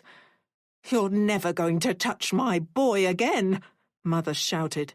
"Do you understand me? Not my baby, not my angel, never." When Dad struck Mother in the mouth, the last few years were erased from Dom's mind. He couldn't remember his resentment or the sense of tragedy or his anger or any of it. All he could think about was the cold, coarse fact that somebody had hit his mother. This sweet, loving, angelic woman, this woman who, while she had her flaws, didn't deserve this. Dom rushed at his dad, shoved him in the back. Dad spun on Dom, grabbed him by the throat and tossed him to the floor. The first kick thundered into Dom's belly. The second cracked him in the nose. "Stop," Dom tried to say. "Please." "It's time you all remembered who's in charge of this house," Dad roared. "Do you understand me? Well, do you?" Dad hauled Dom to his feet. Where was his mother? Had she run? Dom's back pulsed when Dad shoved him up against the wall. Tears were glimmering in his eyes. He looked guilty for what he'd done and what he was about to do, but not guilty enough to stop. He pulled his fist back. "I should have done this a long time ago. Beat some bloody sense into you, boy." He croaked. A guttural, haunting sound when Mother stabbed him in the back. Mother stumbled away, her hand over her mouth, shuddering as Dad turned and looked around like he was lost. He tilted his head at Mother with a look of surprise, then betrayal, and Dom didn't know which was worse. He remained like that for far too long. It was almost a relief when he fell to his knees, gasping as he tried to reach around and claw for the knife sticking out at an awkward angle. Mother looked down at him for a moment, then sighed and leant down, tore the knife free, and stabbed him several more times. Dom stared in horror as the blade slipped in and out, in and out, almost rhythmically. It was the most grotesque, unbelievable thing he'd ever seen. Mother dropped the knife, took a few steps back, then collapsed onto the armchair and began to sob. Dom fell against the wall, slipped through it. Then he was watching himself. He watched the gangly teenager put his hand on his mother's arm, whisper, "We can hide him, Mummy. We can make this better. Mummy, you don't have to cry. We can hide him. I'm strong, Mummy. I can do this. I can help. Please." "I can't touch him. I can't look at him. At it. I just can't. Don't make me. This isn't who I am."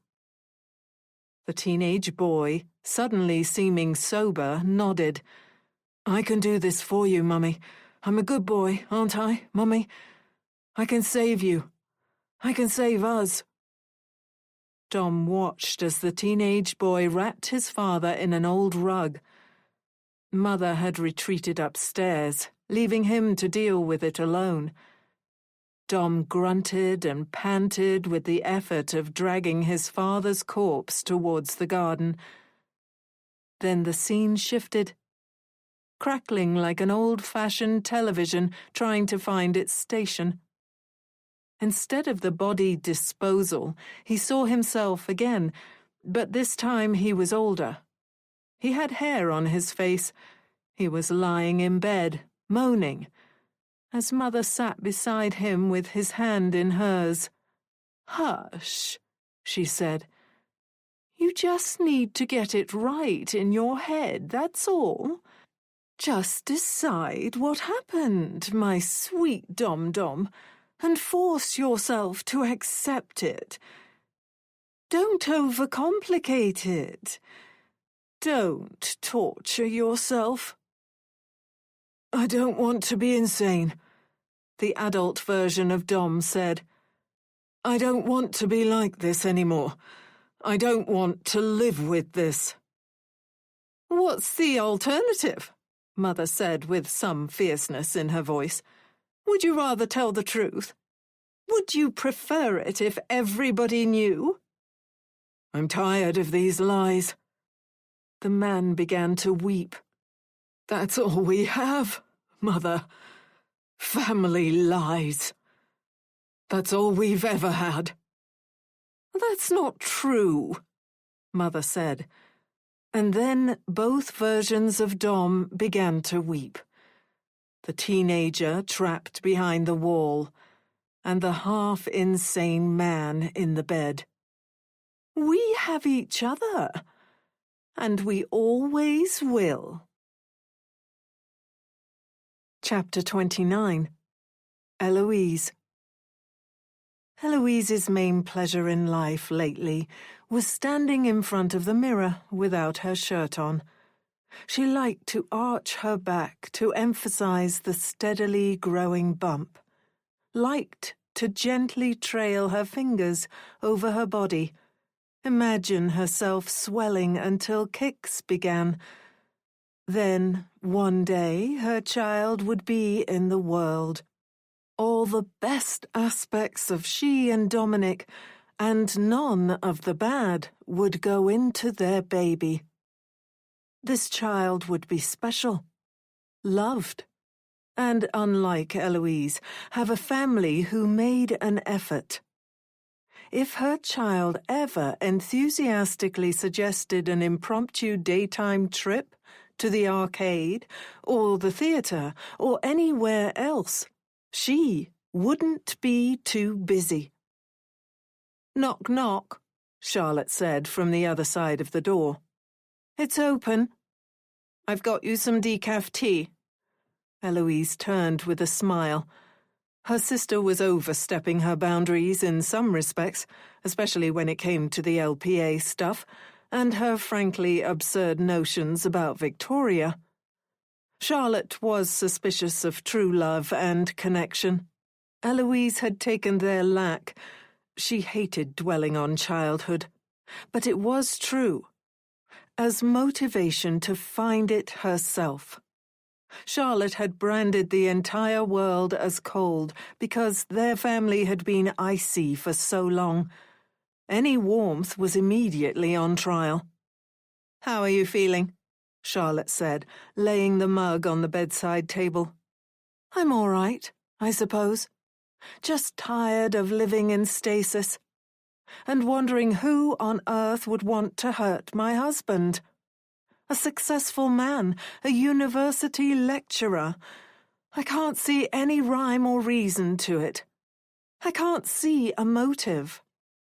Charlotte sat on the chair near the window, folded her arms, stubbornly avoided Eloise's gaze. "What?" Eloise said. "It's nothing, E." "It's obviously something, so you might as well say." "She just gives me a funny feeling." "Is that how your profession works? You get a funny feeling about somebody and suddenly they're suspect number one?" "Maybe I let my thinking run away with me," Charlotte said. "A hazard of my profession, I guess." "You're wrong about her. Anyway, there's nothing we can do until the police get more information." Charlotte chewed the inside of her cheek. It was the same look she'd got as a girl when she was waiting to leap away from a family function and go drinking and smoking with her mates. "Yeah, you're right." "Are you all right?" Eloise asked. "Me?" Charlotte laughed awkwardly. "I'm fine, E." "It's probably strange being away from London, from all your friends, from work." "It is, a little. But I'm happy to be here." "What shall we do about dinner? I could be persuaded to use this little lady or lord," Eloise tapped her bump, "as an excuse to get a takeaway. But only if you try very hard." Charlotte smiled, then slid to her knees. "Please, Eloise, I beg you, let's get a curry so hot we'll be on the toilet for weeks." Eloise laughed. "You're disgusting. I don't think I'd be able to stomach a curry now. Let me get my phone and we'll look at the apps. Maybe you could have a glass of wine, too, if you wanted." Eloise turned her back, reached for her phone.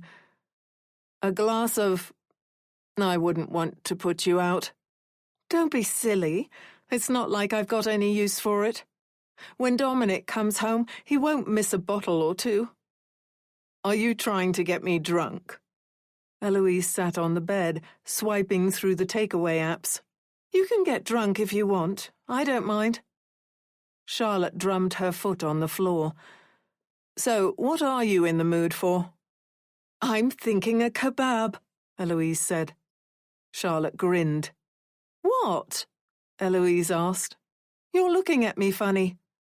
"For most people, E, a kebab is a regular sort of thing. You say it like we're going tightrope walking." That was because she'd spent so long eating like a rabbit. Bulky, greasy food that stuffed her and put her into a food coma was like a drug. "I'm getting a large. I don't even care. Here." Eloise made her selection, then passed the phone to her sister. Charlotte chose, then said, "You know, E, I might have a glass of wine. Just one." 1 takeaway and 2 bottles of wine later, Charlotte was asleep on the sofa. Eloise draped a blanket over her sister, then watched the end of the film. Charlotte had always enjoyed her alcohol. Eloise had enjoyed it too, in a way, watching her sister take pleasure in the wine, comment on its quality. Eloise's phone buzzed. It was Victoria. "Can we speak? I could swing by if you like. It's important. Kiss." Eloise texted back, telling her yes, of course. She instinctively went to grab a hoodie that would hide her shape, then realized she didn't have to. Victoria knew, and as usual she had been supportive. What would happen when Dominic woke? Eloise would have to persuade him to lie for her. His mother couldn't be allowed to know how she had really got herself pregnant. Eloise would force Dominic if she had to. Victoria rang when she was outside. Eloise opened the door, then the gate, finding Victoria looking almost shell-shocked. Her eyes were wide pits. "Victoria, what's wrong?" "There's something I should have told you months ago." Come in, come in." She rushed her into the house, into the kitchen, sitting at the small table. The older woman had never seemed so vulnerable. Her hair was in disarray, as though she had been running her hand through it. She was wearing no makeup. She wrung her hands together. "Oh, Eloise," she whispered. "He put me in such an awful position. Victoria crumpled onto the table, choking on sobs, sounding like a woman who was drowning. Eloise put her hand on her mother-in-law's shoulder. The emotion was so palpable. Tears sprung to her eyes, too. "Whatever this is, Victoria, we can get through it." Victoria couldn't compose herself. She cried for several minutes, then abruptly stood and went to the counter, grabbed some kitchen towel. "I wish he hadn't told me." Eloise followed her. "Just tell me, please." "Let's sit," Victoria said. "I'm sorry. I didn't plan on breaking down. You deserve the truth. At least, the truth as far as I know it." Eloise held Victoria's hands as they took their seats again. "The night of Dominic's crash," Victoria said, "I rang him." Eloise gasped. "It was you? And you're telling me now?" When Eloise tried to pull her hands away, Victoria held tightly onto her. "He made me promise. He made me swear not to say anything. I rang because I'd had a nightmare. I wanted to speak with him. I know it seems silly, but the dream was about him, and I was worried. When he answered, I knew instantly that he was drunk. Too drunk. Worryingly drunk." Eloise shuddered. She couldn't speak. "He told me something," Victoria said. "I almost don't want to tell you, but soon the police will visit. They'll tell you I'm the one who rang him. They might even go digging further. I can't have you finding this out from them. So I'm breaking my promise to Dominic. I'm going to tell you his secret." "Just say it," Eloise whispered, forcing the words out. "Dominic was having an affair. That was why he was so drunk. He was drinking away his feelings. I tried to tell him he needed to sober up, get some sleep, then we could meet and talk about it. But he wouldn't hear it. He said he was going to break it off, right then, when he was drunk. When I tried to persuade him again, he lashed out." Eloise's mind spun, the phone call finally making sense. But an affair? His hands on another woman, his lips, them naked together, writhing, sweating, moaning, giving each other pieces of themselves. It just didn't fit.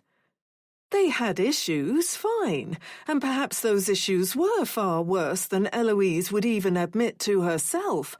Fine, but to think that he'd be with another woman— "You must be mistaken," Eloise said. "I can't fathom it either.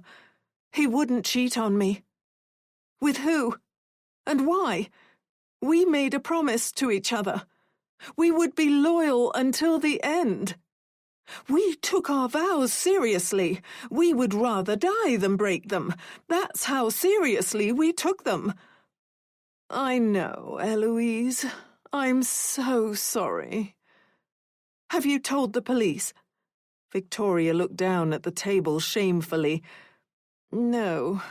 I panicked. I don't want people to think of Dominic as that sort of man. He loves you so much, Eloise. It's all he ever talked about. Did he say why? Eloise asked, her voice oddly calm, her emotions suddenly muted. Later, alone, she would process this. She would scream into pillows and slap herself across the face to force the betrayal to tattoo her mind, to make it become real. It was only a short conversation. He was ashamed and guilty, and he was determined to end it, but he didn't say anything else. I wish I had more to tell you. Eloise, you have to understand, he made me swear not to tell you. I was hoping he'd wake up soon, tell you himself. Eloise stood. I think you should go. I need time to make sense of this. Victoria swept Eloise into her arms. I'm here if you need me. I know I made a mistake, but please don't let that make you think I don't care. I'll come any time, day or night. Eloise hugged her mother-in-law. A liar. A woman she loved. Thank you. I'm so sorry. You don't have to keep saying that. But I am. I could say it 1,000 times and it wouldn't be enough. When Dominic wakes up, he'll explain what he meant. It will all be okay. Eloise said this desperately. It, like so much else, was a lie. If Dominic really had cheated on her, nothing was going to be okay. If he'd been with another woman, Eloise would tear out his life support and watch him die without shedding a single tear. Chapter 30. Victoria. As Patrick spoke about his work problems, Victoria told herself a story. She was still seeing him to make him more smitten with her. It had been almost 3 months of her wrapping him around her finger, 3 months of turning him into a possession. When Charlotte had left before Christmas, Victoria had intended to end things with him. What use would he have now? But she'd kept seeing him, kept making love, kept taking walks, kept bonding. Why? What was wrong with her? Charlotte had returned, and so Patrick had a purpose again. Her plan was to ask Patrick to help her with Charlotte. How long would the busybody sister want to hang around in Weston if she became the target of some unknown stalker? How long would her supposed interest last? She needed Patrick to have an end point. Otherwise, this feeling might grow too large, claim too much of her. She couldn't afford to care. They should appreciate you more, Victoria said, when he was done venting, squeezing onto his arm and leaning close to him as they walked down the beach together. And perhaps, fine, there was something romantic there, something real. Something beyond the manipulation Victoria had aimed at him each time they'd met. Victoria, in another world maybe, could let herself feel something for this unlikely man and this unlikely relationship. I don't want to complain, Patrick went on, sighing. But I do double the work. Vicky, double. And what do I get for it? Let's get a coffee. My treat. I'm a lucky man. I've got the best sugar mama ever. She laughed when he playfully tickled her, slapping him on the arm. They often joked about their age gap, but she had never detected any sign that Patrick was truly bothered by it. He had opened up to her as they'd spent more time together. He'd become human in her eyes. What was he before then? A tool. He was still that, though. Had to be that. Victoria's instinct dictated as much, but she'd be lying to herself if she claimed she didn't enjoy sitting on the beach with him, sipping their coffees, looking out at the sea. She took his hand. "I love you. I know I've said it before, but I want to say it again." She'd hooked him. She was reeling him in. But how much did he care, really? How much would he tolerate? Would he ride with her to the destructive end? Would he sacrifice himself upon the altar of her mistakes? Would he help her with the nosy solicitor? Would he commit crimes for her? He touched her chin warmly, turned her gaze to his. His expression was hard. At first, his eyes had seemed dull, but she was growing to perversely like their solidness. "You've given me." She leaned close, brushed her lips against his, an almost kiss. These were his favourites. She sensed the hunger in him from the manner his breath changed. If she was being honest, they were her favourites too. "What, Patrick?" "Meaning. A purpose. Life. A life, Vicky." His eyes glistened. "What do you want to do today?" "I just want to be with you," she whispered. "Alone, the curtains closed, the door locked, the past shut out, the future shut out. Just us." He pushed his lips against hers, wrapping his arm around her. She felt his heart pounding against her body. "We'll do that," he said. "Always and forever." "Always and forever," she repeated dreamily. And yes, fine, all right, there was a shimmering piece of her that wanted this. But to survive, she would kill this piece, stamp on it as she'd crushed so much else, eradicate her softness and let the predator in her surface. "Let's ditch the coffees," she whispered, kissing him just under his ear, the spot that made him wild. "I want you all to myself." After the love-making, and shamefully, it was beginning to feel like love-making, they stepped into the shower together. Again she was struck with one of those brief, unhelpful moments, letting herself imagine a world in which she allowed this warped mimicry of a romance to develop. But she couldn't give in to that girlish notion. There was too much at stake. They shared a bottle of wine in the living room. She'd be lying if she said she didn't like the hungry glimmer in his eyes, just a little. Not enough to stop what she had planned. He took her hand. "Do you have any idea how beautiful you are, Vicky?" "Only when you tell me." He grinned. "You're beautiful." She laughed. "Say it again." "Beautiful, beautiful." They laughed like teenage lovers, and then went on with their wine. "I was thinking about selling my house," Victoria said. Patrick's eyebrows shot up. "Whoa, why?" She rolled her eyes, trailing her hand up his arm. "Why do you think, silly? I'm thinking about the future. Our future. Before I met you, I was happy to live in this big, empty house and just try to enjoy my simple little life. But things have changed. You've changed me. Now I'm not sure it's enough. I want us to go travelling together, to experience the world. And, well, weddings aren't cheap. She climbed into his lap. What am I even saying? You probably think I'm a mad old crone.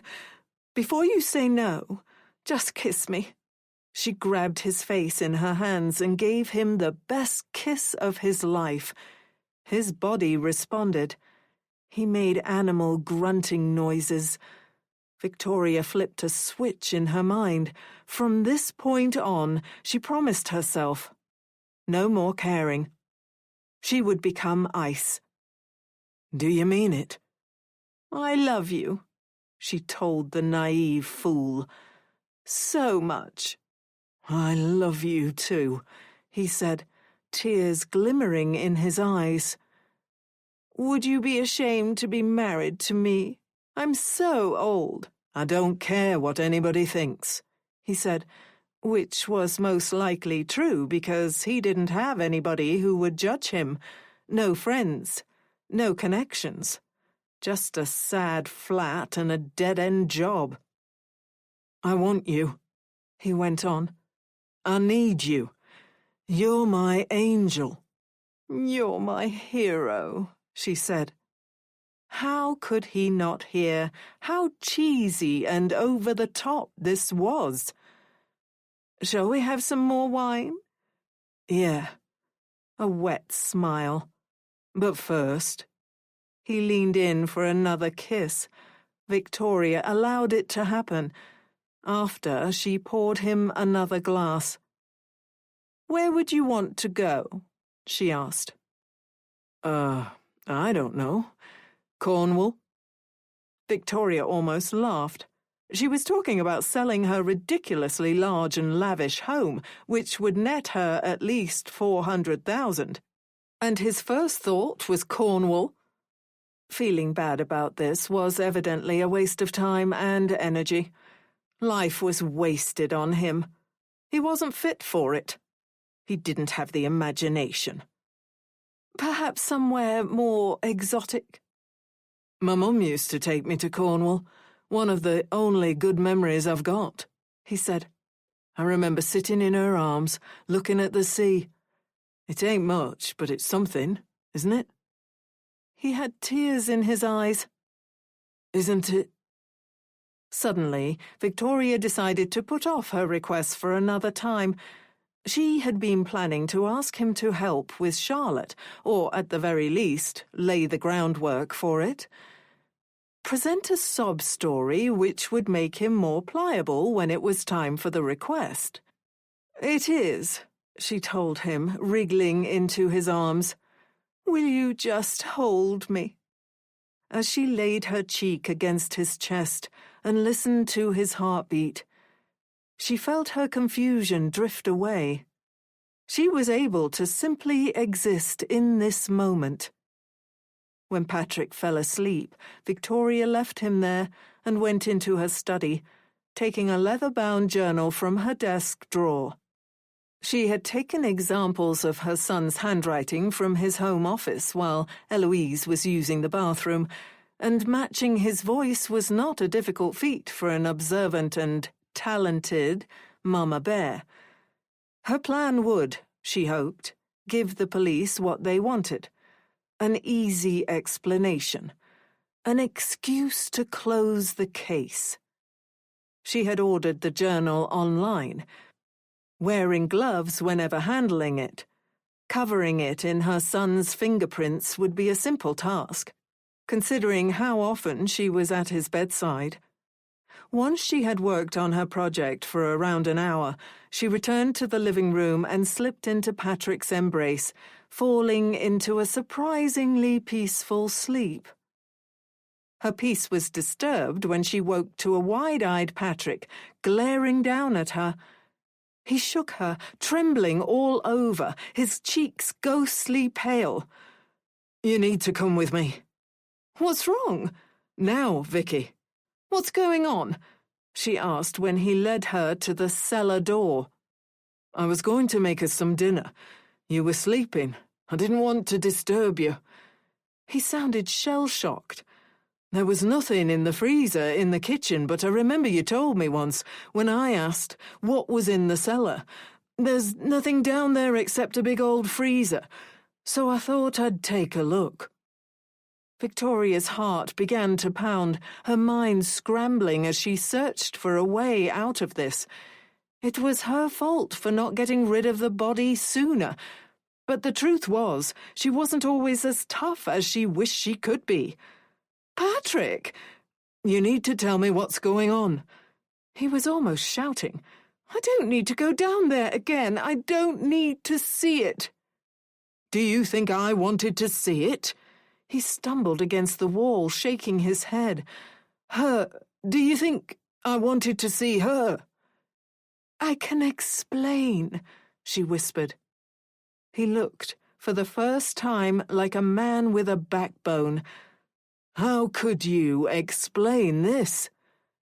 "It was Dominic," she said after a pause, her instincts rearranging her world, putting pieces together as she adapted to this new reality. "What?" Patrick snapped. "My son isn't the person I made him out to be on my blog." "I don't understand." "I developed a loving relationship with my son, but when he was a boy, he was sometimes violent. He would find animals, hurt them. He would act inappropriately with girls. When he got older, he would—" Victoria croaked. "He would hit me, Patrick. He would make fun of me. He would abuse my love. But I could never accept that side of him, so I bottled it up. I poured love into the blog. I only wanted that side of him to exist.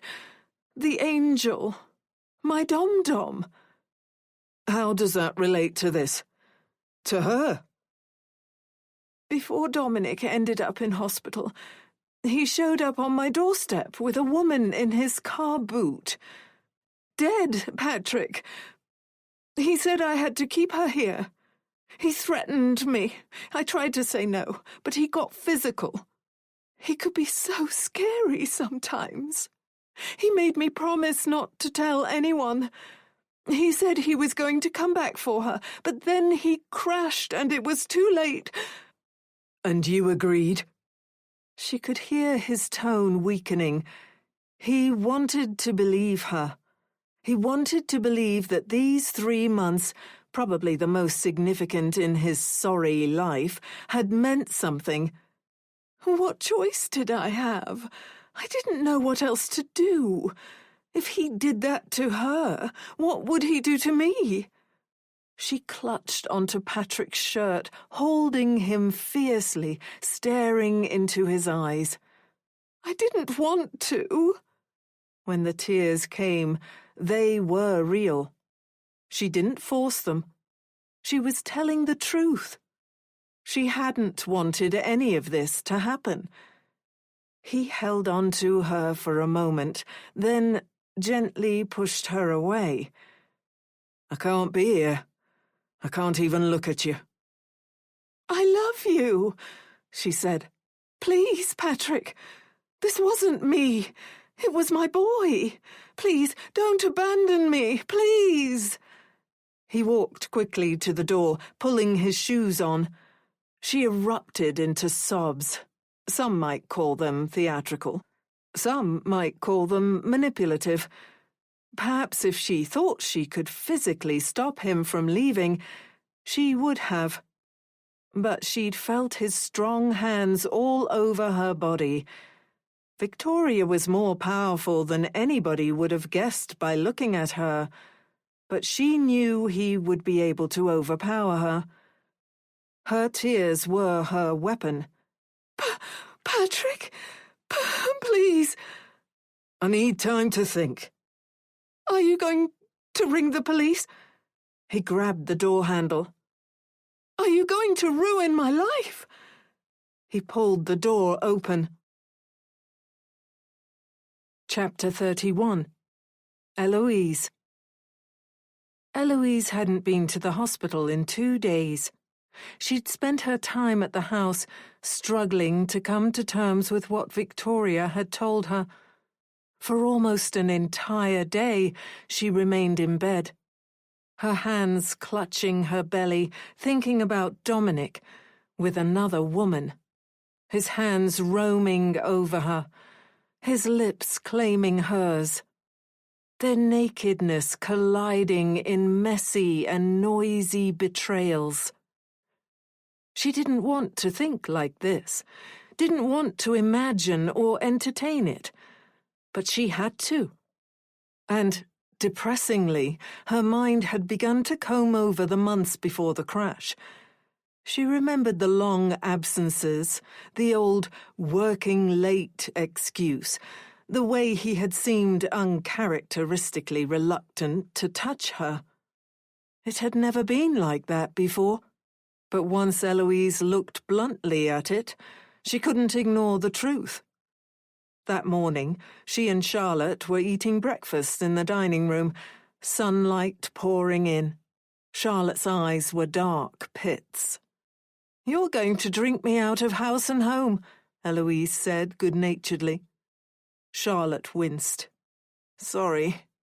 "I'm only joking. Don't worry about it. You need something to keep you busy. My life must be dull to you." Charlotte shook her head, but Eloise knew she was right. Charlotte was used to high-stress situations, burrowing to the bottom of legal cases, used to doing something. Eloise slightly resented her sister, because with Charlotte there, it was obvious how useless Eloise was being, lying around the house, dwelling on the affair, instead of taking action. But what was she supposed to do? The last thing she wanted was for anybody to know about the affair. That would be almost as bad as there being an affair itself. Or worse, honestly. Now at least she was able to maintain the fiction of the perfect marriage. Even if Victoria and she knew about the affair, Charlotte didn't. The police didn't. The world didn't. The doorbell went. Eloise sighed and went to the front gate, a stab of panic striking her when she saw the 2 police officers waiting for her. What were their names? D.I. Cartwright and P.C. Skellen. The woman had been in a police uniform before, but this time she wore a dark coat, tailored, but worn, over a simple crewneck and black trousers. "Yes, hello," Eloise said, walking across the courtyard. The male detective, D.I. Cartwright, was stubbly, just like last time, as though he only shaved when it was absolutely necessary. "Mrs. Hawthorne," D.I. Cartwright said, "we have some more questions regarding your husband's crash." Eloise was keen to give them a better impression this time. She wanted them to see her as the tragic wife, a suffering figure deserving of sympathy, not somebody to stick up on a whiteboard in their station with the word suspect above it. "Of course, I'll open the gate. Would you like a cup of coffee? Tea?" She ignored the look they exchanged. It was their job to be suspicious, she reminded herself. Charlotte stood as they entered. "This is my sister, Charlotte," Eloise explained. "Charlotte, this is D.I. Cartwright and P.C. Skellen." "A P.C. in plain clothes," Charlotte muttered. P.C. Skellen stood up straighter. "She's going to be one of us very soon," D.I. Cartwright said, a hint of warmth penetrating his gruff exterior. "Charlotte is very protective," Eloise said, giving her sister a look. "But she understands you're only trying to get the best outcome for everybody. It's okay, Charlotte. I can handle this, unless you need to speak with her too." Again, Eloise noticed that subtle suspicion on the faces of the officers. Why was she suddenly being so helpful? It was simple, really. She didn't want to give any hint that she knew about the affair. She didn't want people to know. If Dominic woke, she would teach him the error of his ways. Before then, any drama was best kept behind closed doors. "I need a shower anyway," Charlotte grunted, sounding miserable like she got in the mornings, after a heavy night of wine. Eloise made the hot drinks and they sat at the table. "We're here because there's been a development," D.I. Cartwright said. "We have obtained CCTV footage that shows somebody else in the vehicle with your husband on the night of his crash." Eloise gasped, her mind going to the obvious place. "Who?" she demanded. "The footage doesn't make that entirely clear, as it's dark and they're not completely visible," P.C. Skellen went on. "But the passenger and your husband seem physically familiar with each other." The officer gave her a knowing woman-to-woman look. It was a challenge. It was supposed to break Eloise. "Physically familiar?" Eloise wanted to slap her across the face. "The footage was, unfortunately, not of very high quality, but we were able to observe them gesturing passionately and kissing." "Kissing," Eloise repeated, her world imploding, her brain aching, thoughts shattering. Call her dramatic, call her old-fashioned, but she always wanted a fairy tale, picture-perfect marriage, something to be proud of, something untouchable. They weren't just touching it, they were tearing it to pieces. "We'd like to know if you have any idea who this might be," D.I. Cartwright said. "This person obviously wasn't at the crash site." "You think they fled the crash?" "Why do you say that?" D.I. Cartwright said. "Well, what else would you be saying?" Eloise was letting out far too much anger, far too much of her real self. "Do you have any idea who this person might be?" D.I. Cartwright asked again. They stared expectantly. There was an issue with living so stubbornly in the world of make-believe. When she couldn't persuade the real world to take the shape she wanted, she felt lost. "You can understand where our suspicions might take us," D.I. Cartwright went on. Eloise felt like they were attacking her. Was that fair? "Can I?" His lip twitched. It was as if this was the reaction he had wanted. "A man, drunk, driving at night with a woman." "You said you couldn't see them properly." "We couldn't clearly discern her features, but from her general shape and from their relations, we are assuming that she is female. But even if we're wrong, the presence of another person raises additional questions. To answer those questions, we need to know who she is." Eloise felt like the room was spinning. She didn't want to answer them, didn't want to share her suspicions. It was one thing to hear about it, another for evidence to be so bluntly presented. It felt like an attack. "This woman, whoever she is," D.I. Cartwright said, his tone like he was explaining something to a child, "might have her own reasons for not wanting her whereabouts that night to be known. Perhaps she doesn't want people to know she was in a married man's car in the middle of the night." Eloise ground her teeth. "I'm not sure what you're asking me."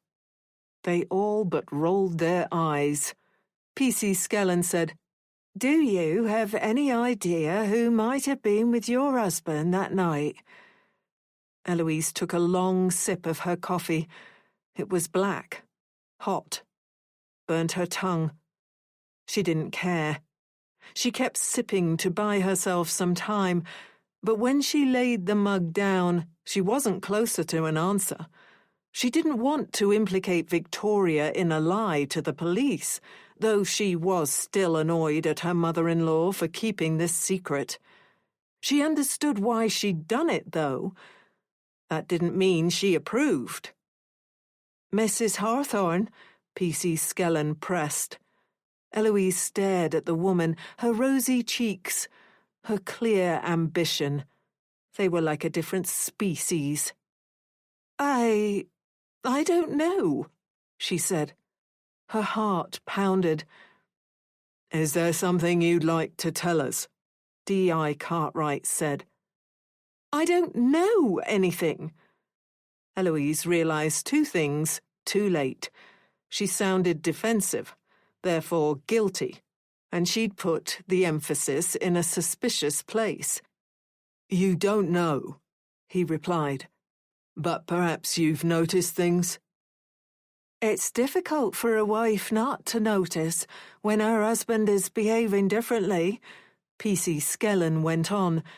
"The last thing we want is to upset you, but if we can learn who was in the car, we may be able to make some serious progress towards learning who might have wanted to hurt your husband." Eloise ground her teeth again, then forcibly stopped herself. This was something she couldn't ignore. An affair, a spit in the face, kick in the teeth affair, something other people did, not her, not Dominic. Inside they'd had their fractures, but the damage never reached their surface, their anniversary photos, their fantastical trips. An affair was too much. An affair was almost a capital offense. Eloise's mind swarmed with all the times she'd thought she'd smelled perfume, with Dominic's excuses to avoid sex, his growing reluctance to meet her eye. She thought it had something to do with, well, her, Eloise. The layers their hatred sometimes took, the growing difficulty of their reconciliations. Eloise wasn't innocent, fine, but obviously Dominic was twice as guilty. Her head throbbed as they just stared and stared, waiting for an answer. "Perhaps you noticed things?" P.C. Skellen said. "What I told you is true. I don't know anything." Eloise decided she wouldn't mention the phone call. Victoria had hidden it for a reason. What if she got her mother-in-law in trouble? Charlotte was family, sure, but Victoria was Eloise's rock. When Charlotte left, which she inevitably would, Victoria would still be there. "But," P.C. Skellen said, Eloise felt like they'd cornered her. It was the way they were staring expectantly, leaving her little choice. "But for a few months he was staying at work later. He seemed less interested in, well, you know. But like I said, I don't know anything. It's just, well, yeah." "You believe your husband may have been having an affair?" D.I. Cartwright said. Eloise stared down at the table, tears filling her eyes. She wasn't entirely sure how they'd arrived at this ugly destination, but at least she could keep Victoria out of it. "Yes," Eloise whispered. "But I don't know who it could have been. Or why. Why?" She let out a shaky sob. "That's the most confusing question. I don't know why he would do this. We had the perfect marriage." P.C. Skellen and D.I. Cartwright looked at each other as if to say, "Nobody has the perfect marriage." Perhaps that was true. Perhaps if one brought a harsh inspecting light to bear on it, the cracks would show. But when the door shut, and Eloise was free to shine and darken where she pleased, she could make it perfect.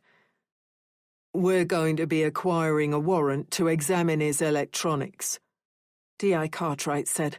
"Do you have any issue with that?" There they went again, right to the offensive. Why would I? Go ahead. Take what little is left of him. Mrs. Hawthorne, he went on, if there's anything else you haven't told us, now is the time. Anything and everything is useful to us. There isn't, she said tersely. There were things she hadn't told anybody, reasons why Dominic might have sought comfort elsewhere, but she had never spoken of them. The police said goodbye, and Eloise walked them out. Once they were gone, she leaned against the door, wrapping her arms around herself. Later, Victoria visited. When she asked to use the bathroom, Eloise sensed something off about her. Eloise wasn't as naive as Victoria probably believed, as the world probably believed. She followed her. That was when everything changed. That was when she made her choice. That was when she birthed a secret she would carry to her grave. Her husband had cheated on her. He'd tried to ruin her. Eloise wouldn't allow herself to feel guilty. He'd left her no choice. Chapter 32. Patrick. When Patrick discovered the corpse, it was the second time Vicky had exploded his world. The first was at their initial meeting, when she'd touched his hand and he'd made a flirty comment, his heart pounding from how forward he was being, sweat beading on his forehead with a woman he'd just met. But then she'd reciprocated, and he'd felt an overwhelming sense of victory, of having done something. He wasn't the flirty type, but he'd taken a chance with her, and it had paid off.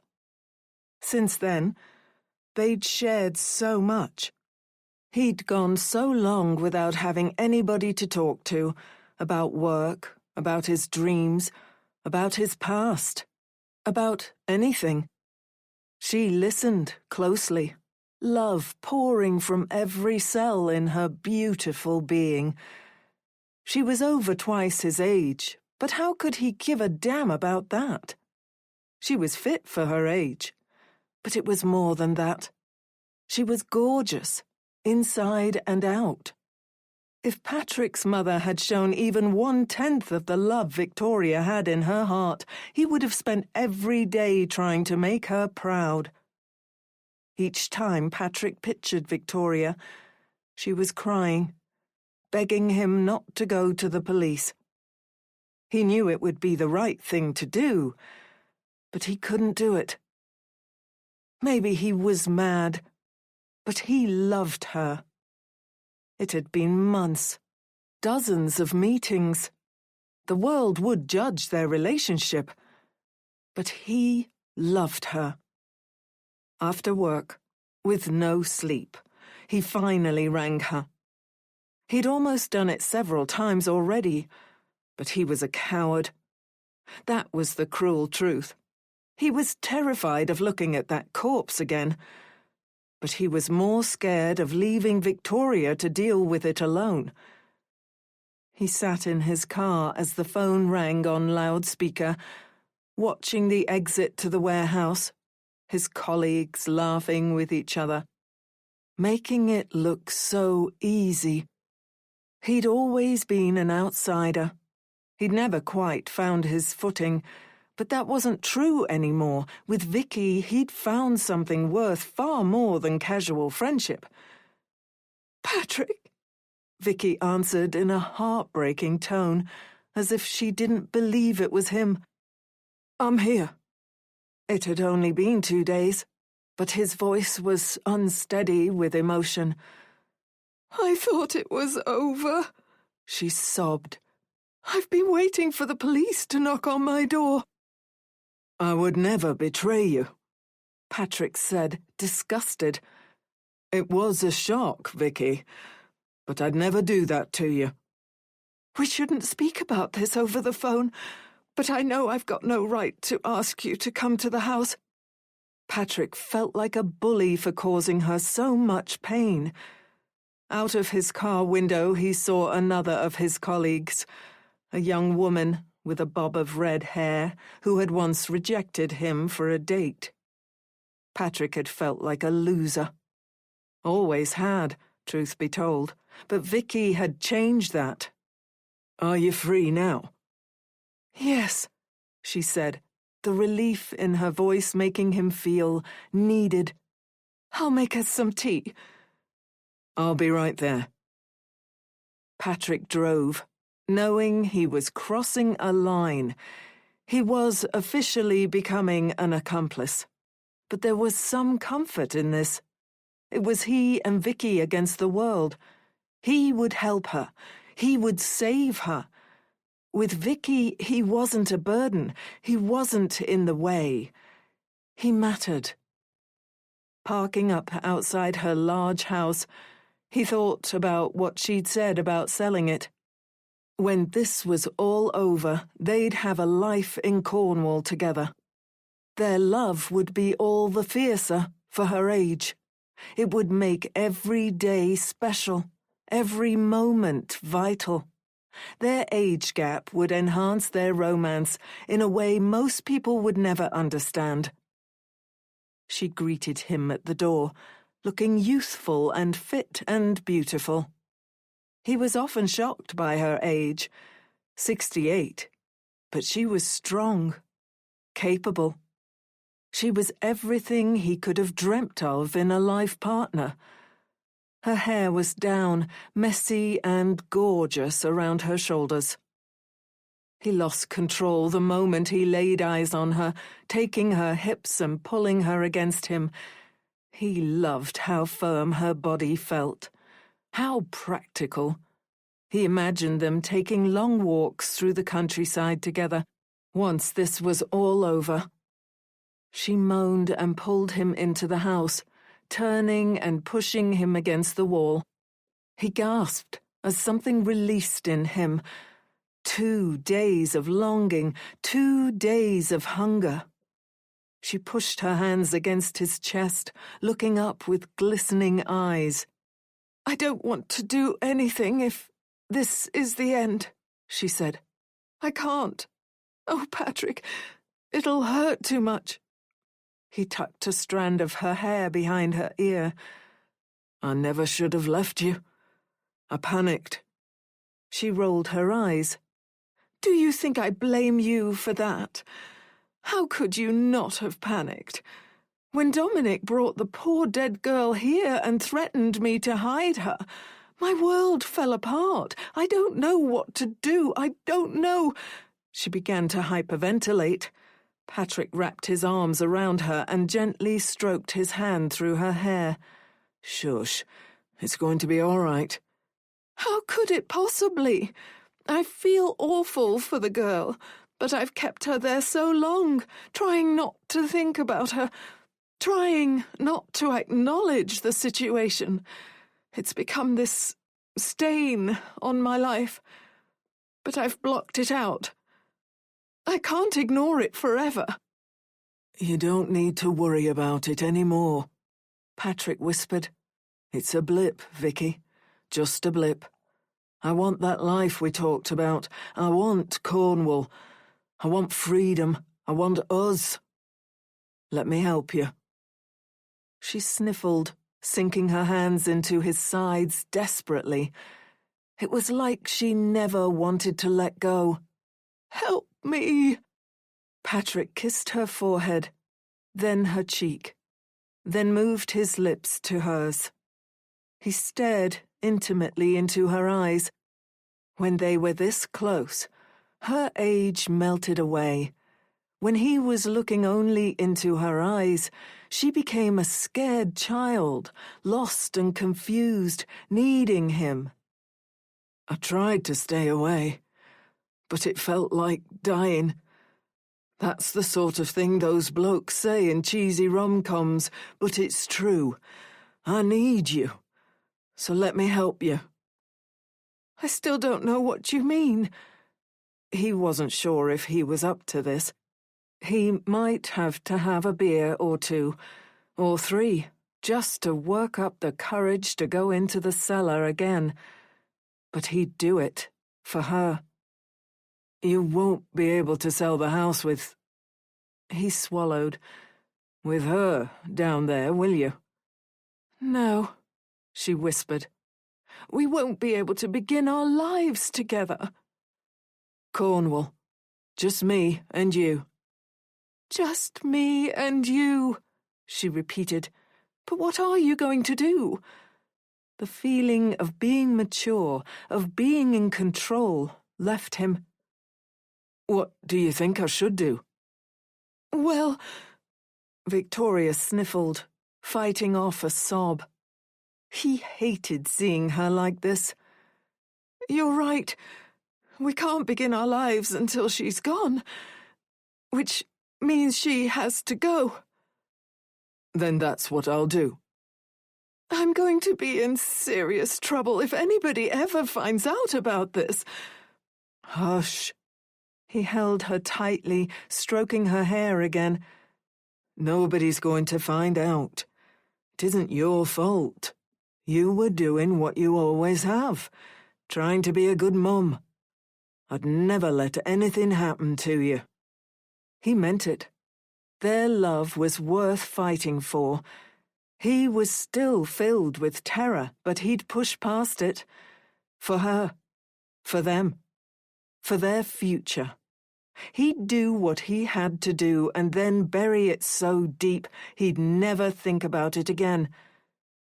This will be over soon, he said. Then it'll just be me and you.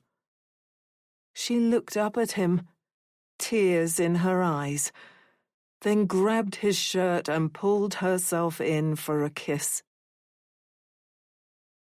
Chapter 33. Charlotte.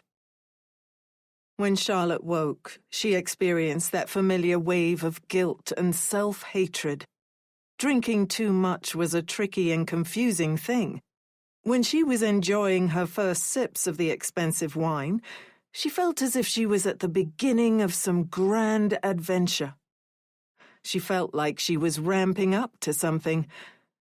And then she woke, and it all seemed dreary and depressing.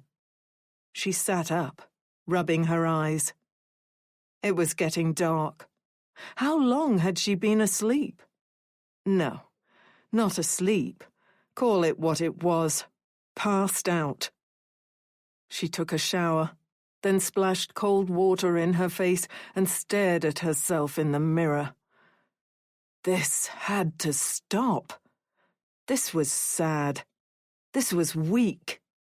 All her high ideals of self-love and self-care were draining away. She wanted to punch the mirror, to shatter her reflection. Just like Dominic had. It was work. She felt sure, the lack of it, the lack of routine. But that was just another cop-out.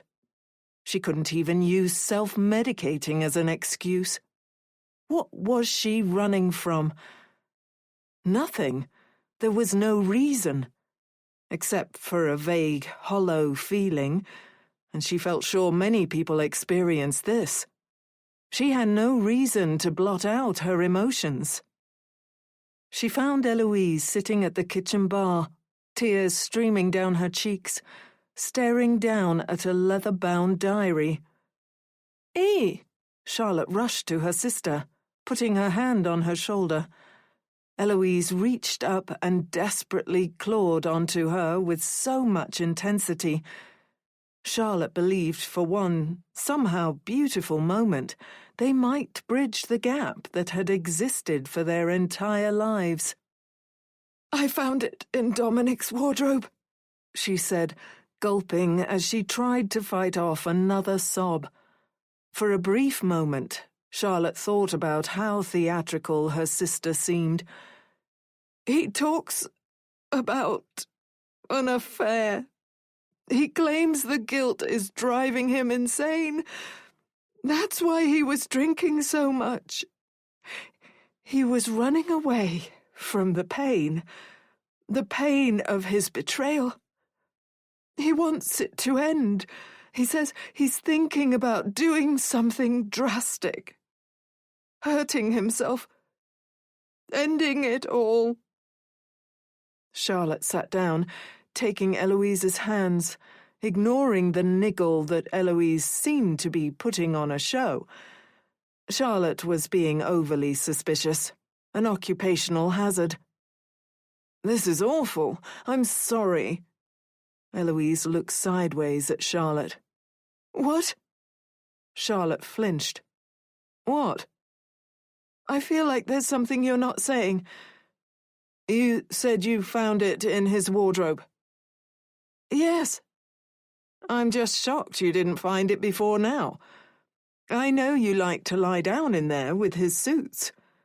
Her suspicion bled out despite her desire to be a supportive sister. "I wasn't looking. It was in one of his jacket pockets. He probably didn't even remember it was there. Or maybe he thought I'd find it eventually. He talks about hurting himself. Do you think he cut his own brakes?" "I don't know. The police haven't said exactly how it happened." "No, but they've implied things." "Implied things, eh?" "They've said things that make me think there was a specific method used that would have been easier for somebody of my expertise. Well, lack of it. They're trying to say it's me, but they're wrong. Obviously." "Obviously," Charlotte said fiercely. "What if it was Dominic? He was no mechanic, but he could have done his research. Maybe he wanted this to happen. Maybe he wanted to end it.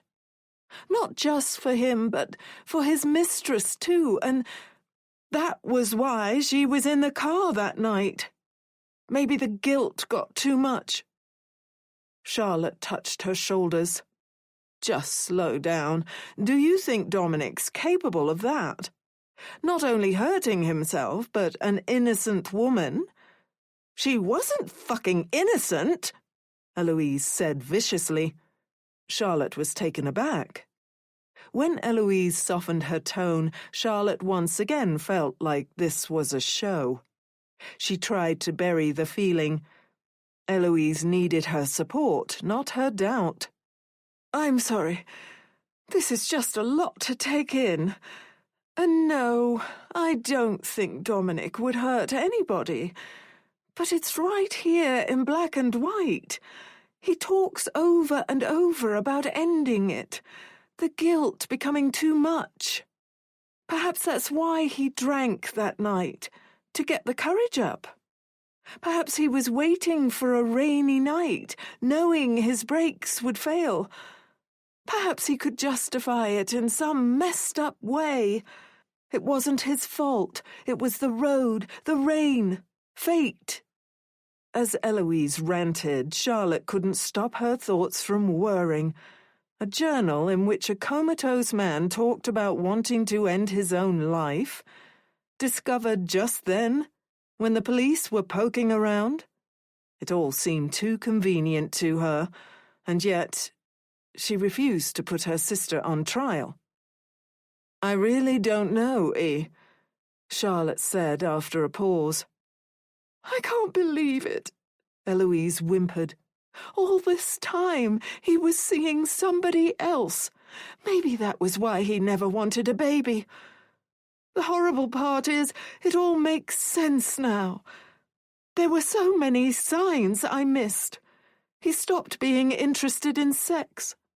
I had to throw myself at him just to conceive our child, and even then, it was like he was forcing himself, doing his marital duty rather than enjoying it. He was distant. He stayed later at work. Once, when he came home, I was sure he'd been crying. His eyes were red. He said it was hay fever. But maybe it was guilt." Eloise flipped the page, then shoved the book into Charlotte's hands. Look. Charlotte read the entry, the handwriting jagged as though the writer had been in a hurry or under the influence. The pain in me knows no end. What's wrong with me, doing this to my beautiful wife? I want to end it all, but I'm too much of a coward. Maybe I'll put it into the hands of fate. The hands of fate, Eloise sobbed. No guesses for what he means by that. I wish he'd just told me. He knows you'd never take him back, Charlotte said, thinking that this only applied if Dominic had in fact wrote this. Where was Charlotte letting instinct lead her? To the idea that Eloise had written this? Or something more disturbing? I don't think he cared about that, Eloise said. He only cared about her, about his girlfriend. He had a whole other life going on right under my nose, and I knew nothing about it. Charlotte's head spun. She thought about how angry Gary had become when challenged about witnessing the LPA. She thought about the looks flashing across Victoria's face when they'd first met. But she was also conscious of the notion she might be letting her professional concerns seep into this domestic part of her life. Her desire to work, and work hard, might have been bottled up for too long, and now it was attempting to burst free. "Do you think I should tell the police?" Eloise said. There was something in her tone that made Charlotte think she was seeking her approval. "They have to know, don't they?"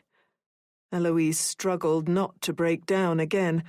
Charlotte massaged her sister's arm, attempting to stifle her solicitor's speculations. After all, they were grounded in what, precisely? A feeling? A notion? A few sour looks and an instinct that all was not as it seemed? What?" Eloise demanded. "As long as you're absolutely sure that Dominic wrote it." "What are you talking about?" Eloise said in disbelief. "Who else would have written it? It matches Dominic's handwriting. I found it in his jacket. Nobody else has been here except for me, you, and the police. Unless you think somebody broke into this house and planted it. But I have security alarms." "I don't know," Charlotte said, sounding like a broken record, even to herself. "I know what you're thinking, but please don't say it. Don't even think it. I don't want to hear it." "I'm not saying anything." "She's supported me every single day. She loves her son." "I didn't accuse her, did I?" Charlotte said tersely. "You were thinking it," Eloise replied. "She's the only other person who could have... God, what? Planted it for me to find?" Again, a touch of the theatrical. Charlotte had a sinister and ugly thought. If Eloise was involved somehow, would Charlotte abandon her? Or would she pretend not to see? Would she still be there for her?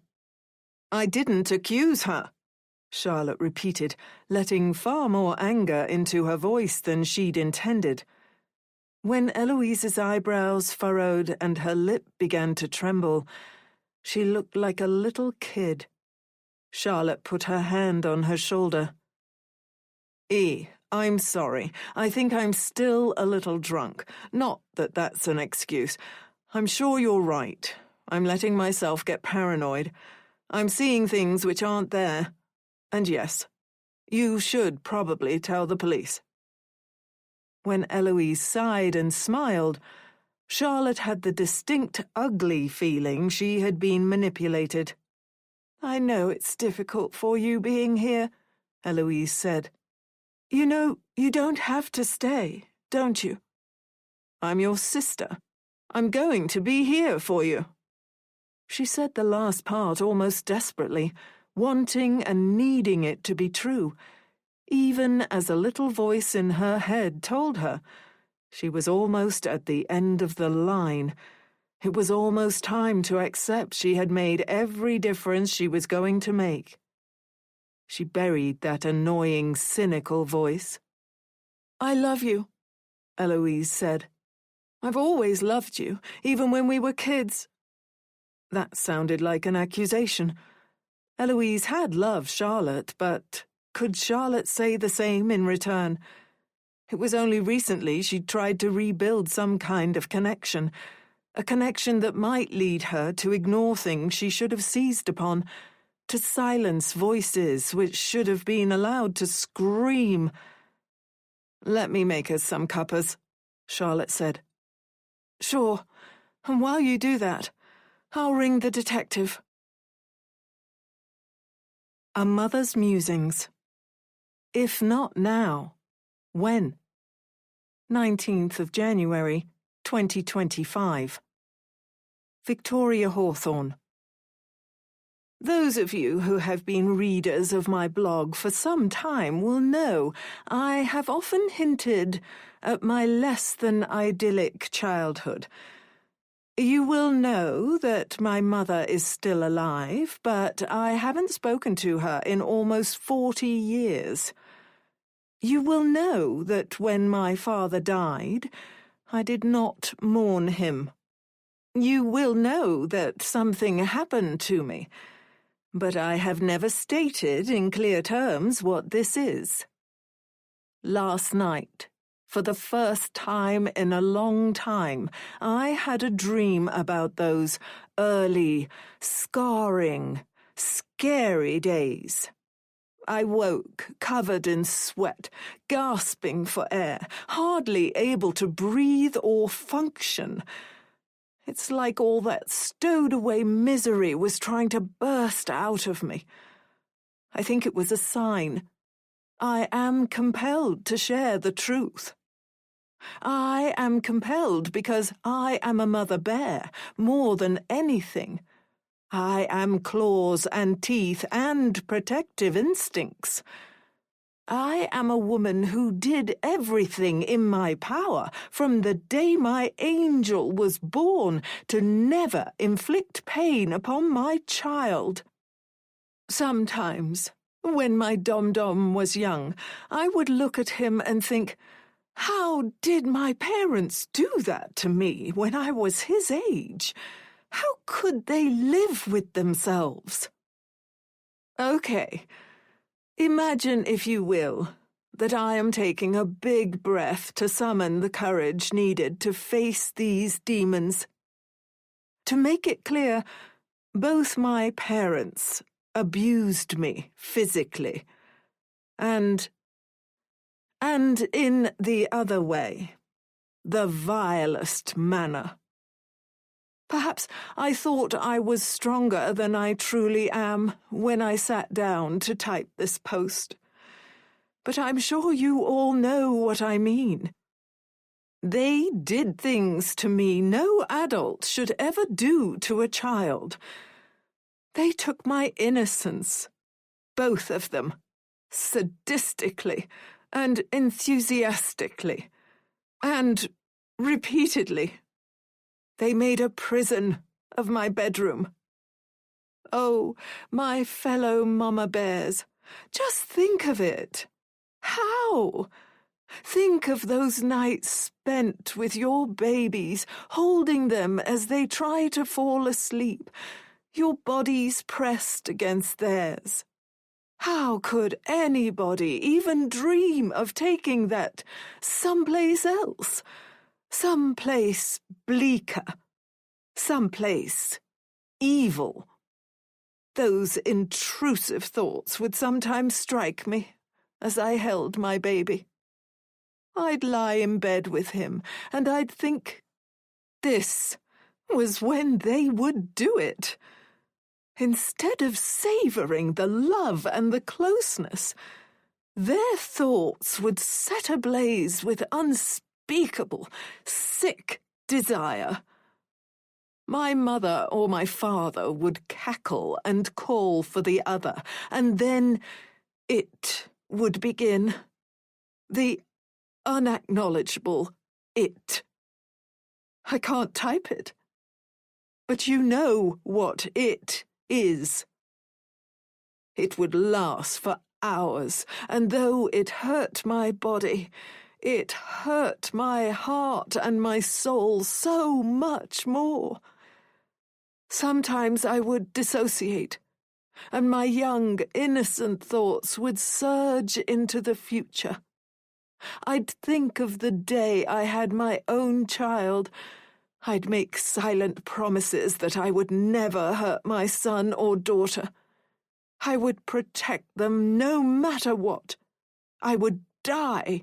Indeed, I would kill before I allowed this species of dread to touch them, even for a moment. I am by no means a perfect person, but there is one thing that will always make me proud. My Dom-Dom never knew abuse. My Dom-Dom never tasted terror. Mother, if you're reading this, I hope this is the message you take away with you. I ended the cycle. To those of you who decided to read this post, thank you. I know it can't have been easy. I consider each and every one of you my friends. Perhaps it will seem arbitrary to some. I've kept quiet on the specifics for so many years, only to allow a nightmare to prompt me. But if not now, when? The blog post is accompanied by an image in black and white. Victoria sits in the corner of a cellar, on the floor, her arms wrapped around her knees. Her hair falls over her face, hiding it. She wears only a shirt, her legs bare. Comments. 2052. Hopeful Mama, 38. I'm so sorry you went through this. Your strength in sharing your story is incredible. As a mom, I can't imagine treating a child that way. You're breaking cycles, and that's so inspiring. Loving Life, 82. This brought me to tears.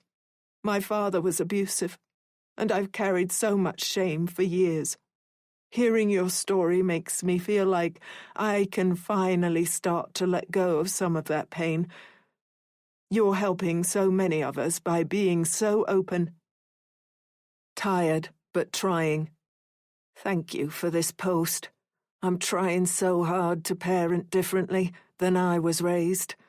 Some days I catch myself reacting the way my parents did, and it breaks my heart. Your blog is a reminder to keep fighting to do better. Sarah Lou, Texas. Wow, this hit home. My mom was verbally abusive. I've spent years in therapy trying to undo the damage. I'm in awe of how you've managed to come out the other side and use your voice to help others. Mom of 4 and more. I don't usually comment, but I had to say thank you. Reading this made me think of my sister, who went through something similar. I'm sharing this with her. I know it will mean a lot to her. Bethany, RN. Your words are so raw and real. I'm a nurse and see firsthand the impact of childhood trauma on adults. Your ability to put this into words is a gift, and I'm sure you're helping so many people by sharing your truth. Max was here and will always be. I'm sorry, but I don't buy this. There are way too many people crying abuse these days. Replies. Healing with Grace. This has to be a joke. Who do you think you are? Do you seriously think a woman would invent something like this? I bet you lead a very small and sad life. Resilient Roots, 77. Look, ladies, we found the troll. Shattered but strong. Calling her a liar is perhaps the most sickening thing you could do. You'll never know how difficult it's been for us to press ahead and come out the other side of the misery we've suffered. I'm not going to tell you what I think of you, Max, but let me just say this. I hope you're single. Click here to read more comments. Chapter 34. Charlotte. Charlotte was at her wits' end. She had never realized before how vital work was to her ability to function as a regular human being. Christmas and her descent into boozing and binging had brought that home, and without work to focus on, her mind was a mess. Eloise didn't know about her stint in rehab. Otherwise, Charlotte was sure her sister would have been far less generous with the expensive and, frankly, delicious bottles of wine. Charlotte had decided to do something probably drastic, but she was running out of time. Soon her absence of work would be over. Perhaps she could, technically speaking, stay in Weston-super-Mare longer. If she was the sister she had been trying to become, she might tell her employer to stick her well-paying and rewarding job where the sun didn't shine. She had business in the West Country. She wouldn't leave until it was solved. But the truth was, she missed work, badly. She missed how it made thinking about anything else impossible. She missed 16-hour days. She was going insane sitting around Eloise's large house, listening to her sister cry about Dominic's affair, watching Eloise and Victoria clutch onto each other like aristocratic heroines in a Victorian melodrama. Had Dominic truly cut his own brakes? Had Eloise's husband done this to himself and his secret lover? Or was her sister somehow involved? Perhaps even working with Victoria. For what? Exactly. Why? Charlotte hated herself for the thought. But if she distanced herself, looked at it like she'd look at any other case in her working life, she couldn't rule it out. She also knew that stranger things had happened than a cheating husband leaving behind a journal in which he ranted about his guilt and desire for self-destruction. Charlotte massaged her forehead as she drove down the motorway.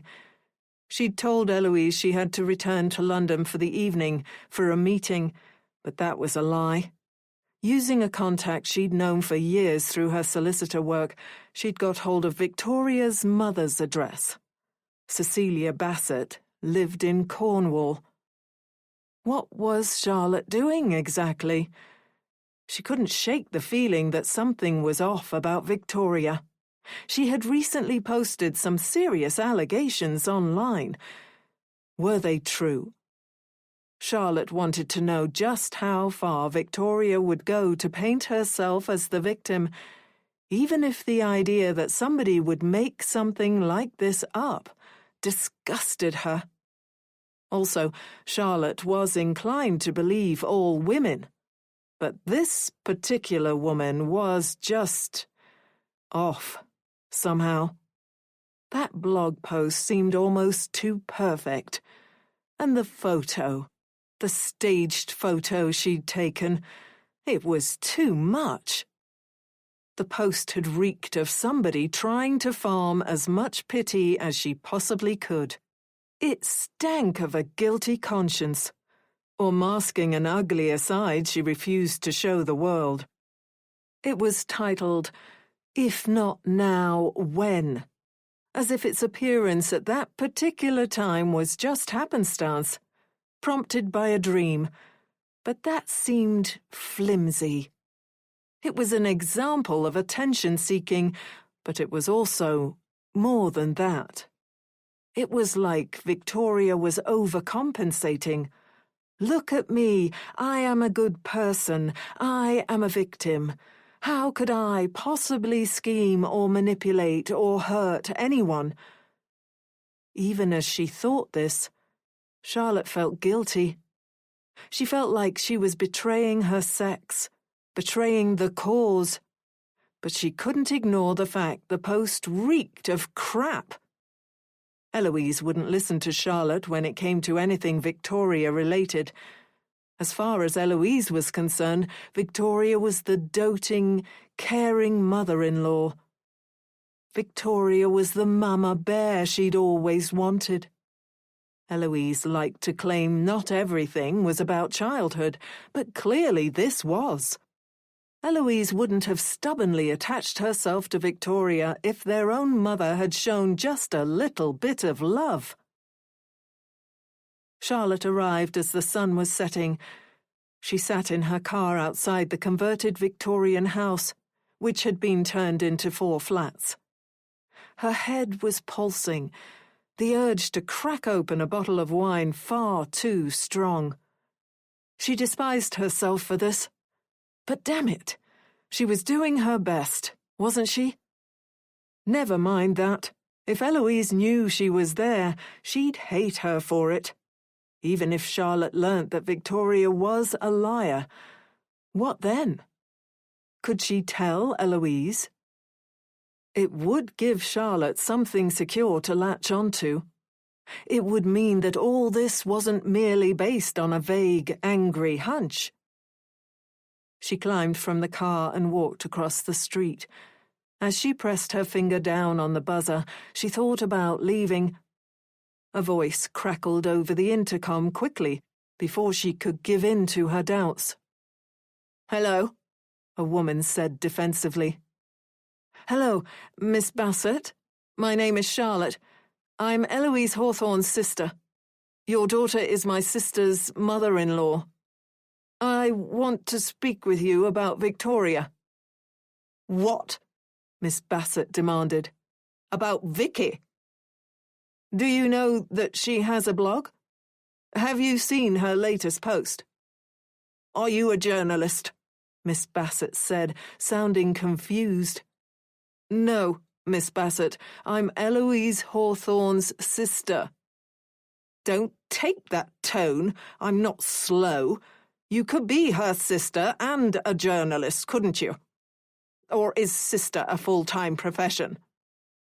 Charlotte thought about the post, the accusations. If they were true, this woman was pure evil. Her behavior wasn't exactly dissuading Charlotte. But being snappy didn't equate to being an abuser. "I'm a solicitor," Charlotte said. "I'm not here in a professional capacity, though. I just want to know if Victoria is the person she pretends to be. Could you please let me in so we can speak? Or perhaps we could go for a coffee someplace? I don't go out much." "It could be my treat, Miss Bassett." "Just get up here. But if you're some scammer, know this. I've got nothing worth stealing. If you're one of Vicky's mad fans and you're here to hurt me, then go ahead. I'm not long for this world anyway." Sadness tightened in Charlotte's chest as the door buzzed open. She walked up a flight of rickety stairs, noticing the damp on the walls, the thinness and threadbare quality of the carpet. When she knocked on the flat door, Miss Bassett yelled, "Yes, yes, come in." Charlotte entered a surprisingly neat flat. It was old, parts of it clearly in need of repair, but it was regularly cleaned and had a faint, not unpleasant vanilla scent. Miss Bassett was sitting in the living room, watching a game show on an old television. She looked up tiredly, her face incredibly wrinkled, her eyes moist. "Told you there isn't much worth stealing. I'd offer you a drink, but that'd mean standing up. My knees aren't what they used to be." "I can get us some tea, if you like." "All right. Fine. Why not? Milk, 2 sugars. Charlotte went into the kitchen. It hadn't been modernized since the 70s or 80s, it seemed. She found the tea bags, boiled the kettle, then carried 2 ancient mugs into the living room. Miss Bassett had turned off the television. Are you here about Vicky's blog, then? Have you read her most recent post? No, but my neighbour, Tony, he told me about it this morning. Apparently, her father and I did all manner of awful things to her. Apparently, I was just as bad as him. Apparently, my daughter is the biggest victim who has ever lived.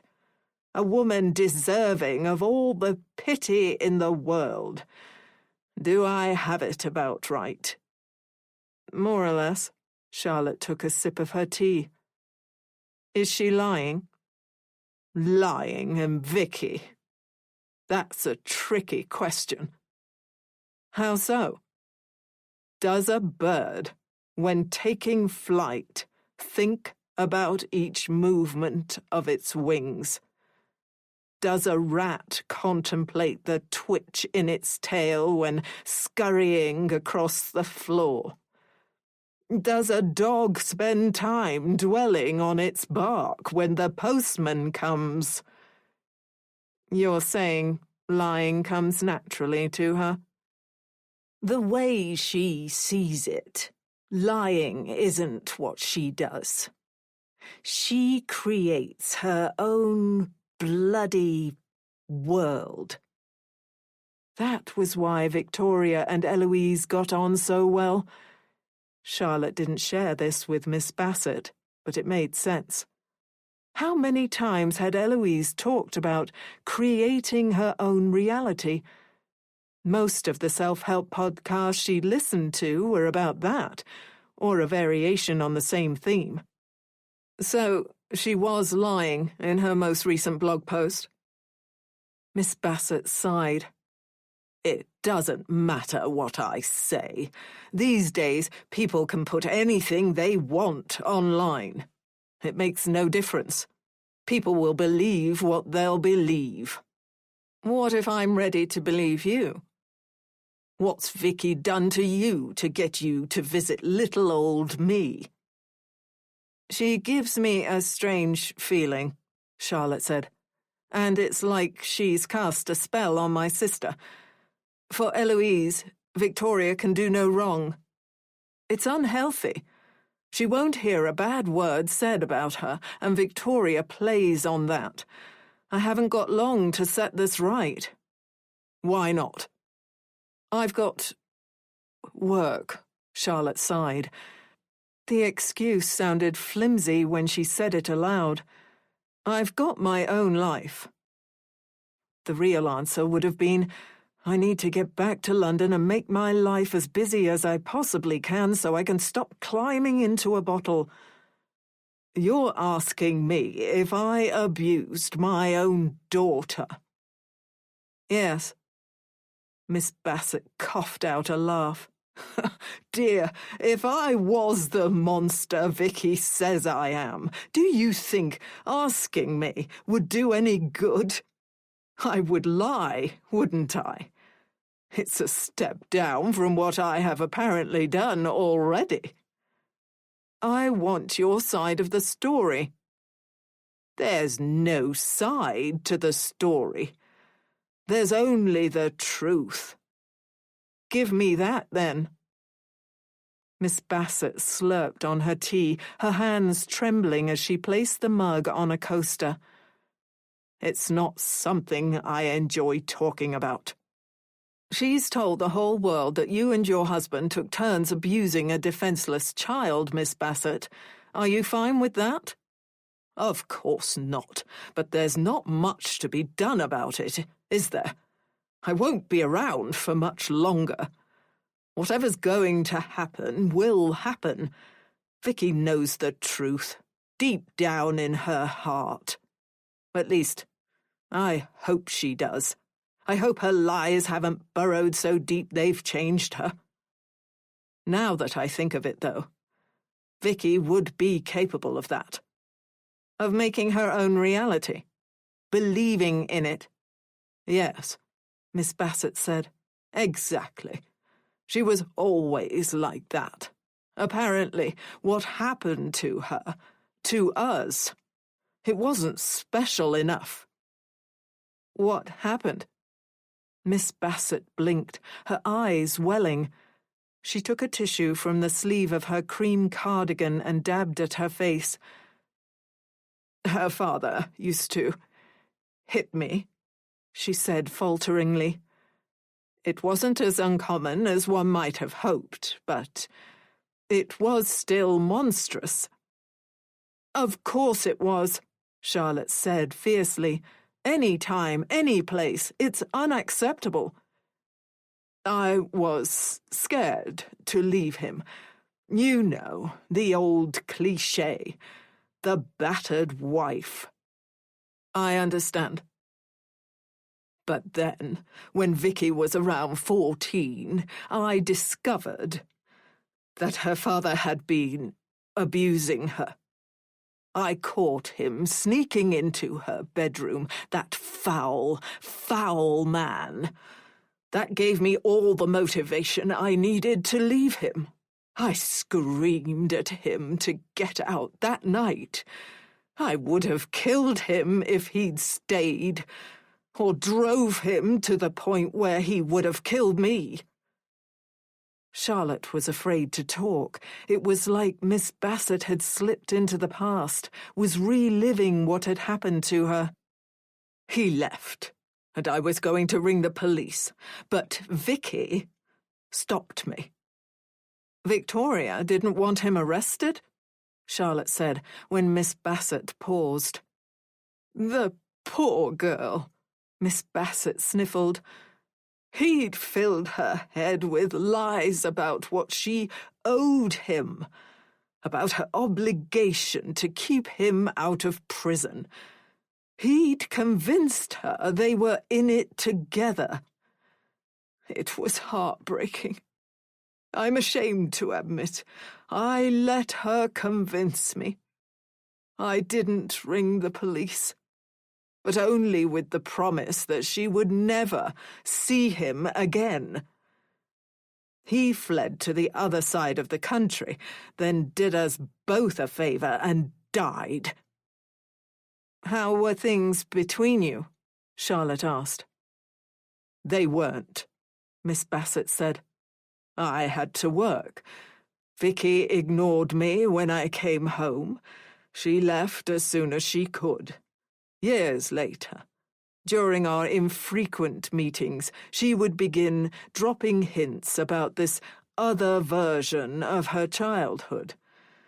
Finally, she came right out and said it. I was livid. We had an argument. That almost turned into a physical fight, and she left. That was the last time I ever saw my daughter. She refused to have anything to do with me. But why? Charlotte said, though she believed Miss Bassett. I don't know for sure. I think perhaps it was easier for Vicky to deal with a more extreme version of what she experienced. If a bad thing had happened to her, she wanted it to be the worst thing. She wanted to be special.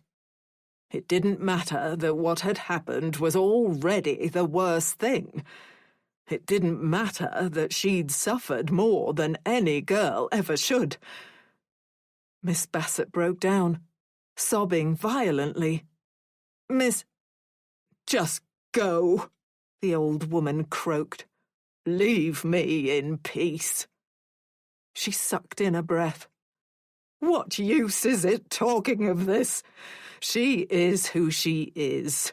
I didn't hurt her in the way she claimed, but I hurt her by not noticing sooner, by not leaving that violent man the moment he laid a hand on me. I should have known his sickness would spread. She spoke through choked sobs. I should have known.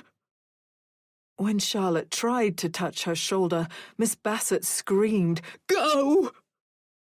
Charlotte left the woman, her sobs echoing down the hallway. She was perfectly aware that Miss Bassett could have put on a performance just as easily as Victoria did, but she believed the old woman. If Victoria would lie about something like this, there was no telling where she'd stop, or if she ever would. She was willing to sacrifice her own mother's reputation to garner sympathy online. Sympathy she perhaps needed to assuage the guilt she felt at manipulating her own son with the LPA, of stealing her daughter-in-law's agency by holding power over her husband. She needed the world to know she was a precious, put-upon flower so that she could tolerate her own thorns. But Charlotte also knew that if she went to Eloise too soon, she'd push her sister deeper into Victoria's possessive and creepy embrace. What was her next move, then? She didn't even know if she had one. It was Miss Bassett's word against her daughters. In the end, this proved nothing to nobody except Charlotte, and all Charlotte had was a solicitor's sense and a hangover that was making her head pulse as it demanded her attention. Chapter 35. Victoria. Victoria had been shocked when, the day after Dominic had dug a large hole in their garden and dragged his own father into it, he had woken and said, "Mother, is Dad still at work?" He'd looked at her with glazed eyes, prepared to accept whatever reality she thrust upon them. What else was she supposed to do? Remind him of what had happened the night previously? Remind him of how she'd hidden upstairs, refusing to acknowledge the corpse, while he made it disappear? "I believe so, my darling," she'd said. "Right," he'd grunted, and that, she thought, was that. When Victoria had a concrete patio laid over the buried body, Dominic had never remarked upon it. When Victoria, despite moving to Weston, had rented out his childhood home with strict instructions to leave the garden unaltered, instead of selling it, he'd made no comment. Until his mind cracked. Victoria snapped to the present when Patrick turned his car up the hill that would lead to the wood's entrance. It was night, the sun long since set. The woods was a terrible choice to dispose of a body, but Patrick wasn't exactly thinking straight. The poor man was convinced that after he'd done this dark deed for her, they were going to elope into some romance novel, happily ever after together. Perhaps they even would, if she could persuade Eloise to join them with her grandchild. She couldn't lie. She appreciated the fact that, just like decades previously, just like her dom-dom, Patrick was handling the cold deadness she simply couldn't face. As their cars chugged up the hill, as far as she was aware, Patrick had no idea she was following him. Victoria thought about that night, her husband's death. The odd thing was, even now, she wasn't sure which of them had murdered Joseph. The night was a blur of chaos and agony, as much as her own childhood was. Sometimes she remembered the sensation of the knife slipping into his surprisingly soft flesh. But other times, she was certain it had been Dominic. Had she done it? Had he? It wasn't as if Dominic was any help. His mind, when it came to that night, was as confused as hers. But now that Victoria had seen the footage of what she'd done to Janine, she wondered if she had done it after all. because no matter how hard she tried, she couldn't remember murdering Janine. It had been like watching somebody else. Which meant anything could have happened that night with Joseph. Her son could have protected her. She could have protected herself. There were only two unassailable facts of that night. Joseph was killed, and Dominic handled the corpse. In his 20s, when Dominic had experienced his first breakdown, she'd convinced him that it was she who had murdered Joseph. The poor lad had wanted to go to doctors, then police. He'd even talked about making it public. Victoria had locked herself in with him for days, speaking for hours at a time until her throat was raw, succeeding in reworking the entire night into something they could both live with. Victoria had killed her husband. That was the story. But when she listened to those whispers of memory, strained past the layers of self-deceit and the coping mechanisms that stood like scaffolding in her mind, she saw a different image. She saw her son with a sharp blade in his hand, plunging it over and over into his father's chest, looking up at her with tears in his eyes, sobbing as he did it. "For you, Mummy," he said in a childlike voice. "I'm doing this for you."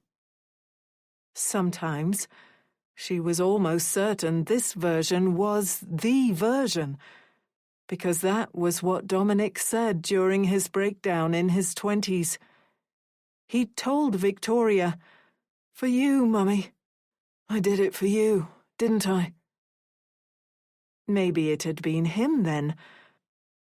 But what Dominic refused to understand, and what people like him refused to accept, was that it didn't matter who'd done what to whom.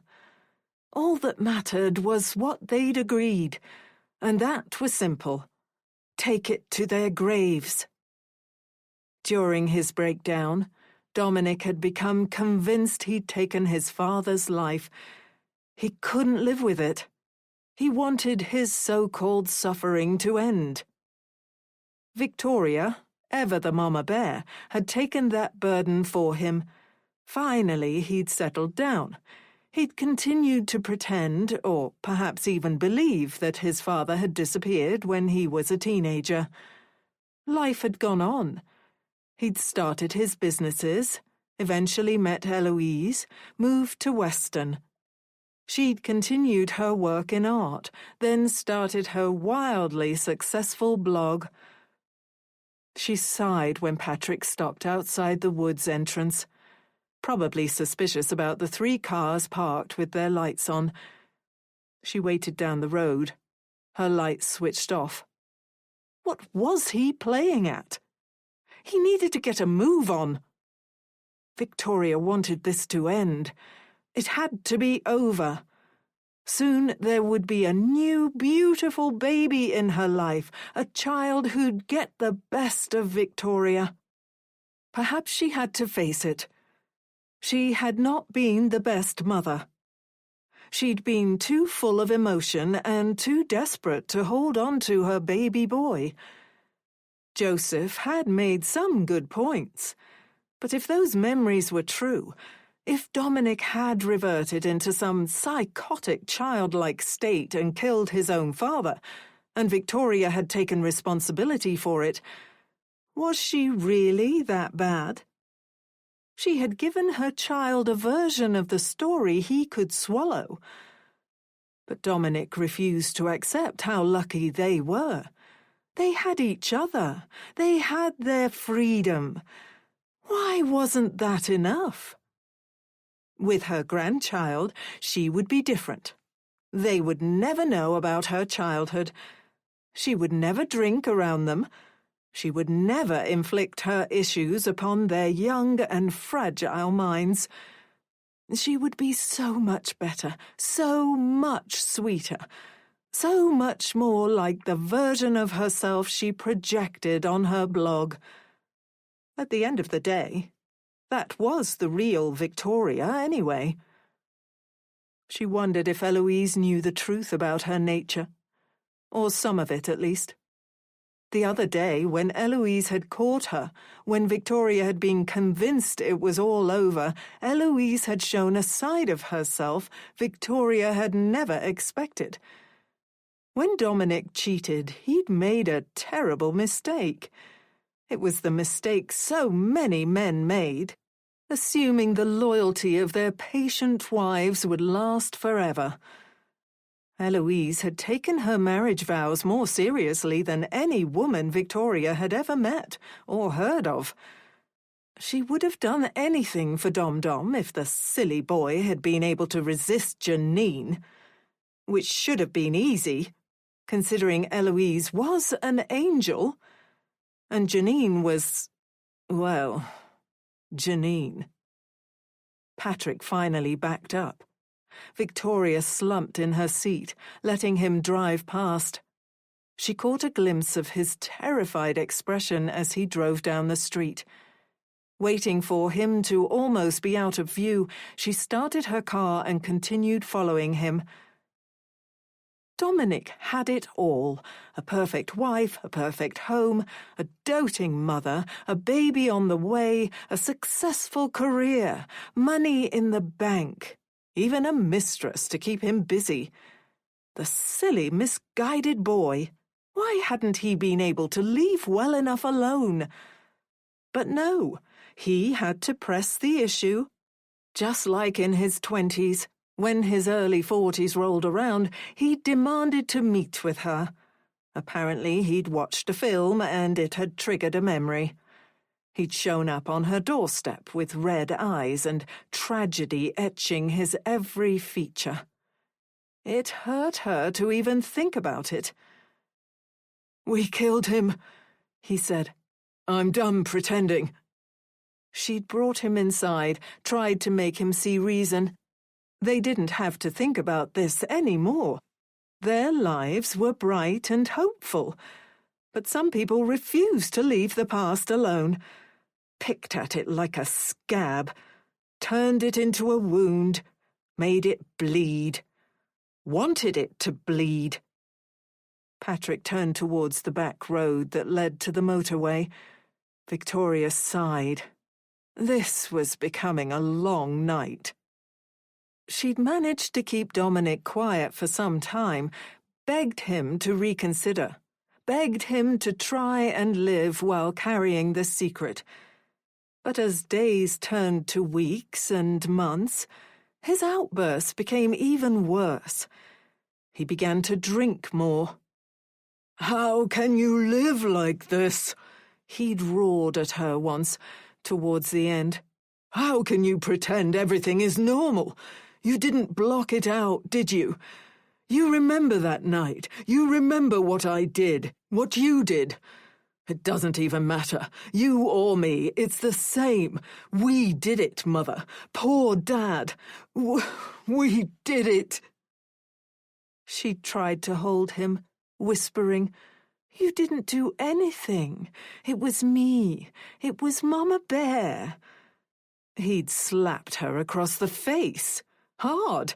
She could still feel the sting. "Don't call yourself that, you sick bitch." He began to shudder and sob as though he was the one who'd been slapped. "I have to tell people. They have to know. I have to." Again, she'd managed to talk him down, but the argument had made her realize it was only a matter of time. It wasn't going away. He was going to ruin their lives. His, hers, Eloise's. Victoria's blog, her fame, her respect, the soaring rocket ship that was her newfound career, it would all turn to ash. She would go to prison as an accomplice. Or perhaps she would go to prison for murder. The police's test would give them the answer their shattered minds were incapable of. But that would be small consolation while rotting in a cell. At her age, either sentence would most likely mean death behind bars. Victoria knew that things were going to get out of hand. One weekend when Eloise had been at a writers' conference in Bristol, Victoria had watched Dominic leave his house and park outside his girlfriend's flat, with far less security, fewer lights. It was past midnight, and when he went inside, Victoria turned on her head torch and slipped beneath the car. She had practiced loosening brake lines on her own vehicle. In 10 minutes, using a 10mm wrench, she had torn the nut just enough to cause a slow leak. Knowing how stressed Dominic was, she doubted he'd notice until it was too late. She cried when she thought of this. It wounded her on a level so deeply. She wondered if she'd ever be able to live with herself again. But what other choice did she have? Let him destroy everything?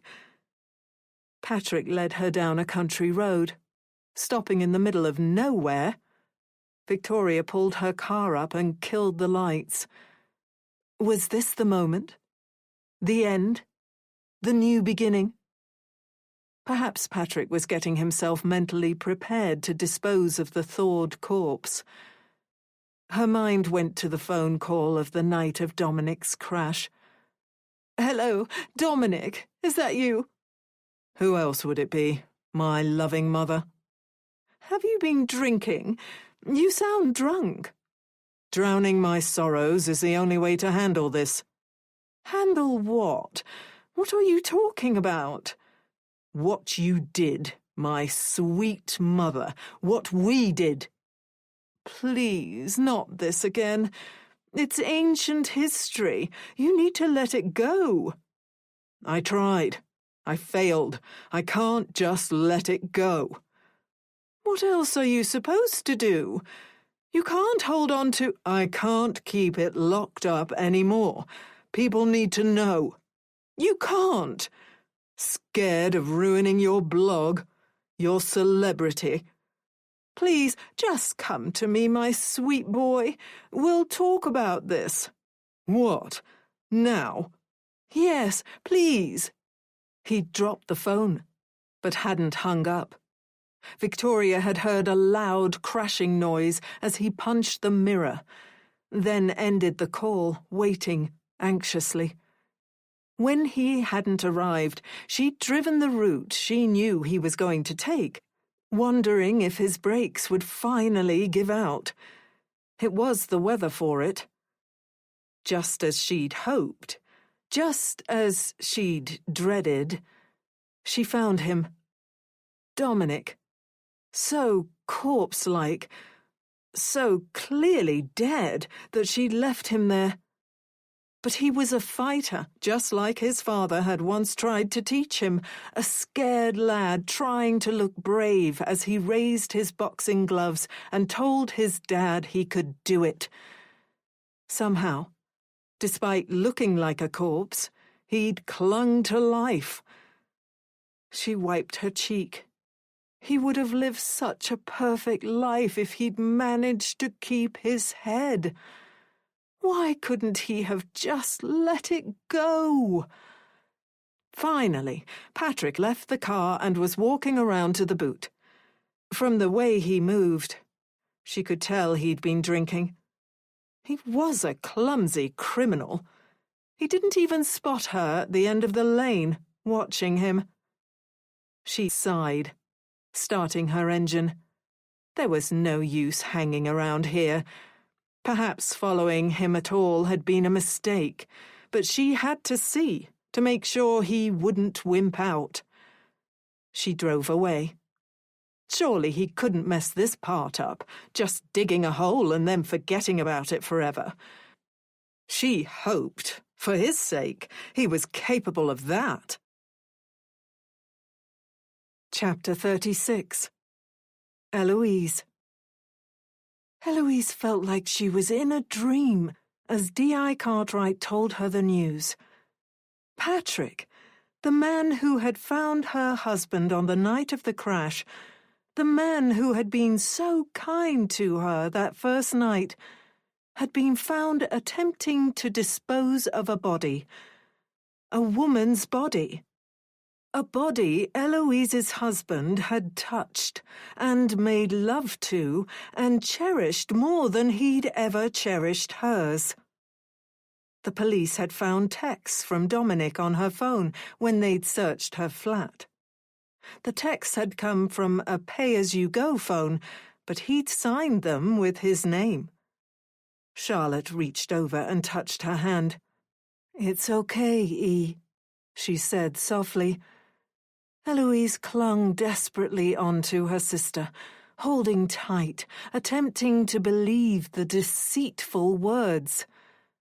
That was what her life had always been. That was what her marriage had been. Deceitful. "Has he said anything?" Charlotte asked. D.I. Cartwright sighed, massaging his jaw.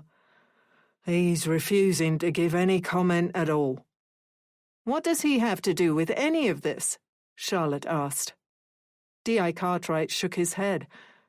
"At this stage, it's unclear." "What now?" Eloise said. "I'll let you know if we need anything else," D.I. Cartwright replied. Charlotte stood.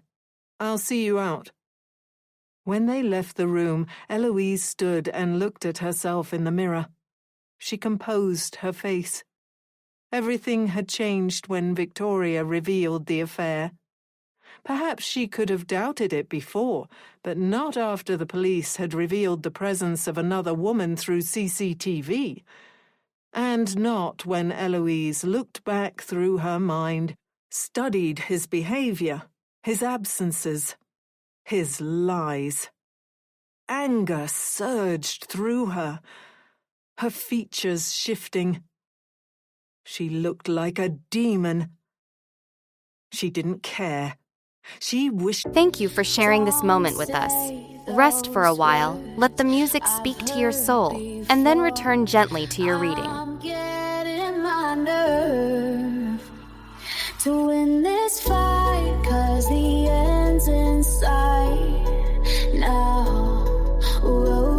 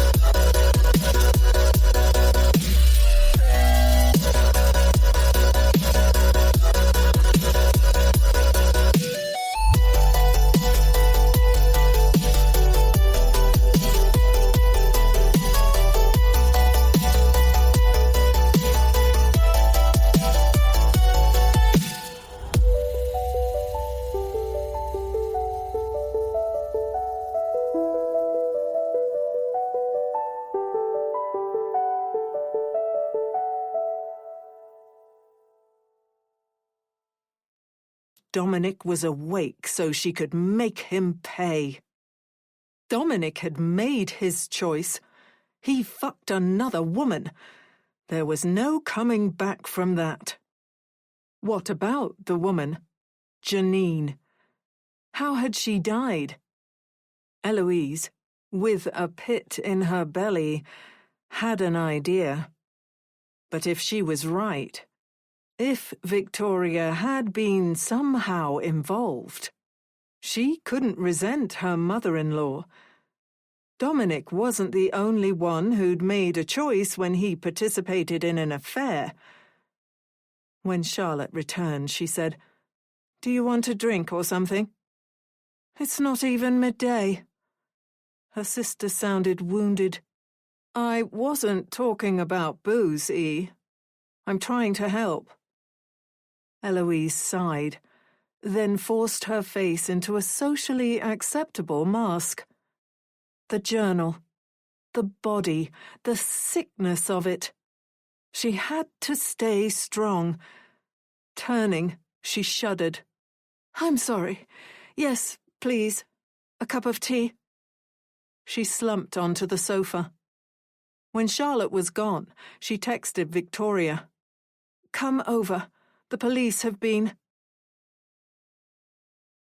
Eloise and Charlotte were sitting in awkward silence when Victoria arrived at the house. Charlotte looked out of the front window when the doorbell went. Her posture tightened. She was about to say something when her phone rang. She quickly rejected the call. "Was that your boss again?" Eloise asked. A look of guilt flashed across Charlotte's face. "She wants you to go back to work," Eloise said. "Yeah, E, she does. But that doesn't mean I'm leaving you." "You want to go back to work too?" Which might be for the best. Charlotte wouldn't understand, and so Eloise would never tell her the full truth. She had been able to accept the steps Eloise had taken to secure a baby for herself, but this was far more serious than pricking a condom. If Eloise had told Charlotte the journal was fake, any support would be as dead as Eloise's marriage. Charlotte could only condone so much. She wouldn't understand. "I don't know," Charlotte muttered. "It's fine. You don't have to lie. Can you let Victoria in? I'm going to make her a cup of tea too." Eloise went into the kitchen, putting her thoughts into the future, into sunny visions of sitting in the garden with her baby in her arms, with Victoria sitting at her side, both of them ready to do better, be better, to be the women the sweet child deserved. They were so close. In the living room, the atmosphere was tense. Charlotte was doing a terrible job at hiding the disdain she clearly felt for Victoria. "Have you told her?" Eloise asked.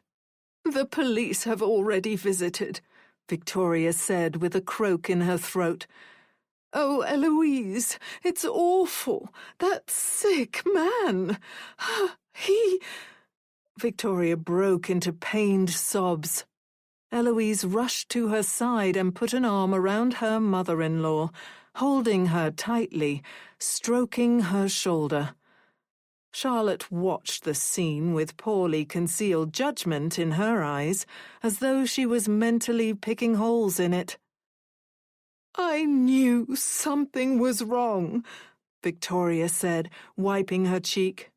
"I knew I was being a silly old crone, thinking a man of his age would be interested in me." "Wait, what?" Charlotte said sharply. Eloise leaned away from Victoria. "What do you mean?" Victoria stared at Eloise, bleakly, convincingly. "He reached out to me, through my blog. He said the experience of finding Dominic had stuck with him. He wanted to help in any way that he could. I believed him. I didn't have any reason to think this." She shuddered. The whole time, he was secretly laughing at me.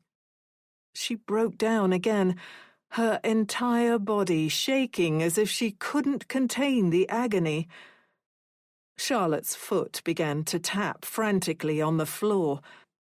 She was biting her lip, trying not to say anything, but in the end, she couldn't stop herself. "So you and this man knew each other," Charlotte said coldly.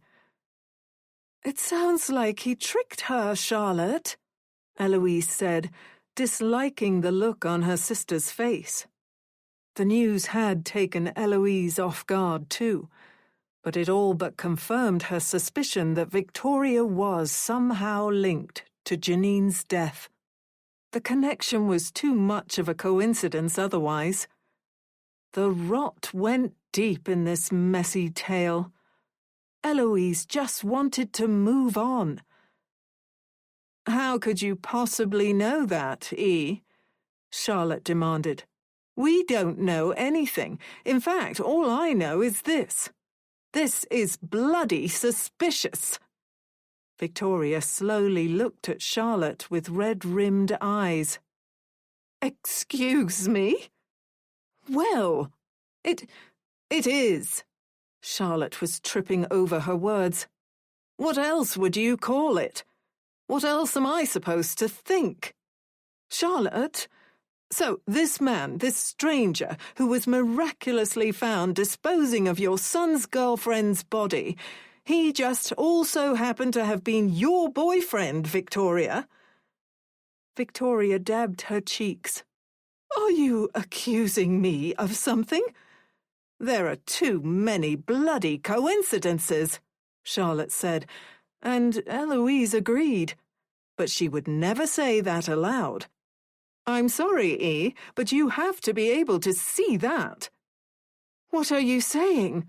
Eloise asked. Charlotte folded her arms. "I think you're a liar, Victoria. I think you've been lying for so long you hardly know what the truth is. I think you were involved with Janine, and maybe even Dominic too." Victoria gasped. "How dare you? I have lied about nothing." "A pathological liar. It started when you were a girl." "When I was a girl?" Victoria spoke slowly. "What on earth are you talking about?" "I saw your blog post, read all that stuff that apparently happened to you as a girl. I visited your mother." "Charlotte!" Eloise gasped, with genuine shock, which was perhaps rich considering everything that had happened. "Why would you do something like that? Listen to yourself. Just think about what you're saying. Victoria is his mother. She loves him more than anything." "Something's been off from the start," Charlotte said. "She's got you wrapped around her finger, E, so you can't see it. But I can. Do you know what her mother said?" "My mother has gaslit me since I was a small child," Victoria said, choking down another sob. "But please, enlighten me." "She said it was all crap. Your father wasn't a good man. There was abuse, but not like you said, and your mother was never involved. You've always needed your story to be more extreme than it really is. You've always needed to feel more special than you really are. Everything has to be over the top. If you lied about something like that, what else would you lie about?" Victoria hunched over, burying her face in her hands, collapsing in upon herself as grief tore through her. Eloise rubbed her mother-in-law's back, glaring at Charlotte. "Are you drunk or something?" Eloise said. "What's wrong with you? Listen to yourself.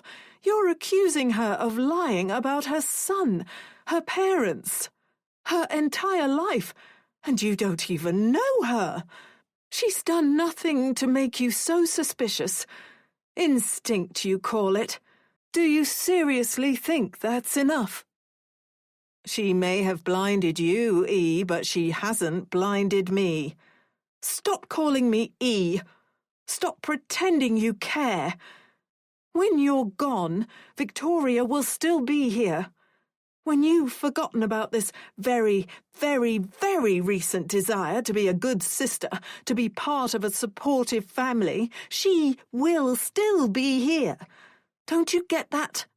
Can't you fit that into your head? As Victoria continued to cry, Charlotte jumped to her feet. I don't buy those crocodile tears for 1 second. This is all... It's just too... bloody convenient.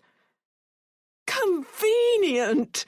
Victoria screamed, leaping to her feet, her cheeks glistening with tears. There's nothing convenient about losing my baby. There's nothing convenient about being toyed with by that sicko. There's nothing convenient about any of this. All I've ever wanted is to be happy.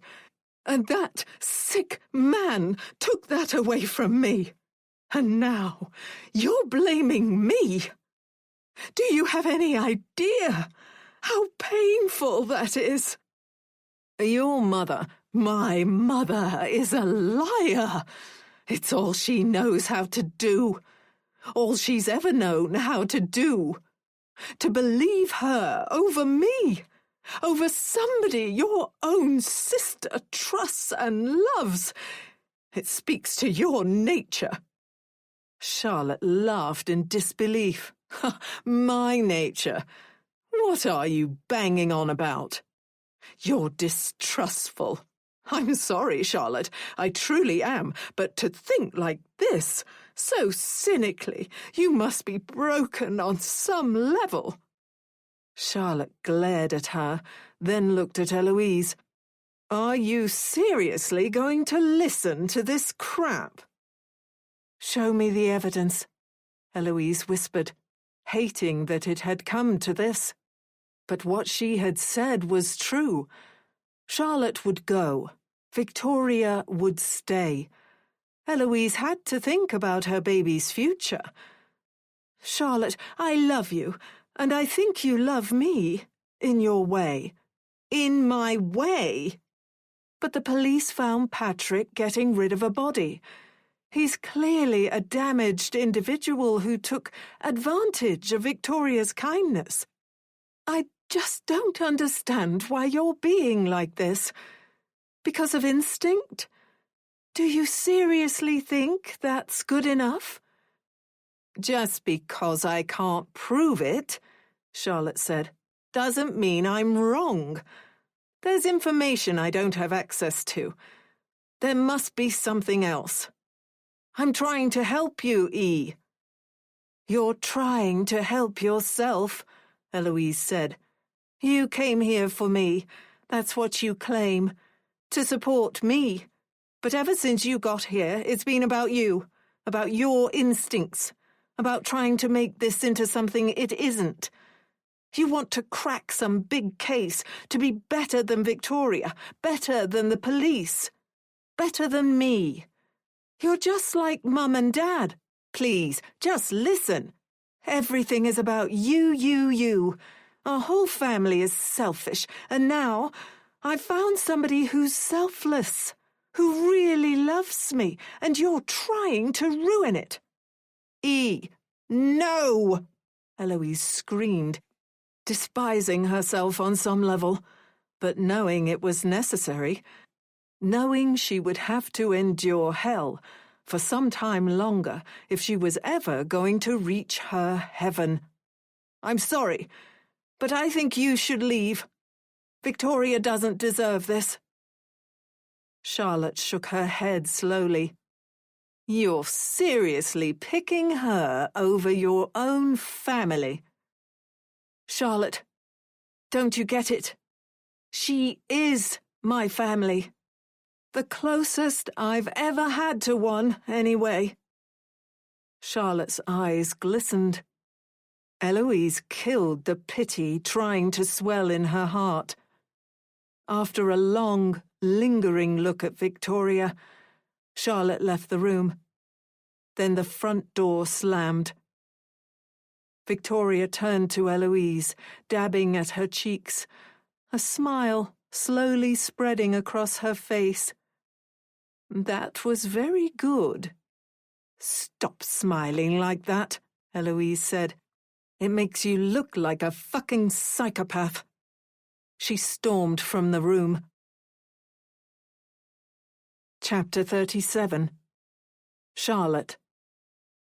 Charlotte sat in her car outside the police station, trying to figure out what she knew exactly.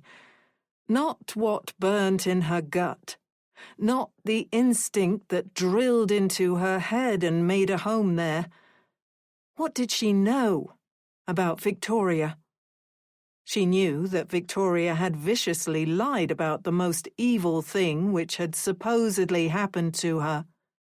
She knew that Victoria had known the man who had, in a coincidence that would make a soap opera look like high literature, disposed of her son's mistress's body.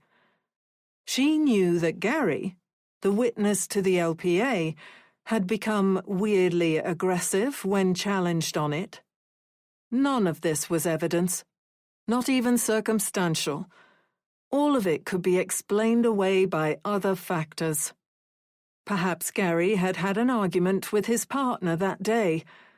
Perhaps Victoria's mother was the liar, the monster Victoria painted her in her blog posts. Perhaps... Her mobile rang, interrupting her thoughts. It was her boss, Shelley.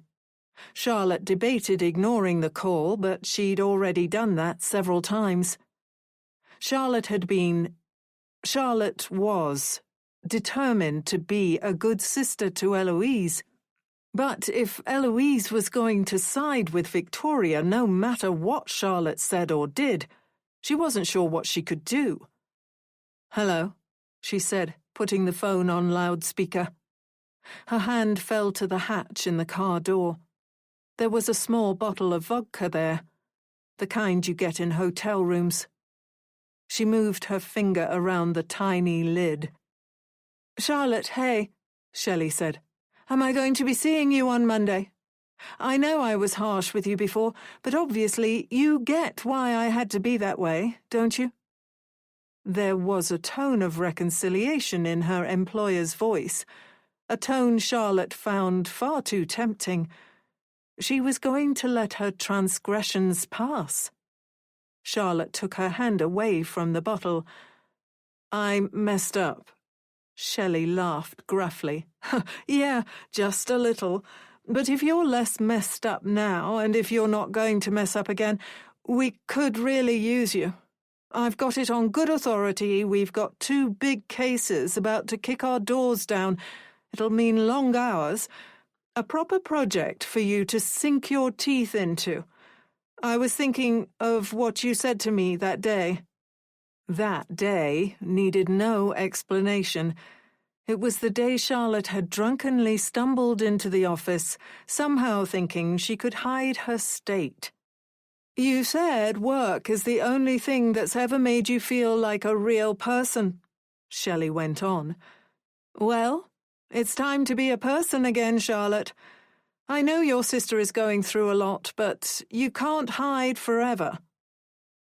"Actually, my sister has been leaning on her mother-in-law quite a bit."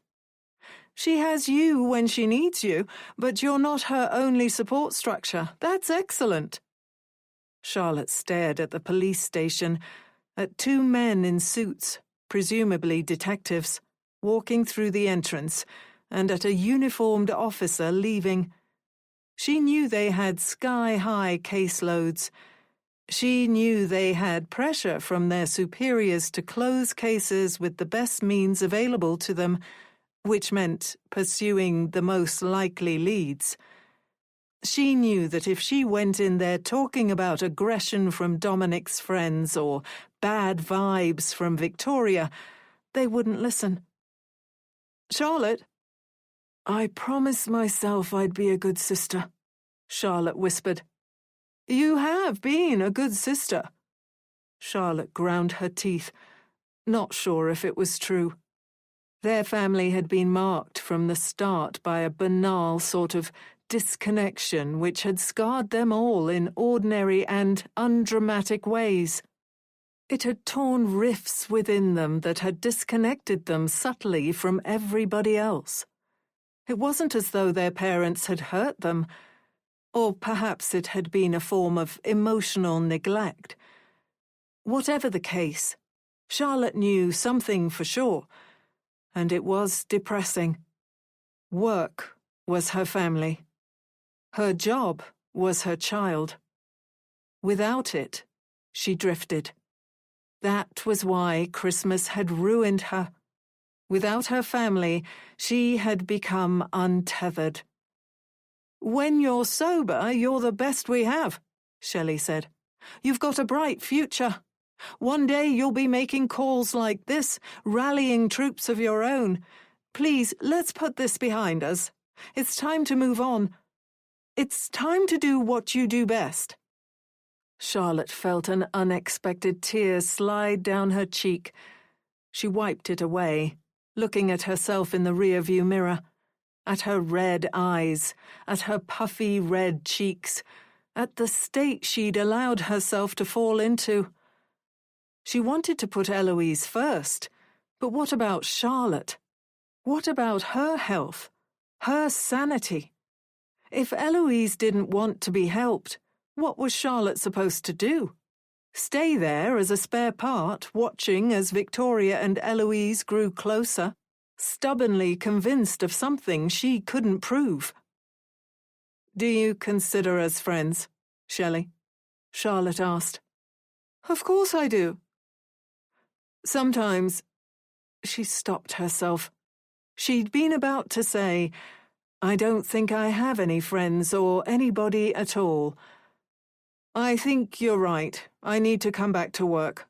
I need something to focus on. I need to make a difference. That's absolutely brilliant to hear you say. So you'll be in on Monday? Yes. Charlotte wiped another tear away. See you soon. Ending the call, she left the police station and returned to Eloise's big house on the hill, taking a moment to drink in the grandeur. The gate was open. Charlotte parked in the courtyard and looked through the front window. She saw Victoria and Eloise embracing. Eloise was crying, her shoulders trembling as Victoria massaged her back. They looked like the perfect pair. They looked determined to make it through their hardship together. Charlotte went to the front door, finding it open. Eloise must have heard the door. She came into the hallway. Victoria remained in the living room. I know you told me to go, Charlotte began. Eloise rushed to her, touching her hands. No, it's fine. I'm sorry. I shouldn't have shouted. You were angry, Charlotte said, conscious of the fact her sister didn't invite her in, offer her a drink or anything. An intense flashback struck her. When they were kids, Eloise had begged Charlotte to go to the cinema with her. Charlotte had told her no several times, but when her plans had fallen through, she'd finally relented. But by then, Eloise had found a boy to go with. They'd stood just like this outside her bedroom, Eloise too nice to outright tell her to leave, Charlotte feeling unfairly stung and rejected. The same energy emanated from her sister now. My boss wants me back in work, Charlotte said. Eloise smiled. That's great. That'll be good for you. Charlotte glanced at the living room door, lowering her voice. But what about you? I'm not sure I want to leave you. I'm going to be okay, Eloise said. I've got my baby. I've got Victoria. There was a subtle challenge in Eloise's voice when she said her mother-in-law's name. It was like she was baiting Charlotte to say something. But what could Charlotte say that hadn't already been said? "I'm only a phone call away," Charlotte told her. "Please don't forget that. And I'm going to be checking up on you often, so you better get used to lots of annoying calls and messages. I want to FaceTime too. I don't want us to drift apart, E." Eloise clutched Charlotte's hands tighter. "I've made my peace," she said, which sounded strangely ominous. Her peace with what? With her twisted mother-in-law? "I want you to be happy.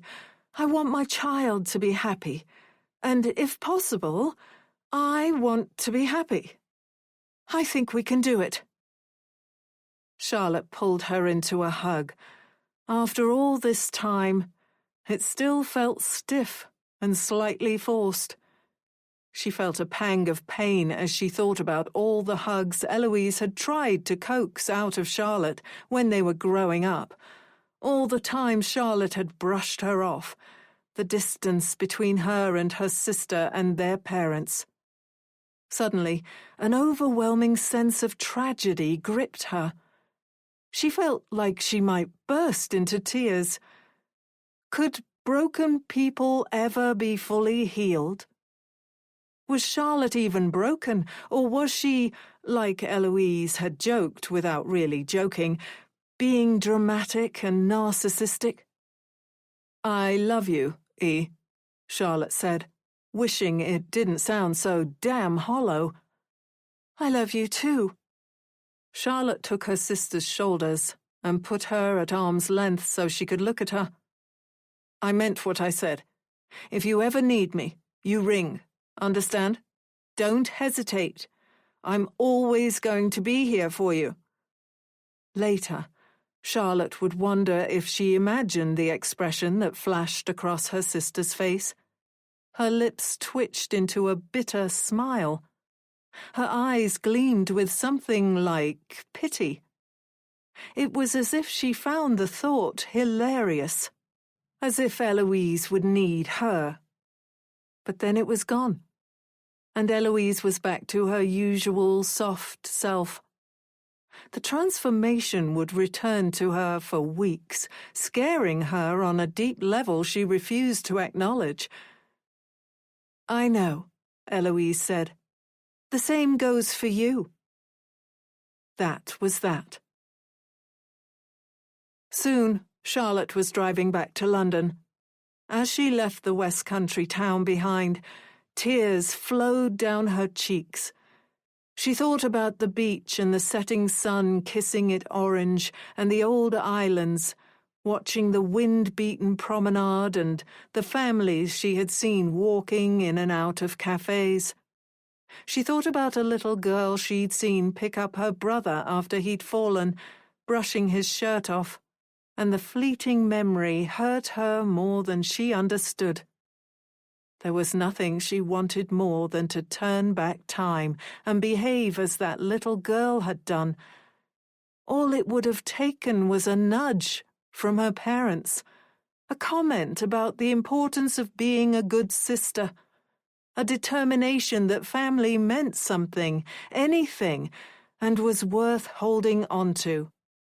Then she wouldn't feel this lack, this colossal void inside, that felt like a piece missing inside of her, something she filled with booze or casual sex or work. Anybody who had a family that tried, despite their imperfections, despite their struggles, who sincerely tried, who shook away their own concerns and put their ties first, should sink to their knees in gratitude. Or perhaps Eloise was right. Perhaps Charlotte was dramatic and self-indulgent. Perhaps not everything was about childhood.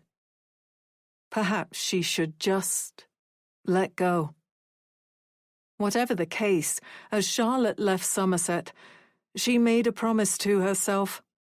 If she ever became a mother, She would make her children know how much she loved them and how important it was that they loved each other. A Mother's Musings. My Heart is Broken. 25th of March, 2025. Victoria Hawthorne. The day I have feared for so long has finally arrived. Eloise and I have made the unfathomably difficult decision to turn off my sweet Dom-Dom's life support. The doctors tell us, at this late stage, any chance of him waking up is incredibly unlikely. I don't want him to suffer. And the truth is, my loyal, dear readers, I don't want Eloise to suffer either. Or myself. Yes, because that is one of the most essential truths of motherhood, the fact we so often try to deny. Sometimes we need to feel safe too. We need to feel taken care of. We need to feel like we can finally, just for a little while, breathe freely. I love you, Dom-Dom. I'm sure that we will be reunited one day. Wow, this is A Mother's Musings' most viral post. If you would like to become a follower of this blog, click here. The blog post is accompanied by an image. Victoria and Eloise sit on either side of Dominic in the hospital bed, each holding one of his hands, their cheeks glimmering with tears, and their expressions profoundly sad. Chapter 38. Eloise. The tears were real. The tragedy tearing through her heart wasn't feigned. But she wasn't mourning the man her husband had shown himself to truly be. She was mourning what they should have been, the version of them she had stubbornly strived towards, even as he had tried to drag them down into the gutter. She sat in Victoria's car, sobs exploding from her, as Victoria gently cradled her hands and whispered words which Eloise didn't hear. Rain pattered against the window, and people exited and entered the hospital. They looked like wraiths, not even human, not living and not dead. Victoria was crying too, but with far less passion. Why would she force it? Nobody was there apart from Eloise. No onlookers, no cameras, nobody for whom to put on a show. They stayed like that for a long time, until eventually Eloise managed to regain some semblance of control. She wiped her cheeks, looking at her mother-in-law. "I think I'm ready to speak about it," she said. Victoria bit down. "We did the right thing." "We weren't going to do anything. You were going to try and do it all behind my back. If I hadn't caught you, you would have tried to move me into place like a chess piece. You must have seen me as some small, naive, scared little thing, easily manipulated. But I tricked you, Victoria. I only showed you the version of me I wanted you to see." A look flashed across Victoria's face, but it passed a moment later. They were bonded, beyond doubt. Eloise had made her choice. No, that wasn't right. Dominic had made the choice for her. By cheating on her, he had sealed his own fate. She could forgive almost anything from her husband, but not choosing another woman over her. That was unacceptable. Charlotte might have mocked her for taking her marriage vows seriously, but she did. Deadly seriously. Forsake all others. Eloise hadn't even looked at another man after taking those vows. "We should leave the past behind us," Victoria said. "We're alike, Eloise, more alike than twins in many ways. We understand that we choose what world we live in. Don't you see, sweet girl? That's a superpower." When Eloise walked in on Victoria hiding the fake journal in the walk-in wardrobe, Victoria had quickly explained, seemingly unable to keep all the deceit stowed inside of her. Or perhaps she had sensed something in Eloise. Perhaps she had anticipated that Eloise might be persuaded. "When I caught you," Eloise said, dabbing her cheeks again, "did you tell me the truth because you thought you'd come to the end of the road?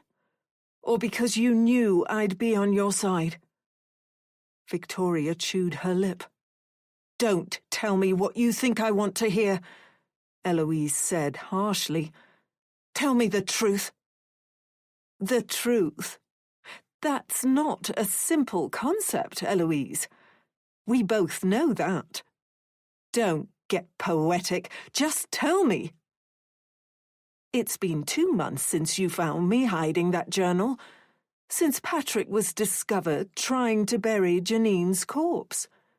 All that time, you haven't asked me for the full story. I told you I faked the journal. I told you I needed to give the police an explanation. I expected questions then. Sometimes it's easier to live in the make-believe. We both know that." Victoria wrapped her arms around herself, looking surprisingly vulnerable, and offered a nod. "If I tell you the truth, you'll call the police." "I already know the truth. I just need to hear you say it. And we're long past me turning you in." "Why don't you tell me your theory?" Eloise groaned. "Are you playing games with me, Victoria? Today of all days. I put on a show for you. To Charlotte. To the police. I pretended that journal was real. And then you stopped mentioning it. I thought we were going to leave well enough alone." "I will. After you tell me." "What do you think you know?" Eloise slammed her hand on the dashboard. "You killed Janine!" Victoria stared out the rain-spattered window, then gave a short nod. "You were there that night. There to take Janine, because you were the one who cut Dominic's brakes. It's not what you think." "I don't want to hear it. The truth. Now." "Dominic killed his father. I helped him cover it up. He was going to reveal the truth. He was going to ruin our lives, Eloise. I couldn't let him do that." Eloise let out a breath as the news thundered into her. She almost wished she hadn't asked, but something about her husband's death had triggered her need for the full story. "I could have forgiven him for almost anything, you know. Almost."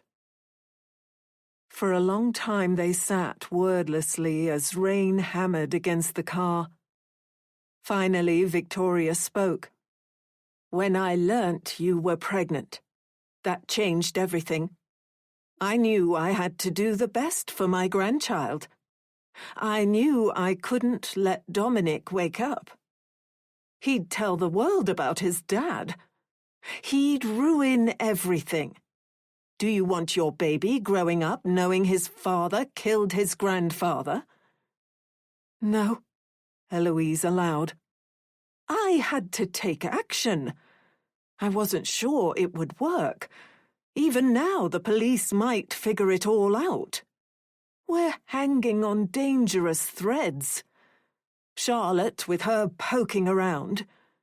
Poor Patrick might forget about his loyalty to me. There is so much still up in the air. I want to return to my question, Eloise said. Did you tell me about the journal because you knew I'd help? Because you saw something in me? Or because you thought you'd hit the end of the line? Victoria sighed, brushing down her hair. When you caught me, I was caught, Eloise. The game was up. What could I possibly say? My only option was to tell you the truth. It was a tactical decision then. It was strategy. It had nothing to do with the way you felt. I suppose you might put it like that, though that makes me sound rather callous. We're both callous. Let's not pretend otherwise. When Victoria remained silent, Eloise said, You could have invented some lie. You're clever enough. Instead, you told me that you'd written a fake journal, that you were planting it, that you wanted to trick the police into believing Dominic had taken his own life in a rather roundabout fashion. And somehow you knew I'd go along with it. How, Victoria? I think you know, Victoria said, recoiling slightly. Maybe I need to hear you say it. Victoria swallowed, seeming frightened, and Eloise allowed her to be frightened. After a pause, she said, It was the look on your face when I told you about the affair. Pure hatred.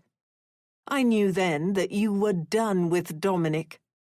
I knew then that, if it came to it, you would choose a future without him, rather than a future with him. Because it was a look you recognized, a look you've seen in the mirror.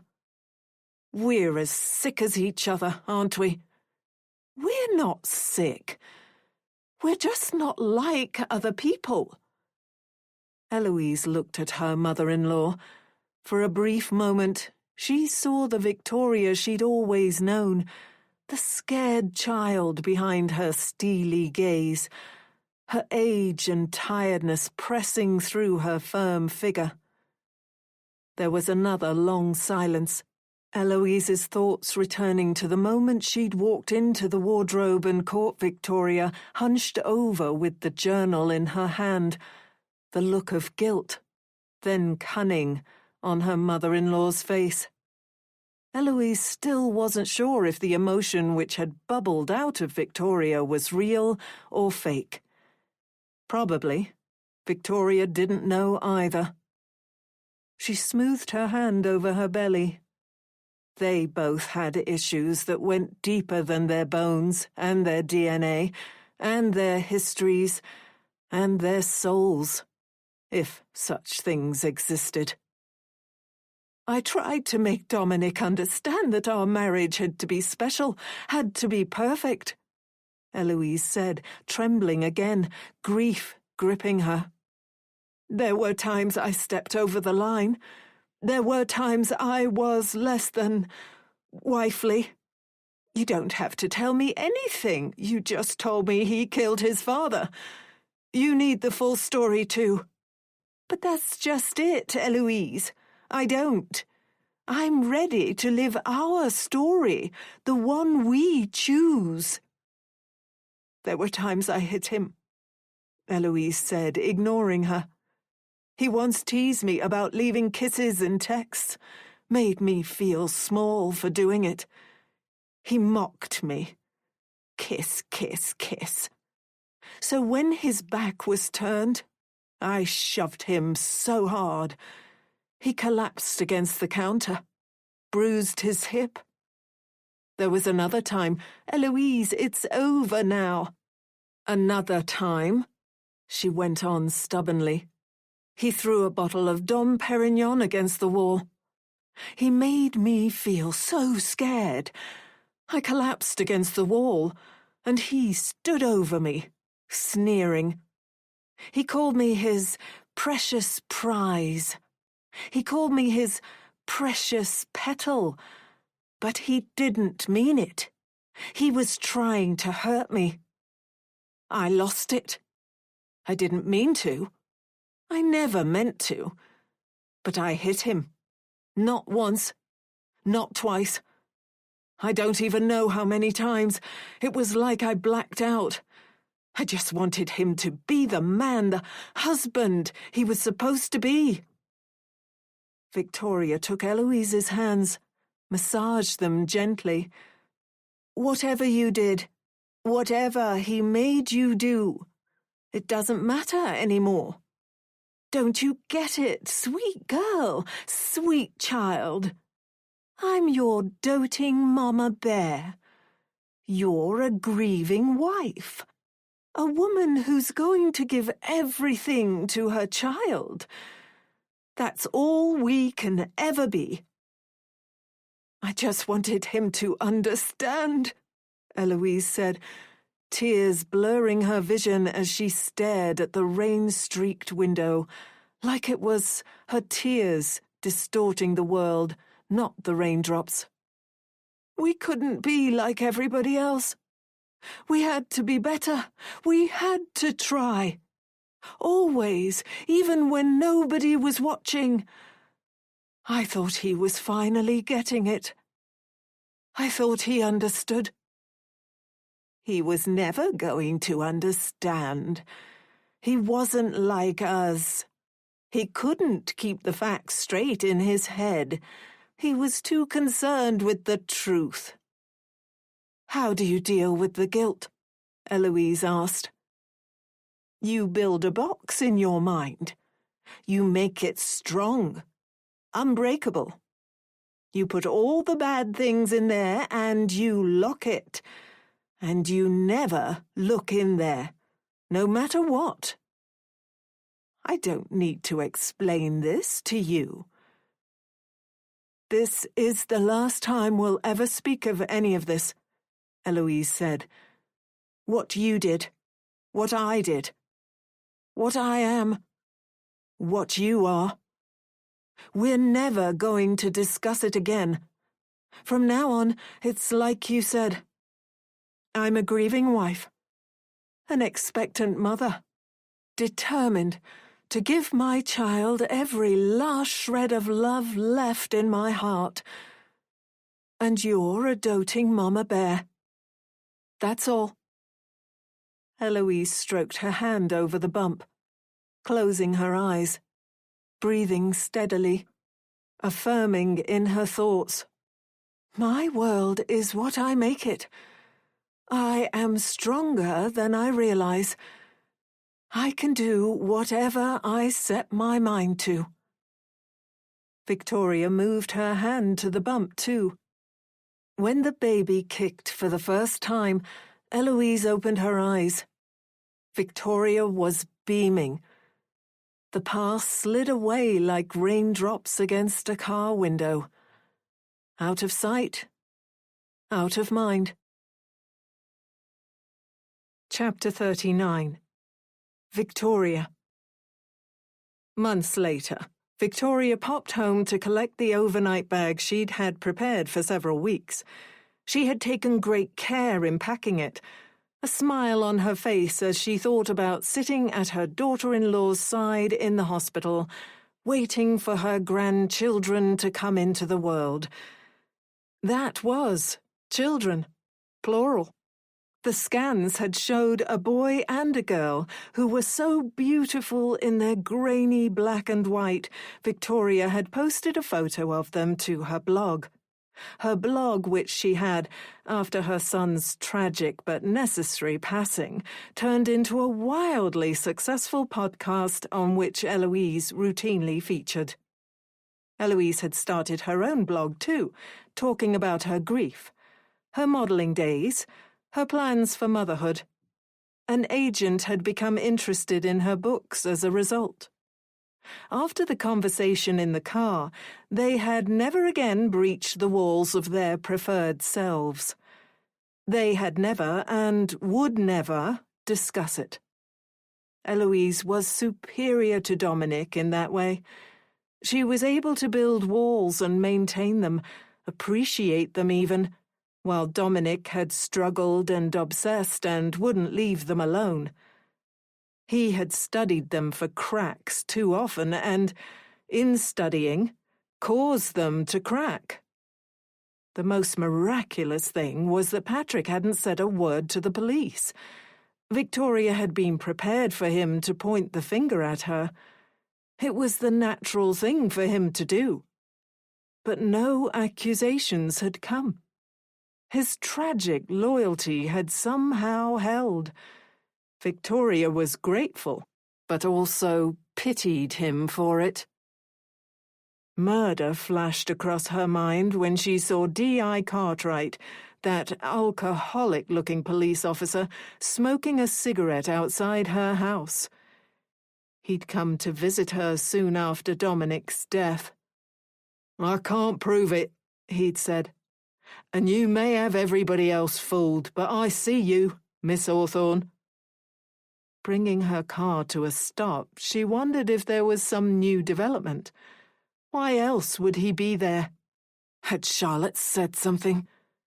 Charlotte was back in Weston for her nieces' and nephews' births. So far, they'd managed to maintain a mask of civility.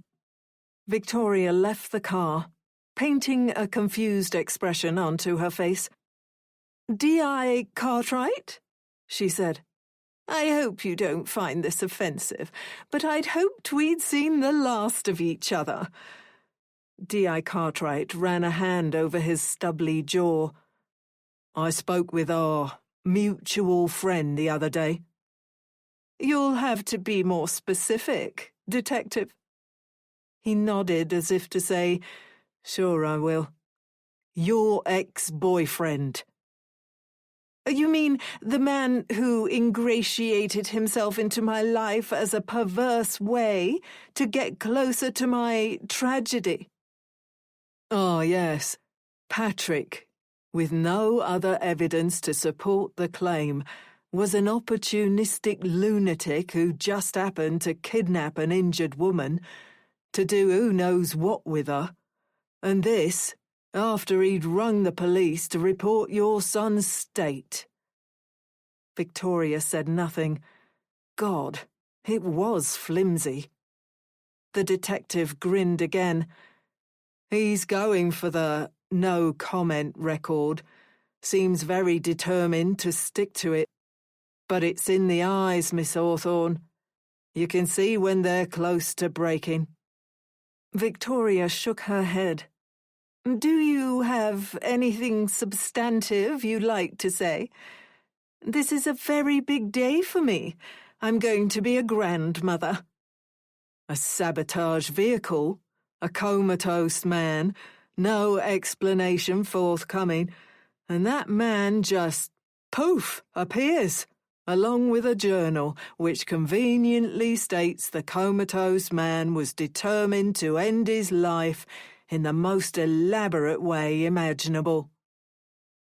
"Please, don't speak about my son, not you, who won't let him rest in peace. And if I'm not mistaken, that man is going to be sentenced." "Maybe, if he keeps the no-comment crap up. Or maybe you were being far too clever trying to frame him." Victoria almost swore. Frame him?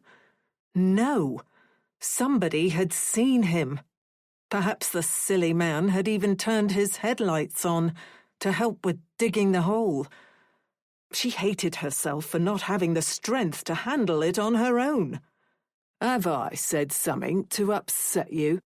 the detective asked, a smarmy smile on his face. "Everything you're saying is unthinkably evil to me."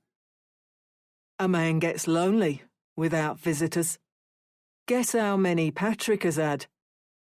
The detective made a 0 with his finger and thumb.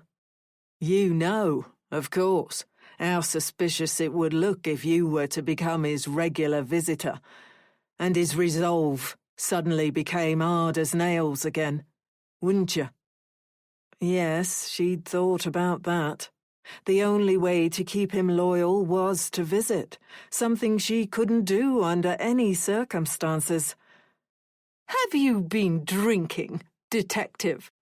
He smirked. If you truly were affronted by my uncivilized behaviour, you'd contact the station. But you won't do that, Miss Hawthorne. You don't want to draw attention to the only man committed to unmasking you. Victoria wanted to do feral and appalling things to him. The urge burnt in her gut as it had many times before, as it had since she was a girl, as it had even before her father had done his wicked things. Her earliest memory was of this feeling, this irrepressible need to do something bad to relieve some of the pressure. People didn't understand how torturous it was, living with a tension that wouldn't leave her alone. Do your superiors know you're here? This is absolutely unacceptable. I'm trying to put all this behind me. My superiors want me to leave this alone. In fact, if you reported this incident, I might get in trouble. But you won't do that. Are we done? I'm very busy. I think you tell yourself you're a good person. But do you know what I think about sometimes? At night, when I can't sleep? The legal power of attorney. You got your grubby hands on that 3 years before any of this happened. Which means you wanted your son to crash. Your precious dom-dom. You wanted to switch off his life support. I bet you had dreams about it, Miss Hawthorne. Fantasies. This is quite enough. Get off my property or I'll call the police. He laughed and swaggered away. She watched him go, thinking what it would be like to plunge a knife between his shoulder blades. He turned, spotted the look on her face, then laughed again, like it meant something. He didn't know anything. He couldn't prove anything. But he'd hit a sore point when he mentioned the LPA. He was right. She had established that as a possible contingency plan. It was better if she was in control anyway. Dominic hadn't even put up a fight.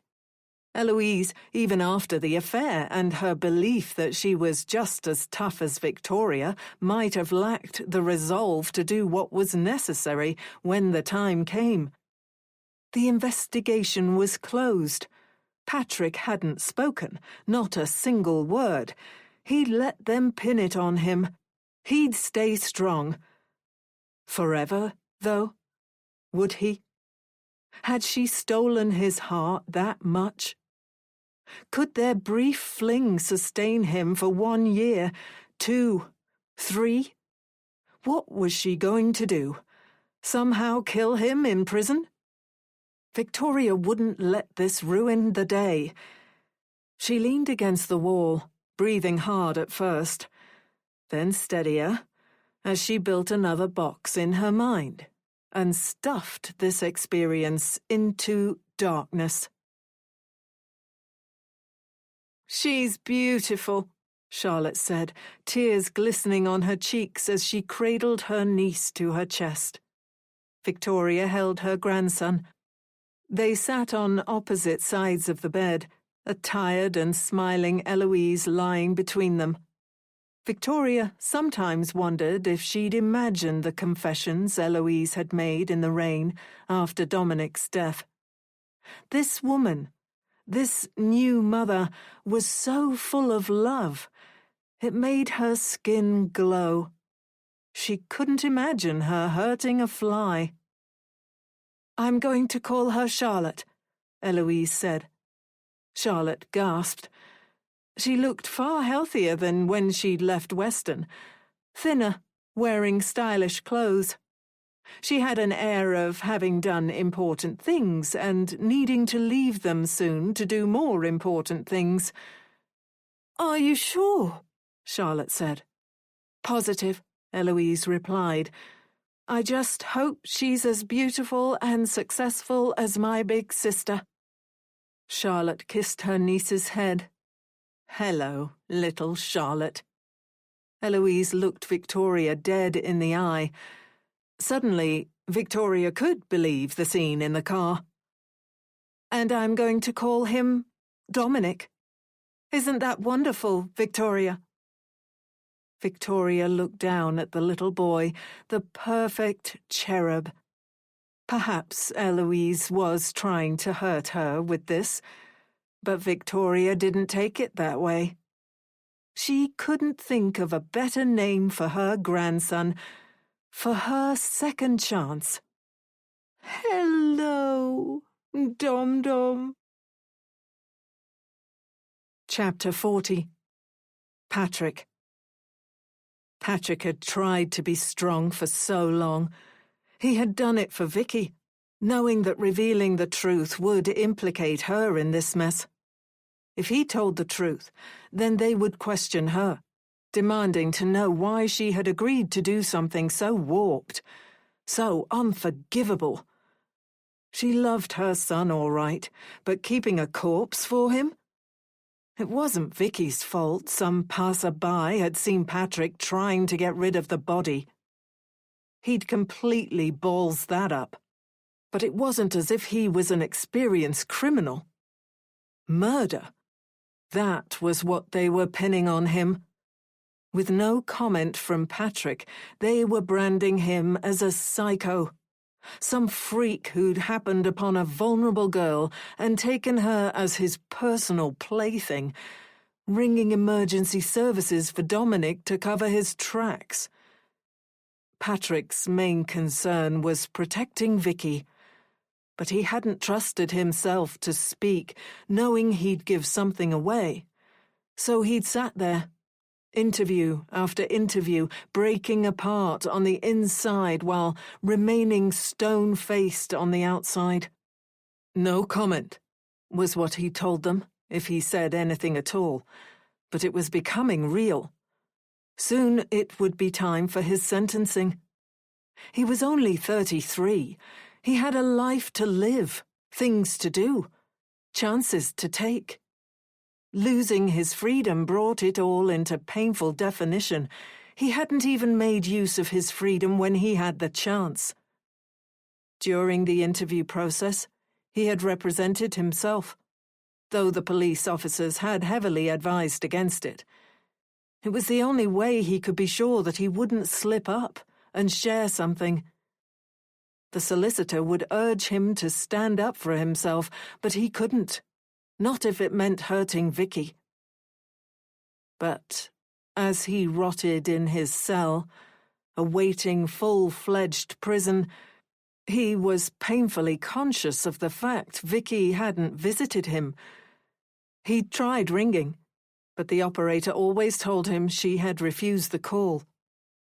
That was when his mind began to comb over their relationship, and he noticed, far too late, the small flashes of distaste that had crossed her face, the pity in her eyes, the smirks she'd tried to hide. Maybe his mind was torturing him, but he didn't think so. Without her physical closeness, without her whispers of a bright future together, the ache in his soul began to lessen. His mind cleared. He had never been the most intelligent person. He was ready to admit that. But he felt like he was finally seeing clearly. She had used him, and he wasn't going to spend the rest of his life in prison for it. He asked to speak with the investigators, stressing he had information that would change their understanding of the case. Soon, it was time for the interview. D.I. Cartwright walked into the room, looking tired and impatient as usual. "You better have something worthwhile to tell me." "I do." It made him ache to think that he'd once planned to say those two fateful words in an entirely different circumstance, with a woman he still loved, even if he hated her too. Strange hearing anything other than no comment from you. Vicky isn't who you think she is. D.I. Cartwright sat. "I'm listening." This recording of My Family Lies was presented by Dreamscape Media, LLC. Narrated by Maria Nicola Johnson. Recorded by arrangement with Bloodhound Books. Copyright 2025 by N.J. Moss. Recording copyright 2025 by Dreamscape Media, LLC. Thank you for listening. Please check dreamscapepublishing.com for Dreamscape's latest releases.